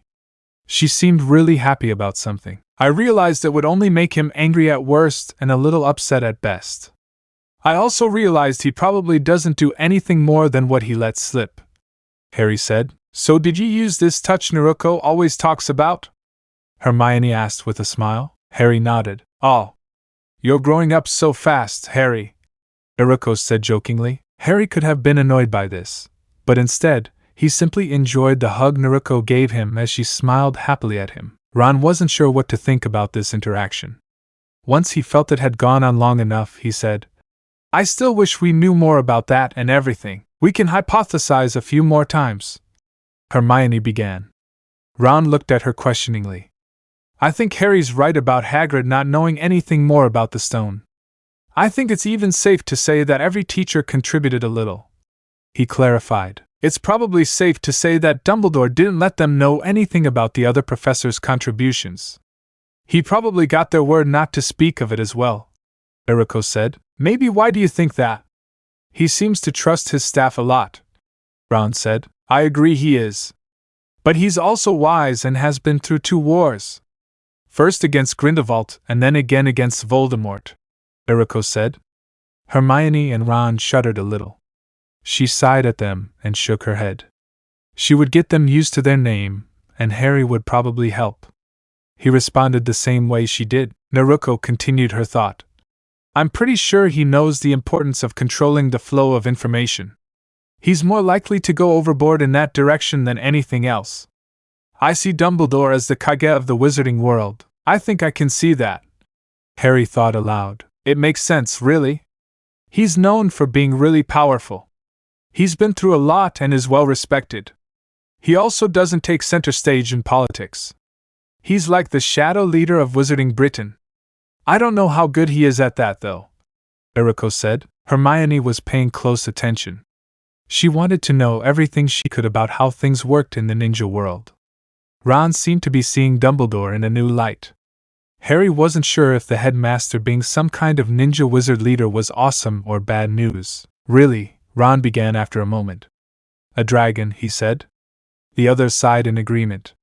They really hoped this would end well, but they weren't sure it would. So?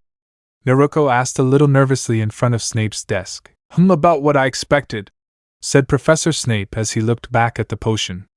It was the completed final stage of the potion he had first mentioned to her at the beginning of the school year. Sense? Naruko asked, trying to remain neutral. If you were in an upper-level class, I'd give you an A for acceptable, said Professor Snape. Naruko looked at him. Given you're a first year, I'd give it an E, said the potions master. Isn't that a no? Naruko asked hopefully. Miss Uzumaki. I rarely give out an O, even to my most exceptional students, said Professor Snape. Isn't an O required for your Newt-level classes? Naruko asked. That is true. However, I am not an OWL potions exam proctor. No professor at Hogwarts is an OWL exam proctor. Too much potential for grading bias, said Professor Snape. Naruko nodded. Then she smiled and said, Exceeding expectations is still very good. That's one way of looking at it. You could also say it's proof that he couldn't get an O, said Professor Snape. Naruko frowned, reminding Professor Snape of her mother. It was remarkable how a child could imitate his parents so well, despite never having met them. Or you could say that an E is really good, but to keep it up.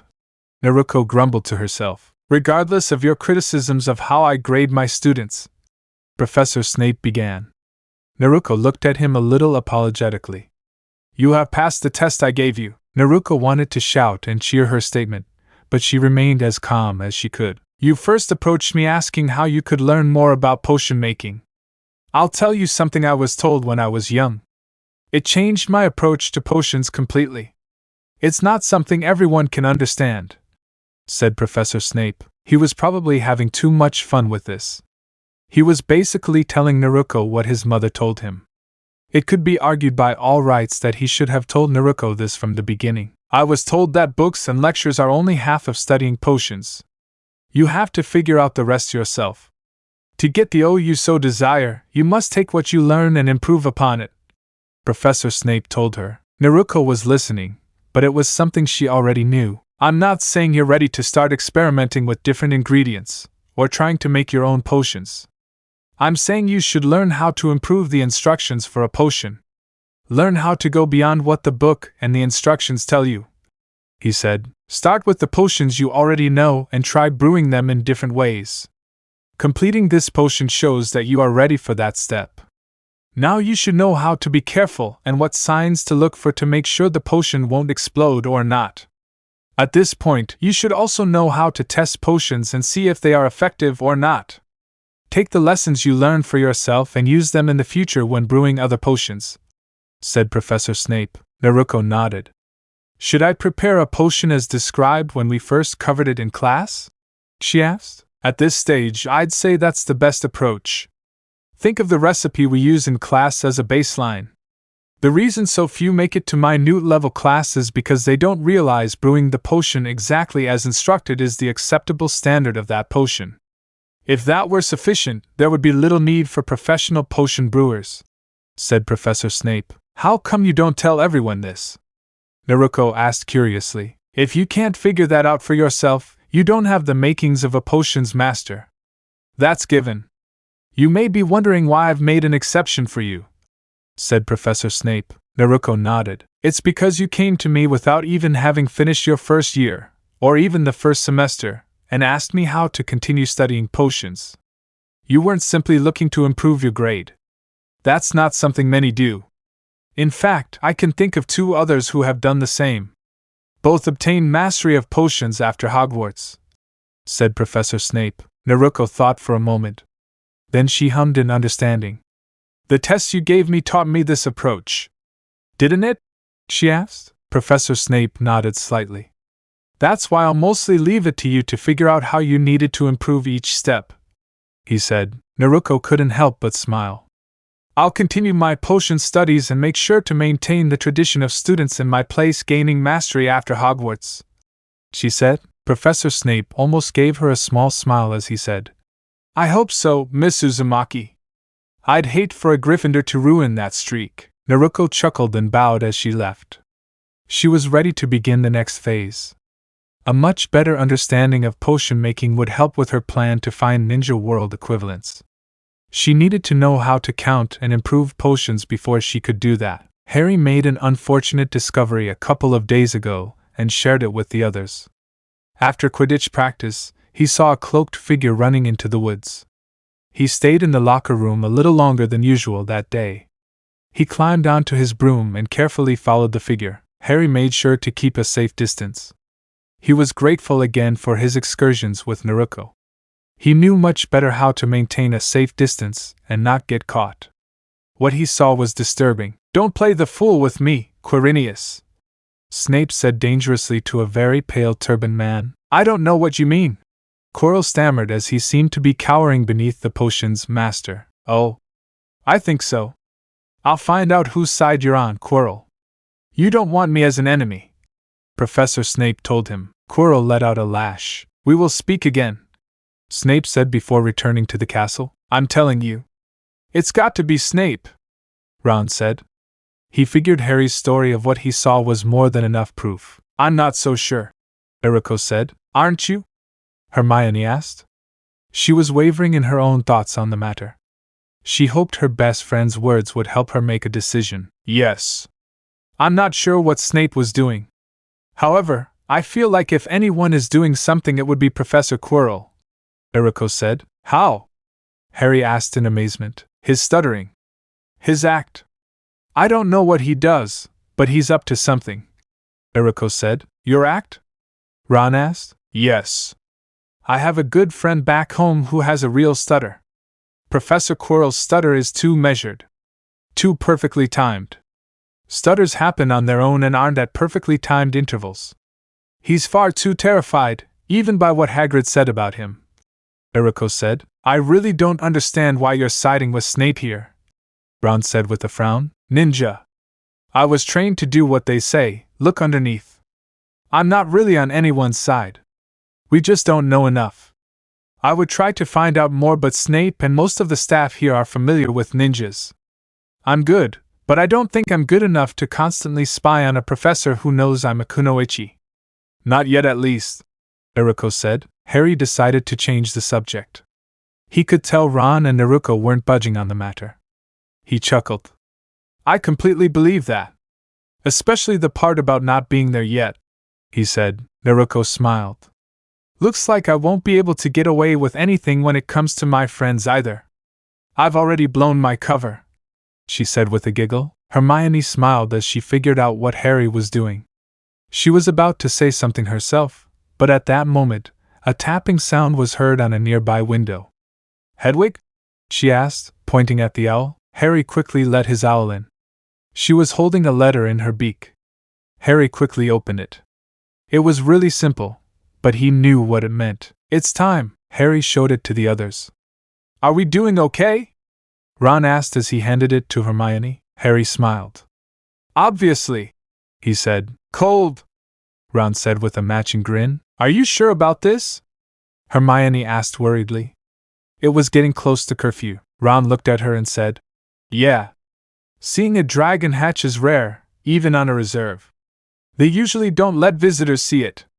Newborn dragons can be a handful. I'll take my cloak, Harry said as he headed to his room. You three can use it. I'll use my ninja skills to keep up. I may not be at the level where I can constantly spy on a teacher, but I've always been good at sneaking around, Naruko said. Good. Good. Everyone did it, said Hagrid excitedly as he let the four of them into his hut. Harry, Ron, and Hermione might have commented on how good Naruko was at staying invisible, but they had a dragon to watch hatch. The four quickly gathered around Hagrid's table. They didn't even complain that it was too hot in the hut. They watched with wide eyes as a small crack began to form in the egg. That's it, give us a push now, Hagrid cooed lovingly. The crack began to grow. It grew a little more. Come on. You can do it, little Norbert. Hagrid applauded him softly. Then the egg suddenly seemed to explode. The eggshell flew everywhere. Naruko and the others instinctively ducked for some of the larger pieces. Then they heard a small growl. Isn't he the cutest? Hagrid said completely over mother mode. The others were indifferent about whether it was cute or not. However, it was something to behold. They couldn't help but smile. Norbert was small, with leathery wings that seemed too big for him. His body was skinny and jet black. His orange eyes were large, along with an equally large snoot. He also had stubby horns. Suddenly, Norbert sneezed and blew a fireball at Hagrid's beard. The giant of a man patted his now singed beard and laughed. Look! He knows who his mom is, he said with a happy sniff. I don't know how Hagrid got that fireball to his beard. Naruko whispered to Harry, who almost chuckled. How fast is Norbert going to grow? Hermione asked, concern in her eyes. She looked around the log cabin again. Hagrid may have treated him, but dragon fire was very different from normal, magical fire. Hagrid was about to say something, but then the color drained from his face. What's wrong? Naruko asked. Someone peeked through the curtain, Hagrid said. Naruko was there in an instant. She growled and turned to the others and said bitterly, Blonde Sasuke! She was half tempted to pull him out, but he was fast and already near the school. She was pretty sure the staff wouldn't take kindly to her students and tie them up. Who? Hagrid asked. Malfoy, Harry and Ron said together. They didn't really know who Sasuke was, but they knew who their friend was referring to as Blonde Sasuke. You'd better be going then, said Hagrid. They didn't argue and left quickly. Surprisingly, all Malfoy did was throw a knowing glance in her direction every now and then. He's being presumptuous, Naruko growled. Yeah, Ron grumbled in agreement. He's up to something, Naruko said, frowning at Malfoy's back. She might have left a bit of killing intent in him. Draco suddenly gave an uncomfortable shiver. Yeah, Ron grumbled in agreement again. But what? Hermione asked. Probably the best time to rat Hagrid out, said Harry. Sounds exactly like a Malfoy/blonde Sasuke would do. Naruko and Ron grumbled together. Then they both angrily took a large bite of their food in near-perfect unison. Hermione and Harry blinked in disbelief at how in sync the two of them were at that moment. Norbert grew 3 times his original size in just 1 week. Hey, the little chap, said Hagrid, putting out a small fire Norbert had started on the mess hall table. The friendly giant was covered in bandages from previous dragonfire burns. He's gotten a lot bigger, Hermione said uncomfortably. Of course.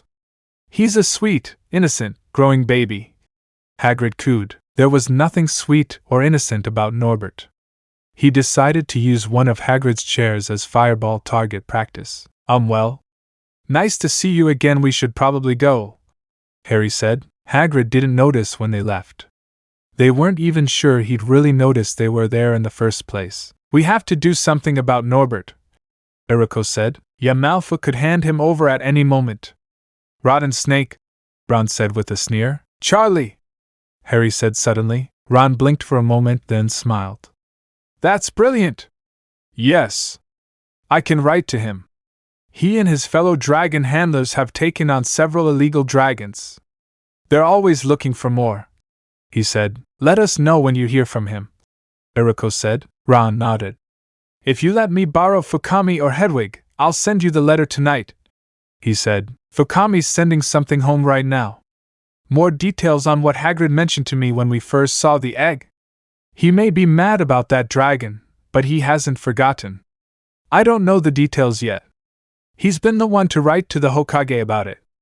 Apparently he had a translation quill from when he wrote missions for my mother, Naruko said. You can borrow Hedwig. She'd like the excuse to take a long flight, Harry said. So how will we handle this? Ron asked as he put down Charlie's letter. It had all the details they needed. Hagrid agreed to let Charlie take Norbert after some convincing. He said it would be good for Norbert to be with his own kind. We can use the cloak to take us and Norbert to the astronomy tower, Harry said. What about Malfoy? Hermione asked worriedly. If he's going to do anything, it'll be when we try to get there, Naruko nodded. I'll help there. I can use my shadow clones and have them join us. Girls can technically go on the boys' side, but boys can't go on the girls' side, she said. So unfair, Ron complained. I'll need one of you two to show me the way. My disguised clones will be asleep in your beds until we're finished. That way, if that blonde Sasuke tells Professor McGonagall, or anyone else, and they check on us, we'll see each other sleeping peacefully in our beds. I know you well enough that my clones can pass as you for the night, Naruko said. Sounds like a plan, Harry said. The group headed to Hagrid's hut once more to check things out. Hagrid had been a bit tearful lately, even if he knew it was for the best. I'm going to miss the little one, he stammered. Norbert was even bigger than before. It was a surprise that he and Hagrid could live together in the hut. Ron carefully extended a finger to try and stroke the seemingly sleeping dragon. Norbert suddenly nibbled his finger in response. Yoa! Ron yelled in pain as Norbert growled at him. Don't bother him, roared Hagrid. You'll scare him. He's just a baby. Scare him? Ron said in disbelief, fighting back tears. He bit me. Get out of here now, ye lot! Hagrid said as he not very politely pushed them out the door. Oh no, Hermione said, looking at Ron's swollen hand. Norwegian ridgebacks have poisonous fangs. We'd better take her to Madame Pomfrey, Naruko said. But she'll know it was a dragon bite, said Ron. His priority will be to heal you. He's probably seen a lot during his years here. Too much to decide. It's best not to ask too many questions, Naruko said. I won't be able to help though, said Ron with a frown. Getting better is more important, and you've already done a lot to fix this with your brother. Fortunately, you described us in the letters. We'll tell Charlie what happened, Harry said. Will you all be able to handle it? Ron asked. Harry nodded. Don't worry about us. If nothing else, Naruko can help me carry Norbert, he said. Naruko nodded and smiled. I am a strong kunoichi after all. she said, playfully flexing as they helped Ron into the hospital wing. Ron's hand didn't recover soon enough. Madame Pomfrey just frowned and made a disapproving sound at him. As Naruko said, she focused on healing him instead of asking him a lot of questions. In a way, it worked out for the best. Ron could be there to escort a Naruko clone to the nursery. When the others arrived at the hut, Hagrid showed them the box he'd made for Norbert. "It's got plenty of dead rats for the journey," said Hagrid in a tearful voice as he blew his nose. "Goodbye, Norbert, be good to Mum." Norbert looked indifferent as he huddled inside the box. "Oh, I almost forgot," said Hagrid, putting a teddy bear in the box. "Norbert's favorite teddy. He'd be lonely without it." Harry doubted it very much. Naruko looked over the box and placed something on top of it. "What did you do?" Hermione asked. "I placed a seal similar to a light spell. Since Norbert is inside, I just need to make the box light. The seal wouldn't have worked directly on him," Naruko said. "Couldn't you have lifted it with me?" Harry asked. "I could have, but Hermione probably couldn't have done the same thing easily enough," Naruko said. "Am I helping carry it?" Hermione asked in surprise. Naruko nodded. "I thought it would probably be best if I used my stealth skills to keep an eye on them and keep distractions away," she said. Harry nodded at that. "Good thinking. Something like what you did when we went to that midnight duel," he said. Naruko nodded and they got to work. It turned out to be for the best that Naruko was there with them. Harry and Hermione were heading down a corridor when Peeves suddenly appeared. "Who is it? I can feel you, but I can't see you. Ickle first eyes out of bed?" Peeves mused to himself. Harry wasn't sure what to do here. He was going to try imitating the Bloody Baron, but he wasn't sure it would work. Naruko did something instead. There was the sound of something seemingly exploding in a different corner, and a resounding giggle echoing through the hallway. "Oh, that sounds like my kind of fun," Peeves said before flying off and laughing out loud. "Come on," Naruko whispered from somewhere unseen. After that minor hiccup, it was smooth sailing. The seal Naruko placed on the box made it much easier to climb the astronomy tower. However, Harry remained focused the entire way. He was fairly certain that if he didn't, fate would throw something their way that would ruin the whole plan. That's what his Potter luck always seemed to do. The group waited silently once they reached the top of the tower. Suddenly, there was a small disturbance when they heard a gnawing sound and saw a charred piece of stuffing sticking out of the box. "Goodbye, Teddy, we knew you so well," Naruko said with mock sadness. She even pretended to wipe a tear from her eye. Hermione and Harry couldn't help but laugh at that. "I'm sure he'll be fine in teddy bear heaven," Hermione laughed. Harry and Naruko joined her. "You know," Naruko said after a moment, "I wouldn't mind being here under the stars under different circumstances. You could even say it would be romantic." Harry was surprised when Hermione gave a dreamy sigh in response. He thought it was a girl thing. However, the stars were beautiful. The trio breathed a sigh of relief when they finally entered Gryffindor Tower. Naruko assured them the coast was clear. They almost blew it. Harry and Hermione initially forgot the cloak. Fortunately, at the last minute, Harry remembered it and discussed its importance. Without him, Filch would have spotted them on the way back. Hermione let out another sigh. "That was close, but we did it," she said. Harry smiled at them. "Malfoy was arrested too," he said cheerfully. They found Draco being led away by a furious Professor McGonagall. They also managed to avoid being trapped by barely restraining themselves. Hermione smiled brightly at them. "I'm so happy I can make a template. But it's late and I'm tired," she said, stretching. They went to their beds just as Naruko's clones said their goodbyes. The night had been a complete success. As they climbed, exhaustion really set in. Hermione and Naruko plopped down on Hermione's bed together. They each yawned loudly and quickly fell asleep. Chapter 15. Naruko's First Arrest. "What do we do?" Naruko asked as she sipped the tea Hagrid poured her. "I'm not exactly sure." "Should we call it off?" Hagrid asked. "I'd rather not.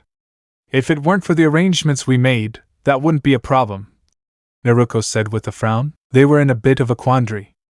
Hagrid mentioned to Naruko that something was hunting unicorns in the Forbidden Forest. This was what he wanted her help with.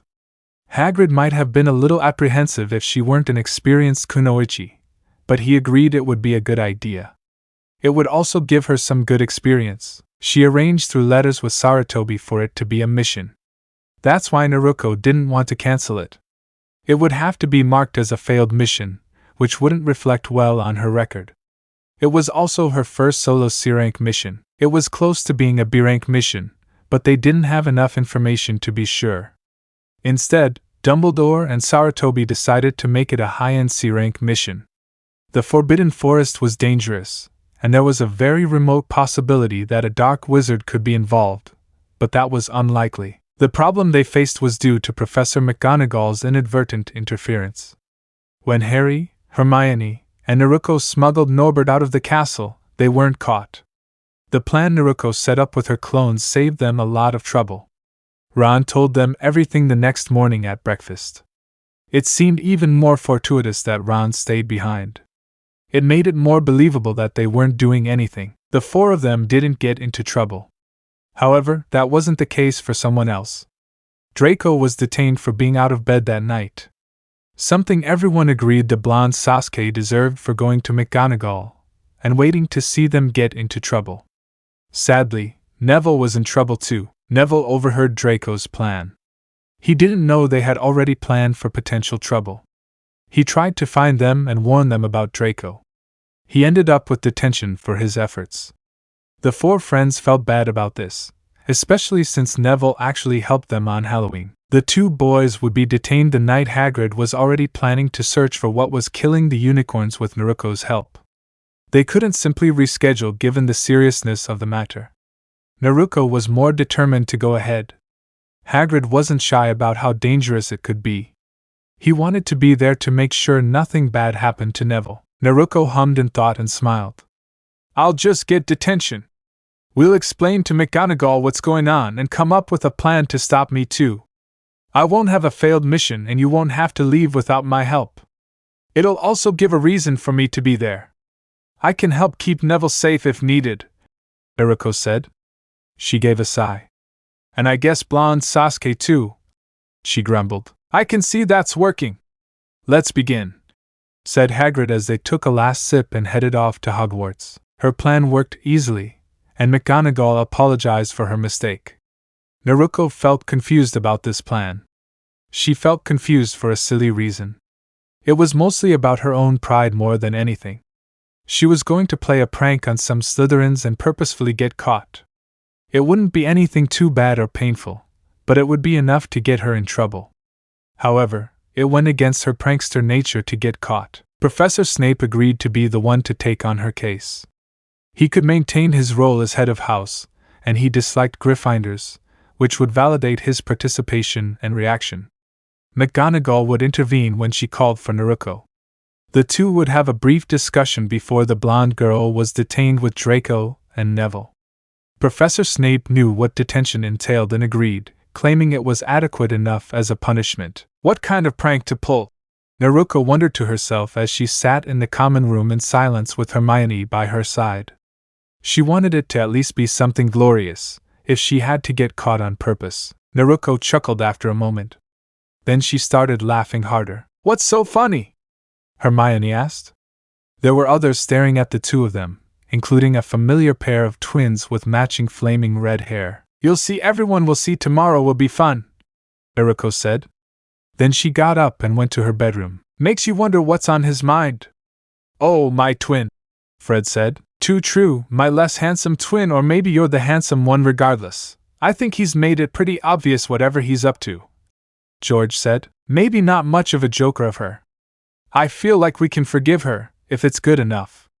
"She's still a silly scoop," Fred replied with a smile. Hermione looked at them and wondered what was going to happen tomorrow. She also wondered why Naruko had announced it more or less tonight. She'd have to ask questions later. Naruko was a kunoichi. She wouldn't get caught for something like this unless she wanted to be caught. Several students yawned tiredly, as they did every morning at breakfast.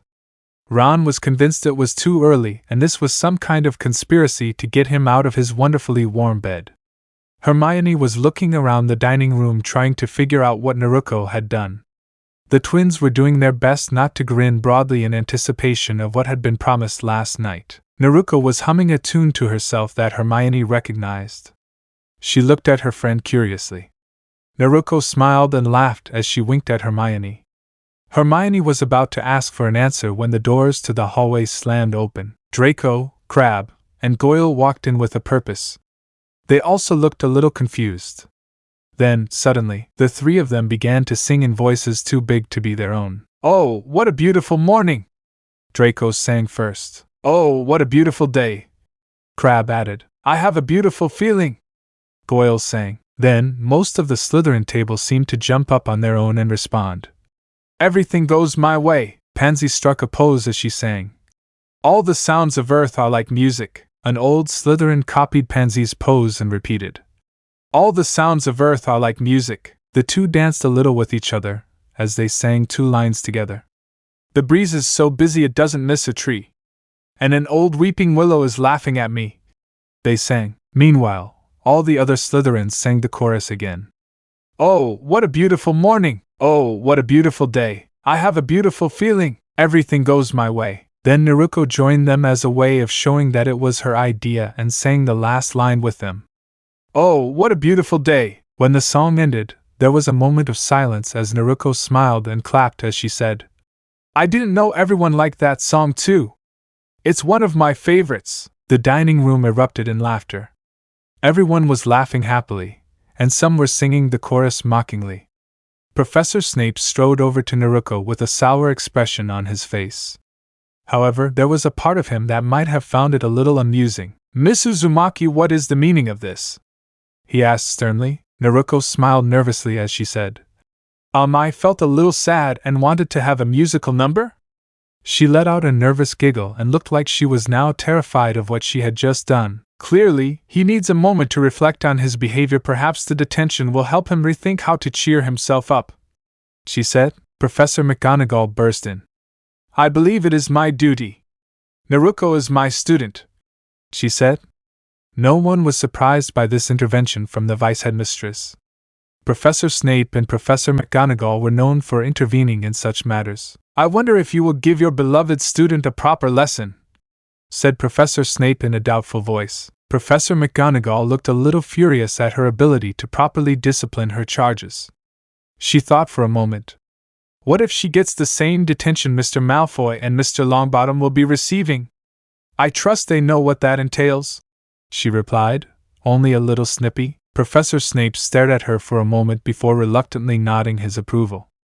"I feel that will be enough this time," he said. He looked at Naruko and said, "I trust you'll be smart enough to think twice before pulling a trick in the future." Naruko gulped nervously before nodding slowly. "Very well," Professor Snape growled. He turned and called to all the students in the dining hall. "Return to your meals or break for class." All the students were busy whispering quietly among themselves. They wondered what was in store for the three of them. If it was a detention that Professor Snape approved so easily, it was obviously severe. "Do you want to tell me why you would do that, Naruko?" Hermione asked with a frown once they returned from the day's classes. "Oh? You don't believe what I said? You didn't find it funny even in the slightest? I seem to remember you enjoyed it," Naruko said, giving her friend a small smile. Hermione blushed. "That's beside the point. I like that song and I love Oklahoma. What I'm talking about is getting caught. I know you did it on purpose," she said as she looked at Naruko. Naruko looked at her and sighed. Then she nodded toward her bed. Hermione nodded, and the two entered together. They both closed the curtains that secured it. "You're right. I was caught on purpose. Neville and Draco will help Hagrid search the Forbidden Forest for any injured or dead unicorns. It's been going on for a while. Hagrid has done what he can on his own to sort it out, but with no luck," he said. "That sounds dangerous," Hermione said, her eyes wide. "It would be if they came in on their own, but they won't be. Hagrid and Fawn will be with them." "I'll be there too," Naruko said. "Still, is that the reason why? I doubt you're doing this just to help them after you hear what their detention was." "Maybe for Neville, not for Malfoy too," Hermione said. "We already had it planned as a mission. This is what Hagrid meant when he mentioned missions at Hogwarts." Gigi gave his approval and everything. Professor McGonagall hadn't heard about the mission plan when she assigned his detentions. We came up with this plan, so I have a reason for being there too. I didn't want it to be marked as a failed mission, and it was too late to change our plans. Both Professor McGonagall and Professor Snape were on it, he said. Naruko became a little dejected and added, I also see it as a way to do things to Neville. I don't know what I would do if something happened to him, even if it was unlikely. He got up and got caught for us. Naruko then smiled a little as she said, This way I can help Hagrid and protect Neville too. That's good to hear, Hermione said, relieved. If so many adults were in on the plan, it couldn't be a bad thing. She also felt better with Naruko there to help Neville. Hermione looked at Naruko and asked, Why do you sing them? Naruko laughed. At least I wanted to make it good. And I like that song, she said. Hermione shook her head, but smiled as the two of them opened the curtains and got out of bed. When it came to Ron and Harry, Hermione helped Naruko explain it to them as well. Harry actually frowned and was annoyed that they didn't let him help and get detention too. I'm just as responsible for Neville being in trouble, he argued. Ron frowned. I see what you mean, mate. But really this is the Forbidden Forest, he said. Even more right, Harry said. Naruko looked at him seriously as she said, Stop being silly, Harry. Harry frowned at that. I'm serious, she said, keeping her gaze on him. This isn't a game, and it's not something you should be all noble about. I'm a full-fledged, trained kunoichi with real experience. Going there to try to help would be more of a responsibility. Harry frowned even more. Naruko carefully placed a hand on his shoulder. He didn't shrug right away. She smiled and said, I like that you're being noble like that, Harry. I really do.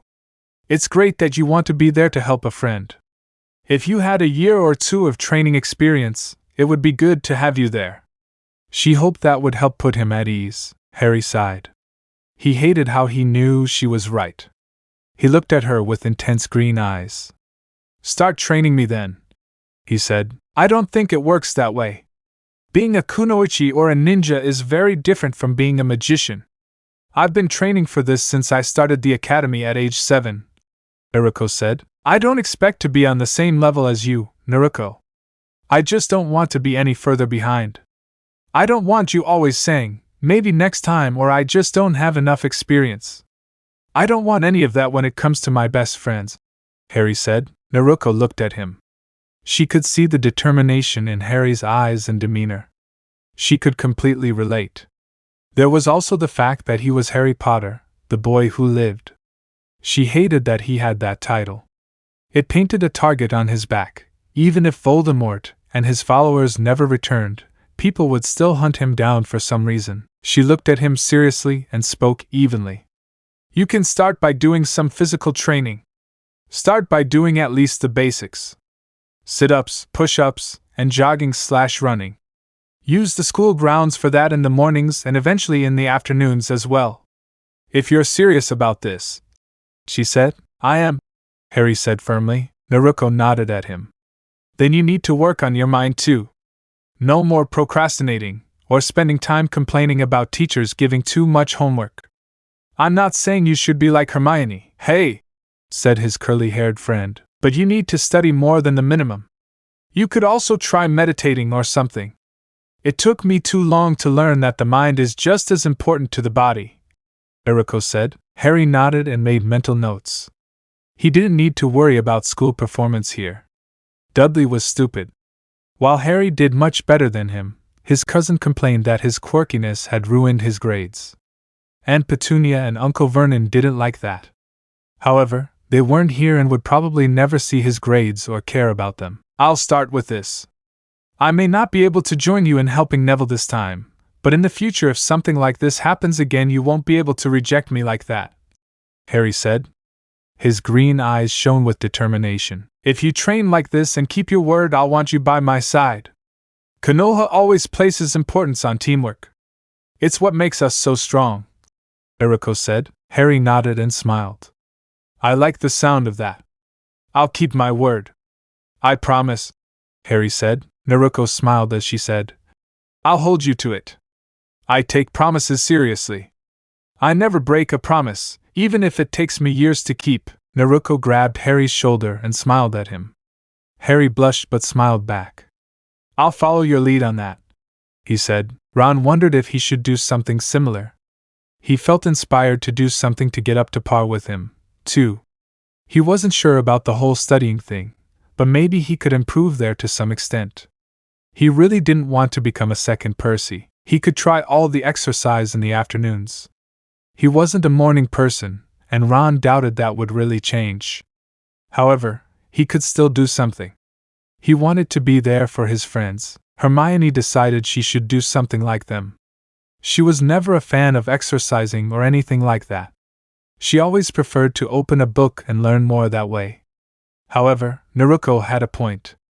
The mind is just as important as the body. Hermione just needed to learn that lesson from the opposite end. When the night of the detention arrived, Naruko was the first to arrive where Filch and Draco were meeting. Draco was second, frowning at her. He hadn't forgiven her for what she did to him at breakfast. The only reason she didn't incur her father's wrath was because she targeted all of Slytherin, not just him. He, Crabbe, and Goyle happened to be the opening act. There was also the fact that she still remembered that you should be wary of Uzumakis. It's best not to directly oppose them, even if Potter and the others were fair game. Neville was last and was very nervous. Sorry I'm late, he said. Filch gave the boy a nasty smile. Before he could say anything, Naruko ruined the moment. Actually, you're about 5 to 10 minutes early, she said. Filch complained that the fact that he arrived last meant he was late. Then he cleared his throat. You probably think it'll be easy tonight. You're sorely mistaken, he said with a dark laugh. Oh please, what's writing a few lines or cleaning a classroom? Draco said with a roll of his eyes. His notes only said to meet Filch for his detention. They didn't give any details. Faye, Filch began. Do you think that's going to be your punishment? He asked. What is it? Neville asked. Filch smiled in disgust as he said, You'll be helping Hagrid tonight, but he does servant. Draco complained. Ha! You still have it easy compared to the old days. It used to be that I chained you to the wall in a dungeon, or suspended you from the ceiling by your thumbs. Those were the old days, Filch said almost dreamily. Draco and Neville swallowed that. Yeah, back then you would have thought twice before breaking the rules. Sadly, we have this whole thinking of the children thing going on now. There's no respect for the rules anymore. Filch grumbled with a snort. Soon the group stood in front of Hagrid's hut. Draco grimaced at the idea of doing so-called servant things. Naruko was pretty sure he'd soon be terrified once he knew what they were really going to do. Neville was as nervous as he usually was when he was in trouble. They're all here, said Hagrid, as he opened his door. He was standing with a crossbow in one hand and a lantern in the other. He had a second lantern on his belt. I brought them their punishment. I'll come back to collect what's left of them when morning comes. Filch laughed. What are you talking about? You know you'll be collecting them later tonight, said Hagrid. Still, things can happen in the Forbidden Forest, he said, trying to scare them one last time as he left. What? That's dangerous, Draco shouted. It would be if you were going there alone, said Hagrid.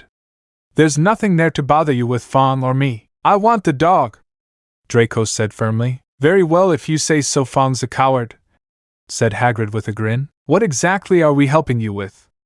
Naruko asked while playing the role. Something's been attacking the unicorns, even killing them. Let's go look for clues. Hopefully we can find whatever it is. Or at least save the unicorn, Hagrid explained. What would that do? Neville couldn't help but ask. Something's not right, said Hagrid. Naruko fell behind a step. In shock. She quickly made some shadow clones that disappeared from sight and followed them. The plan was for her to do this in case they needed to split up. She would likely go with Hagrid, but her clones could keep an eye on the other two. She could also replace herself with a clone and keep an eye out for the shadows if necessary. Draco unfortunately threw a small wrench into her plan by stating that he would be with Fong.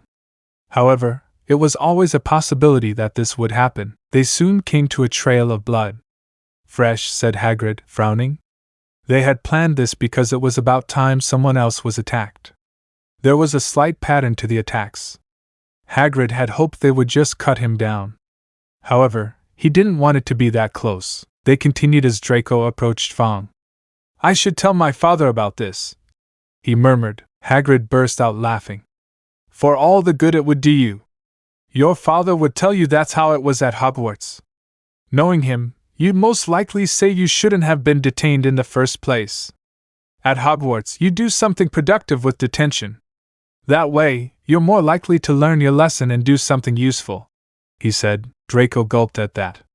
"Often when my father hears, defense didn't work. Look at that," Naruko said, pointing ahead. The silver unicorn blood was more visible now. Hagrid hummed in thought. "This is what we're looking for. Looks like we've got 2 ways to go," he said. "I called Fang." Draco felt he had to say, "I heard you," said Hagrid. The giant of a man nodded. "All right. Neville, Draco. You two go with Fang and follow that test. If you see the unicorn, send up green sparks. If you get into trouble, send up red sparks. Give me a demonstration," said Hagrid. The 3 of them sent out green sparks first, then red ones. "Okay. Naruko. You're with me," he said as they separated. Once Naruko and Hagrid were alone, he turned to her.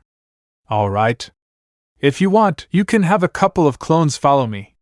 You said you can do that substitution thing with them if you have to," he said. Naruko nodded. "That way, if I get into trouble somehow, you can be there in a jiffy," he said. "Thank you for letting me keep a better eye on them. My clones are good and very useful, but I'm much more resilient than they are," Naruko said. Hagrid nodded. "Get in then. You might help me some more after they're gone if you need to," he said. Naruko nodded as she made 3 clones and disappeared. Naruko followed Draco and Neville carefully. She was very quiet and kept to the shadows with her clones. They were surprisingly the quietest part of the forest. Animals occasionally made sounds, hidden in the trees. She was having trouble seeing in the darker parts of the forest, even with her heightened senses. It made her a little nervous because of how dark that meant. She chose to stay even closer than she originally planned. She should be good, but she didn't want it to be so easy for them to accidentally see her or a clone. Finally, the plan had to undergo another change. It was again courtesy of Draco. The blonde Sasuke thought it would be a good laugh to cheer Neville up in the forest. He made a noise and jumped back, stopping right in front of Neville. Neville panicked and threw red sparks. Draco laughed at Neville. Naruko quickly made a clone and said goodbye. This sent the message to her other clones. The Naruko clone following Hagrid let out a sigh. "We should still go, but it's a false alarm." Draco thought it was funny to scare Neville, said the clone. Hagrid burst into the undergrowth with Naruko right behind him. "What is it?" he asked. Draco laughed even louder at Hagrid's arrival. Neville frowned at Draco. "He scared the hell out of me," he admitted. Hagrid glared at Draco, and now the boy didn't find it so funny. "What are you thinking? I'll tell Professor Snape about this." "You don't need me to tell you that's no good," he said. Draco gulped noticeably at that. Professor Snape took Slytherin's bad behavior seriously when not under his watch. It looked bad, not just for him, but for all of Slytherin. Hagrid sighed. "All right. Naruko. Go with Chuckles here. Neville, come with me," he said. Naruko's clone sighed and frowned at Draco. "We'll be lucky to catch anything here now. I hope we can find the unicorn and save it at least," said Hagrid before the group split up again. Naruko found an opportunity to take her clone's place. The clone went to watch over Hagrid and Neville. She didn't like having Draco for company, but it was probably for the best that Neville was with Hagrid and his clones now. Hagrid was strong, and few things would upset him. He was just a jutsu replacement if things went wrong. "I can't believe we have to do this," Draco complained. "Maybe you shouldn't have been stopped," Naruko said. "It's your fault, you know," Draco said. "How is it my fault you got into trouble?" Naruko asked. "You were doing something to others. That's how it's your fault," he said. "Where did that idea come from?" "Your stupid idea got Neville in trouble too," Naruko said. I saw them all. That's how it is, Draco said. Doing what? Naruko asked. Trying to smuggle a dragon into the castle, he said. Really? Naruko asked with a raised eyebrow. Yeah, I heard you all talking about dragons with Hagrid, he said. That's because Hagrid really likes dragons and he knew Ron's brother, Charlie. He works with dragons for a living, Naruko said as she shook her head. But, said Draco, he hadn't really seen what they were doing. He just heard some things. If you were really that worried, why didn't you go to someone sooner? Naruko asked. Draco remained silent. Also, Professor McGonagall checked on us when we were in our rooms at night. All she did was scold us for staying up too late, Naruko said. You did something. Obviously, Draco said. Like what? Naruko asked. I don't know, something, he said. Naruko frowned, but heard something from up front. Draco was about to say something else, but he put a finger to his lips and pointed at the brush. For all his grumbling, Draco seemed to realize he was serious and not arguing. They went into a bush and lay down. Draco's eyes were very worried. Fong was even quiet. It seemed like he knew how to follow Naruko's example here too. Something seemed to be happening to them, with difficulty breathing. Naruko could make out the figure in the darkness. It was wearing a hood and a cloak. It seemed to scare all the other animals in the forest. Everything calmed down around them. Draco was about to scream, but Naruko covered his mouth. Fong was too terrified to complain at the moment. He looked at Draco with serious blue eyes. He got the message loud and clear. Don't do anything stupid. Once the creature, whatever it was, moved far enough away to be in front of them, Naruko motioned for them to return to the path they were following. Red sparks, Naruko said. Draco sent them without a second thought. What is it this time? Hagrid asked as he approached them. We saw something, it was strange, Draco said. He couldn't describe it. Some kind of cloaked figure, it was too dangerous for us to follow, Naruko explained. However, her clones were following. The forest became strangely quiet around them, she added. Hagrid's eyes widened slightly at that in surprise. There wasn't much that could have caused that to happen. Where'd he go? He asked. Naruko pointed in the direction. Hagrid looked around, mentally mapping the area so he knew where to start. It was getting late now, and there was little hope of them finding a wounded unicorn still alive. He frowned at that thought. Very well, let's go back now, said Hagrid. Draco wasn't about to argue at this point. He, Fong, and Neville took the lead. My clones are following him. I'll switch with one of them here in a second, Naruko whispered to Hagrid. Hagrid nodded slightly in response. Naruko switched with a clone and followed the strange being. She wasn't sure what it was, but it wasn't just a creature. It also didn't seem to be paying much attention to its surroundings. It was as if the thing knew nothing would dare come closer. Naruko had a feeling that things were going well. His clones were everywhere, slowly following him. Naruko was coming up with a plan. She wanted to know what this thing was. She knew it would lead her to the unicorn, since she was following the blood trail.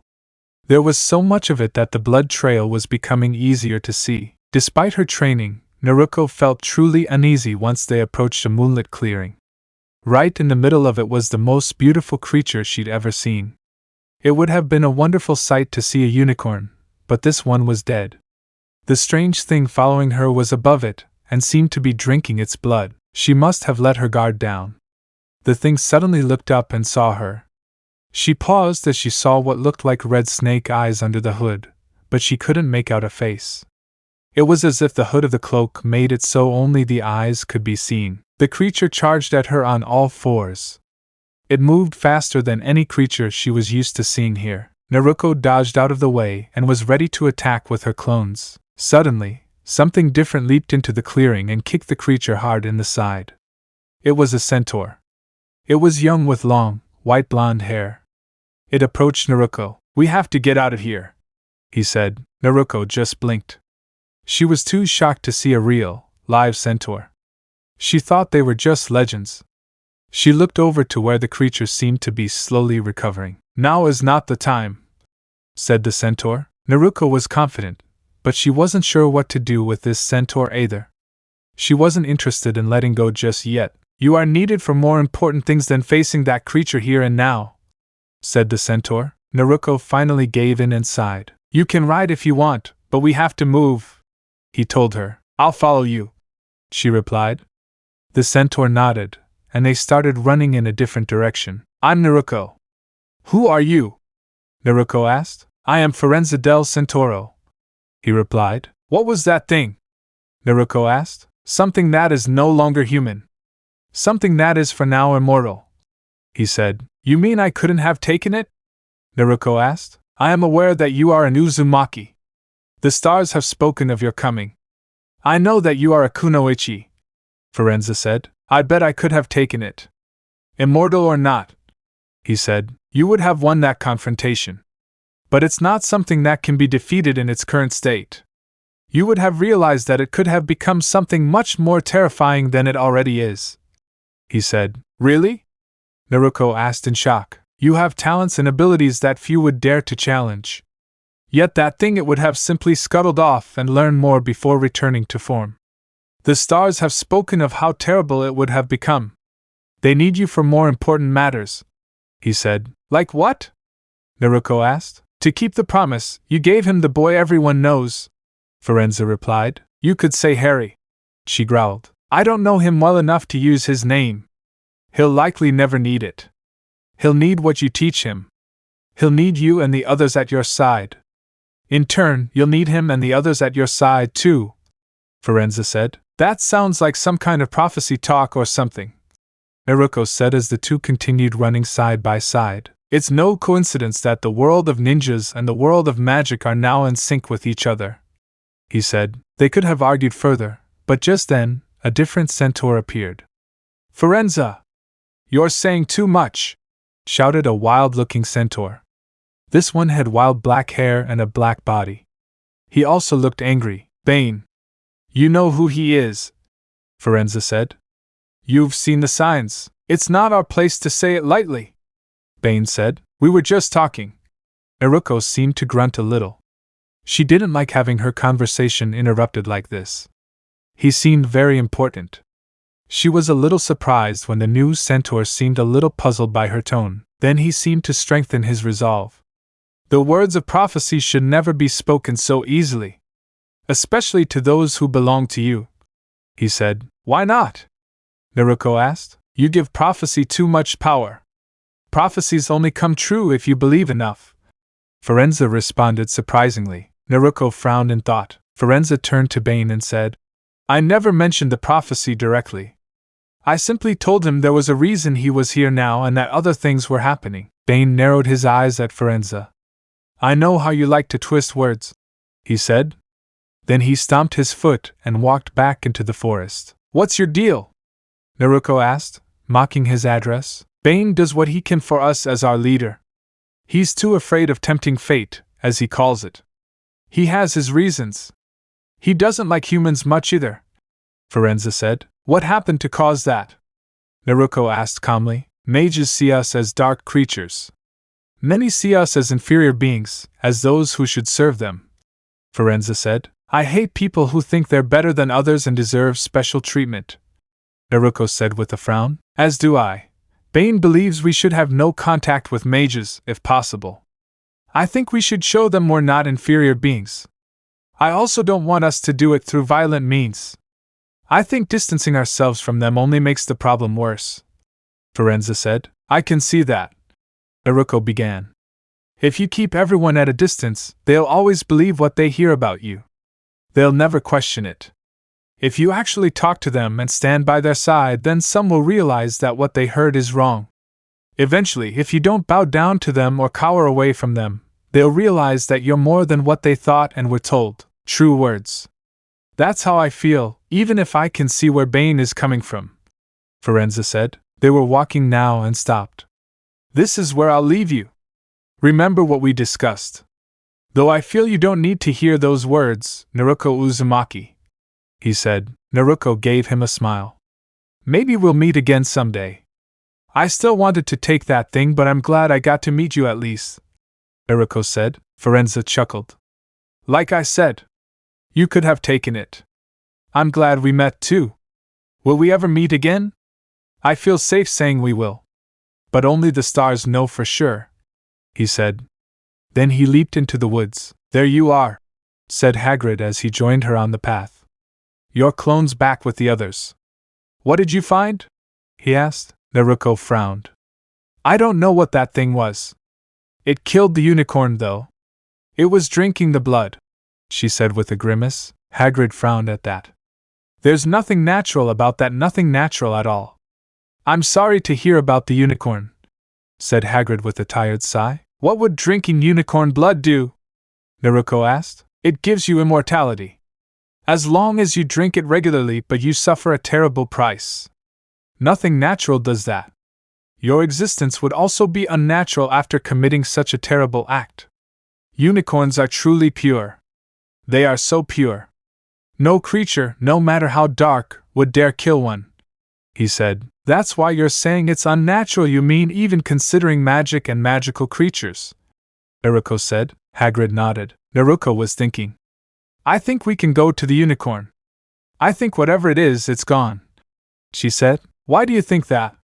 Hagrid asked. Naruko smiled.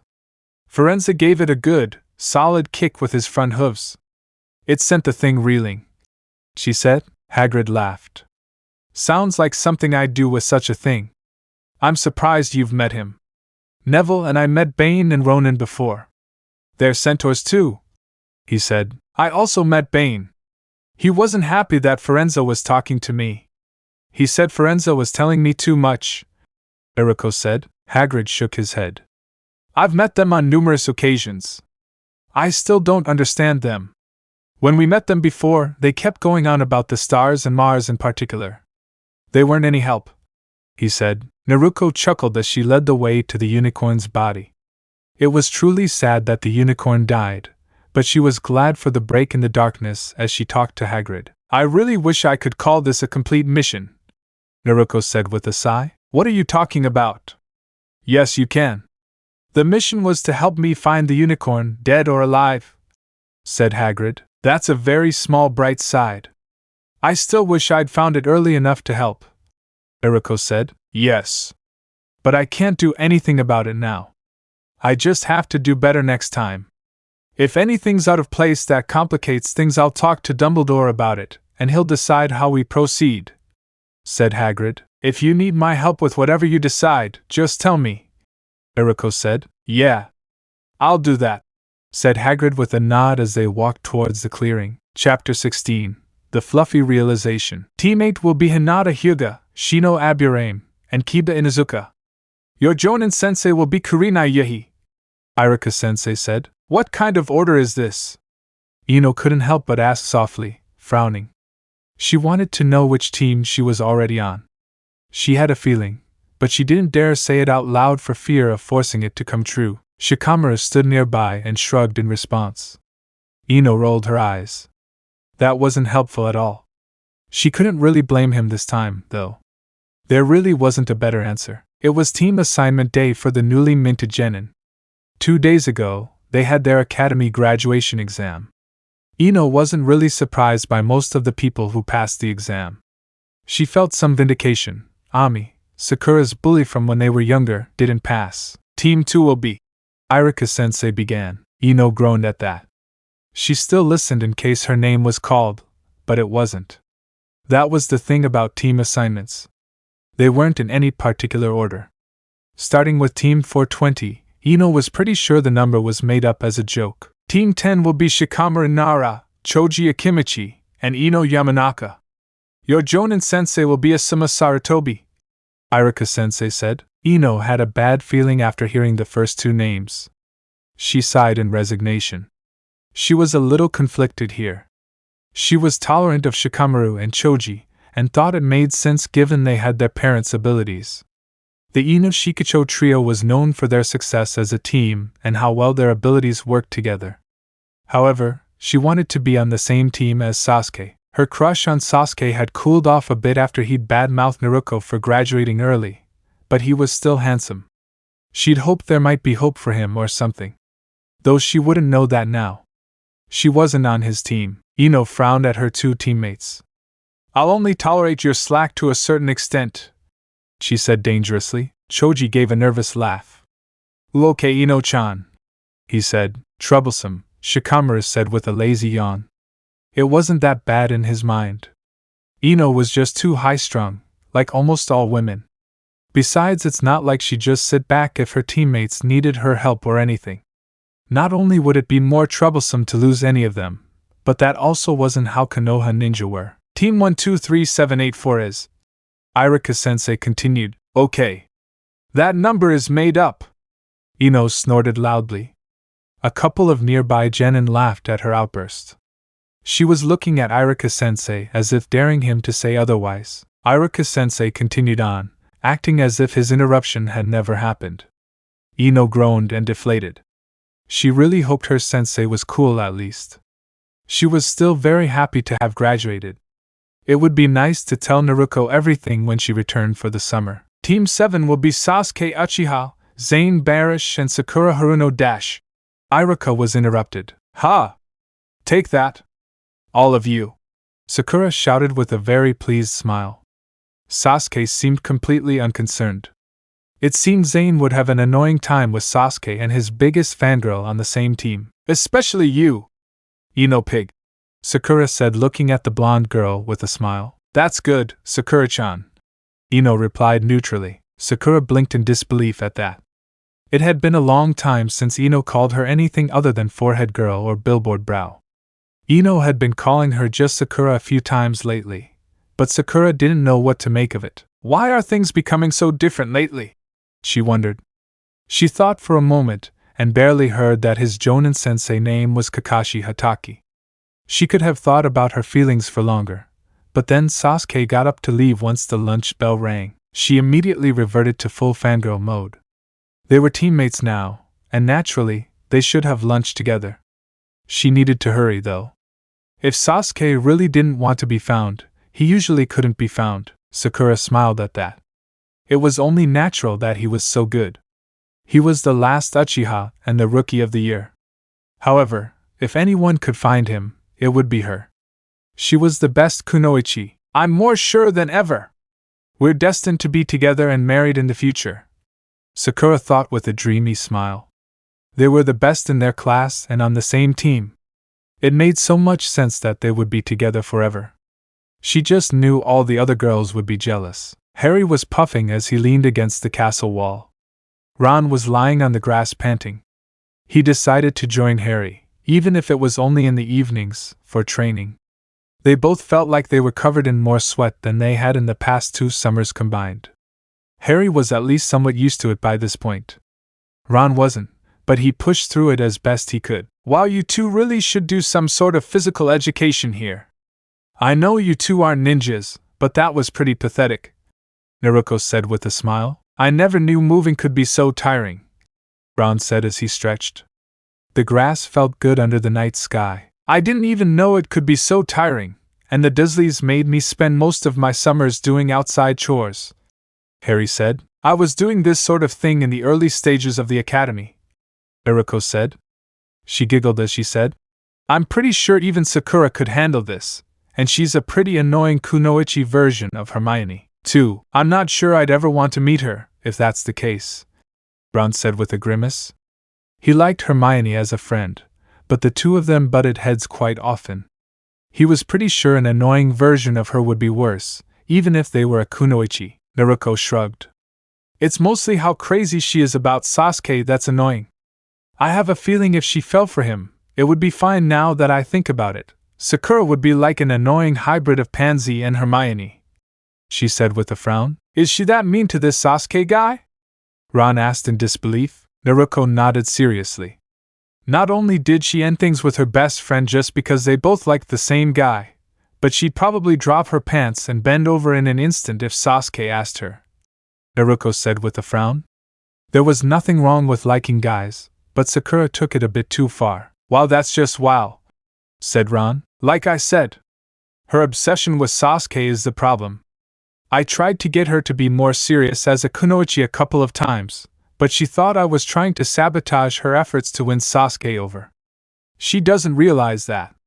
It's completely useless with how Sasuke is," Naruko said. "Why do you say that?" Harry asked out of curiosity. All he wants is to get stronger and chase after his brother. I mean, he has a good reason, but still he's taking it too far. Naruko said. Why do you have a good reason? Ron asked. Let's just say he has a good reason and leave it at that. But it's no excuse to look down on others and not bother living your life, Naruko said. She wasn't going to go into details. She probably said more than she should have, as it is. So why are you calling Draco blonde Sasuke? Harry asked. They're both from very rich and well-known families. They both think they're superior to everyone else just because of where they were born and because of their family status. They both sometimes go out of their way to try to insult others. Blonde Sasuke is actually preferable, as he can at least be tolerated as long as he doesn't open his mouth. Naruko said. I don't see how Draco can be preferable to anyone, Ron said, crossing his arms and scoffing at the mention of Draco's name. That just shows how much worse the original is. Even if I could easily kick blonde Sasuke's ass and make him go home crying to dad, Naruko said with a smile. Could you bring it just once? Ron asked with too much joy in his eyes. Harry and Naruko looked at him with raised eyebrows. No, Naruko replied simply. Ah, Ron pouted. Naruko shook her head. Since you two have finished your laps, she began. Ron and Harry looked at her, unsure of what she was going to say. Naruko's lips curled slightly as she said, Time to do some push-ups. The two boys grunted as they got into position. Give me 20! Naruko said. That's not so bad, Ron thought. For starters, Naruko added. Ron groaned a little, but started doing push-ups. Harry was already on all four. Naruko would admit she had few doubts about Harry's resolve. She really liked that about him. I can't believe the exams are just around the corner, Ron said in a slight panic one night after dinner. This is exactly why I was telling you to study, Hermione said. The only problem is you started talking about it right after the holidays, Ron complained. He really didn't like how conceited she sounded. Hermione frowned at him, but said nothing more on the subject. I'm glad Hermione gave us those schedules, even if I didn't follow them exactly, Naruko said. I suppose as long as you've studied that's good enough. Though you seem to have a lot of free time. I've seen you help them train and disappear off to do your own thing, Hermione said, frowning dubiously. Naruko smiled as she said, That's a kunoichi secret. Hermione's frown deepened. Naruko sighed. Good. Not only are shadow clones really useful when it comes to gathering information in all its forms, but I'm a kunoichi. We're trained to absorb knowledge quickly and remember it almost perfectly at least. It can be important on missions, she said. You cheated, Hermione frowned. I prefer to think it's more efficient, Naruko said, still smiling. Still cheating, Hermione pouted. Naruko laughed and leaned in to whisper. We both know you're jealous that you can't do something similar. Hermione blushed at that, but didn't refute the claim. Naruko actually liked how cute her bushy-haired friend could be. Speaking of training though, said Ron. He looked at Harry. How do you feel it's been coming along?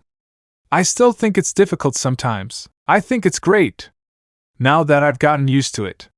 It was difficult at first, but I like the results, Harry said. He felt more confident now than ever. He also felt less skinny and instead lean, muscular, and strong.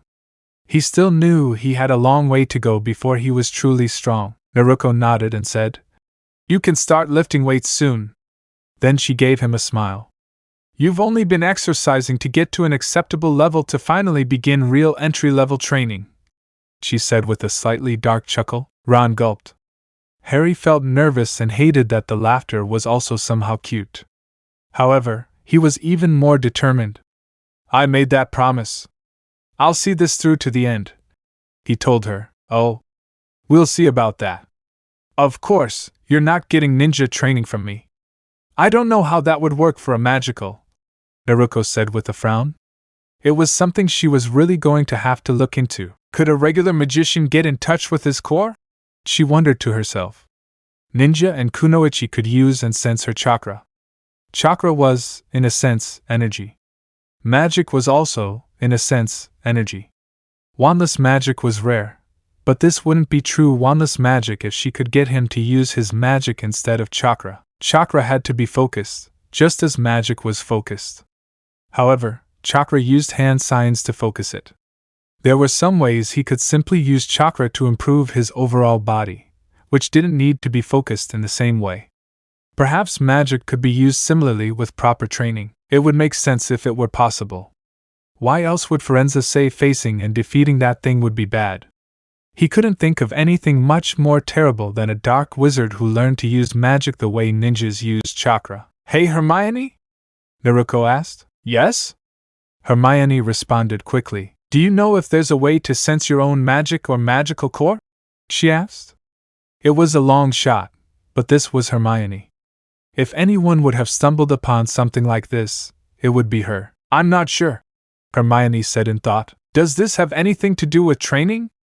Ron asked. I could determine the best way to start training you two further," Naruko said. "That sounds pretty serious," Harry said. Naruko frowned a little. "I'm not trying to find an excuse," he reassured her. Naruko sighed.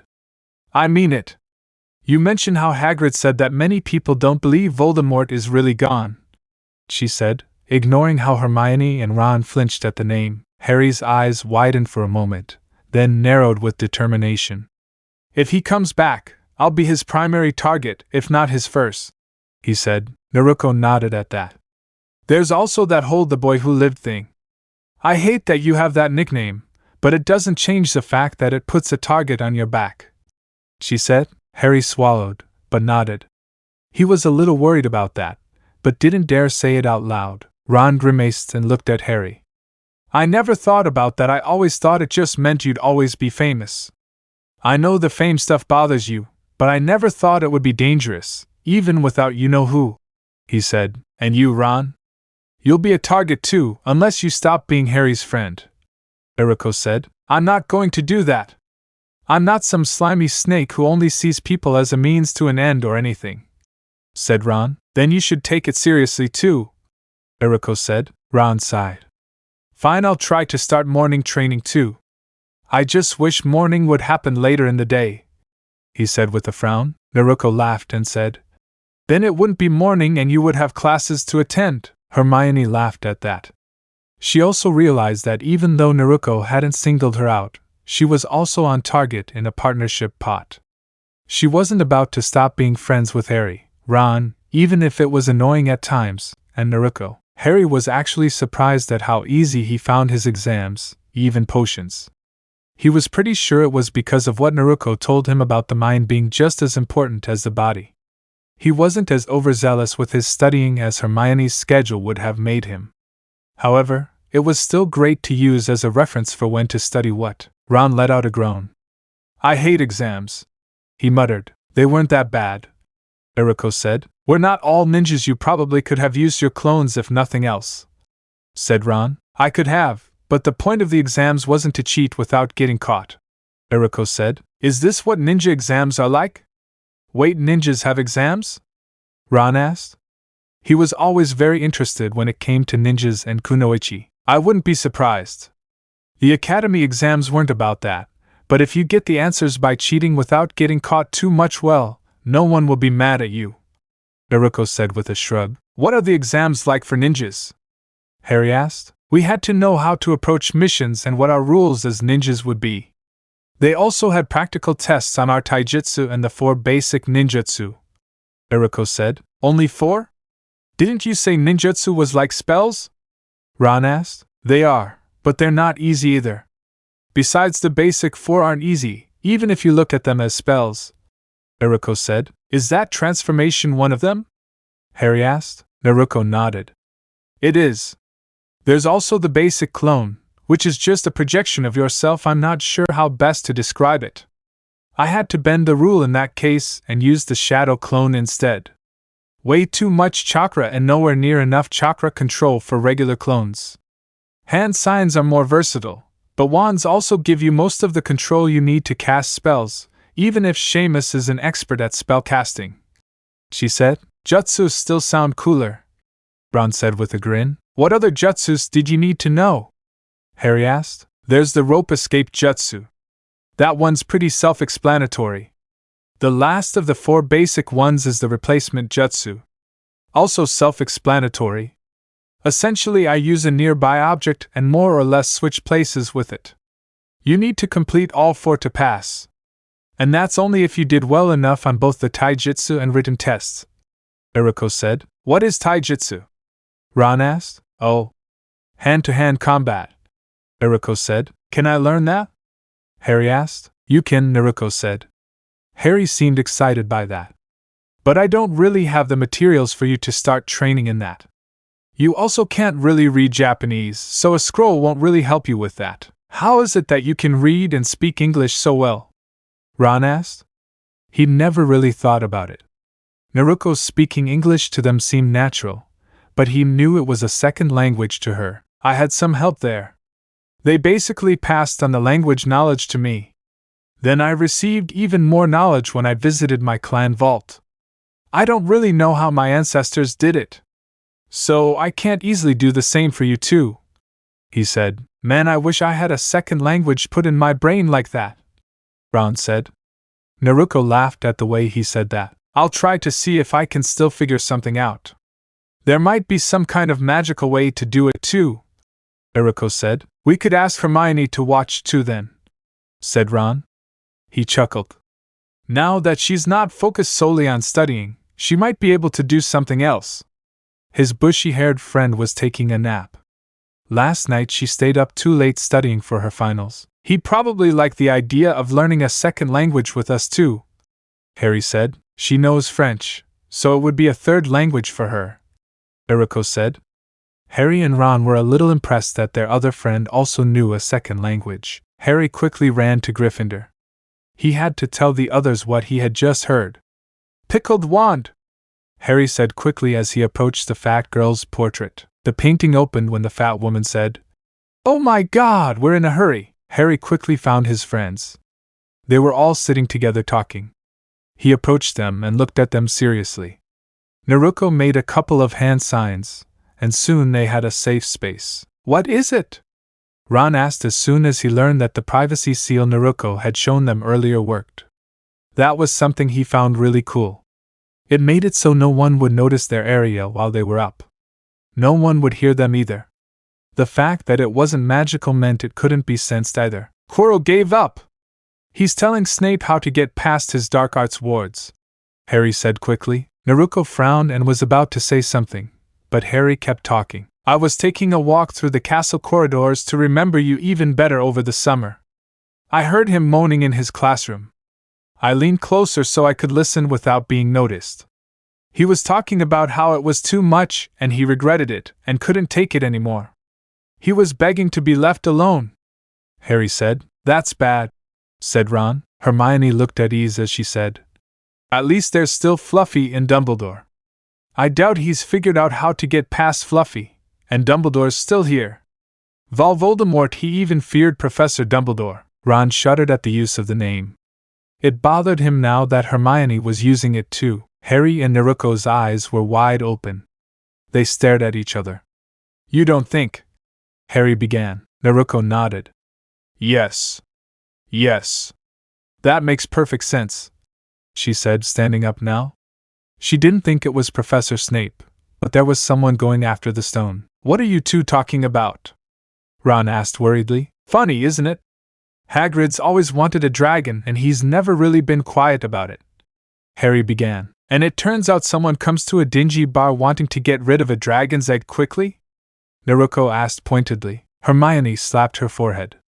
He was the one who was after the stone, she said. Ron looked a little nervous as he said, Maybe Hagrid didn't tell everyone about getting over Fluffy. We have to see it now, Harry said as he began leading the way. Ah. Nice to see you all. Enjoying the free time before the end of term? Hagrid asked with a friendly grin. You could say that. I was walking around the castle to better remember it over the summer, Harry said. Hagrid laughed at that. I've known plenty who did that. Come in, he said, holding the door open for everyone. Anyone want a drink? He asked. Naruko closed the door and Harry nodded. Hagrid, we need to talk about how you got that egg, he began. There was a time for tact. This wasn't the time. This was important. Hagrid looked a little downcast after hearing Harry's tone. I miss Norbert, he said. What do you want to know? He asked. The guy who gave you the egg. What was he like? Harry asked. I was a bit nervous at first. Probably because of the egg. I shared a couple of drinks with him and got to talking about working at Hogwarts, said Hagrid. I bet he was interested in that. It's not often you get to meet the Keeper of Keys and Grounds at Hogwarts, Naruko said. She was exercising some tact. That's what it was. He asked me about the different creatures in the forest and things like that. I told him they were all right. Most of them are just misunderstandings. We had a few drinks together. We started playing cards, and then he mentioned the egg he had with him. This was after I told him I'd always wanted a dragon, said Hagrid. What else did he ask after showing you the egg? Harry asked. Well, I don't really remember everything specifically. He was also a bit hard of hearing sometimes. He wore this cloak that kept his face hidden, said Hagrid. And you didn't find that suspicious at all? Ron asked in shock. I told you before. You've got all sorts in the pig's head, said Hagrid with a frown. After you won the egg, did he hand it over? Hermione asked. No, he asked me a few more questions. Wanted to make sure I could handle a dragon. I told him after Fluffy, said Hagrid. I still can't believe that's her name, Ron muttered, shaking his head. After Fluffy, I told him. A dragon would be a piece of cake, said Hagrid. I bet he was very interested in Fluffy, said Harry. Of course he was. It's not every day you hear about a three-headed dog, said Hagrid. Anyway, I tell him. Fluffy's really easy. All you have to do is play him a bit of music and he sleeps like a baby. Hagrid blinked at that and frowned. I shouldn't have said that. Forget I said it.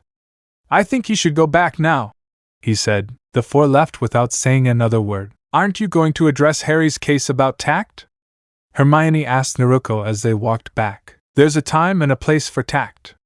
There's also a time and a place for being direct and to the point, Naruko said. I figured it was just such a time, Harry said. Ron sighed. Doesn't change the fact that Snape knows how to get past Fluffy and whatever Quirrell did, he said. We have to go straight to Dumbledore, said Harry. But we could get into trouble. We could lose house points. Or get expelled, Hermione said worriedly. Probably both, Ron added with a frown. Harry was getting impatient with this. He was about to yell at Hermione for having her priorities wrong. Naruko spoke first. Hermione, she said calmly. Why yes? Hermione asked a little cautiously. Priorities. Voldemort coming back and gaining immortality is far worse than losing house points or being expelled, he said. Hermione looked down at the floor. Besides, I'm sure even Dumbledore will realize that, said Harry. He might scold us later or something, but he'll take action first on such an important matter, Naruko said. I understand, I'm just worried, Hermione said with a frown. Naruko gave him a quick hug. We all are, she said with a comforting smile. What's everyone doing here? Professor McGonagall asked. He met the group outside Dumbledore's office trying to get the gargoyle to move. We need to see Professor Dumbledore, but I don't have the password, Harry said quickly. I don't see why you need to see the headmaster for anything, said the stern teacher. There was a chain of command to follow. What could be so important that they didn't go first to a prefect, or at least to her? We know about the stone. About Fluffy and everything, Harry said quickly. SNA, someone's going to try to steal it very soon. Probably tonight. Naruko frowned at him. She seemed to have forgotten her lesson about time and place. This wasn't the time to be blunt and sound panicked. You had to be careful with these things. Coming out too strongly worked against them here. The same went for slipping up like that and almost accusing a teacher. Professor McGonagall frowned at them. I should give each of you at least one detention for this. Students aren't supposed to know about that, she said. This is important, Harry said, even if what you said is true. Which I doubt. There's no way you could contact Professor Dumbledore anyway. He left to meet with the Minister of Magic not long ago, Professor McGonagall said with a frown. Is he gone now? Ron asked. Yes, now. You should all go and forget about this whole thing. Again. You're lucky I'm not detaining you all. However, if you insist on this theory, I'll have to take appropriate action. Regardless of my feelings, he said before shooing them away. What do we do now? Hermione asked. Harry was thinking. We're spying on Professor Snape. We're trying to keep an eye on the third-floor corridor. It'll happen tonight, he said. The others were about to act, but Naruko stopped them. There's no way I can spy on Professor Snape without getting caught, and I'm a kunoichi. You three wouldn't last 5 seconds before he caught you, she said. What do you think we should do then? Harry asked with a frown. We're doing this properly. You got the timing and place wrong regarding tact. Professor McGonagall is very stern and should have been handled differently. You started babbling about the stone and blurted out enough for her to realize you were accusing a professor. Then, she got defensive and dismissed what you said immediately because of it. I'm not saying I handled it the best way, but we have to do this right, Naruko said. Harry lowered his head and frowned. Naruko put a hand on his shoulder and said, You're still learning. And this isn't a normal situation. You did well with Hagrid earlier. You were direct but not overwhelmingly so. Then she looked at Hermione and Ron. We'll get ready and go straight there. We'll have even less luck with the other teachers, especially since they all think Professor Snape is the one after the stone, she said. Naruko couldn't shake the feeling that Professor Snape would probably take this more seriously if they were together when they talked to him. Harry, Ron, and maybe even Hermione believed he was the bad guy trying to steal it. Ron sighed. How could he not get it even now? He put that thought to the back of his mind. At least he agreed that this was serious. He looked at Harry and said, We'll need your cloak. That's a good start. We should quickly grab something to eat too, to get our energy up. Do any of you have any snacks left? She asked. The others shook their heads. Grab everything you think you'll need. We'll meet here in an hour and leave together. If anyone asks, we're going to enjoy some more fresh air and want to do something with just the 4 of us, Naruko said. Okay, Harry said, nodding. Despite everything, Ron was a little excited. This is like one of those missions ninjas go on, he said. It is, Naruko said. Then she looked at them seriously. You'll all need to follow my instructions. I'm more or less the Jonin sensei, and you 3 are the genin, she said. How that actually makes a lot more sense to say out loud. Well, if Hermione also joined us for training, Naruko said, giving Hermione a look. Hermione blushed. I've never been good at physical things, she said. Naruko let out a giggle that didn't sound entirely innocent or wholesome. Be careful what you say, Hermione. Some might think you're talking about that sort of thing, she said. Hermione's jaw dropped, and she blushed furiously. Oh, Naruko, she complained a little with a pout. Naruko only giggled more before heading for the stairs with a pouting Hermione in tow. Ron and Harry looked at each other and shrugged before heading up the stairs. Ron didn't really have much to prepare for the mission. He had his wand and was wearing his robes. He looked over the items in his trunk, wondering if any of them would be useful. He couldn't think of anything. He mainly had books and clothes in his trunk. He would have packed Scabbers, but the rat was fast asleep in his bed. Ron had no doubt Scabbers would still be there once they returned. Harry grabbed his invisibility cloak. He also grabbed the flute Hagrid had gotten him for Christmas. It was something, at least. He just hoped a single note or 2 would be all Fluffy needed. Good thinking about the flute, said Ron as he saw his friend grab it. I wish we were further along in our training. Then maybe we could have some sort of mission kit or something, said Ron. Yeah. We can still make one anyway.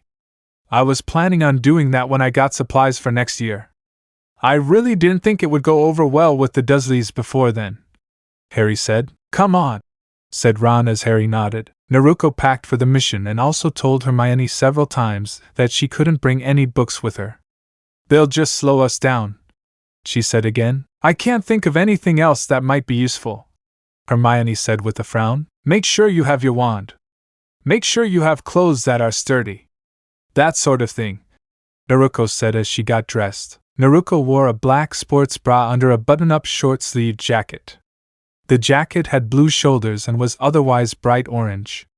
She also wore black leggings with a short orange skirt over them. I don't have suits like you, Hermione said with a frown. We can work on that for the future another time if you'd like, Naruko said. Then she frowned to herself. She really should have made that emergency potion kit she was planning. She hadn't yet, because she wanted to use it as a ninja. She hadn't yet figured out the best way to handle that, since she didn't really know the ninja world's equivalents. She also didn't think she needed it while in the magical world. Naruko threw something to Hermione. Hermione luckily caught it. "What's this?" she asked. "Eat. It's a snack bar. We have no idea how long we'll be there, and no one had anything else," Naruko explained. Hermione nodded and opened the bar and bit into it. She blinked in small surprise. "Yeah.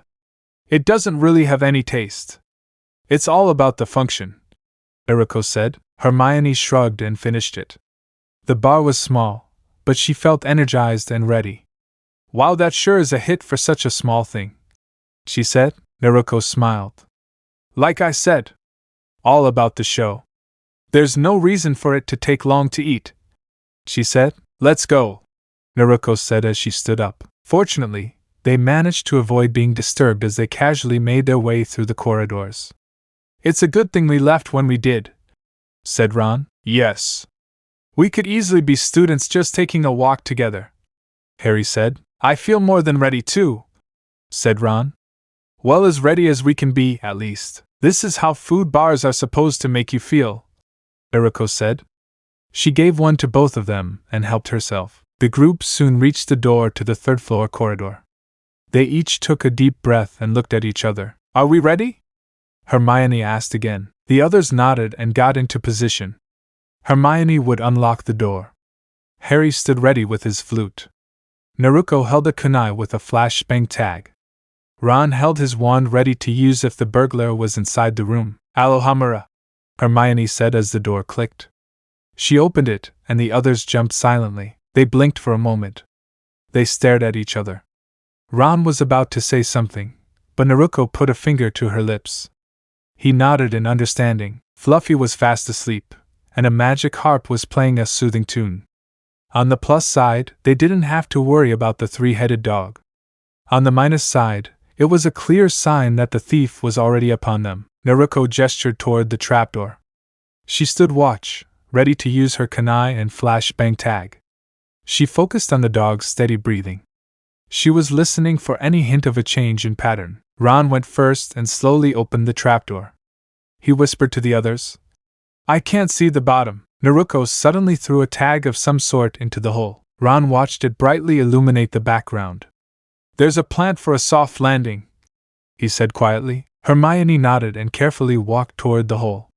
She then took a deep breath and let it out before jumping in. She covered her mouth so she wouldn't scream and accidentally wake the dog. She soon landed softly on several large, thick leaves of the plant. She looked at it critically as she pointed at Ron. Ron jumped and let out a small sound. It could have been louder, but he stopped. He hit the plant too. He breathed a sigh of relief. "Get out of there," Hermione said. She was pointing her wand at the plant. "I think it could be something else," Ron said with a sigh. "What is it?" he asked. "The devil's trap. Stay calm, but be prepared. We need to do something in case Naruko's flare goes out before we're all here," he said. Ron swallowed but nodded. Then he greeted Harry. Harry came next and quickly got off the plant. Naruko followed shortly after him. The door upstairs closed behind her. Fortunately, her flare tag was still glowing, and they didn't have to worry about the plant. Hermione said the plant was a devil's trap. Ron told the others once they were out of the plant room. "It was a good thing you put that flare tag on it. The devil's snare doesn't like bright light," Hermione said. "I was doing that so Ron could see the bottom. The seals are still amazing though," Naruko said. "What do you think is next?" Harry asked. "It depends. Does each teacher only get one defense? Were they allowed to have fun and go to town? Sadly, we'll just have to see. Keep your wits about you," Naruko said as she led the way with the others following her. She hoped they were ready for this. There was no way to know for sure until they continued on their self-appointed mission. Chapter 17. The Test of Different Paths. "I wish this was a real mission," Naruko thought with a slight pout. She was pretty sure it was a B-rank mission, or at least a high C rank. They were potentially saving the magical world and would be facing off against a dark wizard of some sort. The problem was this wasn't a mission authorized by Dumbledore and Gigi.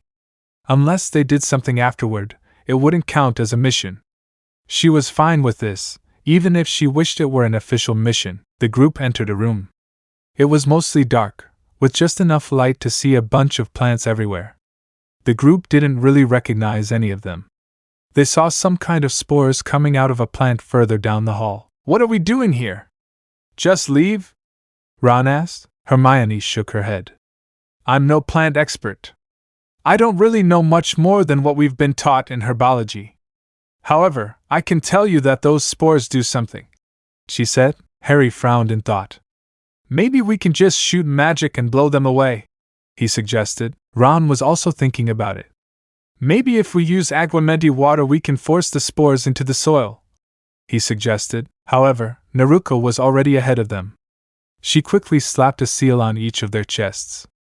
Hermione made a cute eep sound and blushed, even though Naruko hadn't touched her boobs or anything. The group felt something was coming on once the seals were placed. "What did you do?" Harry asked. "Purification body protection seal," he said.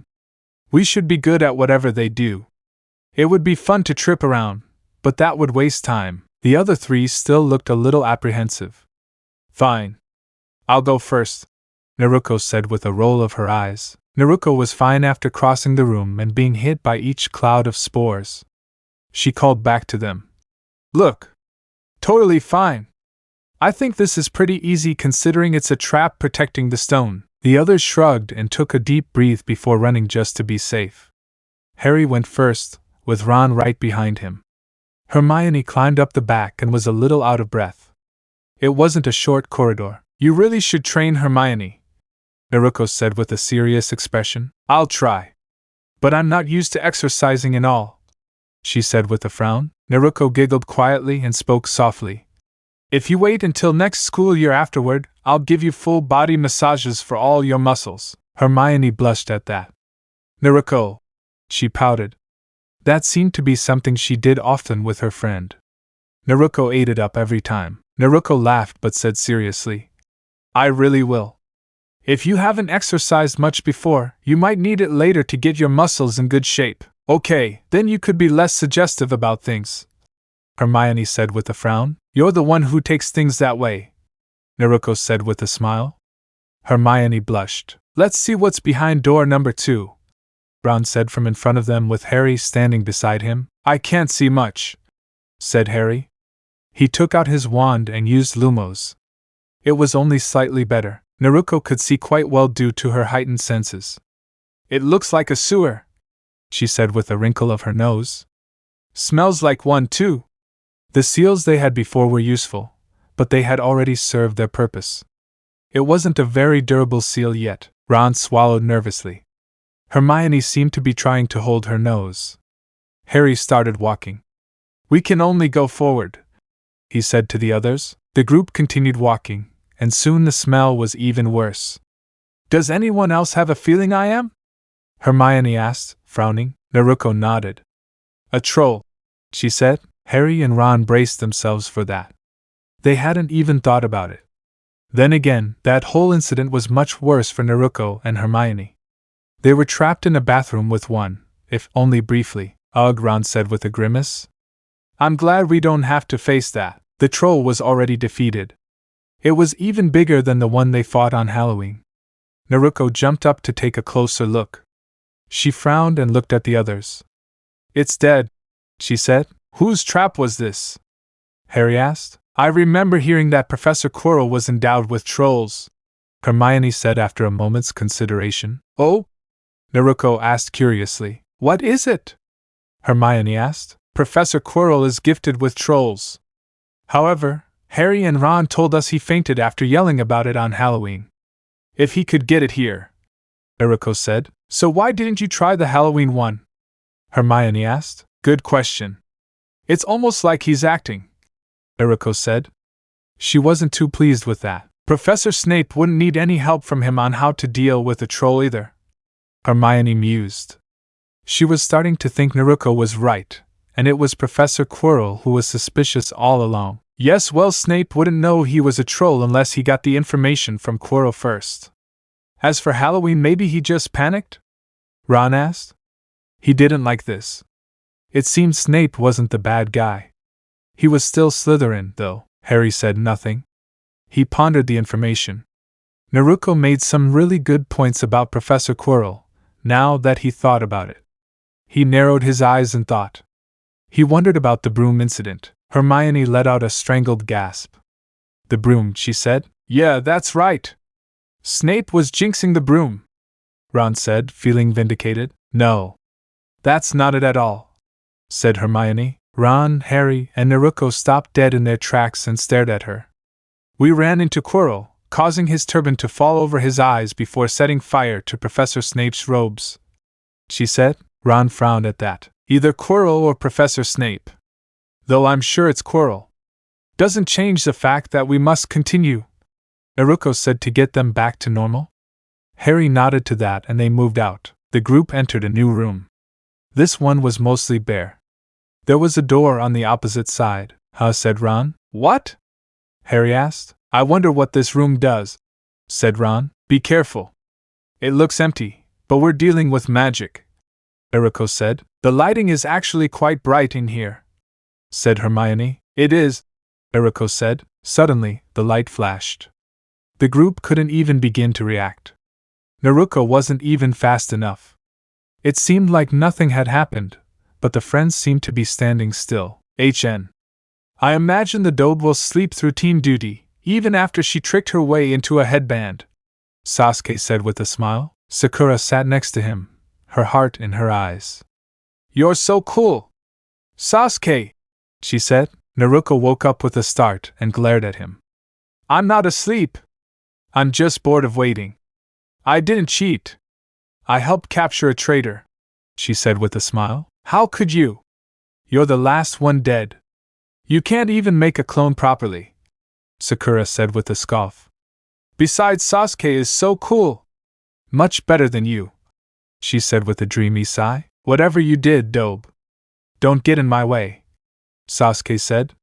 He was pretty sure the world would sort her out soon enough. Next up would be the Pink Banshee. Then he'd finally be able to train properly. Teams slowed the Uchihas down. Everyone knew that. Naruko glared at him. I really hope I'm not on your team, she said. Team 7 will be Naruko Uzumaki, Sakura Haruno, and Sasuke Uchiha, Iruka-sensei said. What? Naruko yelled. Sasuke and I are together. We don't need her, Sakura said as she looked at Naruko. Your Jonin-sensei will be Kakashi Hatake, Iruka-sensei said, ignoring his outbursts. I just had to say it knew him, Naruko complained. Don't think Naruko's cute sounds will change anything, Sakura said, almost hissing. How dare the blonde menace be so cute in front of Sasuke?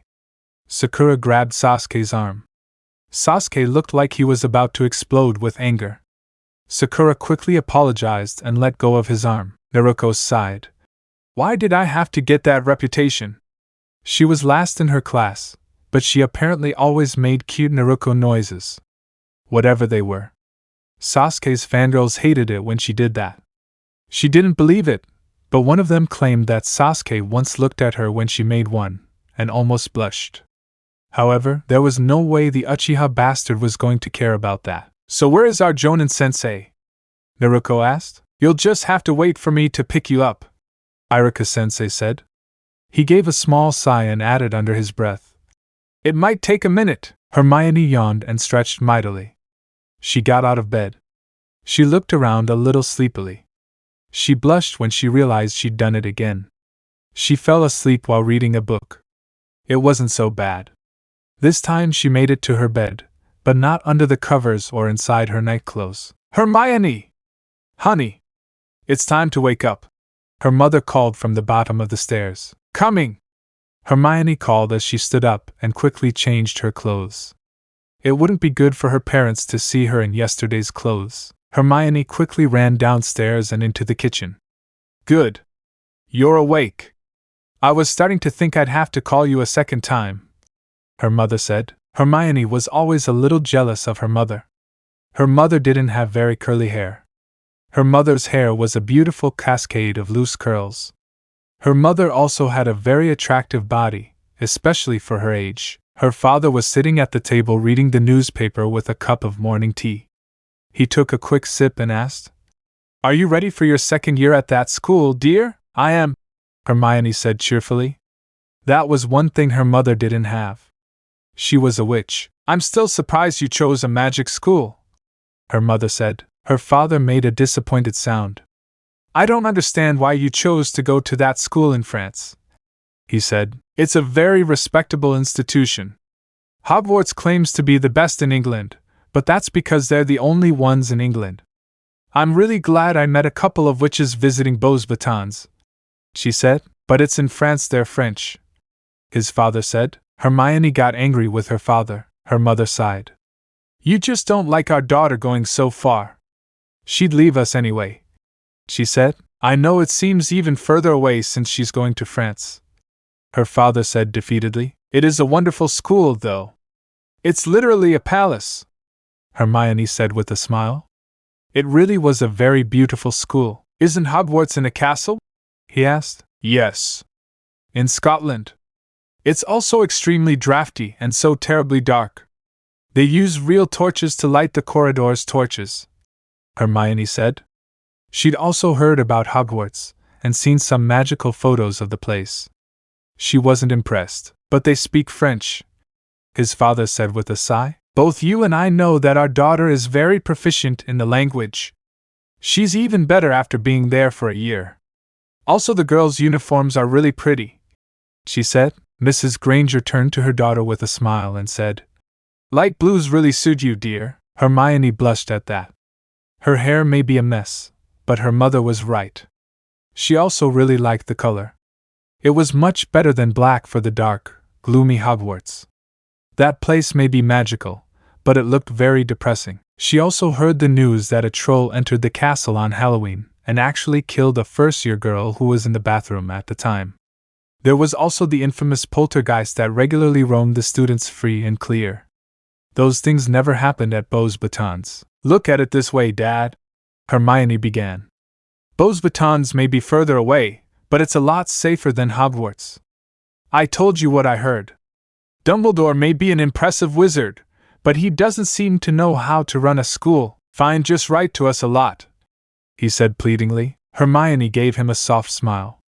"I always do," she said. Beauxbatons was actually much better. He didn't even tell them the worst thing he'd heard about Hogwarts. It turned out that one of their teachers was possessed by Lord Voldemort and tried to steal Nicholas Flamel's famous stone. A trio of children attempted to save the stone, but were found badly injured. The first was unconscious and nearly bled to death before being found. The second was found severely poisoned. It seemed like everything he drank went back to St. Mungo's gated community with his parents. The last was covered in burns that would never fully heal, and his magical core was damaged. He was also the infamous boy who lived. His attempts didn't matter in the end. The possessed professor ended up caught in a special trap Dumbledore made. Somehow, Voldemort still escaped, if the rumors were to be believed. The British ministry was running around like chickens with their heads cut off at this point. They claimed Dumbledore lost it, and did everything to shift the blame for his failures onto someone else. Lord Malfoy intervened as head of the Board of Governors to have Dumbledore removed as headmaster before the next school year began.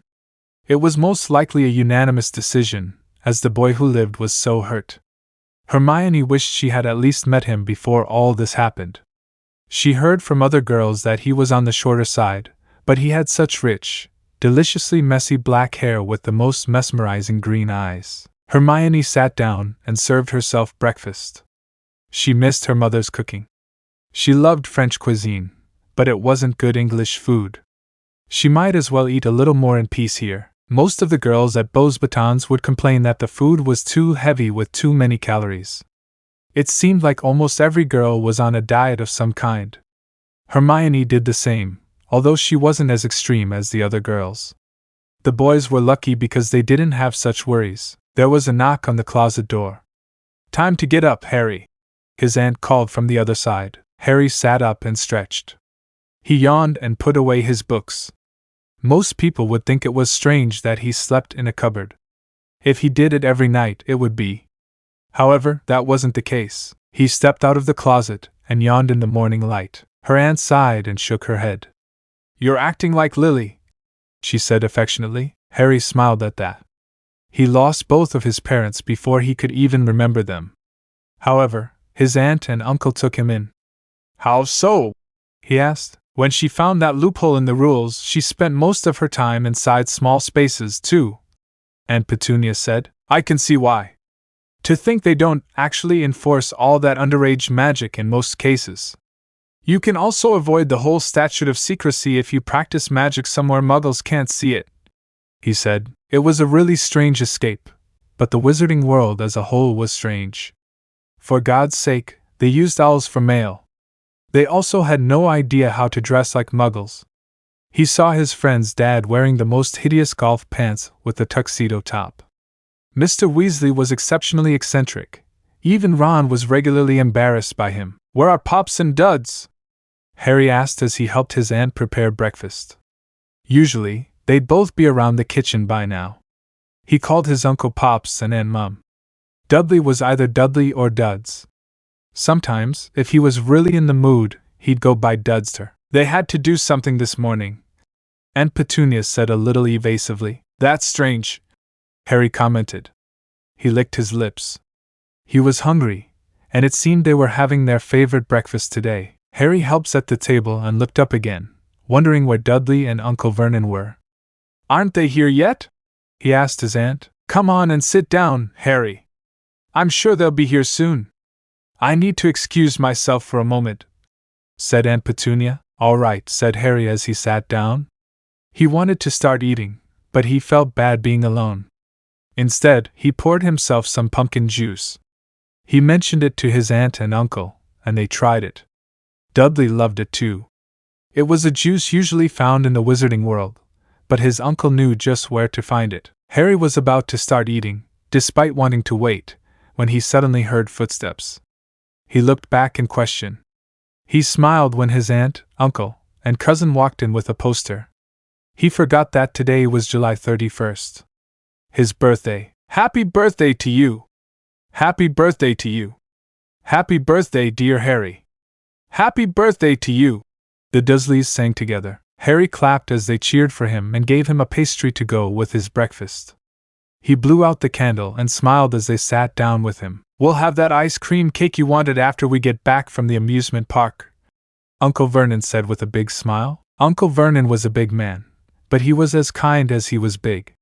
However, he was still stern when necessary, something that helped him in business. He wasn't the type to be fake, polite, and kind like most salespeople. Customers respected that about him. "I'm pretty sure I'm as excited as Harry," Dudley said with a big grin. He got it from his father. Dudley was big and strong, but he and Harry were like brothers who really got along. When they had their fights, it was usually resolved in a round of video games or other fun competitions.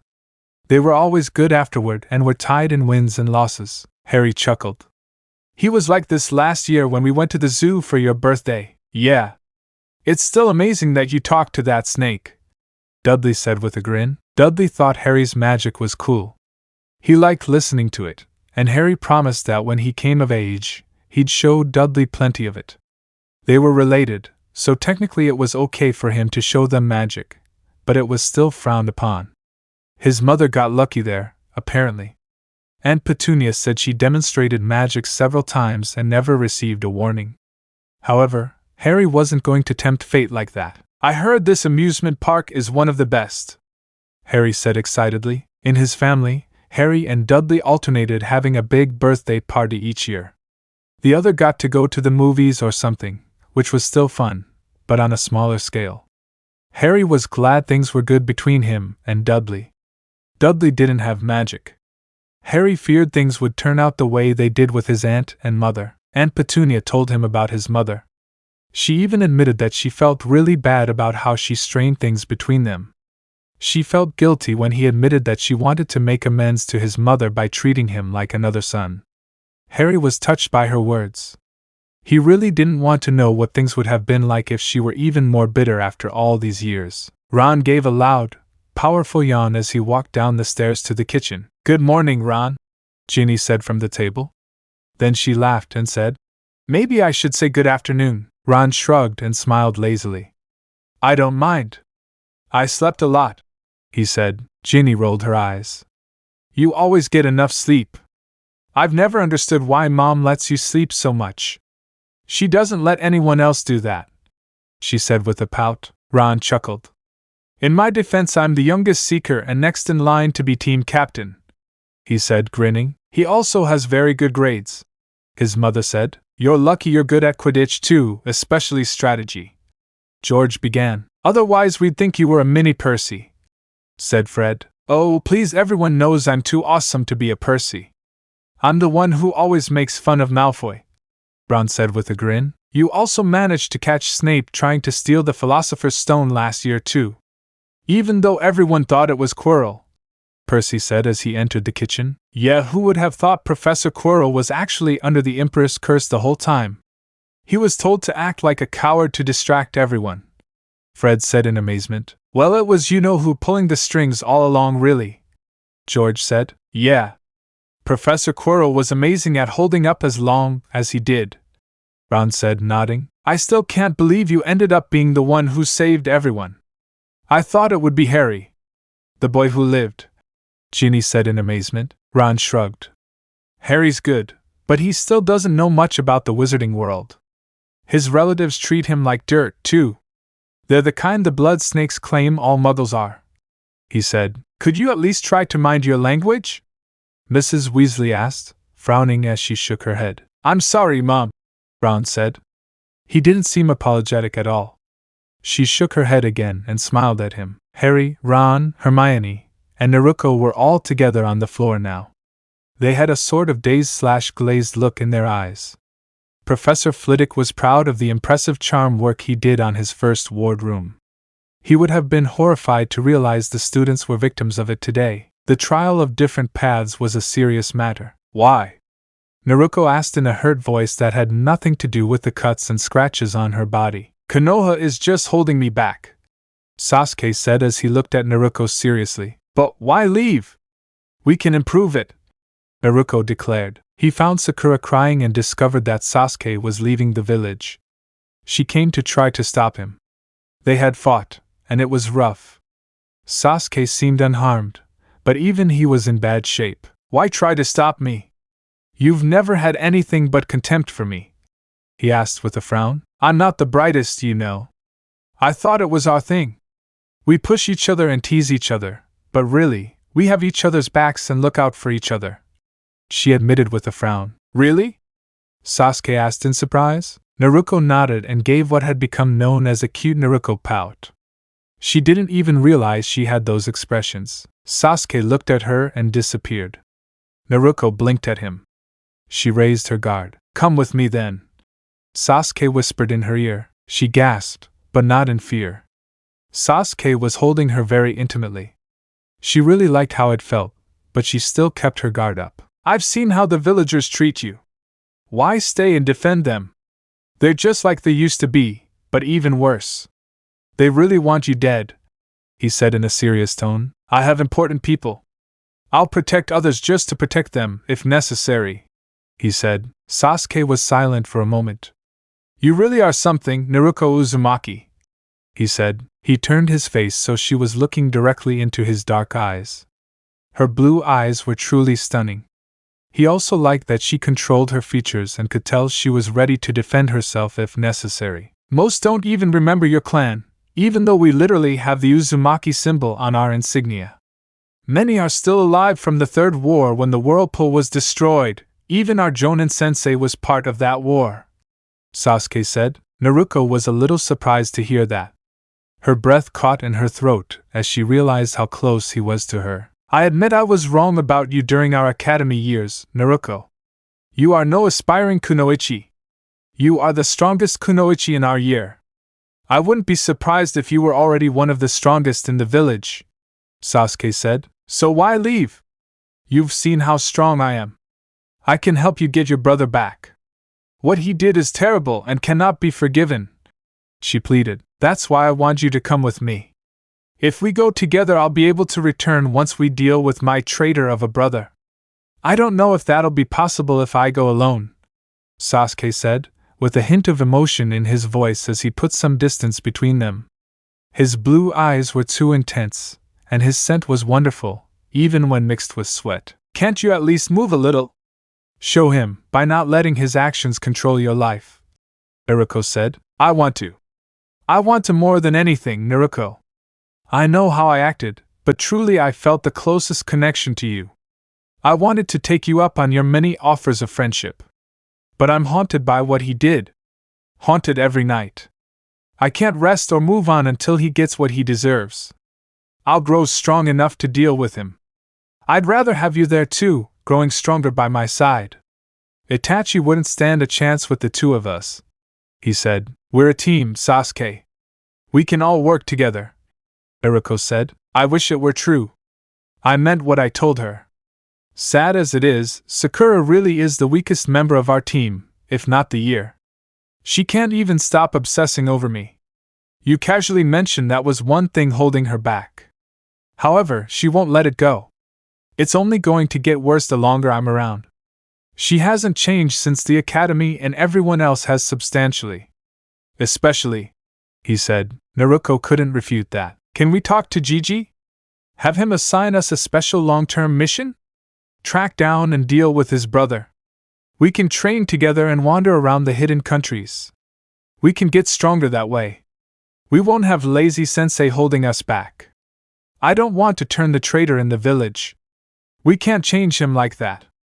I don't want to lose you, Naruko said, fighting back tears while staying focused. Would that work?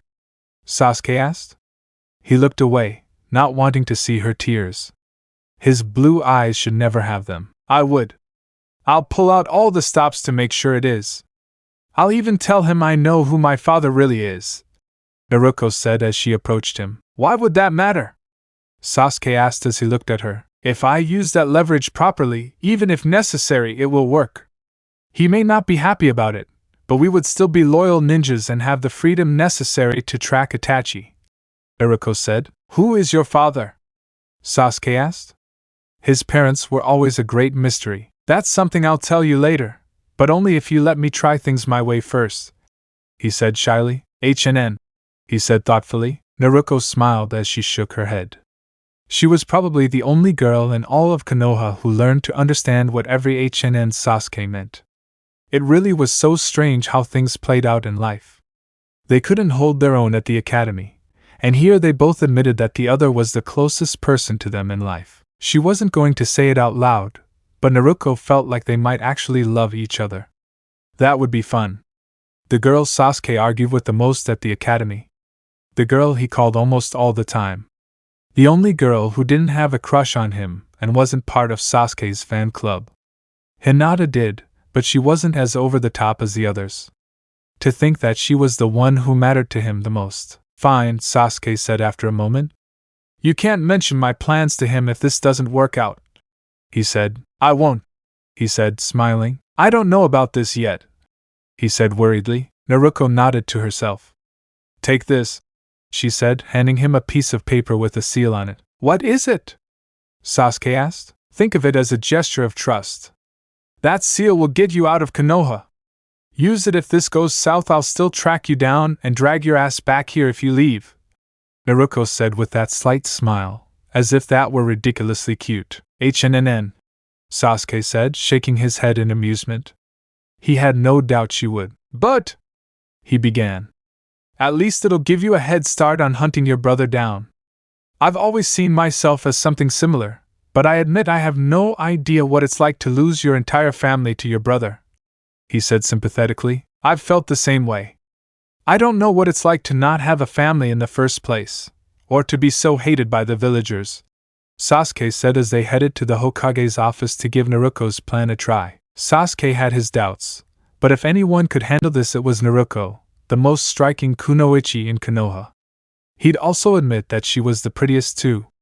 If this worked out, he wouldn't be surprised if they stayed together for the rest of their lives. Hermione let out a charming laugh, something she never thought possible, as she walked through the halls of Beauxbatons with her best friend. They became friends in their second year. That was 3 years ago now. Naruko, her best friend, originally went to Hogwarts as well. That was until she heard about the problems the school had, especially when it came to the defense teachers.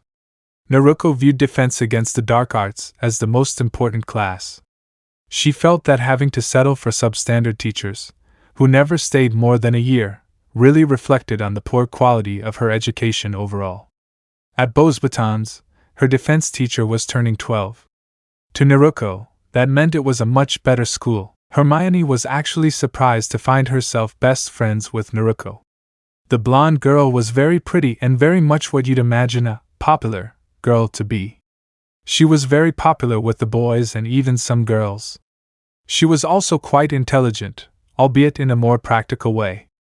Naruko was very talkative and had the deepest blue eyes Hermione had ever seen on anyone. If that wasn't cute enough, Naruko had 3 whisker marks on each cheek. It was a familiar trait. The girl also had very long, lovely yellow blonde hair that she often wore in twin tails. It was a style generally seen as immature, but it worked wonders on Naruko and proved to be sexy and hot. I still can't believe Draco Malfoy transferred here last year, Naruko said, shaking her head. I can understand that. We both chose Beauxbatons over Hogwarts. I don't find it surprising that even your own students do the same, Hermione said. I understand. I just didn't know it was possible to change magic schools in the middle of your school years, Naruko said. Well, it's rare, but the International Charter of Wizarding Education allows it. The fact that he's from a very prominent family probably helped, Hermione said. Naruko laughed.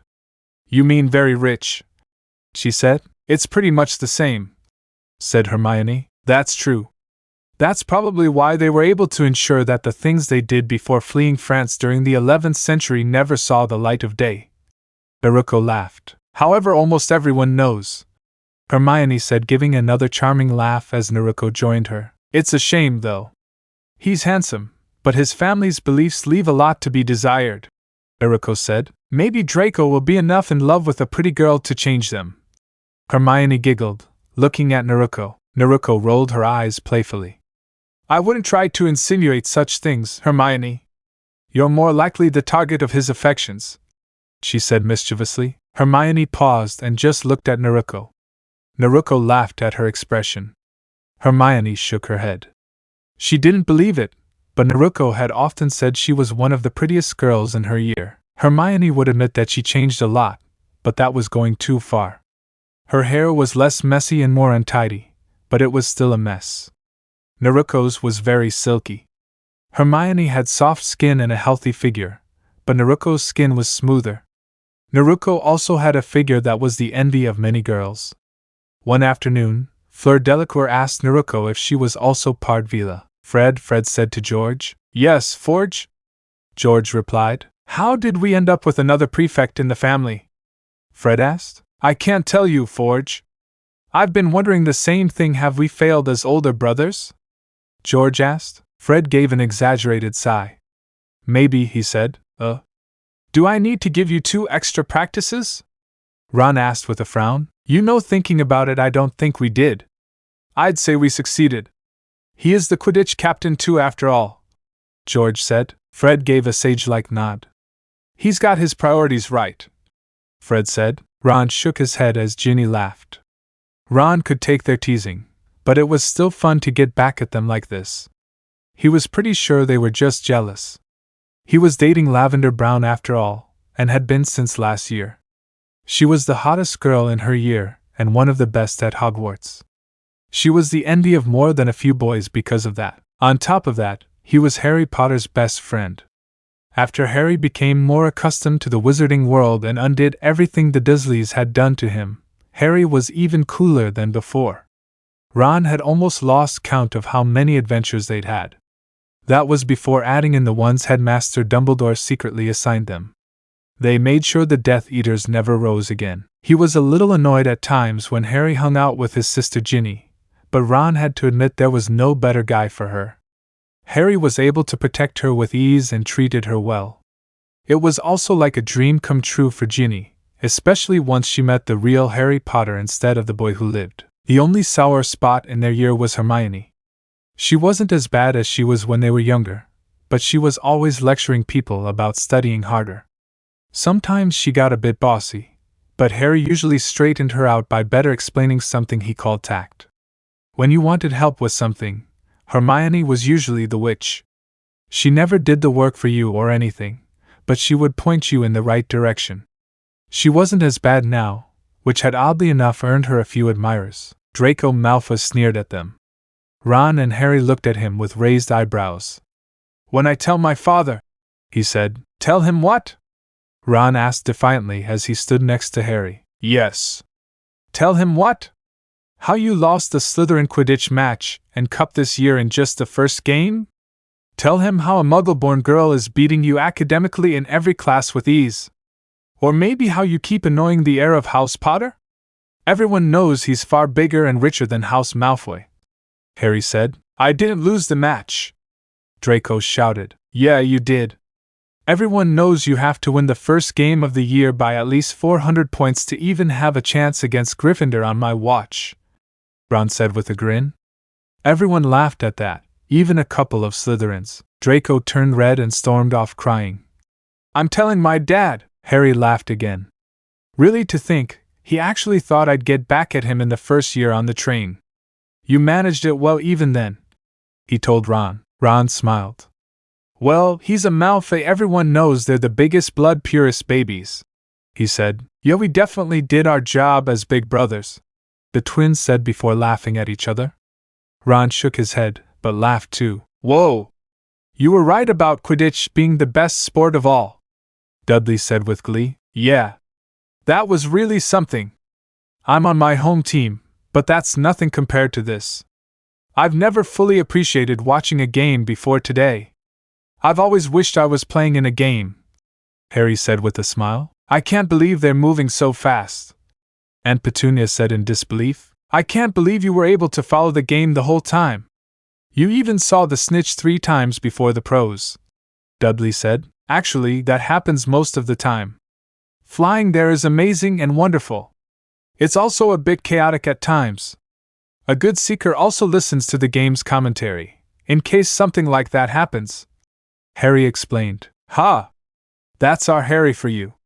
Now you can give professional advice on the most important position in sports," Vernon said with a good-hearted smile. "I wish we could go see a Hogwarts game at least once," said Dudley. "I'm surprised you can't. I know there's the whole statute of secrecy, but immediate family and guardians are an exception to that. That's why we can all come watch this game together. Every other school allows family to watch games. Hogwarts should too," said Harry. "Maybe something you can change someday. You've always talked about how smart Hermione is. I can see her being a magical lawyer or something," Dudley said. "That's a good idea, Dudley," said Harry. "I get them from time to time." Dudley joked as Harry laughed. "I can't believe my ship is going down because of this," QB rumbled to himself. On the other hand, it probably wasn't too surprising.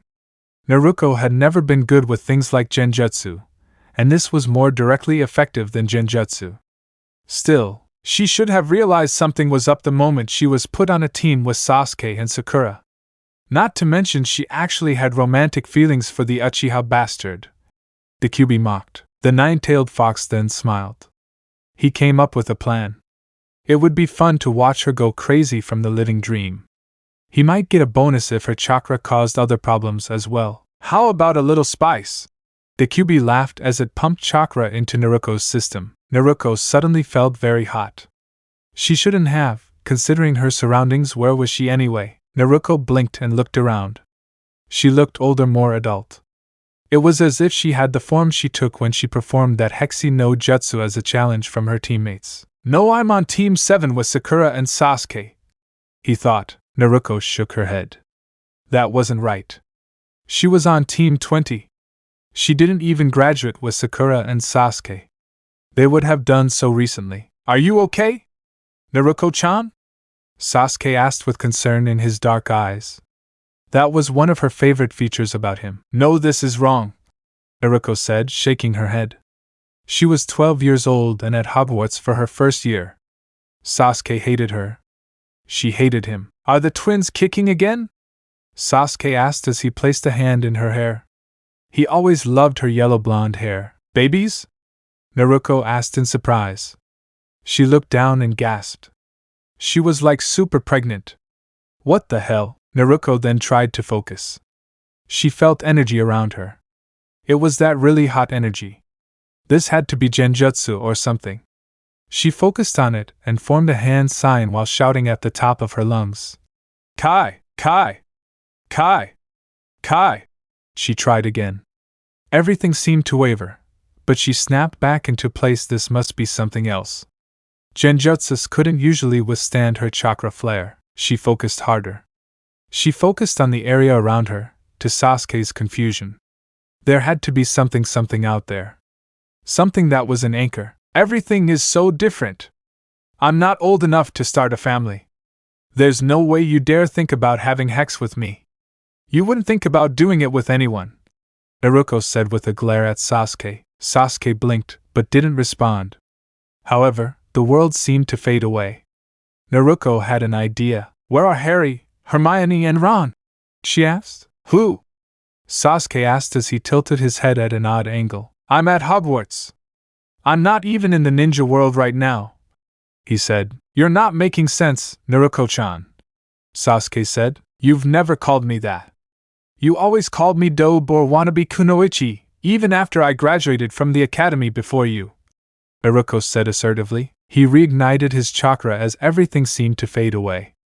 This time, everything shattered around him. Naruko moaned as she came to. She looked around the empty, well-lit room. She blinked and focused as she stood up. She wanted to make sure she didn't fall victim to whatever this was again. Naruko shuddered. Married to Sasuke and having his children. What the hell? She grimaced. That would be a terrible marriage. Every morning it would be, good morning, Dobe. Morning, Uchiha bastard. Are you planning on being an aspiring kunoichi today? Are you planning on frowning and annoyingly saying HNN today? It would be a really bad comedy about a couple who hate each other but still get married for some reason. It would also have one of those obnoxious laugh tracks, not even the tolerable ones. It would probably have an annoying neighbor who had some kind of stupid line that the fake crowd would cheer for. She shuddered again as the memories of her intimate time with Sasuke came flooding back. She hated how he played perfectly into her sexual desires. She must be really horny. It wasn't easy having privacy in the bedroom. She could just close her curtains, but when she opened them again, everyone would probably know what she'd been doing in her bed. Kunoichi were shameless, if not a little horny, but there were limits. Focus. I need to free the others, she told herself as a way to take her mind off things. He hoped he could free them. Maybe if he tried a supercharged version of his chakra disruption technique first. Sometimes it was easier to snap someone out of a genjutsu than yourself. Who first? He asked with a sigh. Harry stretched and stood up. He was excited about today. His Hogwarts girlfriend was finally ready to meet the Dursleys. It was a big step for both of them. It showed how serious they were. Phew, it does seem to be a bit warmer, even for summer, Harry thought as he tried to fan himself with the collar of his nightshirt. Harry went downstairs and was surprised to be the last to change. He usually got up early compared to Dudley and Vernon. Something wrong? He asked with a yawn. It's too hot, Dudley grumbled from his place at the table. He was wearing his night clothes, a little anxious to meet this girlfriend of yours. I ended up waking up early, said Uncle Vernon in his bathrobe. There's nothing wrong with me. You know I'm always up first to start the day, Aunt Petunia said in her own bathrobe. Harry was about to sit down when suddenly the doorbell rang. He's early, Harry said as he looked towards the door. Just for a few minutes. Why are you still standing on the stairs? Uncle Vernon asked. He was dressed in trousers with a polo shirt and holding the evening paper. Should I bring the door? Dudley asked. He was wearing jeans and a weird sister's shirt Harry got him. He left out the book Quidditch Through the Ages. Dudley really loved the sport, even if he could only watch it. No. Harry should answer the door. We'll be waiting for you in the drawing room. That way, you two can take all the time you need to get ready, Aunt Petunia said as she led the others into the drawing room. She was wearing a light blue dress and heels. Harry blinked, thinking about that. He could have sworn it was only morning. Harry looked down and saw he was wearing jeans and a polo shirt. Harry seemed to be trying to clear his head. He took a deep breath before opening the door. Everything was really warm and bright white. Then, suddenly, it was just bright white. What? Harry asked as his scream echoed around the empty room. He frowned as he looked down and realized it was his shrimp again and sighed. I guess I wasn't the only one who was an older version of themselves, Naruko said. What happened? Harry asked. I think we all fell for Professor Flitwick's trick. That took a lot of charm work to show us a different reality, he said. Yes, Harry said, frowning. He really wished the Dursleys were that nice in real life. To Ron and Hermione, Naruko said with a stretch. It took a lot more chakra to do this than she thought. It could be that they were under a lot of chakra too. Maybe there were some side effects from her fake pregnancy with twins. She would like a family like that someday. Just not with Sasuke ever. Anything I can do? Harry asked. Not this time. I'm using my chakra to interrupt the spell, Naruko said. Harry nodded and sighed again as he stood up and stretched. That was amazing! I never knew how great a move with magic could be, Naruko said as she smiled and looked at her date. A tall young man with brown hair and blue eyes chuckled as he said, I'm glad to hear that, but I have to give Draco credit. It was his idea for us to go on a double date tonight, Draco chuckled as he said. You and I both know our girlfriends are pretty inseparable. It was also Hermione's idea for us to go see a magical play. He gave his date a charming smile. Hermione laughed and replied, Well, Naruko needs to experience some form of culture. She laughed some more and added, I also wanted to see Naruko dress up for a change apart from our uniforms. Draco, Hermione, and Naruko's date, Grant, all laughed good-naturedly. Naruko pouted playfully before smiling. I make dressing look good, she said. Naruko wore a red dress and black fishnet stockings with red heels. She also wore her hair down tonight. Her boyfriend, Grant, graduated last year. They started dating last year and have maintained a long-distance relationship throughout this year. Though Hermione makes it look good too, Naruko said, giving her best friend a smile. Hermione blushed a little in response. She was wearing a periwinkle blue dress with gray heels. She was also wearing her favorite silver necklace. Draco gave it to her as a birthday present. She was wearing red lipstick and just the right amount of blush and eyeshadow, too. Naruko really taught her how to use makeup properly. Her hair was no longer a curly mess, nor was it a hexy mess. Her hair was a dark brown curtain of sleek, lush curls. Now, her mother was the jealous one. Hermione didn't even have to try to improve it with magic either. I'm glad the night isn't over yet, Hermione said with a charming smile. The four of them were standing outside a nice wizarding establishment. It was much nicer than the likes of Diagon Alley and the Leaky Cauldron. Wizarding France wasn't more than 300 years behind when it came to architecture. They didn't see dingy as a preferable decor choice either. I must thank you for this suggestion, Grant, Draco told her. Then he wrapped an arm around Hermione a little possessively and pulled her towards him. However, I feel like this is where we part ways for the night, Draco said, giving her that charming smile. Hermione blushed, but smiled brightly. They'd also only just started dating last year, but the romance of their relationship was still very much alive and felt fresh in all the best ways. It really was something, though. Hermione would never have imagined she'd be in a relationship with Draco, especially given his family's past. Grant chuckled as Naruko smiled and subtly tucked his arm between her breasts. I think you're there, Draco. My Naru-chan is very greedy when it comes to attention sometimes, he said. Like you've never liked that about me, Naruko said. She laughed and dragged her boyfriend into the room so they could get a table. Grant just laughed happily and went with her. Hermione laughed, but she couldn't blame him. She knew what it was like to have Naruko drag you somewhere. It wasn't long before Hermione and Draco were sitting at a table sipping drinks. The place really was beautiful. Lovely music was playing in the background, and the chatter wasn't too bad either. There was the odd, strange sound of Naruko coming in every now and then. Draco shook his head.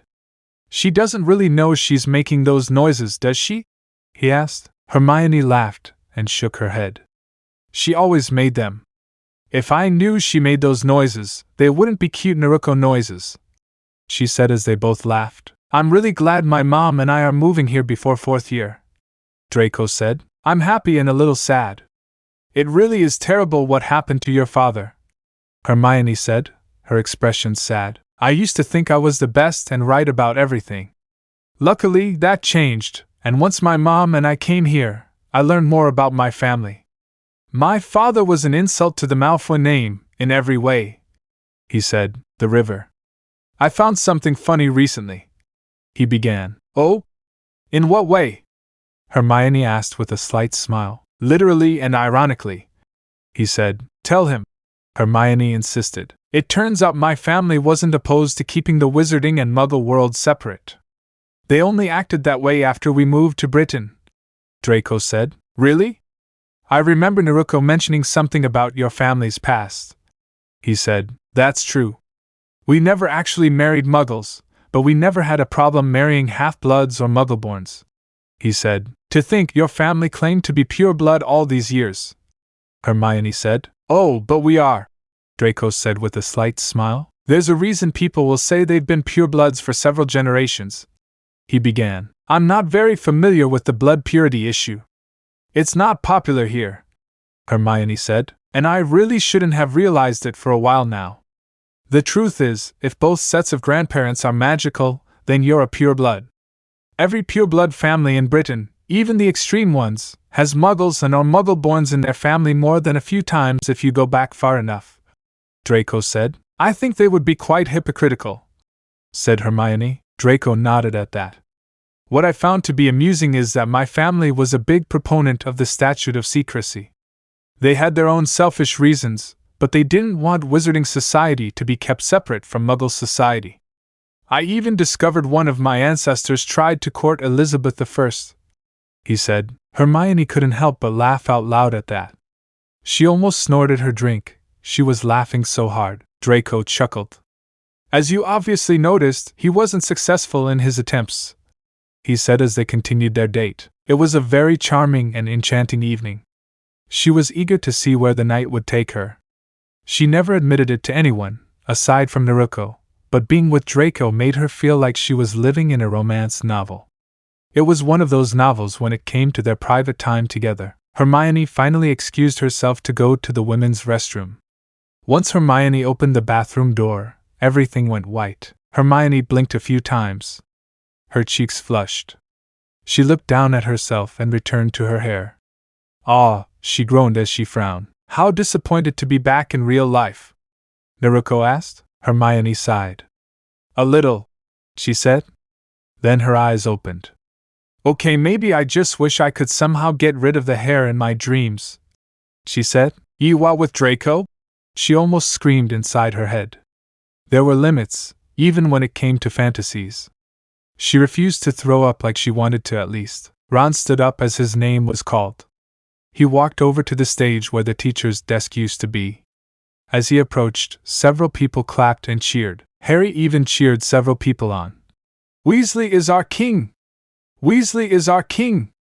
Weasley is our king! Ron punched the air as everyone cheered. Everyone except the Slytherins, that is. Ron gave Draco a grin as the blonde-haired boy looked at him and looked like he was about to cry to Dad again. It was actually Draco who started the Weasley is our king chant. Back in 6th year, during the inaugural Quidditch match, Ron let Slytherin win the game by 600 points. Draco thought his weak attempt at a ritual actually worked, and Ron was no longer able to stop Slytherin from scoring. In truth, it was all a big joke on Slytherin. Gryffindor won all of their other games, including the rematch against Slytherin for the cup. Slytherin didn't score a single goal that game. Gryffindor won by 800 points just to prove they were good at the prank. When Draco asked about this, Ron shrugged and said, I wanted a bit of excitement for a change in Quidditch. Then he gave an obviously exaggerated yawn before adding, I get tired of winning all the time and by so many points. Ron received his Hogwarts diploma as several cameras snapped pictures. Ron was the head boy and Gryffindor Quidditch captain. He even ended up scoring the highest of any boy in his year in the exams. Several people cheered, and Ron threw his hat in the air as most of the graduates in attendance copied his gesture. Once he stepped down, Ron was immediately grabbed by two girls. They both kissed each of his cheeks at the same time. On his left side was Lavender Brown. She was the most popular girl at Hogwarts.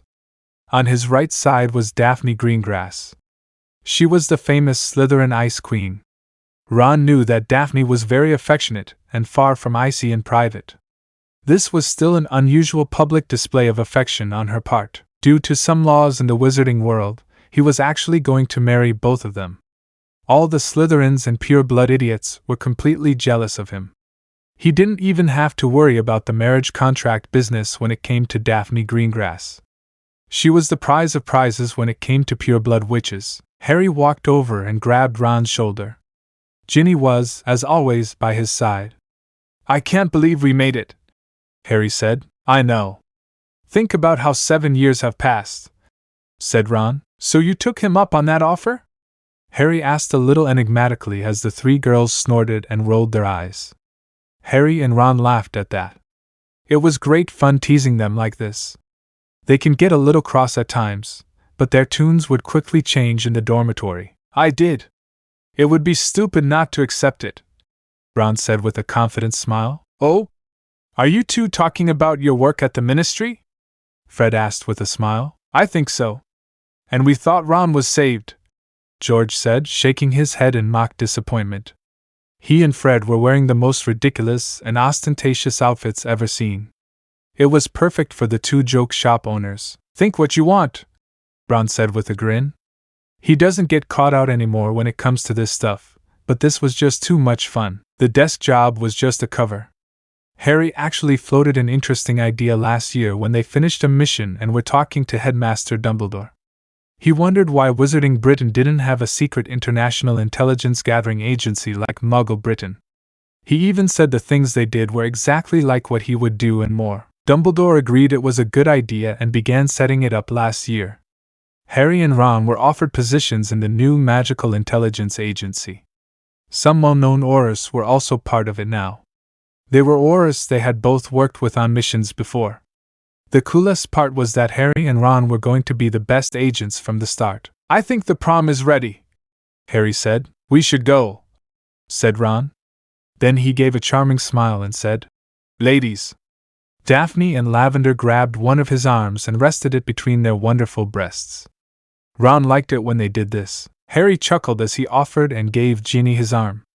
She happily took it. As soon as they opened the doors to leave, everything went white. Ron blinked and frowned. "Aw man, wasn't that real?" he asked. Naruko laughed. "I'm sorry. But it wasn't like that," she said playfully. "Stupid room. Let's get out of here," Ron said with a snort. "Yeah. They held us up long enough," Harry said as he opened the doors to leave. Chapter 18. The End of the Trapdoor. "So what was everyone's living dream?" Ron asked as they walked through a corridor to a different room. "Mine was whether I went to Beau's Batons. Funnily enough, Naruko was there too. And Draco, he was surprisingly tolerable," Hermione said with a slight blush. She'd leave out the details, but she expected Naruko to grill her on them later. "Strange," said Ron. "What was yours?" Hermione asked. "I was at Hogwarts, but it was different. Kind of embarrassing now that I think about it. I was Quidditch captain in my 4th year. I was also a prefect that the twins really approved of, and I was head boy and the best boy in our year," Ron said incredulously. "Anything else?" Hermione asked. Hers seemed almost too normal. "Yeah, apparently Harry and I went on secret missions all over Wizarding Britain for Professor Dumbledore," said Ron. "Really?" Hermione asked in surprise. Ron nodded. "What year did we start doing that?" Harry asked. Ron's dream actually sounded great. "The first mission was in our 3rd year. We tracked down a bunch of secret Death Eaters who ran a cult that worshipped Professor Snape, even though he was gone," said Ron. "What?" Naruko asked with a smile. "Yeah, it was weird but great. We were magical secret agents. Of course, we saw the craziest wizarding society had to offer," said Ron. "I wish mine was that fun," Harry complained. "What was yours?" Ron asked. "It was normal. Well, normal to go to a wizarding school," There was also how the Dursleys were really nice, funny people. That should have been a dead giveaway. Something happened. Nice, funny people stand out too much and always make a racket about the Dursleys, he said. That's... Ron wasn't sure what to say. The group fell into silence. What was yours, Naruko? Hermione asked, so the awkward silence followed Ron's biased thought. Naruko paused and shuddered in horror. That bad? Hermione asked. Yeah. I never came here or left Konoha. I didn't graduate early either. I was madly married to Sasuke. And his kids, Naruko said. He really was a loving husband. Naruko said, unable to hide her surprise at that. That doesn't sound so bad, Hermione said with a frown. However, it was very wrong. Sasuke is not kind and caring. Literally, anyone else in his place would have made that one of the best dreams I've ever had, Naruko said. Even Draco? Harry asked. Hermione was blushing for some reason at his question. Naruko hummed and thought. Maybe not the best dream ever, but blonde Sasuke would have made the dream more pleasant all the same. Draco is tolerable when he's not talking. Sasuke is more Sasuke when he's not talking. He has that damn Uchiha look. I swear the thing is on record and trademarked, Naruko said. What do you think that was all about anyway? Harry asked the group. Maybe it was different possibilities or universes? Hermione suggested. Like alternate universes or timelines? Naruko asked. Yes. Mine went to Beauxbatons instead of Hogwarts. I'm guessing you were there because I still wanted to have you as a friend. It might be possible that you were also going to get your magical education there instead of Hogwarts in some timeline, Hermione said to Naruko. Naruko smiled and hugged her. You really are my best friend. You wanted to take me with you, she said, smiling widely as she held Hermione. Hermione blushed, but she didn't really seem upset. She didn't break the hug or try to fight him off. Why wasn't Naruko in mine then? Ron asked. If we're going with the alternate universe or timeline theory, then it's possible there could be multiple ones where Naruko doesn't come to Hogwarts or have magic, Hermione said. Yours seem to be pretty self-centered too, Naruko said. How do you know that? Ron asked in surprise. I caught a glimpse of it just before you came out of it, Naruko said, giving him a slightly mischievous smile. Oh, it wasn't real though, Ron said, blushing so hard his face matched his hair. He was pretty sure she'd let him have it so he could have not one but two girls he'd marry. That was the kind of thing girls seemed to really hate, even if it was just a bloody dream. Naruko gave a gentle smile as she said, even though he was focused on you, it was interesting to see how Harry was still able to shine on his own. What do you think that means? Ron asked. I think it means you're not completely jealous of him. You wanted to be on equal footing in your own way, but not outshine him in every way. If that makes sense, he said after thinking about it. Ron nodded at that. I like that idea, he said with a smile. But what about mine? Harry asked. I think your dream shows that you want to have a normal life, but you want one that makes the most of it, Hermione said. Naruko nodded in agreement. She thought there was more to it, but she wasn't going to say anything in front of the others. The group soon heard what sounded like wings coming out from behind a door right in front of them. Room number 4?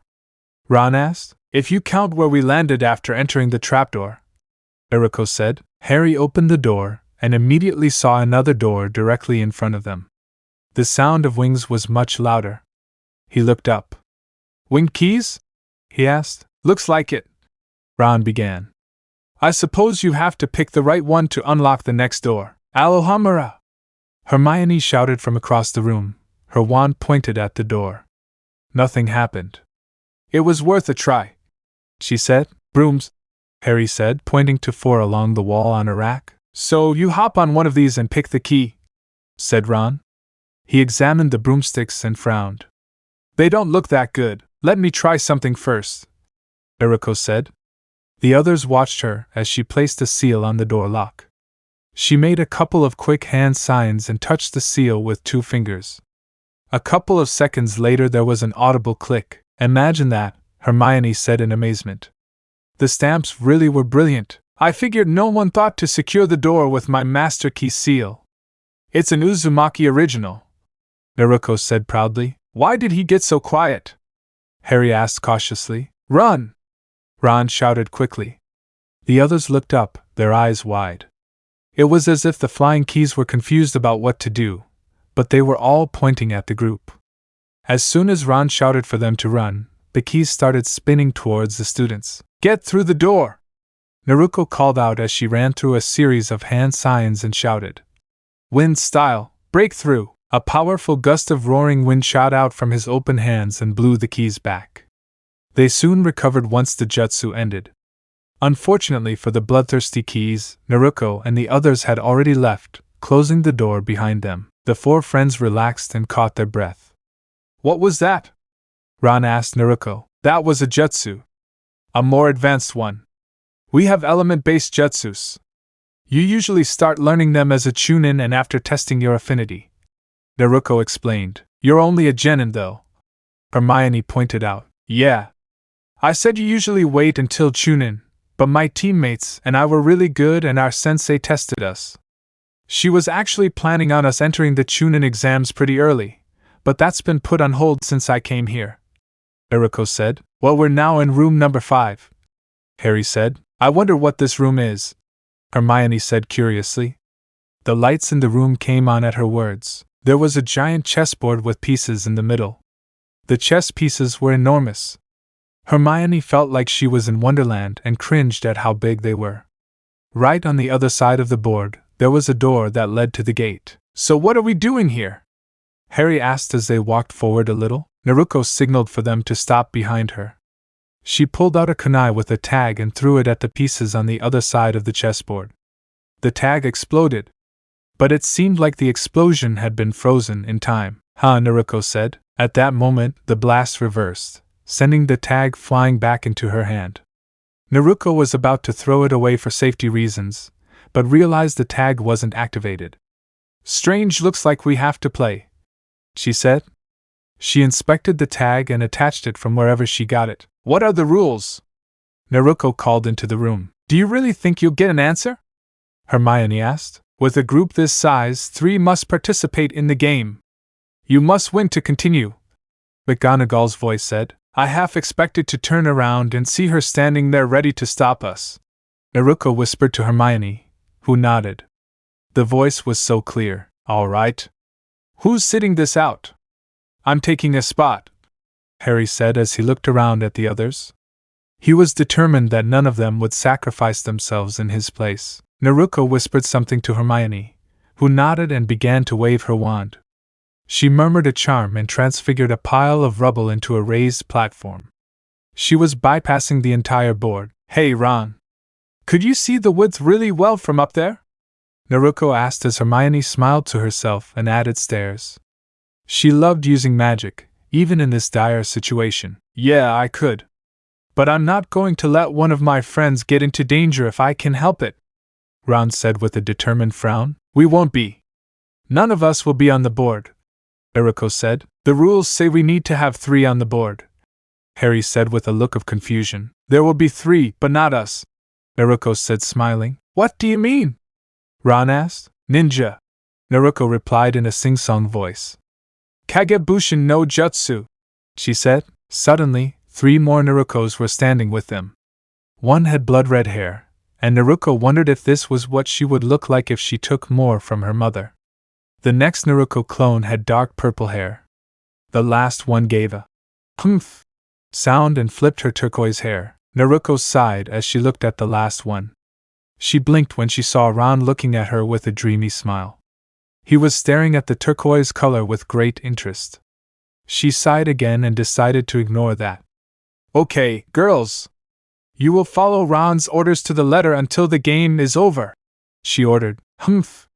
Well, it's not like I have anything better to do, Turquoise said as she flipped her hair and blushed. She then walked off with her head held high in a huff, her stride too swaying to be natural. Dark Purple went and stood by the board, looking at it and waiting for orders while humming a tune to herself. What do we get out of this? Red asked. Your shadow clones, what could you possibly want? Naruko asked. Red then gave a seductive wink and laughed as he slowly ran a hand down her body to her skirt and lifted it teasingly. A funny little finger, he said breathlessly. Okay, Hermione said as she took a few steps away from the red Naruko. Just go there, Ron's almost ready, Naruko said, giving him a push. Kaiyun! Red let out a hexy and cute voice. Damn clones, Naruko muttered under her breath.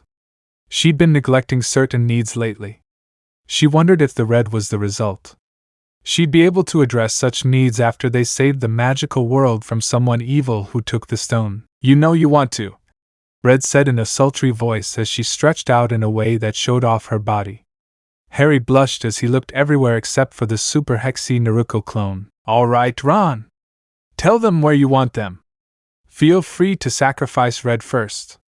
Make his pawn even, Naruko said, sticking her tongue out at the hex-starved clone. I heard that. Try to deny it all you want.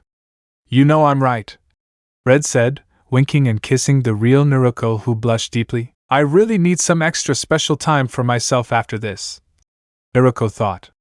It was hard being a kunoichi in a magic school sometimes. She had needs more than her age here that she wouldn't even understand yet. It was that kunoichi training kicking in. All right. Purple. Take the queen bishop's side. Red. Take the rook on the king's side. Light blue-green. Ron began. It's turquoise, said the last clone with an overly cute Naruko pout. Humph, I won't let you see if the curtains match the drapes at this rate, she said softly as she blushed and flipped her hair again. Seriously, does Kami treat shadow clones as a gag or something? Naruko asked as she sat on the sidelines to watch. All right. Sorry. Turquoise. Please take the Night King's side, said Ron. Okay, he said and obeyed quickly and suddenly happy. The group soon discovered this was exactly like wizard chess when Ron lost a pawn as a test. Naruko wished Red had been that pawn. Red seemed to be taking every opportunity to be as kinky and horny as possible. At least he was following Ron's orders. Damn glad we're not out there, Harry muttered to Naruko, who nodded as another piece shattered. The game was underway. Pieces were being lost on both sides. There was still no clear winner. Then Naruko frowned as she began to notice something in Ron's actions. Ron! They're clones. They're not real people. They're not us. When this is over, they'll all be smoke. You don't have to worry about protecting them other than the value of the piece they're playing, Naruko said calmly to Ron. I understand that, I do, it's just that they look like you. Just different hair colors, said Ron. I'm here, Ron. I'm sitting with Harry and Hermione on a comfy bench we transfigured. I'm not out there. Your quirks aren't to be taken seriously. They're just taking chakra form, Naruko explained. Ron sighed and closed his eyes. He took a couple of deep breaths and looked at his friends. Naruko gave him a pleasant smile. Harry waved. Hermione yawned and leaned on Naruko's shoulder. I understand.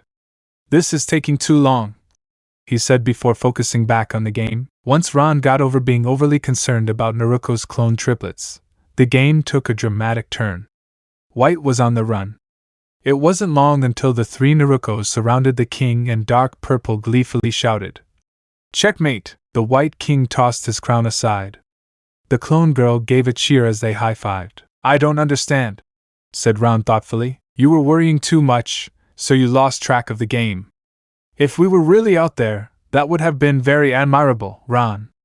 But I didn't want us to sacrifice ourselves unnecessarily. I was hoping changing hair colors would be enough, Naruko said. Dark Purple then dispersed.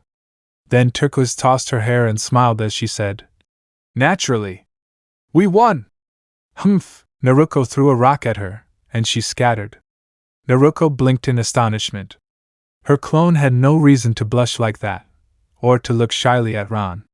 She shouldn't be giving him loving eyes before his mark flipped.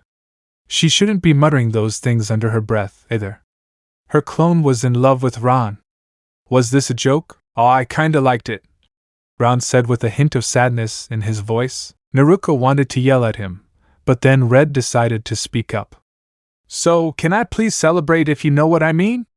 You know you'll like that memory, Red said as he dodged a rock Naruko threw at him. He then stuck his tongue out cutely. Come on. Please see, it's been too long, Red complained. Watch what you say. They're kids. That's not something to keep up in front of your friends. Fired! Naruko shouted, blushing up a storm. Harry looked everywhere again except at Naruko. Damn clones, Naruko said with a slight sniff. Why did they have to be so embarrassing? Hermione stood next to Naruko, frowning. Are we kids? I'm older than you, she said. I was talking about maturity, Naruko said, tapping her head. Yes, you're smart. But I know the things that make you blush. They're not things I'd blush about. I'm more mature that way, Hermione.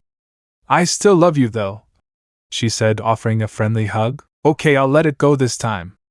But what was really up with your clones? Hermione asked as she hugged her friend. I don't really know, I always thought their quirks and such were there so I could tell them apart when using a larger group, but that was weird. I didn't really like Red.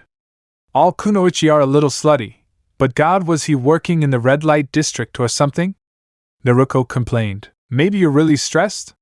Hermione asked, unsure what else to say. Naruko blushed as Red's memories came back into full order. Wow, she was horny as hell, Naruko thought. Red really liked taking orders from a man, but she wished they were more fun orders. It was like Red was all her hexy fantasies and those types of novels combined into one form for the sole purpose of embarrassing her. Rather repressed, he said in a low voice. I like turquoise. It was great, Ron said with a slightly goofy grin after joining them from the platform. Oh my god, my friend had a crush on my clone and she got it back. I must really be locked away, Naruko thought. I was being a stereotypical tsundere, Ron, Naruko said. What's that? Ron asked. It's when a girl acts. Naruko paused mid-sentence. She wasn't about to admit that her clone had a crush on him in a roundabout way. It doesn't matter. Don't worry, she said. Ron shrugged at her. Naruko moaned to herself at another cute noise from Naruko. I just want to get today over with already. And Ron, what the hell? They were clones of me. Do you know what that means? Oh my god, Naruko said as she sighed again. Ron actually stopped and blushed. Oh my, he said. This was very confusing now. And seriously, what the hell is up with this? Do wizards really know nothing about security? If you want to protect something like the Philosopher's Stone, don't give your enemies a chance to progress any further. What? Did Dumbledore decide security needed to be more entertaining or something? Grow a YYN. Naruko pouted. She was really feeling annoyed by the whole thing now. Humph, she said suddenly, standing taller as she flipped her hair in the same way turquoise had. She didn't notice her action. Did she just? Ron asked. Yes, she did, Hermione said, shaking her. Bloody clones making everything confusing, Ron muttered. He liked Naruko. He'd admit she was cute, but she wasn't like that with him.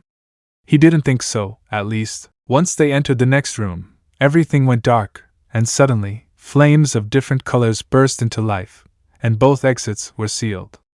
Until they figured out what to do here, they were trapped. They couldn't even return without deciphering the room. Okay, this one's on me. I just had to complain about the lax security. I'd bet this is Professor Snape's room, even if I didn't go through a process of elimination, he said. What do you think we're doing here? Ron asked. They began to look around the room. Harry and Ron weren't really sure what to do and looked over the flames. Hermione looked at the small table in the center. Naruko was concentrating and focused on the floor and walls. I really wish I knew more about runes or how runes worked with seals. I can see how it works and I almost understand how to stop it. However, I don't know how to do it safely. I'm really going to start studying runes next year, Naruko said to herself. Hermione held a rolled-up scroll in her hand. We can't take ancient runes until our third year, Hermione said. Naruko seemed to be following something on the floor now. Doesn't mean I can't start studying on my own. I'm an Uzumaki. Runes and seals are my thing. It's in my blood, she said. He looked up and said, by the way, this round one is moving backwards and the smaller one is moving forwards. How I haven't even read the note, Hermione said with a frown. They must be attuned to their respective gateway. There are runes in a connecting flow that runs from the gates to these bottles, Naruko said. I doubt it, Hermione said. Truth be told, she was a little annoyed at missing out on the chance to discover a room for herself. She also felt it seemed like an overly easy way to go about it. Naruko sighed. Fine, you can check my answer, Hermione, and read the parchment, Naruko said. Naruko snorted before flipping her hair and sitting on the floor with a frown. Ron again had to shake his head as he looked at Naruko in confusion. Hermione seemed to think she had won something and began to read the note. What did you think of the clones? Harry asked Naruko. I don't understand where you get your personalities from. I really don't. Miss, I'm going to flip my hair and make him sounds. I don't get it. I thought red would be my look if I took more after my mother instead of my father, Naruko said. Harry was thinking while Hermione muttered to herself and turned the page again. I can see that, she said. Harry remembered seeing the picture Hagrid showed them of Naruko's mother and her bright red hair. He still wouldn't admit it, but he preferred Naruko's blonde to red's. I really hope I'm not that bad though. I have no idea where that came from. Kunoichi has a bit of a head for certain things, but she was just wow, you know. It goes with the whole seduction training thing we've done, but it was like she was trying to seduce me and anyone else with legs in the room, Naruko said. Harry blushed and looked away. Hermione snorted and turned the page again. Naruko couldn't help but smile as she said, Hermione-chanin. You can reread all you want, but it won't change the fact that I'm right. Hermione sighed. Naruko's right, the round one moves back. The smaller one moves forward. She crumpled the paper and threw it to the floor as hard as she could. It wasn't like she was upset or anything, no, that wasn't it at all. Great, so who's going to make sure Harry doesn't attack alone by deciding he's going to face Voldemort alone? Or do I need to tie him up? Naruko asked. I should have just grabbed the bottle and left, she added with a frown after a second of thought. Harry, you wouldn't, would you? Hermione asked with concern in her eyes. I have to, Hermione. It has to be me. If Snape or Quirrell are on the other side and Voldemort is with them, well, I stopped him once, didn't I? Harry said in a hesitant voice with a weak smile. There was no confidence at all in his words. Harry, Hermione snorted. She hugged him and said, You'd better get back. You can't leave us. Not after meeting you this year. Naruko remained silent. She should go now and stop by while Harry was distracted. She stayed though. She couldn't help but want to hear his words. There were also the words Firenze had said to her. Would it be bad if she tried to confront Voldemort and Quirrell right now? Would it lead to Voldemort becoming even worse than he already was? Mate, why are you doing this on your own? Ron asked. The bottle only has enough for one. I want everyone back. Get McGonagall! Get someone! Send help. I'll try to hold him off long enough, said Harry. Ron slowly extended a hand. He understood that there were some things a man had to do as a man. This was one of those moments for Harry. He was also right. 3 coming back for help was better than 1, like Hermione said. You have to come back. I can't let you visit the burrow this summer and all that, if you don't make it, he said with a smile. Harry smiled at his friend's words. He would love to visit a real wizarding home. Hermione would be fine now. He was more worried about the last of his group. He looked at Naruko seriously. Naruko, Harry began. Tact, Harry. 5 out of 10. You should have started with the logical reason that they were going to get help. Hermione would have been more on board with the idea and left already. Instead, she's worrying about you and sniffing around. You're almost breaking her heart, Naruko said with a frown, not meeting his eyes. Harry frowned at her words. He looked at Hermione and realized that her curly-haired friend was trying to look better about this than she was. He saw her desperately trying to wipe away her tears. If necessary, you should have told Ron to leave and made sure Hermione returned safely and helped her. You should have said that with more confidence in your voice. It makes him more emotional. That's not the right answer, Naruko sniffed. Even you have me like this, Naruko, Harry said to her in a low voice. Naruko looked at him with intense blue eyes as she said, You must also remember that I am a ninja. She looked at him sternly. It was different seeing her like that. Even with the tears she was fighting back. Naruko sighed and looked away. Take one of the wine bottles. Put it in your pocket first. Then take the passing potion. If it doesn't, leave a piece of your robes or something. I can keep going, of course. Now I have to recover a little first, Naruko said as she frowned and hugged her knees. Come on, Ron and Hermione.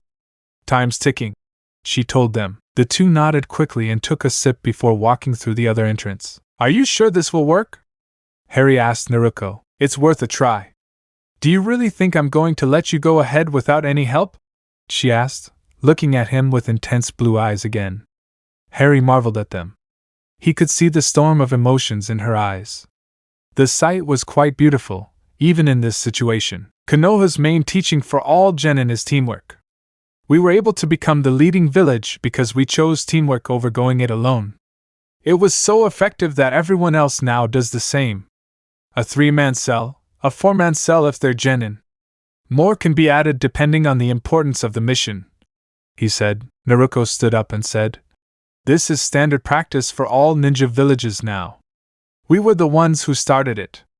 Naruko placed one of the wine bottles in Harry's robe pocket. She gave Harry a tight hug. Go, Harry! I'll be right behind you, Naruko said with a snort. Harry took a deep breath and drank the potion. He felt cold all over, but it wasn't an uncomfortable cold. It was hard to describe properly. See you on the other side, he told her. He blinked and added, I could have chosen something better to say. He really needed to learn this tactical stuff. Naruko shook her head. Go, she said. Harry nodded and walked through the flames. Harry placed the wine bottle on the floor. He propped the bottle up so it wouldn't roll away and stay put. He hoped Naruko knew what she was doing here. He wasn't sure how her jutsus would react to magic like flames. He began to carefully advance down a corridor lit only by torches. He wondered why torches were the preferred lighting option at Hogwarts. They didn't smoke and didn't seem to burn, but it was still strange. He thought a wizarding school would have orbs of light everywhere. Maybe they could use some kind of magic to keep the room perfectly lit without an obvious source. The messy-haired boy took a deep breath. He was near the end of the corridor. He had no idea what was about to happen or how to handle it all. He really hoped Hermione and Ron would find help soon. He hoped Naruko's plan would work the way she'd hoped it would. There was a stupid hope deep inside him that thought maybe whoever was ahead had already been treated properly. Maybe he'd go there and everything would be okay, and he could just collapse on the ground and catch his breath. It was a very fleeting and foolish hope. Harry quietly opened a door that was already slightly ajar. He saw who was on the other side by looking at the mirror he found during the holidays. Despite the situation, Harry had one thought that crossed his mind first. Ron isn't going to be happy about this. He's not Snape. Harry sighed mentally. It really was Quirrell after all. Now, it all made so much more sense. It made perfect sense. It was also worrying, because this meant that Professor Snape was possibly the only one on staff who wasn't fooled. Harry usually didn't care whether someone was right or wrong, but Professor Snape was right? Well, he was glad they weren't the talking type. He was sure there'd be no end to the greasy-haired professors gloating otherwise. He supposed Naruko at least wouldn't be gloating about it. Well, at least not too long, Harry mentally told himself as he prepared to stall for time. It was a rather daunting prospect now.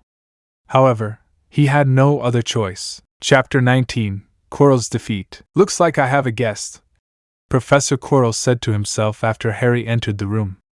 The boy wasn't as quiet as he'd expected him to be. So you're the one behind the stone? Harry asked, feigning surprise. He figured playing the part of a shocked first year would be a good idea to stall for time. Professor Quirrell chuckled. There was no sign of the cowardice he was famous for at Hogwarts. Yes. It's me. Who did you think it would be? He asked mockingly. His stutter wasn't present. It was further proof of what Naruko said. He'd been faking it the whole time. Professor Snape, Harry admitted with supposed surprise. It was partly true. He had thought it was Snape, even if he was starting to lean towards Quirrell. Ah, yes. Severus seems to be the type. With the way he hangs around, it's no wonder people suspect him. It was annoying, though he knew from the start what he was doing, said Professor Quirrell. Not even Dumbledore knew? Harry asked. He was a little surprised by this. That old goat is past his prime. I had no suspicions at all.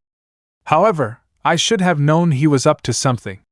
I nearly blew it as I didn't have a stutter during the interview. Coral said with a grin. What did you say caused it then? Harry asked, blinking in disbelief. He simply claimed I took a celebratory trip that unfolded after an awkward encounter with a vampire. Coral said.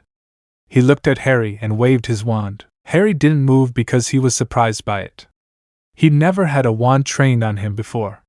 He didn't like the feeling. I don't mind your chatter, but I need to make sure you don't get any funny ideas, he said. Coral then turned back to the mirror and began examining it again. What's the catch?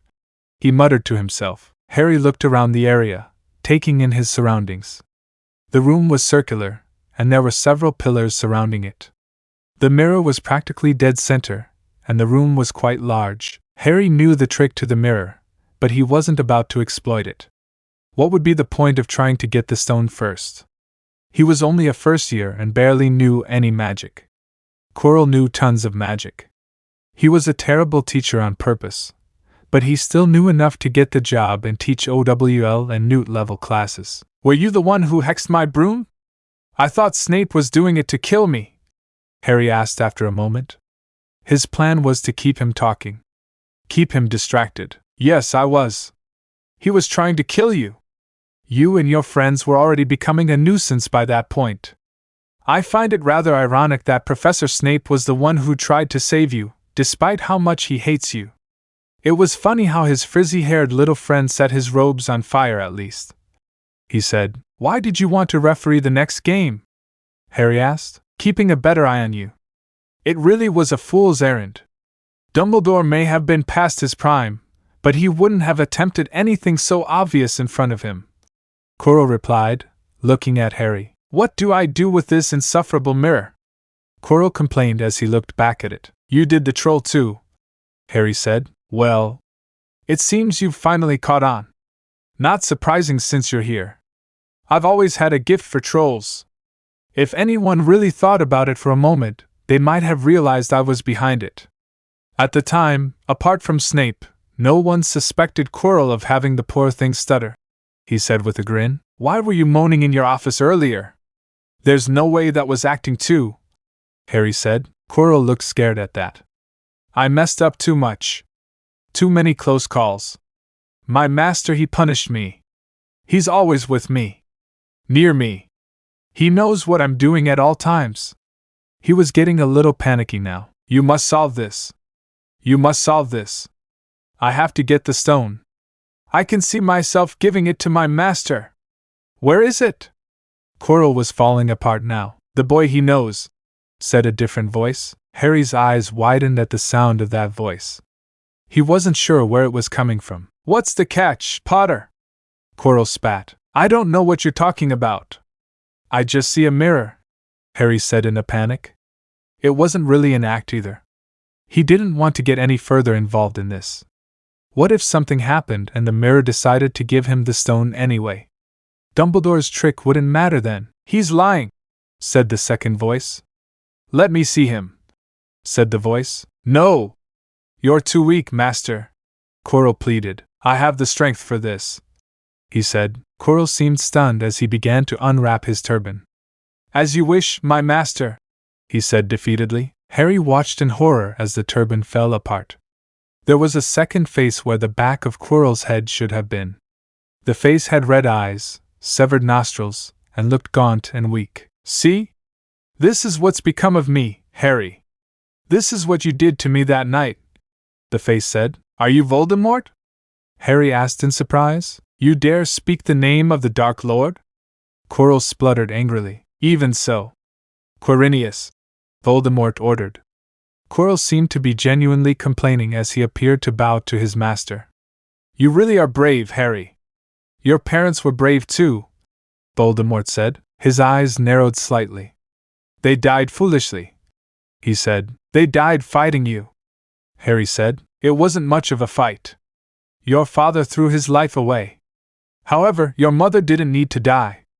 She could have lived, Voldemort said. She knew what you were. She knew what to do, Harry said. She didn't even fight, she didn't even lift a wand for a young son, Harry, said Voldemort. I hope you're not that foolish. You're so young, Harry. You can fix this. Tell me how you get the stone. I'll let you stay by my side, he said. You'll have to make me, Harry said defiantly. It really is a shame. You're as foolish as your parents. I suppose that comes with being in Gryffindor. House of the Brave. More accurately, the House of the Reckless and Foolish, Voldemort said pityingly. Force him to look in the mirror, Voldemort ordered. Yes, master, Quirrell replied cheerfully. Naruko was staring at the flames again. She wasn't having much luck overcoming them. She decided she would face Voldemort here after all. To avoid giving him any ideas, she would do what she could to back Harry up as her priority and focus. He needed all the help he could get. A super awesome kunoichi with a penchant for seals backing him up. That sounded like a fair amount of help. The problem she was currently having was how to overcome it. She experimented with a few clones without success. The memories, they weren't pleasant. It wasn't burning. It was like a kind of cold fire. It was freezing, but also burning. It only made sense because of the magic. Naruko looked at the empty potion flask Harry had unwittingly left for her. It was a long shot, but maybe she could get it refilled. Naruko hummed and thought. It was a plan, and it seemed to be her best chance. Using the replacement jutsu didn't work with these magical flames. The problem with this plan was adding an appropriate stamp. It was always complicated and usually messy at best when adding to someone else's stamp. She would also have to hope that a general refill stamp would work somehow. Usually, she had to be more specific when it came to stamps. However, this wasn't really stamps. Thanks to the gift from her ancestors, she knew that with the proper approximation and approximation levers, it could be added or changed to a certain extent. Well, just one thing to do, he said to himself. He took out some sealing paper and quickly got to work. What do you see, Potter? Quirrell demanded. I see Professor Dumbledore. He's presenting me with the house cup. We won, Harry said in a fake reply. What he actually saw was a little embarrassing. It was him and the girl who seemed to resemble Naruko, and a group of children running around them. There were other people there with them as well. Some of the children belonged to them, Harry could tell. He recognized some of the others, Hermione and Ron in particular. However, they weren't the only ones present. He didn't recognize the other people. He could only guess that they were people he didn't know, or perhaps it was the mirror telling him that his heart's desire was to have a large group of friends who had children who got along. He's lying! Voldemort shouted. Understood! I think, Naruko said, feeling happy for a moment. The potion flask was refilled after she placed it in the designated spot. There was enough for 2 people. Kagebushin no jutsu, he said, and hoped there wasn't another version of red at a time like this. What's up, boss? A clone asked with a smile. Try this potion and see if it lets you pass, Naruko said. Ooh, okay, boss, the clone replied before swallowing and doing as ordered. He was a clone of Naruko, so he knew how bad the previous attempts were. Whoa, this is a little weird, the clone said. Okay. Go on, Naruko urged. The clone nodded and closed his eyes before facing the flames. There was a sudden popping sound just beyond the flames.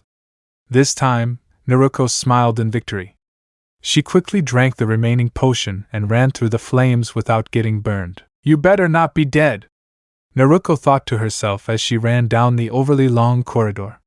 She hoped the little surprise she gave Harry would buy her time to get there. It was obvious Quirrell was no longer in the mood to talk. When he forced Harry to look in the mirror, the boy pressed an elbow into the two-faced man's gut.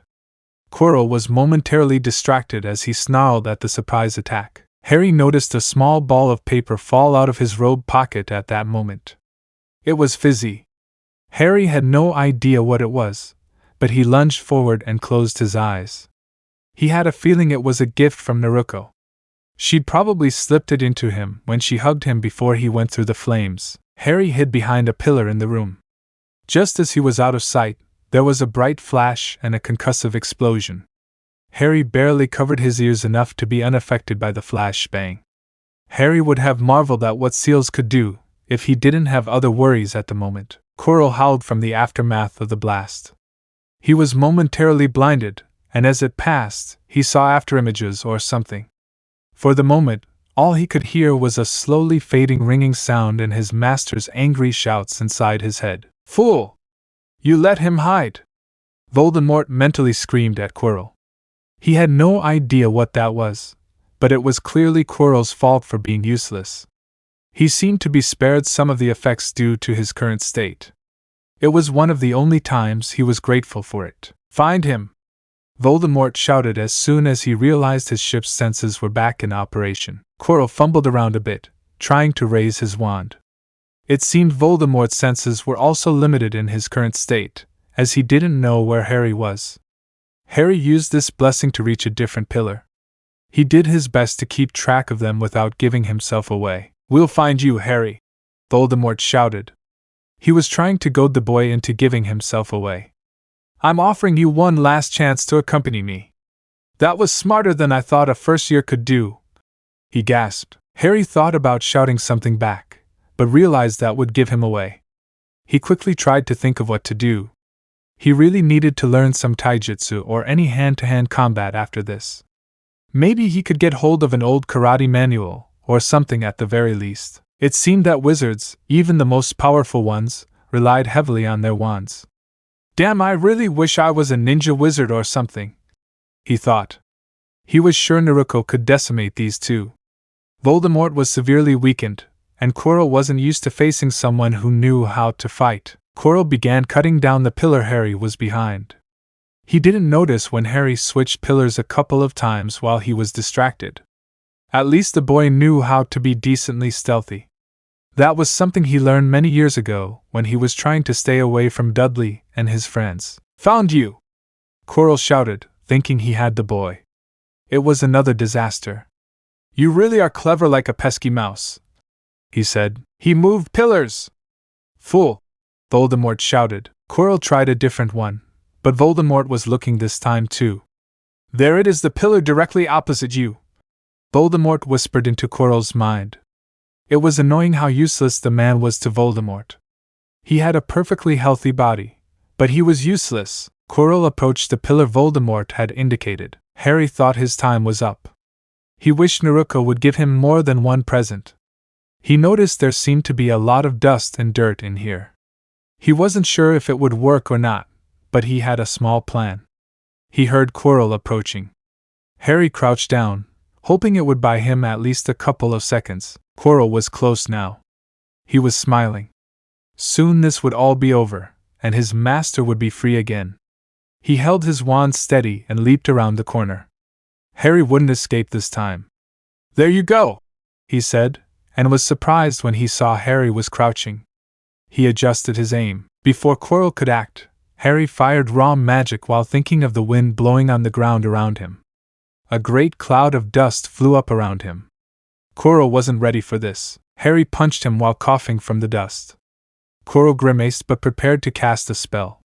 However, Harry wasn't having that. He quickly closed the distance between them and grabbed the man's exposed wrist so he couldn't aim his wand. They both hissed in pain. Harry felt like his hand was on fire. Quirrell was trembling slightly as his face went white and he looked at his wrist. It was as if he just suffered a severe burn. He couldn't even hold his wand properly at the moment due to the pain. "Bring him! Stop wasting time!" Voldemort yelled from the back of his head. "Master, it's burning!" Quirrell complained. Harry had an idea. It was probably a stupid idea, but he was desperate. Harry quickly grabbed Quirrell again. He cried in pain, but Quirrell seemed to be in even more pain. However, Harry couldn't take much more. He was already losing control. It was too much for him.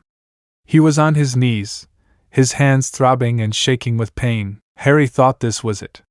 He was dead. Quirrell was in pain, but seemed to have enough concentration to try one last spell.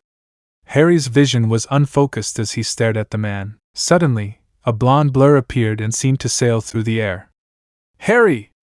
Naruko shouted as she kicked the side of Quirrell's head. Quirrell couldn't even groan in pain or register what happened as he plunged into the wall. The impact was strong enough in his current state to kill him instantly, and bend his neck at a truly disturbing angle. Voldemort wasn't even aware of what was happening at this point either. Naruko, Harry said weakly as he fell to the ground. Harry! Naruko cried and checked his body. His pulse was still there, but his hands were burned. He seemed to be fainting from the pain. Naruko looked around when she heard the sound of something crumbling. She jumped as Quirrell's possessed body began to turn to dust. That was weird. Then it got weirder. There was a terrible scream of some kind as a dark mist seemed to fly from the rapidly decomposing body. The mist seemed to have someone's face. The face had no nose, but it did have red eyes. Naruko could only guess that it was Voldemort's face. I will return. Lord Voldemort does not die. A weakened hissing voice shouted as the mist escaped through a vent. Naruko would have thought about following him or something, but at the moment she was more worried about Harry. Damn it, why didn't I have a couple of healing potions with me at least? She scolded herself. Naruko heard footsteps running toward her. She looked toward the entrance and prepared to spring into action. She wasn't sure if this was another trap or maybe Voldemort had already found a new body. She could see him somehow possessing one of the chess pieces or something. She was relieved to see a familiar beard and half-moon glasses. Dumbledore quickly looked around, and at the mirror in particular. He's hurt. He needs help. I couldn't get there sooner, he said. Dumbledore nodded and cast a silent spell that made Harry's body float. We'll take him to Madame Pomfrey immediately. Ron and Hermione are already seeing her, he said. Naruko sighed and followed him. She looked around and nodded.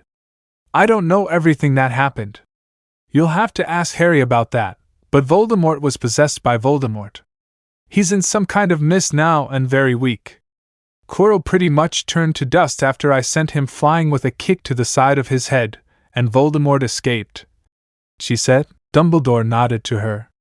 I'll speak to him, and I'll speak to you again as well. I'll contact Sarutobi and see to it that we make the post-mission arrangements. Thank you for helping to keep the stones safe. Now something more permanent can be done. Hogwarts wasn't intended to be a long-term home, he said. I'll tell you everything I can, Naruko said. She gave herself a brief smile. This would be a mission after all, it seemed. She frowned as she worried about Harry. You may stay by her side as long as Madame Pomfrey allows it, the headmaster told him with a slight smile. So, just visiting hours then, Naruko said with a pout as Dumbledore chuckled a little and nodded. Harry groaned as he sat up. It was blurry all around him. That meant his glasses were off. Soon someone handed them to him.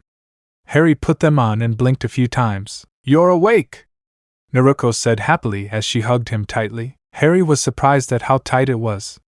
He returned it, and just as it was getting difficult to breathe, Naruko let go and lay back. She was still smiling widely before handing him a cup of water. I have to be if I feel that hug, Harry said after a couple of sips of extremely refreshing water. You've been gone for 2 days, Naruko said. Really? Harry asked in shock. Yes, Naruko said. Were you looking after me the whole time? Harry asked. Only during visiting hours. Ron and Hermione spent a lot of time too, Naruko said. I'm surprised you haven't found a way to keep a night vigil, Harry said with a smile. I thought about it, but decided that Madame Pomfrey would be very careful to keep the place clean. Any shadow clones she had used would have been forcibly discarded. It wouldn't matter how they disguised themselves, he said. I can see that, said Harry. So he's dead? Harry asked after a moment. Dumbledore told me he was already dead, having given himself up to Voldemort like that. If that wasn't the case, I'm pretty sure disintegrating means you're dead. I've never seen that before, Naruko said. Did I? Harry asked worriedly. Naruko held his face and looked him in the eye with complete sincerity. No. You didn't. If anyone did, it was me when I kicked him like that.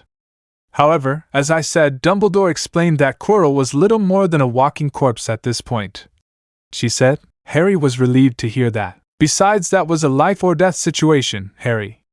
You shouldn't feel ashamed of fighting with all your might to survive, Naruko told him. She sighed. Especially since Voldemort will always hunt you down until he's sure this time. However, I still don't like the idea of killing, he admitted, and you never should. I'm a kunoichi. I've killed before. I don't like the idea. But there isn't much I won't do for my important people. Killing is still a last resort, though, Naruko said. Important people? Harry questioned. Naruko gave him a smile. Yes. Important people. You, Hermione, Ron, Gigi, Hagrid, Professor McGonagall, my teammates, and others are my important people. They're the people you care about most. Everyone should have important people. That's what makes life worth all the struggle, she said. Harry seemed to nod at that.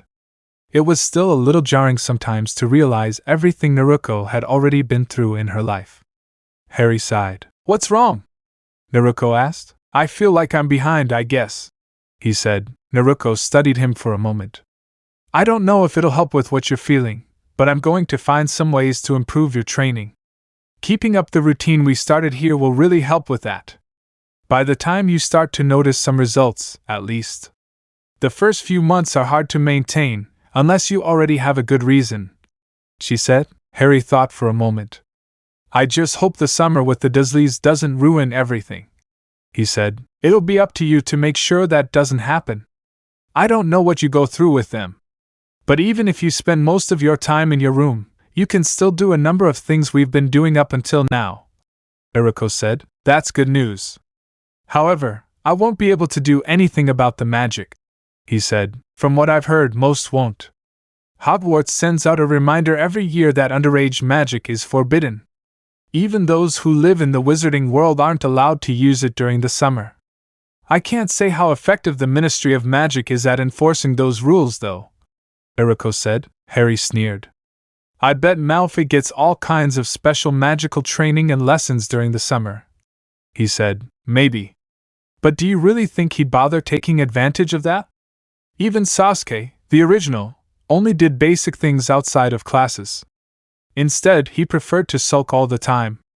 We don't even have anything to keep academy students from training outside of class. We barely have any regulations on when you can start the academy and graduate from it, Naruko said. Harry hummed in thought. I think you might be right about that, he said. He really couldn't see Draco making an extra effort unless something really forced him to. He'd just complain. If his parents mentioned that Hermione did better in classes than him, Draco would just say it's because the teachers like her because she's their favorite, or something. Harry looked around his bed and noticed a large pile of stuff. What's all this? He asked. Naruko chuckled. Gifts. Everyone's a bit unclear on the details, but they know Quirrell did something bad and you stopped him, and he left, she said. Then she laughed a little as she added, I think Ron helped himself to a couple of chocolate frogs. Even I was tempted. Harry shook his head in amusement. I'll admit, Naruko began. If there were ramen, I probably would have levied a ramen tax. Or received compensation for watching it during visiting hours, she said with a smile. Harry laughed at that. Oh, good. I was hoping you'd be awake, said Dumbledore as he entered the hospital wing. Headmaster?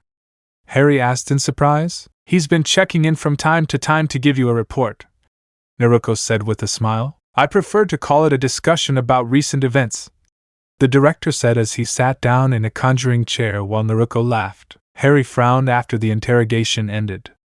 It was good to hear the stone was permanently treated at least. He didn't like it when Dumbledore mentioned that he would have to return to the Dursleys until at least his birthday every year.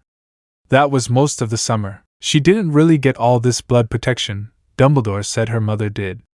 He didn't think her mother would be that desperate to do something like that. Her mother had to know what her aunt was like, and having someone with magic around was a bad idea. She would know her life would be hell. There had to be a better way. Naruko seemed to be thinking about the matter. Do you have something in mind? I really don't want to waste so much of the summer on Privet Drive, Harry said with a grimace. I might have a couple of ideas, though I'd need to work on them. You might have options next summer as soon as possible, but not this summer. Sorry, he said. You have nothing to be sorry for, Naruko. I might be dead if it weren't for your little gift, Harry said. Naruko blushed slightly. Sorry for hiding that there. I thought it would be best. Who knows? It might be possible to read other people's minds with magic. I've received ninja training on how to prevent that from happening. You haven't, she said. What's the training? He asked. Keeping your emotions under control.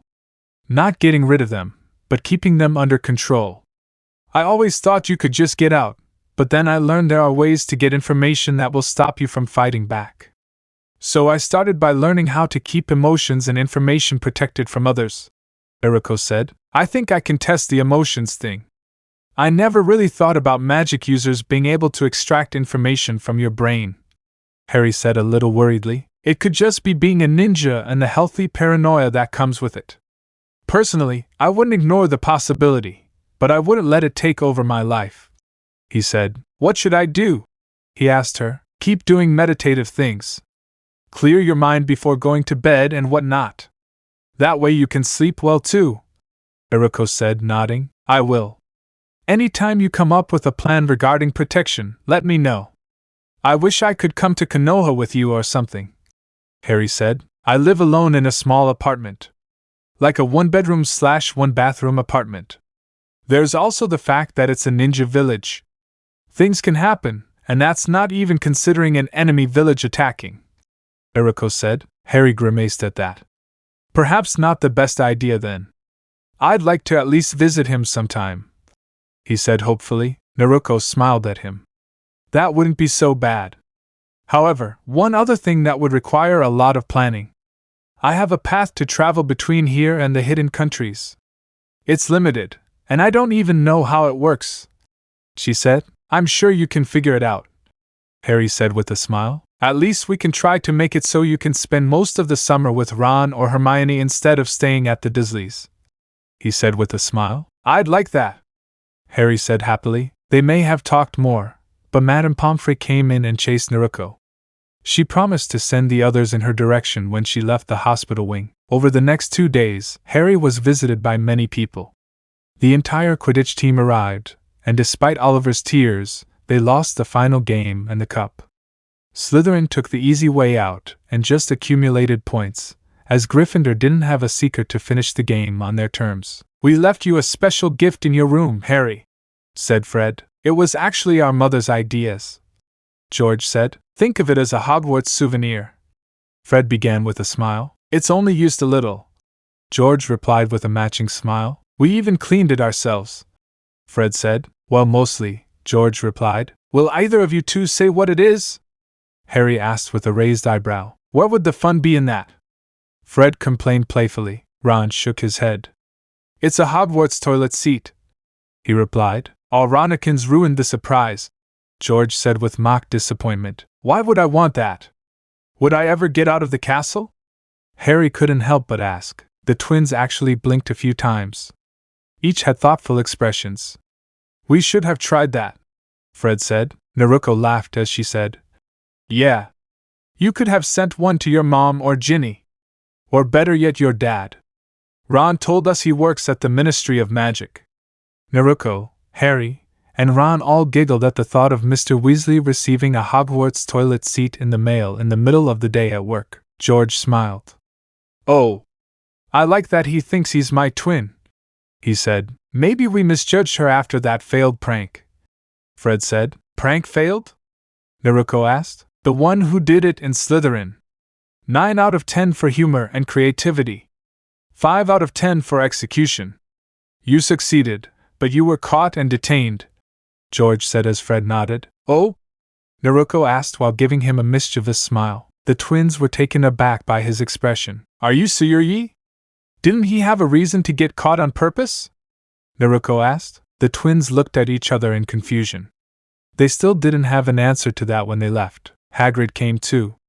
He cried and apologized to Harry for running his chatterbox away. You should never have said that, you stupid little mouth. It's all my fault, he said. I'm sure he'd have figured out a way eventually. Harry tried to reassure him. Hagrid may be right, but Harry really did like a giant of a man. Harry blinked a few times and smiled at that thought.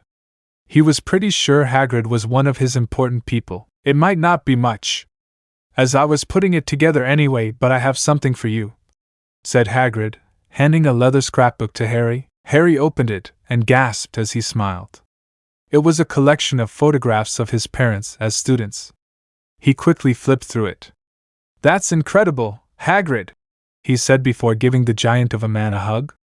Hagrid laughed heartily as he carefully patted Harry on the back. Hagrid is definitely one of my important people. Hermione, Ron, Naruko are too, Harry thought. It took me a while, but I got in touch with the old gang. They had lots of pictures to go through. I wanted to give them to you for Christmas, but that wasn't enough, said Hagrid. The two then briefly looked through the album together. This is from their wedding, said Hagrid as Harry looked at a picture of his parents standing together at a podium. His father looked nervous and his mother looked beautiful. There was also a man with a dark beard who was letting out a roar of laughter as he patted Harry's father on the back. That was their godfather, said Hagrid. He blew his nose into his giant handkerchief. Sorry seeing them like that, they died so young, what a shame. They'd be proud of you, though. I'm sure of it, he said. Thanks again, Hagrid, said Harry with a grin. The closing party was amazing. The food was excellent and very tasty.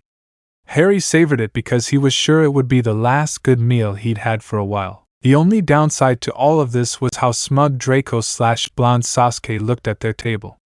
Slytherin won both the House Cup and the Quidditch Cup. The hall was decorated in silver and green to celebrate. Most people didn't seem to really care, but Ron really did. Not enough to ruin the party completely, but it still bothered him. Truly disgusting. Look at him gloating as if he's the only reason Slytherin won the House Cup. Ron grumbled between bites of wonderful food. I just can't be bothered to look at that blonde Sasuke. I've had enough of the original to last me several times over in a lifetime. I still can't believe I was married to him in that stupid dream, Naruko said with a pout. Hermione just made a soft noise of agreement, but she blushed for some reason Harry didn't understand. Naruko looked at her best friend and shook her head. She felt sorry for Hermione. Hermione deserved someone better than reformed blonde Sasuke to be the man of her dreams. She got the details after the stone incident. She really liked the idea of them going on double dates with Hermione, but blonde Sasuke being decent was just too much in her mind. Dumbledore stood up and the hall quieted. Another year has come and gone. It seems like only yesterday we were sorting our new first years. Unfortunately, the year has come to an end. As many of you have already heard, Professor Quirrell will not be returning to the Defense Against the Dark Arts post next year. As the points stand, Slytherin is the House Cup holder this year, he said. Many of the Slytherins cheered. Malfoy seemed more smug and banged his cup on the table. Some of the clever Slytherins picked out the words, "As the points stand." That was too important for their liking. Professor Snape didn't seem satisfied either. Yes. Well done, Slytherin, said Professor Dumbledore to another round of applause. However, he began. All the Slytherin cheers died a swift and sudden death at that word. Draco froze in mid-clink of glasses and frowned at the headmaster. Recent events must be taken into account, he began again. Most of the students looked at each other curiously. Is he really about to do what I think he is? Naruko asked softly. She had mixed feelings about that. It would be nice to win the cup, but this felt a little out of character for her. To Mr. Ron Weasley, I award 30 points for the best game of wizard's chess this school has ever seen, he said. Ron was in shock. He was thankful he'd put down his fork after Dumbledore said the word. He didn't want to be the center of attention with a mouthful of food halfway through his mouth. That wasn't cool at all. People started cheering, and several slapped him on the back. His face was as red as his hair. To Miss Hermione Granger, I award 30 points for remaining focused and calm while facing a demon and ensuring the safety of others, he said. Hermione blushed at that. She wasn't sure if that was an appropriate reward for warning her friends when it came to the Devil's Trap. However, she wouldn't refute the points. For Mr. Harry Potter, I award 40 points for sheer courage and bravery against insurmountable odds, said the headmaster. Harry was surprised by this. Several students were cheering him on, even Hufflepuffs and Ravenclaws. The Gryffindors were cheering up a storm. They were now tied with Slytherins for first place. If only they had one more point. Often when we think of bravery and courage, we think of someone standing up and standing firm when the chips are down. We think of never backing down or standing aside when faced with a threat. Never showing fear or weakness.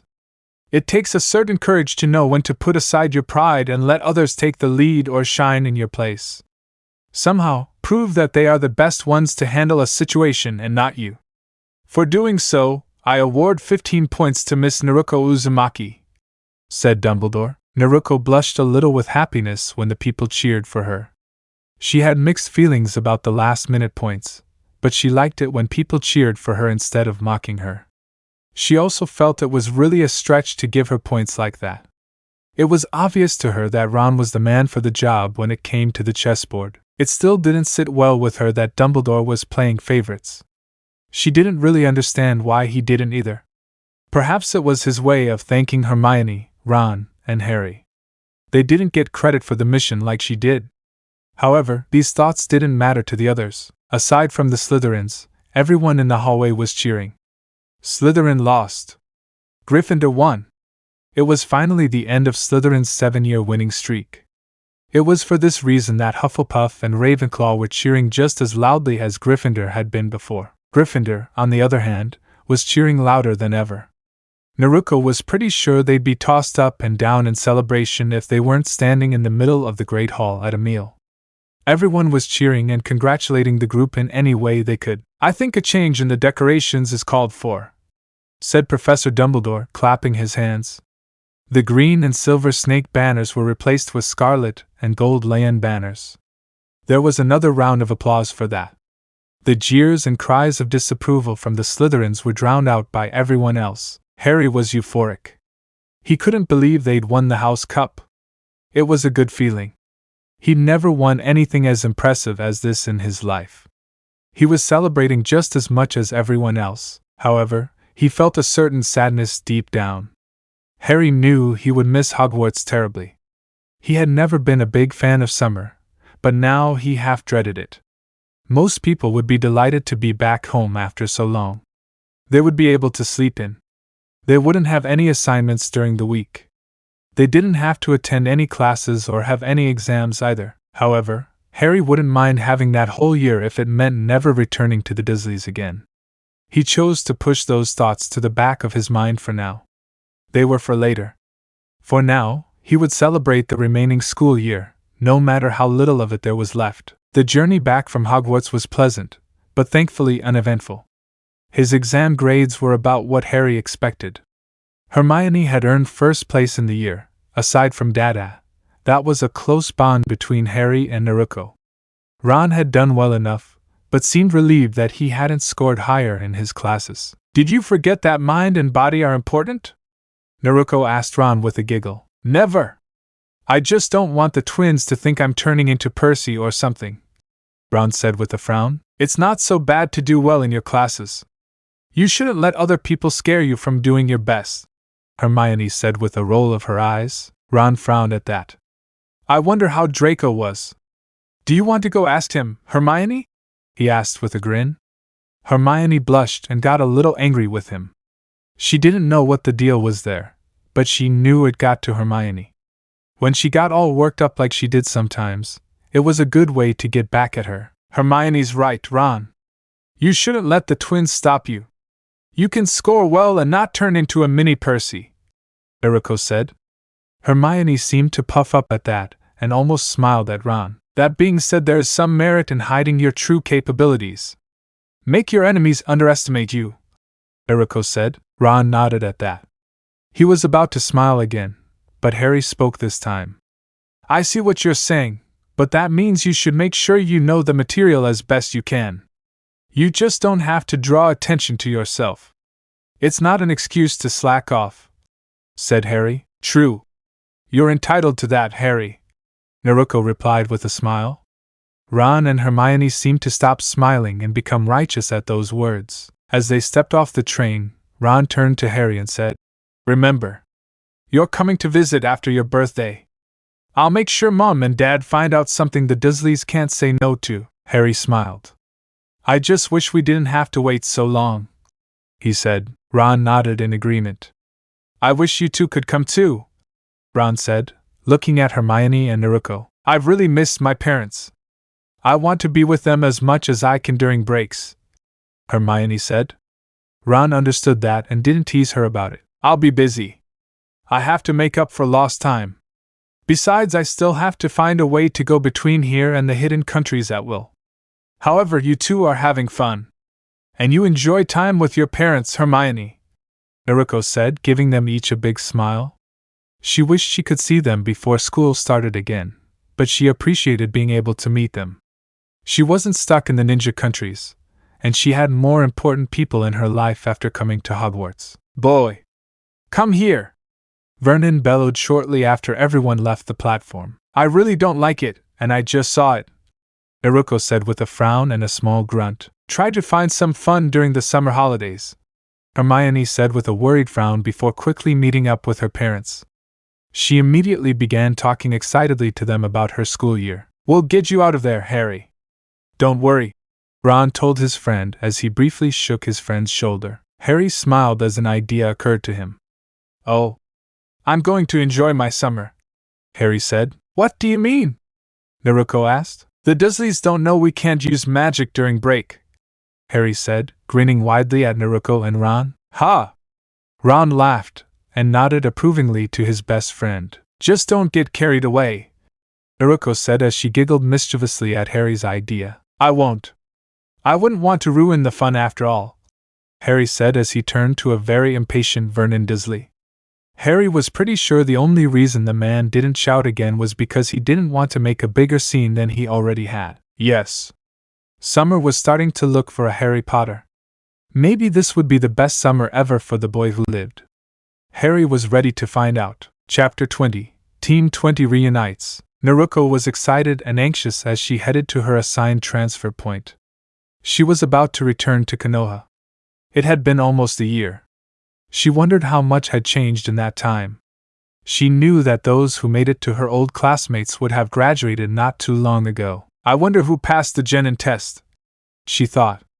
She was sure the students from the prominent clans made it. Sadly, that meant Sasuke did too. She had a theory that they were all given equipment that they couldn't actually fail the real test. After all, Konoha would want to show that its strongest clans had a bright future. Naruko also suspected there would be a large showing of children from the major clans in the upcoming Chunin exams in Konoha. Her team would also be included with the others. Ultimately, there was only one way to find out. Naruko took a deep breath and activated the pedant that would take her home. Welcome back, Naruko-chan, a familiar voice said. I could almost hear the smile in it. Hee hee! Naruko cried with happiness. She quickly gave him a big hug and made him laugh. I'm back, she said with a smile. From the looks of it, the Hokage said. I'm sure you have much to tell me. Naruko nodded and became serious. She was happy to tell him everything, but it was also a real briefing for their long-term training mission, Phase 1. Before we begin, I know who my father is, she said. The Hokage sighed. Dumbledore told me. I wanted to tell you later. It was something I planned to say once you became Chunin. That said, I think I agree with the headmaster. You were ready to know. I just couldn't see it, he said. I was a little upset that you never told me, although I understood why, she said. Then you know how important it is to keep knowledge secret. At least for now, he said. Yes. Harry Potter knows since he was there at the time. He also realized how important it was, he said. For now, I guess that's all I can ask. Has there been any progress regarding the Kyuubi? He asked, aside from the fact that he had a brief conversation with the Sorting Hat? No, Naruko said. The Sorting Hat, I suppose it would know all about your mother's Kyuubi, Sarutobi said. Naruko nodded at that. Before your official report, I have some news of my own to share, he said. Your unofficial mission regarding the stone is classified as a low B rank. Professor Dumbledore and I agreed that this seemed only fair. You and the others encountered a dark wizard of infamy, and thus confirmed important information about the one known as Lord Voldemort.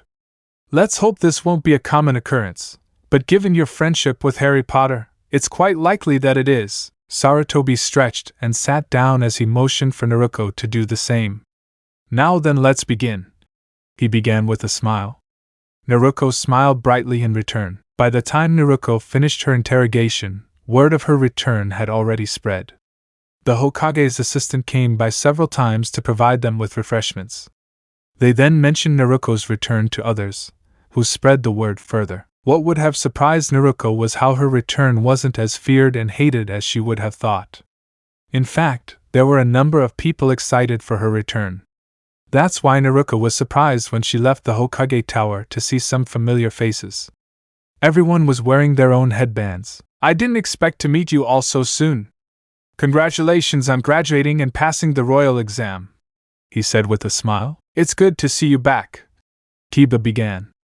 Then he smiled as he added, You better not have been slacking off during your trip. Naruko laughed at that. I would never do that. Besides, I'm pretty sure my rival will correct that mistake immediately, she said with a smile of her own. Ha! You know I would have. I can't have a rival for the coolest hat who falls short. It would look bad on me once I get the hat, Kiba said with an Inuzuka smile. Obviously, she said in response with a giggle. Then she turned to Shikamaru.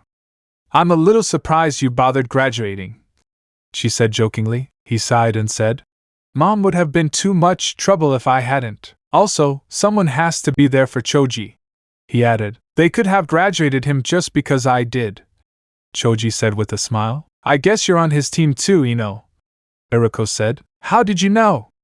Ino asked as they blinked in surprise. Your clan's abilities work really well together, and someone has to make sure these two don't slack off all the time, Naruko said with a giggle. Ino seemed pleased by that and tossed her hair with a smile. For better or worse, that's only natural, Ino said. Naruko laughed at that and smiled brightly. Despite everything that happened here, she had to admit that she really missed her home and the people here. Then she looked at the last girl in the group who blushed a little. Naruko walked over and gave Hinata a hug. Hinata-chan! It's good to see you, she said. Hinata blushed deeper and stuttered a little as she said, I feel the same. And then Naruko-chan. She may have blushed, but she was happy to see Naruko again. She never fully got used to how friendly and intimate Naruko was. What made it even worse was how Naruko was his partner during special kunoichi classes. Hinata didn't complain. It was embarrassing how good it felt, and it was kind of fun with Naruko as a partner. He wished he could just come right out and tell Kiba that was why he always made out with Naruko. Unfortunately, that would be a million times more embarrassing than it was with him. He liked to think they had some kind of hot girl-on-girl relationship. Hinata didn't know it, but there was a reason Naruko liked hugging her so much. Naruko found her so huggable and really cute and sweet. She also liked how strong and focused Hinata could be when she wanted to be. However, it was mostly how huggable she was. It was a fight with Naruko over whether Hinata or Hermione was the more huggable girl. To celebrate his return, Naruko and the others went out to get ramen. Only Naruko ate. The others just hung around to catch up. Halfway through the many bowls, Naruko had Shikamaru ask, I'm a little surprised you haven't met up with your teammates again. I will after this. I know how their schedules go. They're in the middle of training right now. As soon as I finish here and go meet up with them, they'll have done enough to take a break. Then we might as well train together to get used to each other again. I'm going on missions with them now that I'm back. We need to sort ourselves out again to work well together. We might as well hold a meeting for ourselves today and start training together tomorrow, Naruko replied. Do you know how? Shikamaru asked. Gigi told me. Honestly, you didn't expect me to be gone all this time and not have a meeting with him, did you? She asked. You go on a training mission and still gather information. You're really troublesome. You can't settle for one or the other, Shikamaru said. Naruko chuckled. Not all of us are lazy geniuses. Some of us try really hard, she said. Look, I keep telling you that, Ino said with a vindicated smile. All women are troublemakers, Shikamaru said. Ino snorted at that. Naruko laughed and said, Even so, one day you'll find a girl who isn't as troublesome as the others, or at least worth the trouble. Annoyance isn't a word, Shikamaru said. It's when it comes to you, he said with a smile. I think I'll have to use that idea on him, Ino said thoughtfully. Choji chuckled. I think they've almost found out Shika. he said. Shikamaru gave him a blank look. That would have been too much of an effort, so Kiba, Naruko began. What's your team like? She asked. It's great. We've already been to a couple of C ranks helping others track people. I'm on a team with Hinata and Shino, he said. That's good to hear, Naruko said. She turned to Hinata and smiled. Looks like you have a good team. I think so. Kurinai-sensei is also very kind and knows how to keep us on track, Hinata said cheerfully. That's good to hear.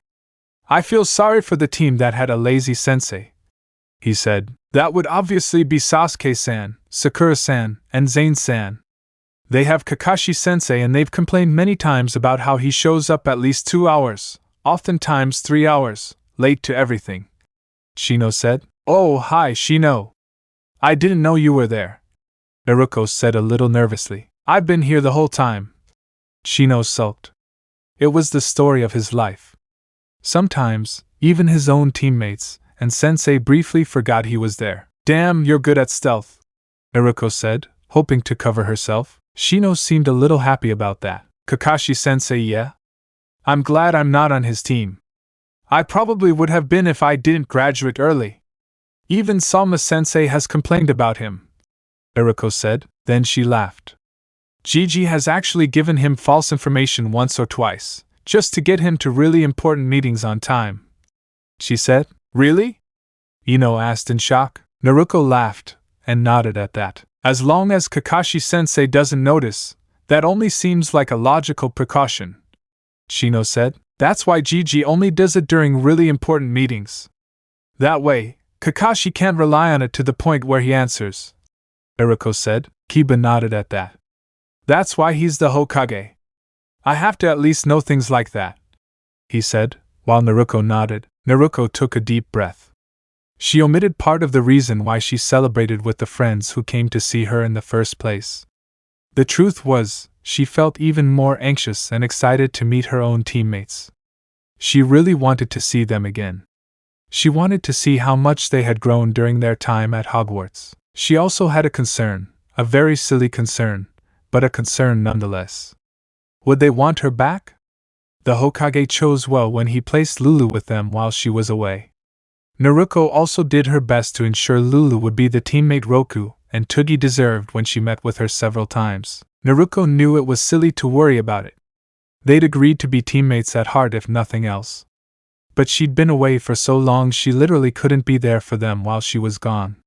Lulu was also very pretty. That was another silly concern, but it was there.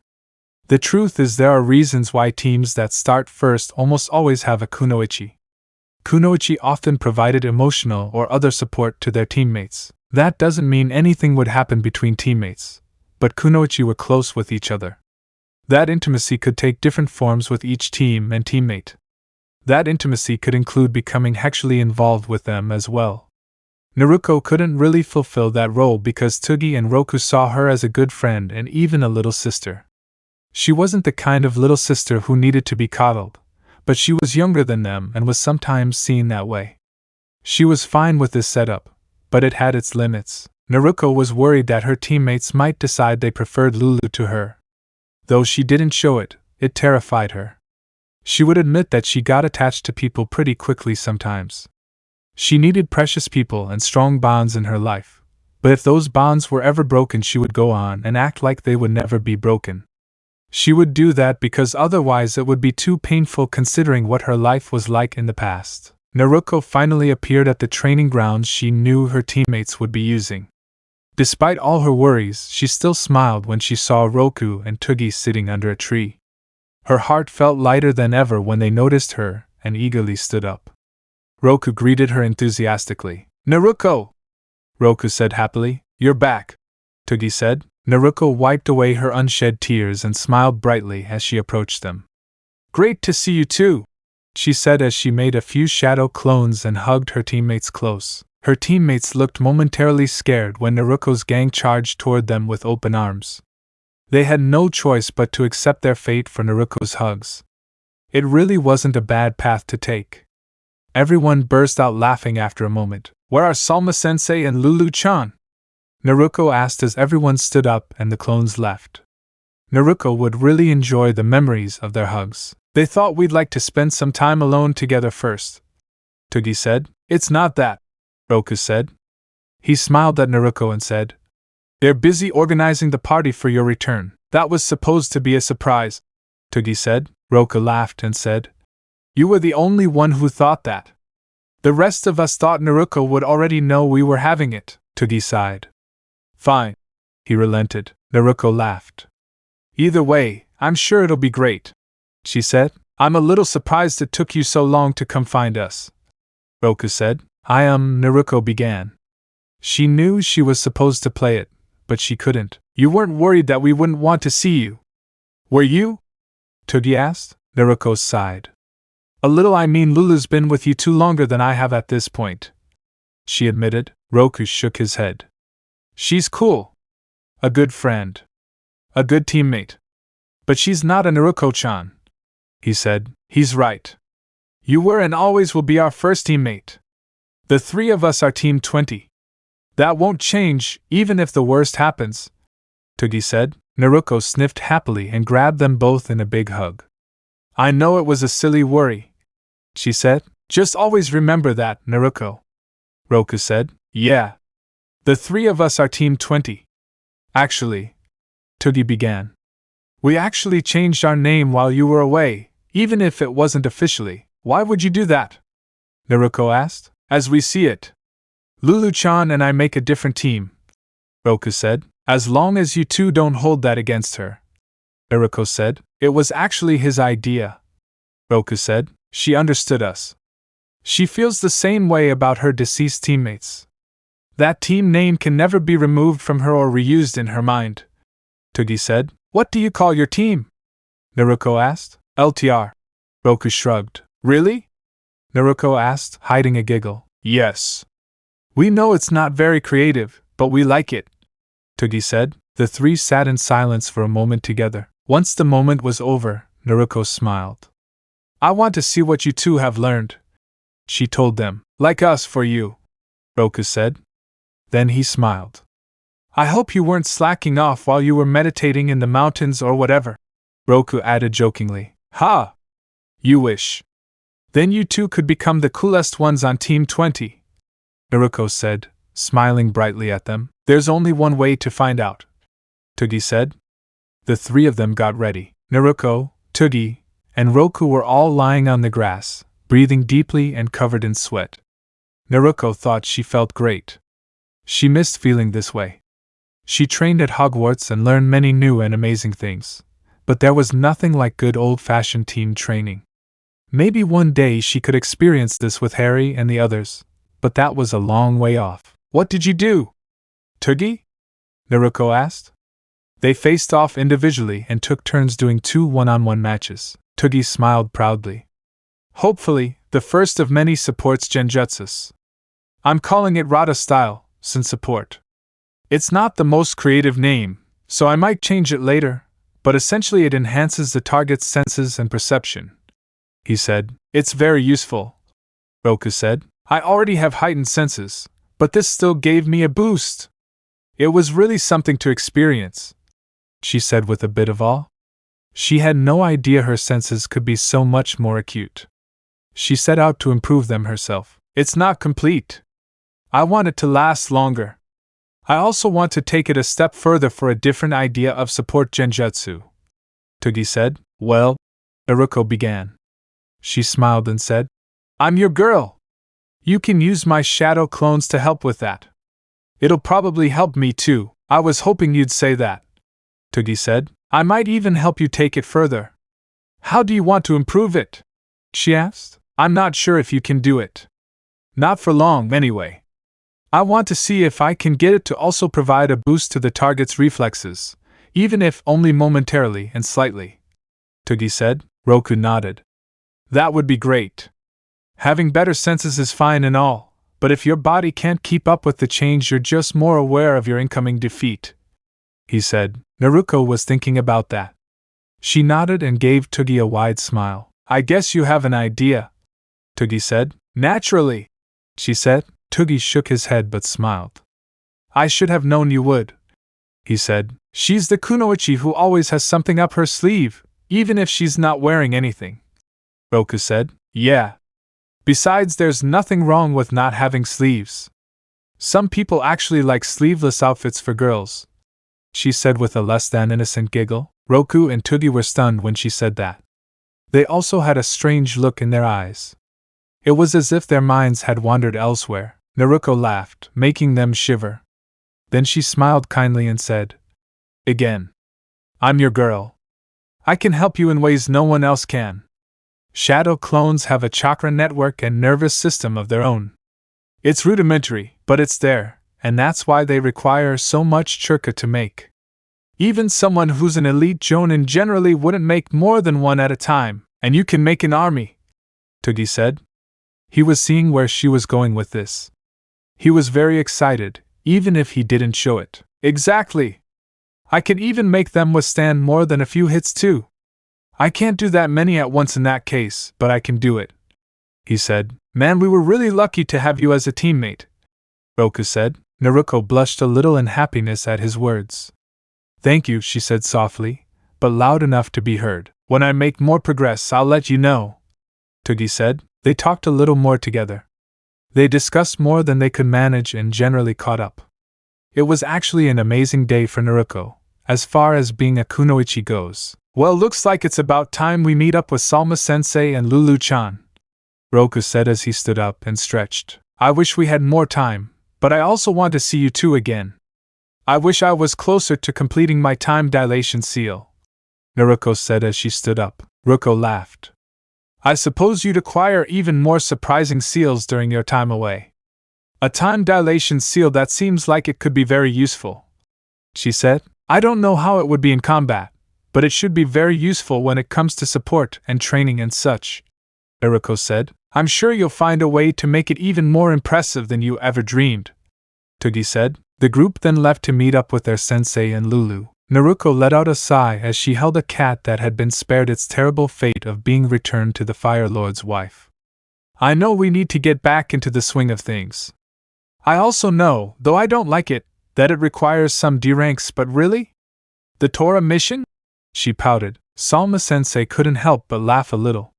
It was almost criminal how cute Naruko's pouts could be. Look on the bright side, Naruko-chan.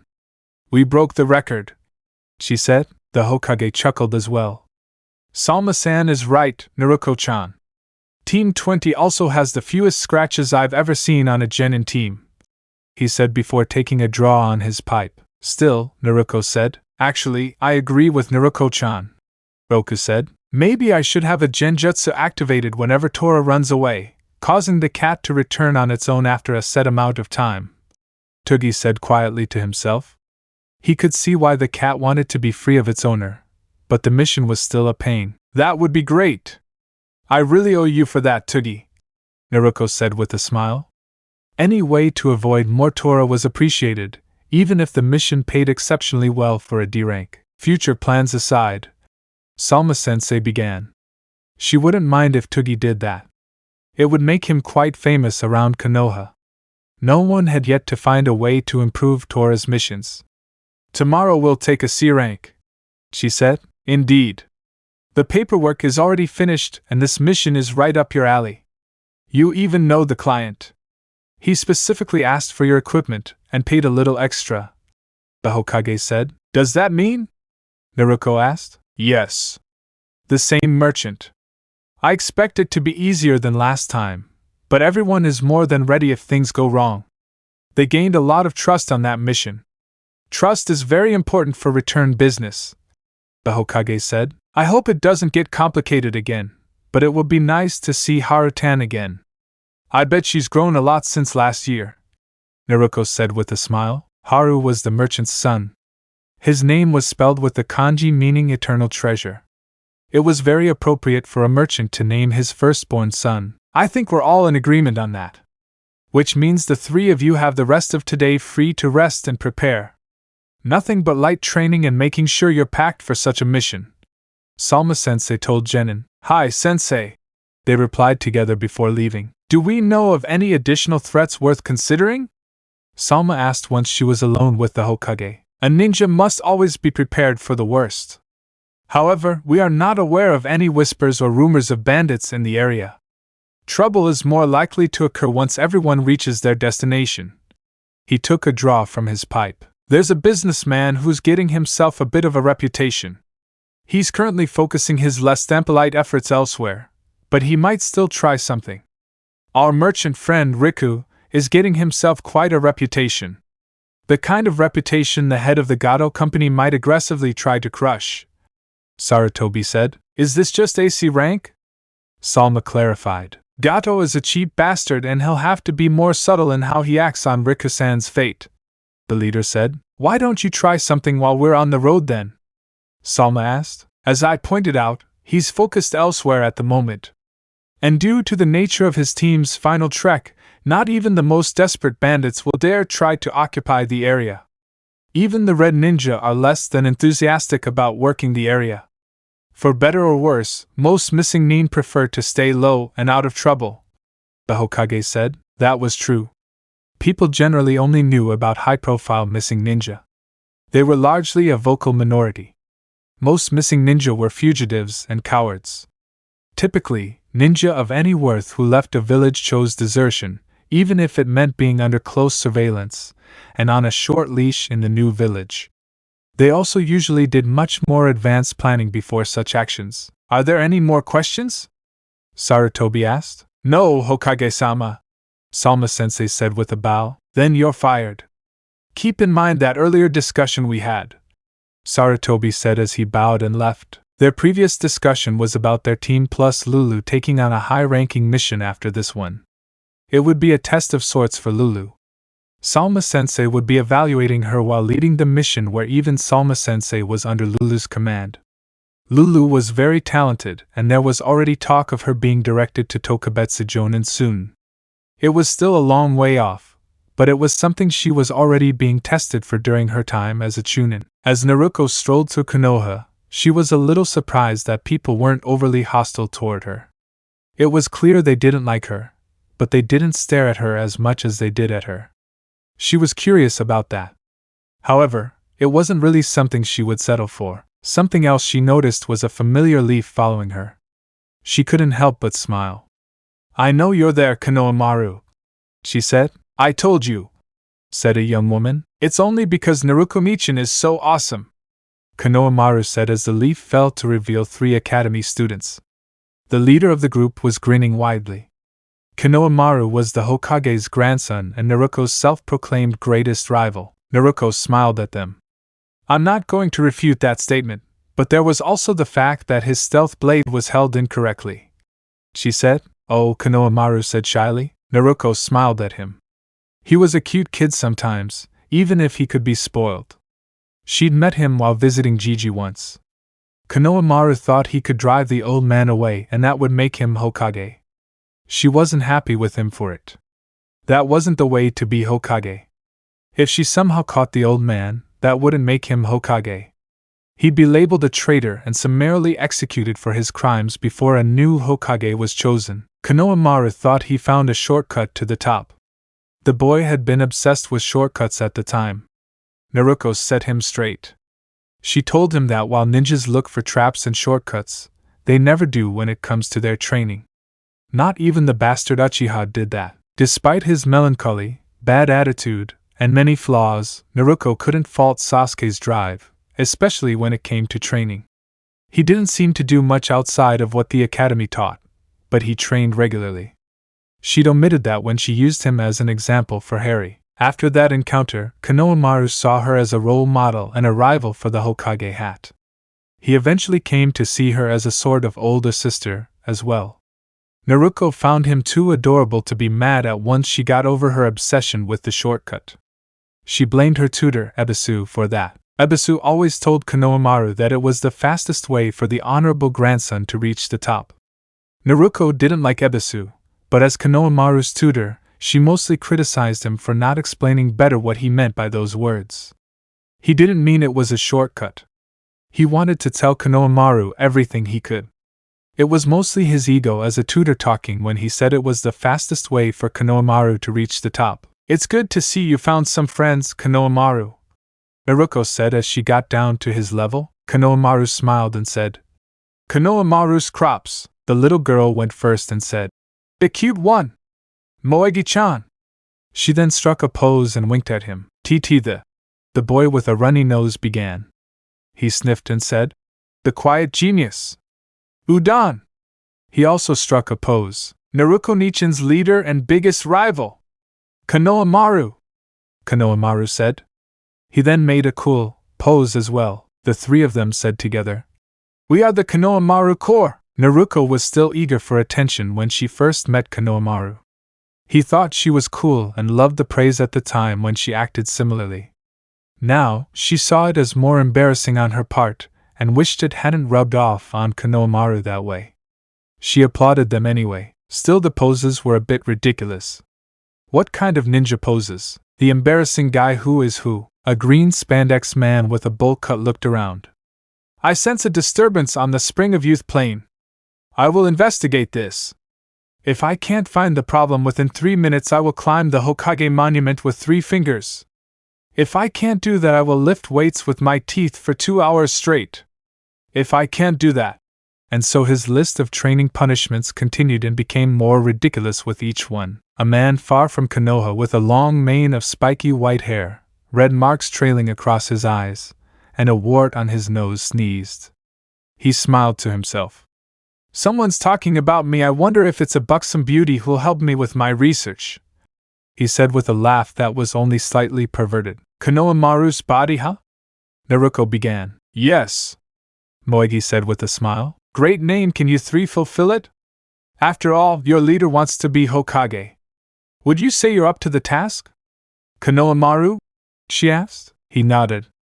Of course, he said. Naruko gave him a smile that was only slightly mischievous. Let's put it to the test, she said. She was allowed some light training. Besides, she had to make sure her self-proclaimed greatest rival lived up to his title. The 3 academy students lay on the ground, breathing heavily. Konohamaru's Naruko Nichin was definitely an amazing kunoichi. She really tested them. She didn't even look out of breath. Wow, Udon said. You 3 actually weren't that bad for the academy students. However, don't start slacking. What they teach you at the academy is only the most basic of the basics, Naruko said, giving them a smile. You got it, Narunichin, Konohamaru said as he quickly recovered and bowed to her. Moegi and Udon found it impressive that Konohamaru could do that. Then again, he was their leader. He really got them to take things seriously while still having fun. So can you teach us something? Konohamaru asked cheerfully. Naruko swore that if she were a puppy, her tail would be waving a storm of hope. Can it be useful? Unlike that jutsu, Moegi asked. Naruko blinked at that. Then she looked at Konohamaru. You didn't, she began. Konohamaru blushed a little and his eyes didn't meet hers. Naruko sighed. That was one of the most embarrassing moments. Konohamaru kept asking her to teach him a jutsu. She had nothing else and wanted to show something original. She blamed her past behavior on being so desperate for attention, praise, and showing off. I'll admit the jutsu is a bit alright, but it works surprisingly well. We're ninja. We're about to throw off opponents. The Hexi no Jutsu, when used properly, can even do that to Kages, Naruko said as she looked to the side. She wasn't blushing. Not at all. No way, Moegi said in disbelief. Oh yeah, Konohamaru said. I actually used it to joke around with Ebisu-sensei, and Grandpa knocked him down when he fell and came to see what was happening. He fell backward too. He recovered, and for some reason, he instantly knew that Narunichin taught it to me. It's perverted, so it only works on children. Only children can be perverted, Moegi said. Oh? You want to bet on kinky things that only work for kids? Naruko said. She really should act more mature, but she was at the moment. You're in, she said. If I win, you must also master the Hexi no Jutsu, Naruko said. What if I win? Moegi asked. I'll let you go straight to learning something different, Naruko said. Agreed, Moegi said. Naruko stood up and smiled as she said, Bishounen no Jutsu. There was a cloud of smoke, and in Naruko's place stood a very handsome young man covered only by wisps of smoke. He was tall with a slim but muscular build. His features were almost too dreamy, and his hair was a wonderful mess of intentional yellow blonde spikes. Moegi had hearts in her eyes. "Good afternoon, Moegi-chan. You look lovely as always," the man said in a very soft voice. Moegi fainted with a dreamy smile on her face, which was not innocent. The smoke appeared again and Naruko stood in front of them once more. "Maybe it was a little too much," she said. Then she blushed. "I can't believe I just did that," she screamed inside her own head. What was she thinking? "I think I know why Moegi didn't like us doing that jutsu, Konohamaru," Udan said to his group leader. Konohamaru nodded. "Yes. That jutsu shouldn't be used as freely as it had been in the past. Being on the other side was very embarrassing, and for some reason, it bothered him. It was still a tool to be used, and he had other ideas about variants of the jutsu. If it could also work on girls, that just gave him more options." Naruko pouted as she fell to her knees. "I really need to get a grip on myself," she muttered. Then she nodded to herself in determination. She would make up for it. There wasn't much she could really teach them about jutsu. Only Konohamaru had a substantial amount of chakra so far. They were still very young and not in her situation. There was still something she could teach them, or begin to teach them. She could also encourage them a little. There was one exercise she wished she'd taken more seriously. They should be learning it now anyway. She carefully woke Moegi-chan up. She gave the girl a kind smile. "Sorry about that, I got a little carried away there," she apologized. Moegi just nodded while blushing. "However, even girls can be perverted. I know of a girl with bright pink hair, who got the highest grades in her class, but she also really likes the manga boys love. Perverted things are just part of who we are. Some just happen to let it really get to you," Naruko said. Moegi would know what she meant by that in a couple of years, once she took the special kunoichi classes. "I will learn it," Moegi said. Naruko sighed. "You made a bet. We all have to learn to be careful with those things," she said. "Yes. Narunichin," the girl said. "However," Naruko began, "I'll start teaching you something else.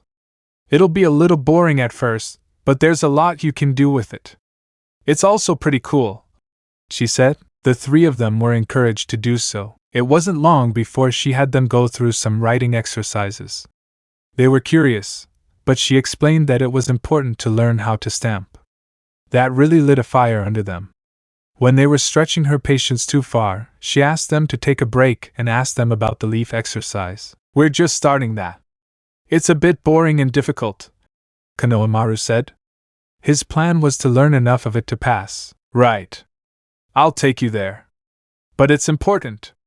And once you learn it well enough, you can start practicing this," Naruko said.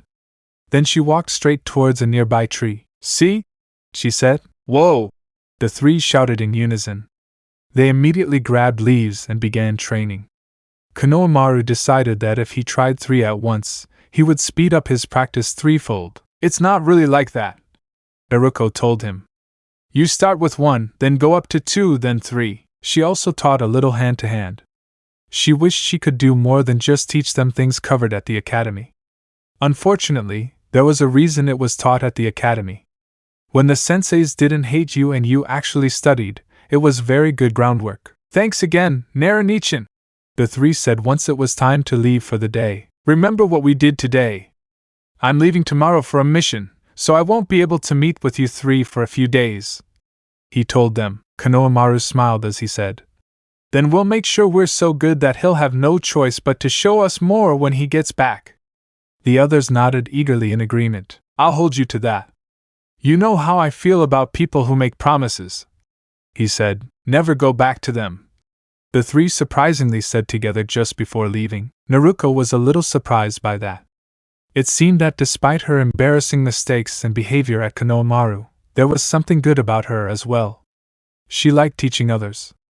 Maybe one day when she was a super awesome kunoichi, she would be a Jonin sensei. She really didn't want to do all the academy instructor work. She couldn't stand that, and had a deep respect for the 2 teachers who she saw as taking it seriously. After stopping to eat ramen, Naruko went home to spend the night. She packed for tomorrow's mission and collapsed into her bed. She felt very happy about the day. That was really saying something, considering it was Tora's mission day. It felt good to be back on missions with her teammates. She had only been back for a few days, but she felt fine again. She was actually happy that not as many people decided to hate her while she was away at Hogwarts. She was more surprised that Ino saw her as a closer friend than before she left. Naruko decided that next school year, she would write more often. Fukami was more than willing to do so. She smiled as she looked at her owl. "Who?" Fukami said as he tilted his head and looked at her. "Just thinking about how cool an owl you are," he said. He hooted and shook his head to show he was natural. He was her owl, after all. No ordinary magical owl would do that. That's exactly why he chose her when they first met. Naruko stood up and stroked his feathers a little as she smiled at him. Maybe he played a role in why things were better than she expected them to be. Most people in this world saw owls as good luck and protectors. She was pretty sure that wasn't the case, but it was still a nice thought. She'd have to take some time to write to her Hogwarts friends soon. She was pretty sure Harry would be very excited to hear from someone while he was staying with the Dursleys. She spent a little time before going to sleep thinking about that. There had to be options. There had to be ways to get Harry away from the Dursleys. There just had to be. She would find them. Let me know in the comments below if you guys want the next part. Also check out my other video that has been shown and left. Thank you for watching. If you enjoyed this video please like and share this video. And have a fantastic day. Bye.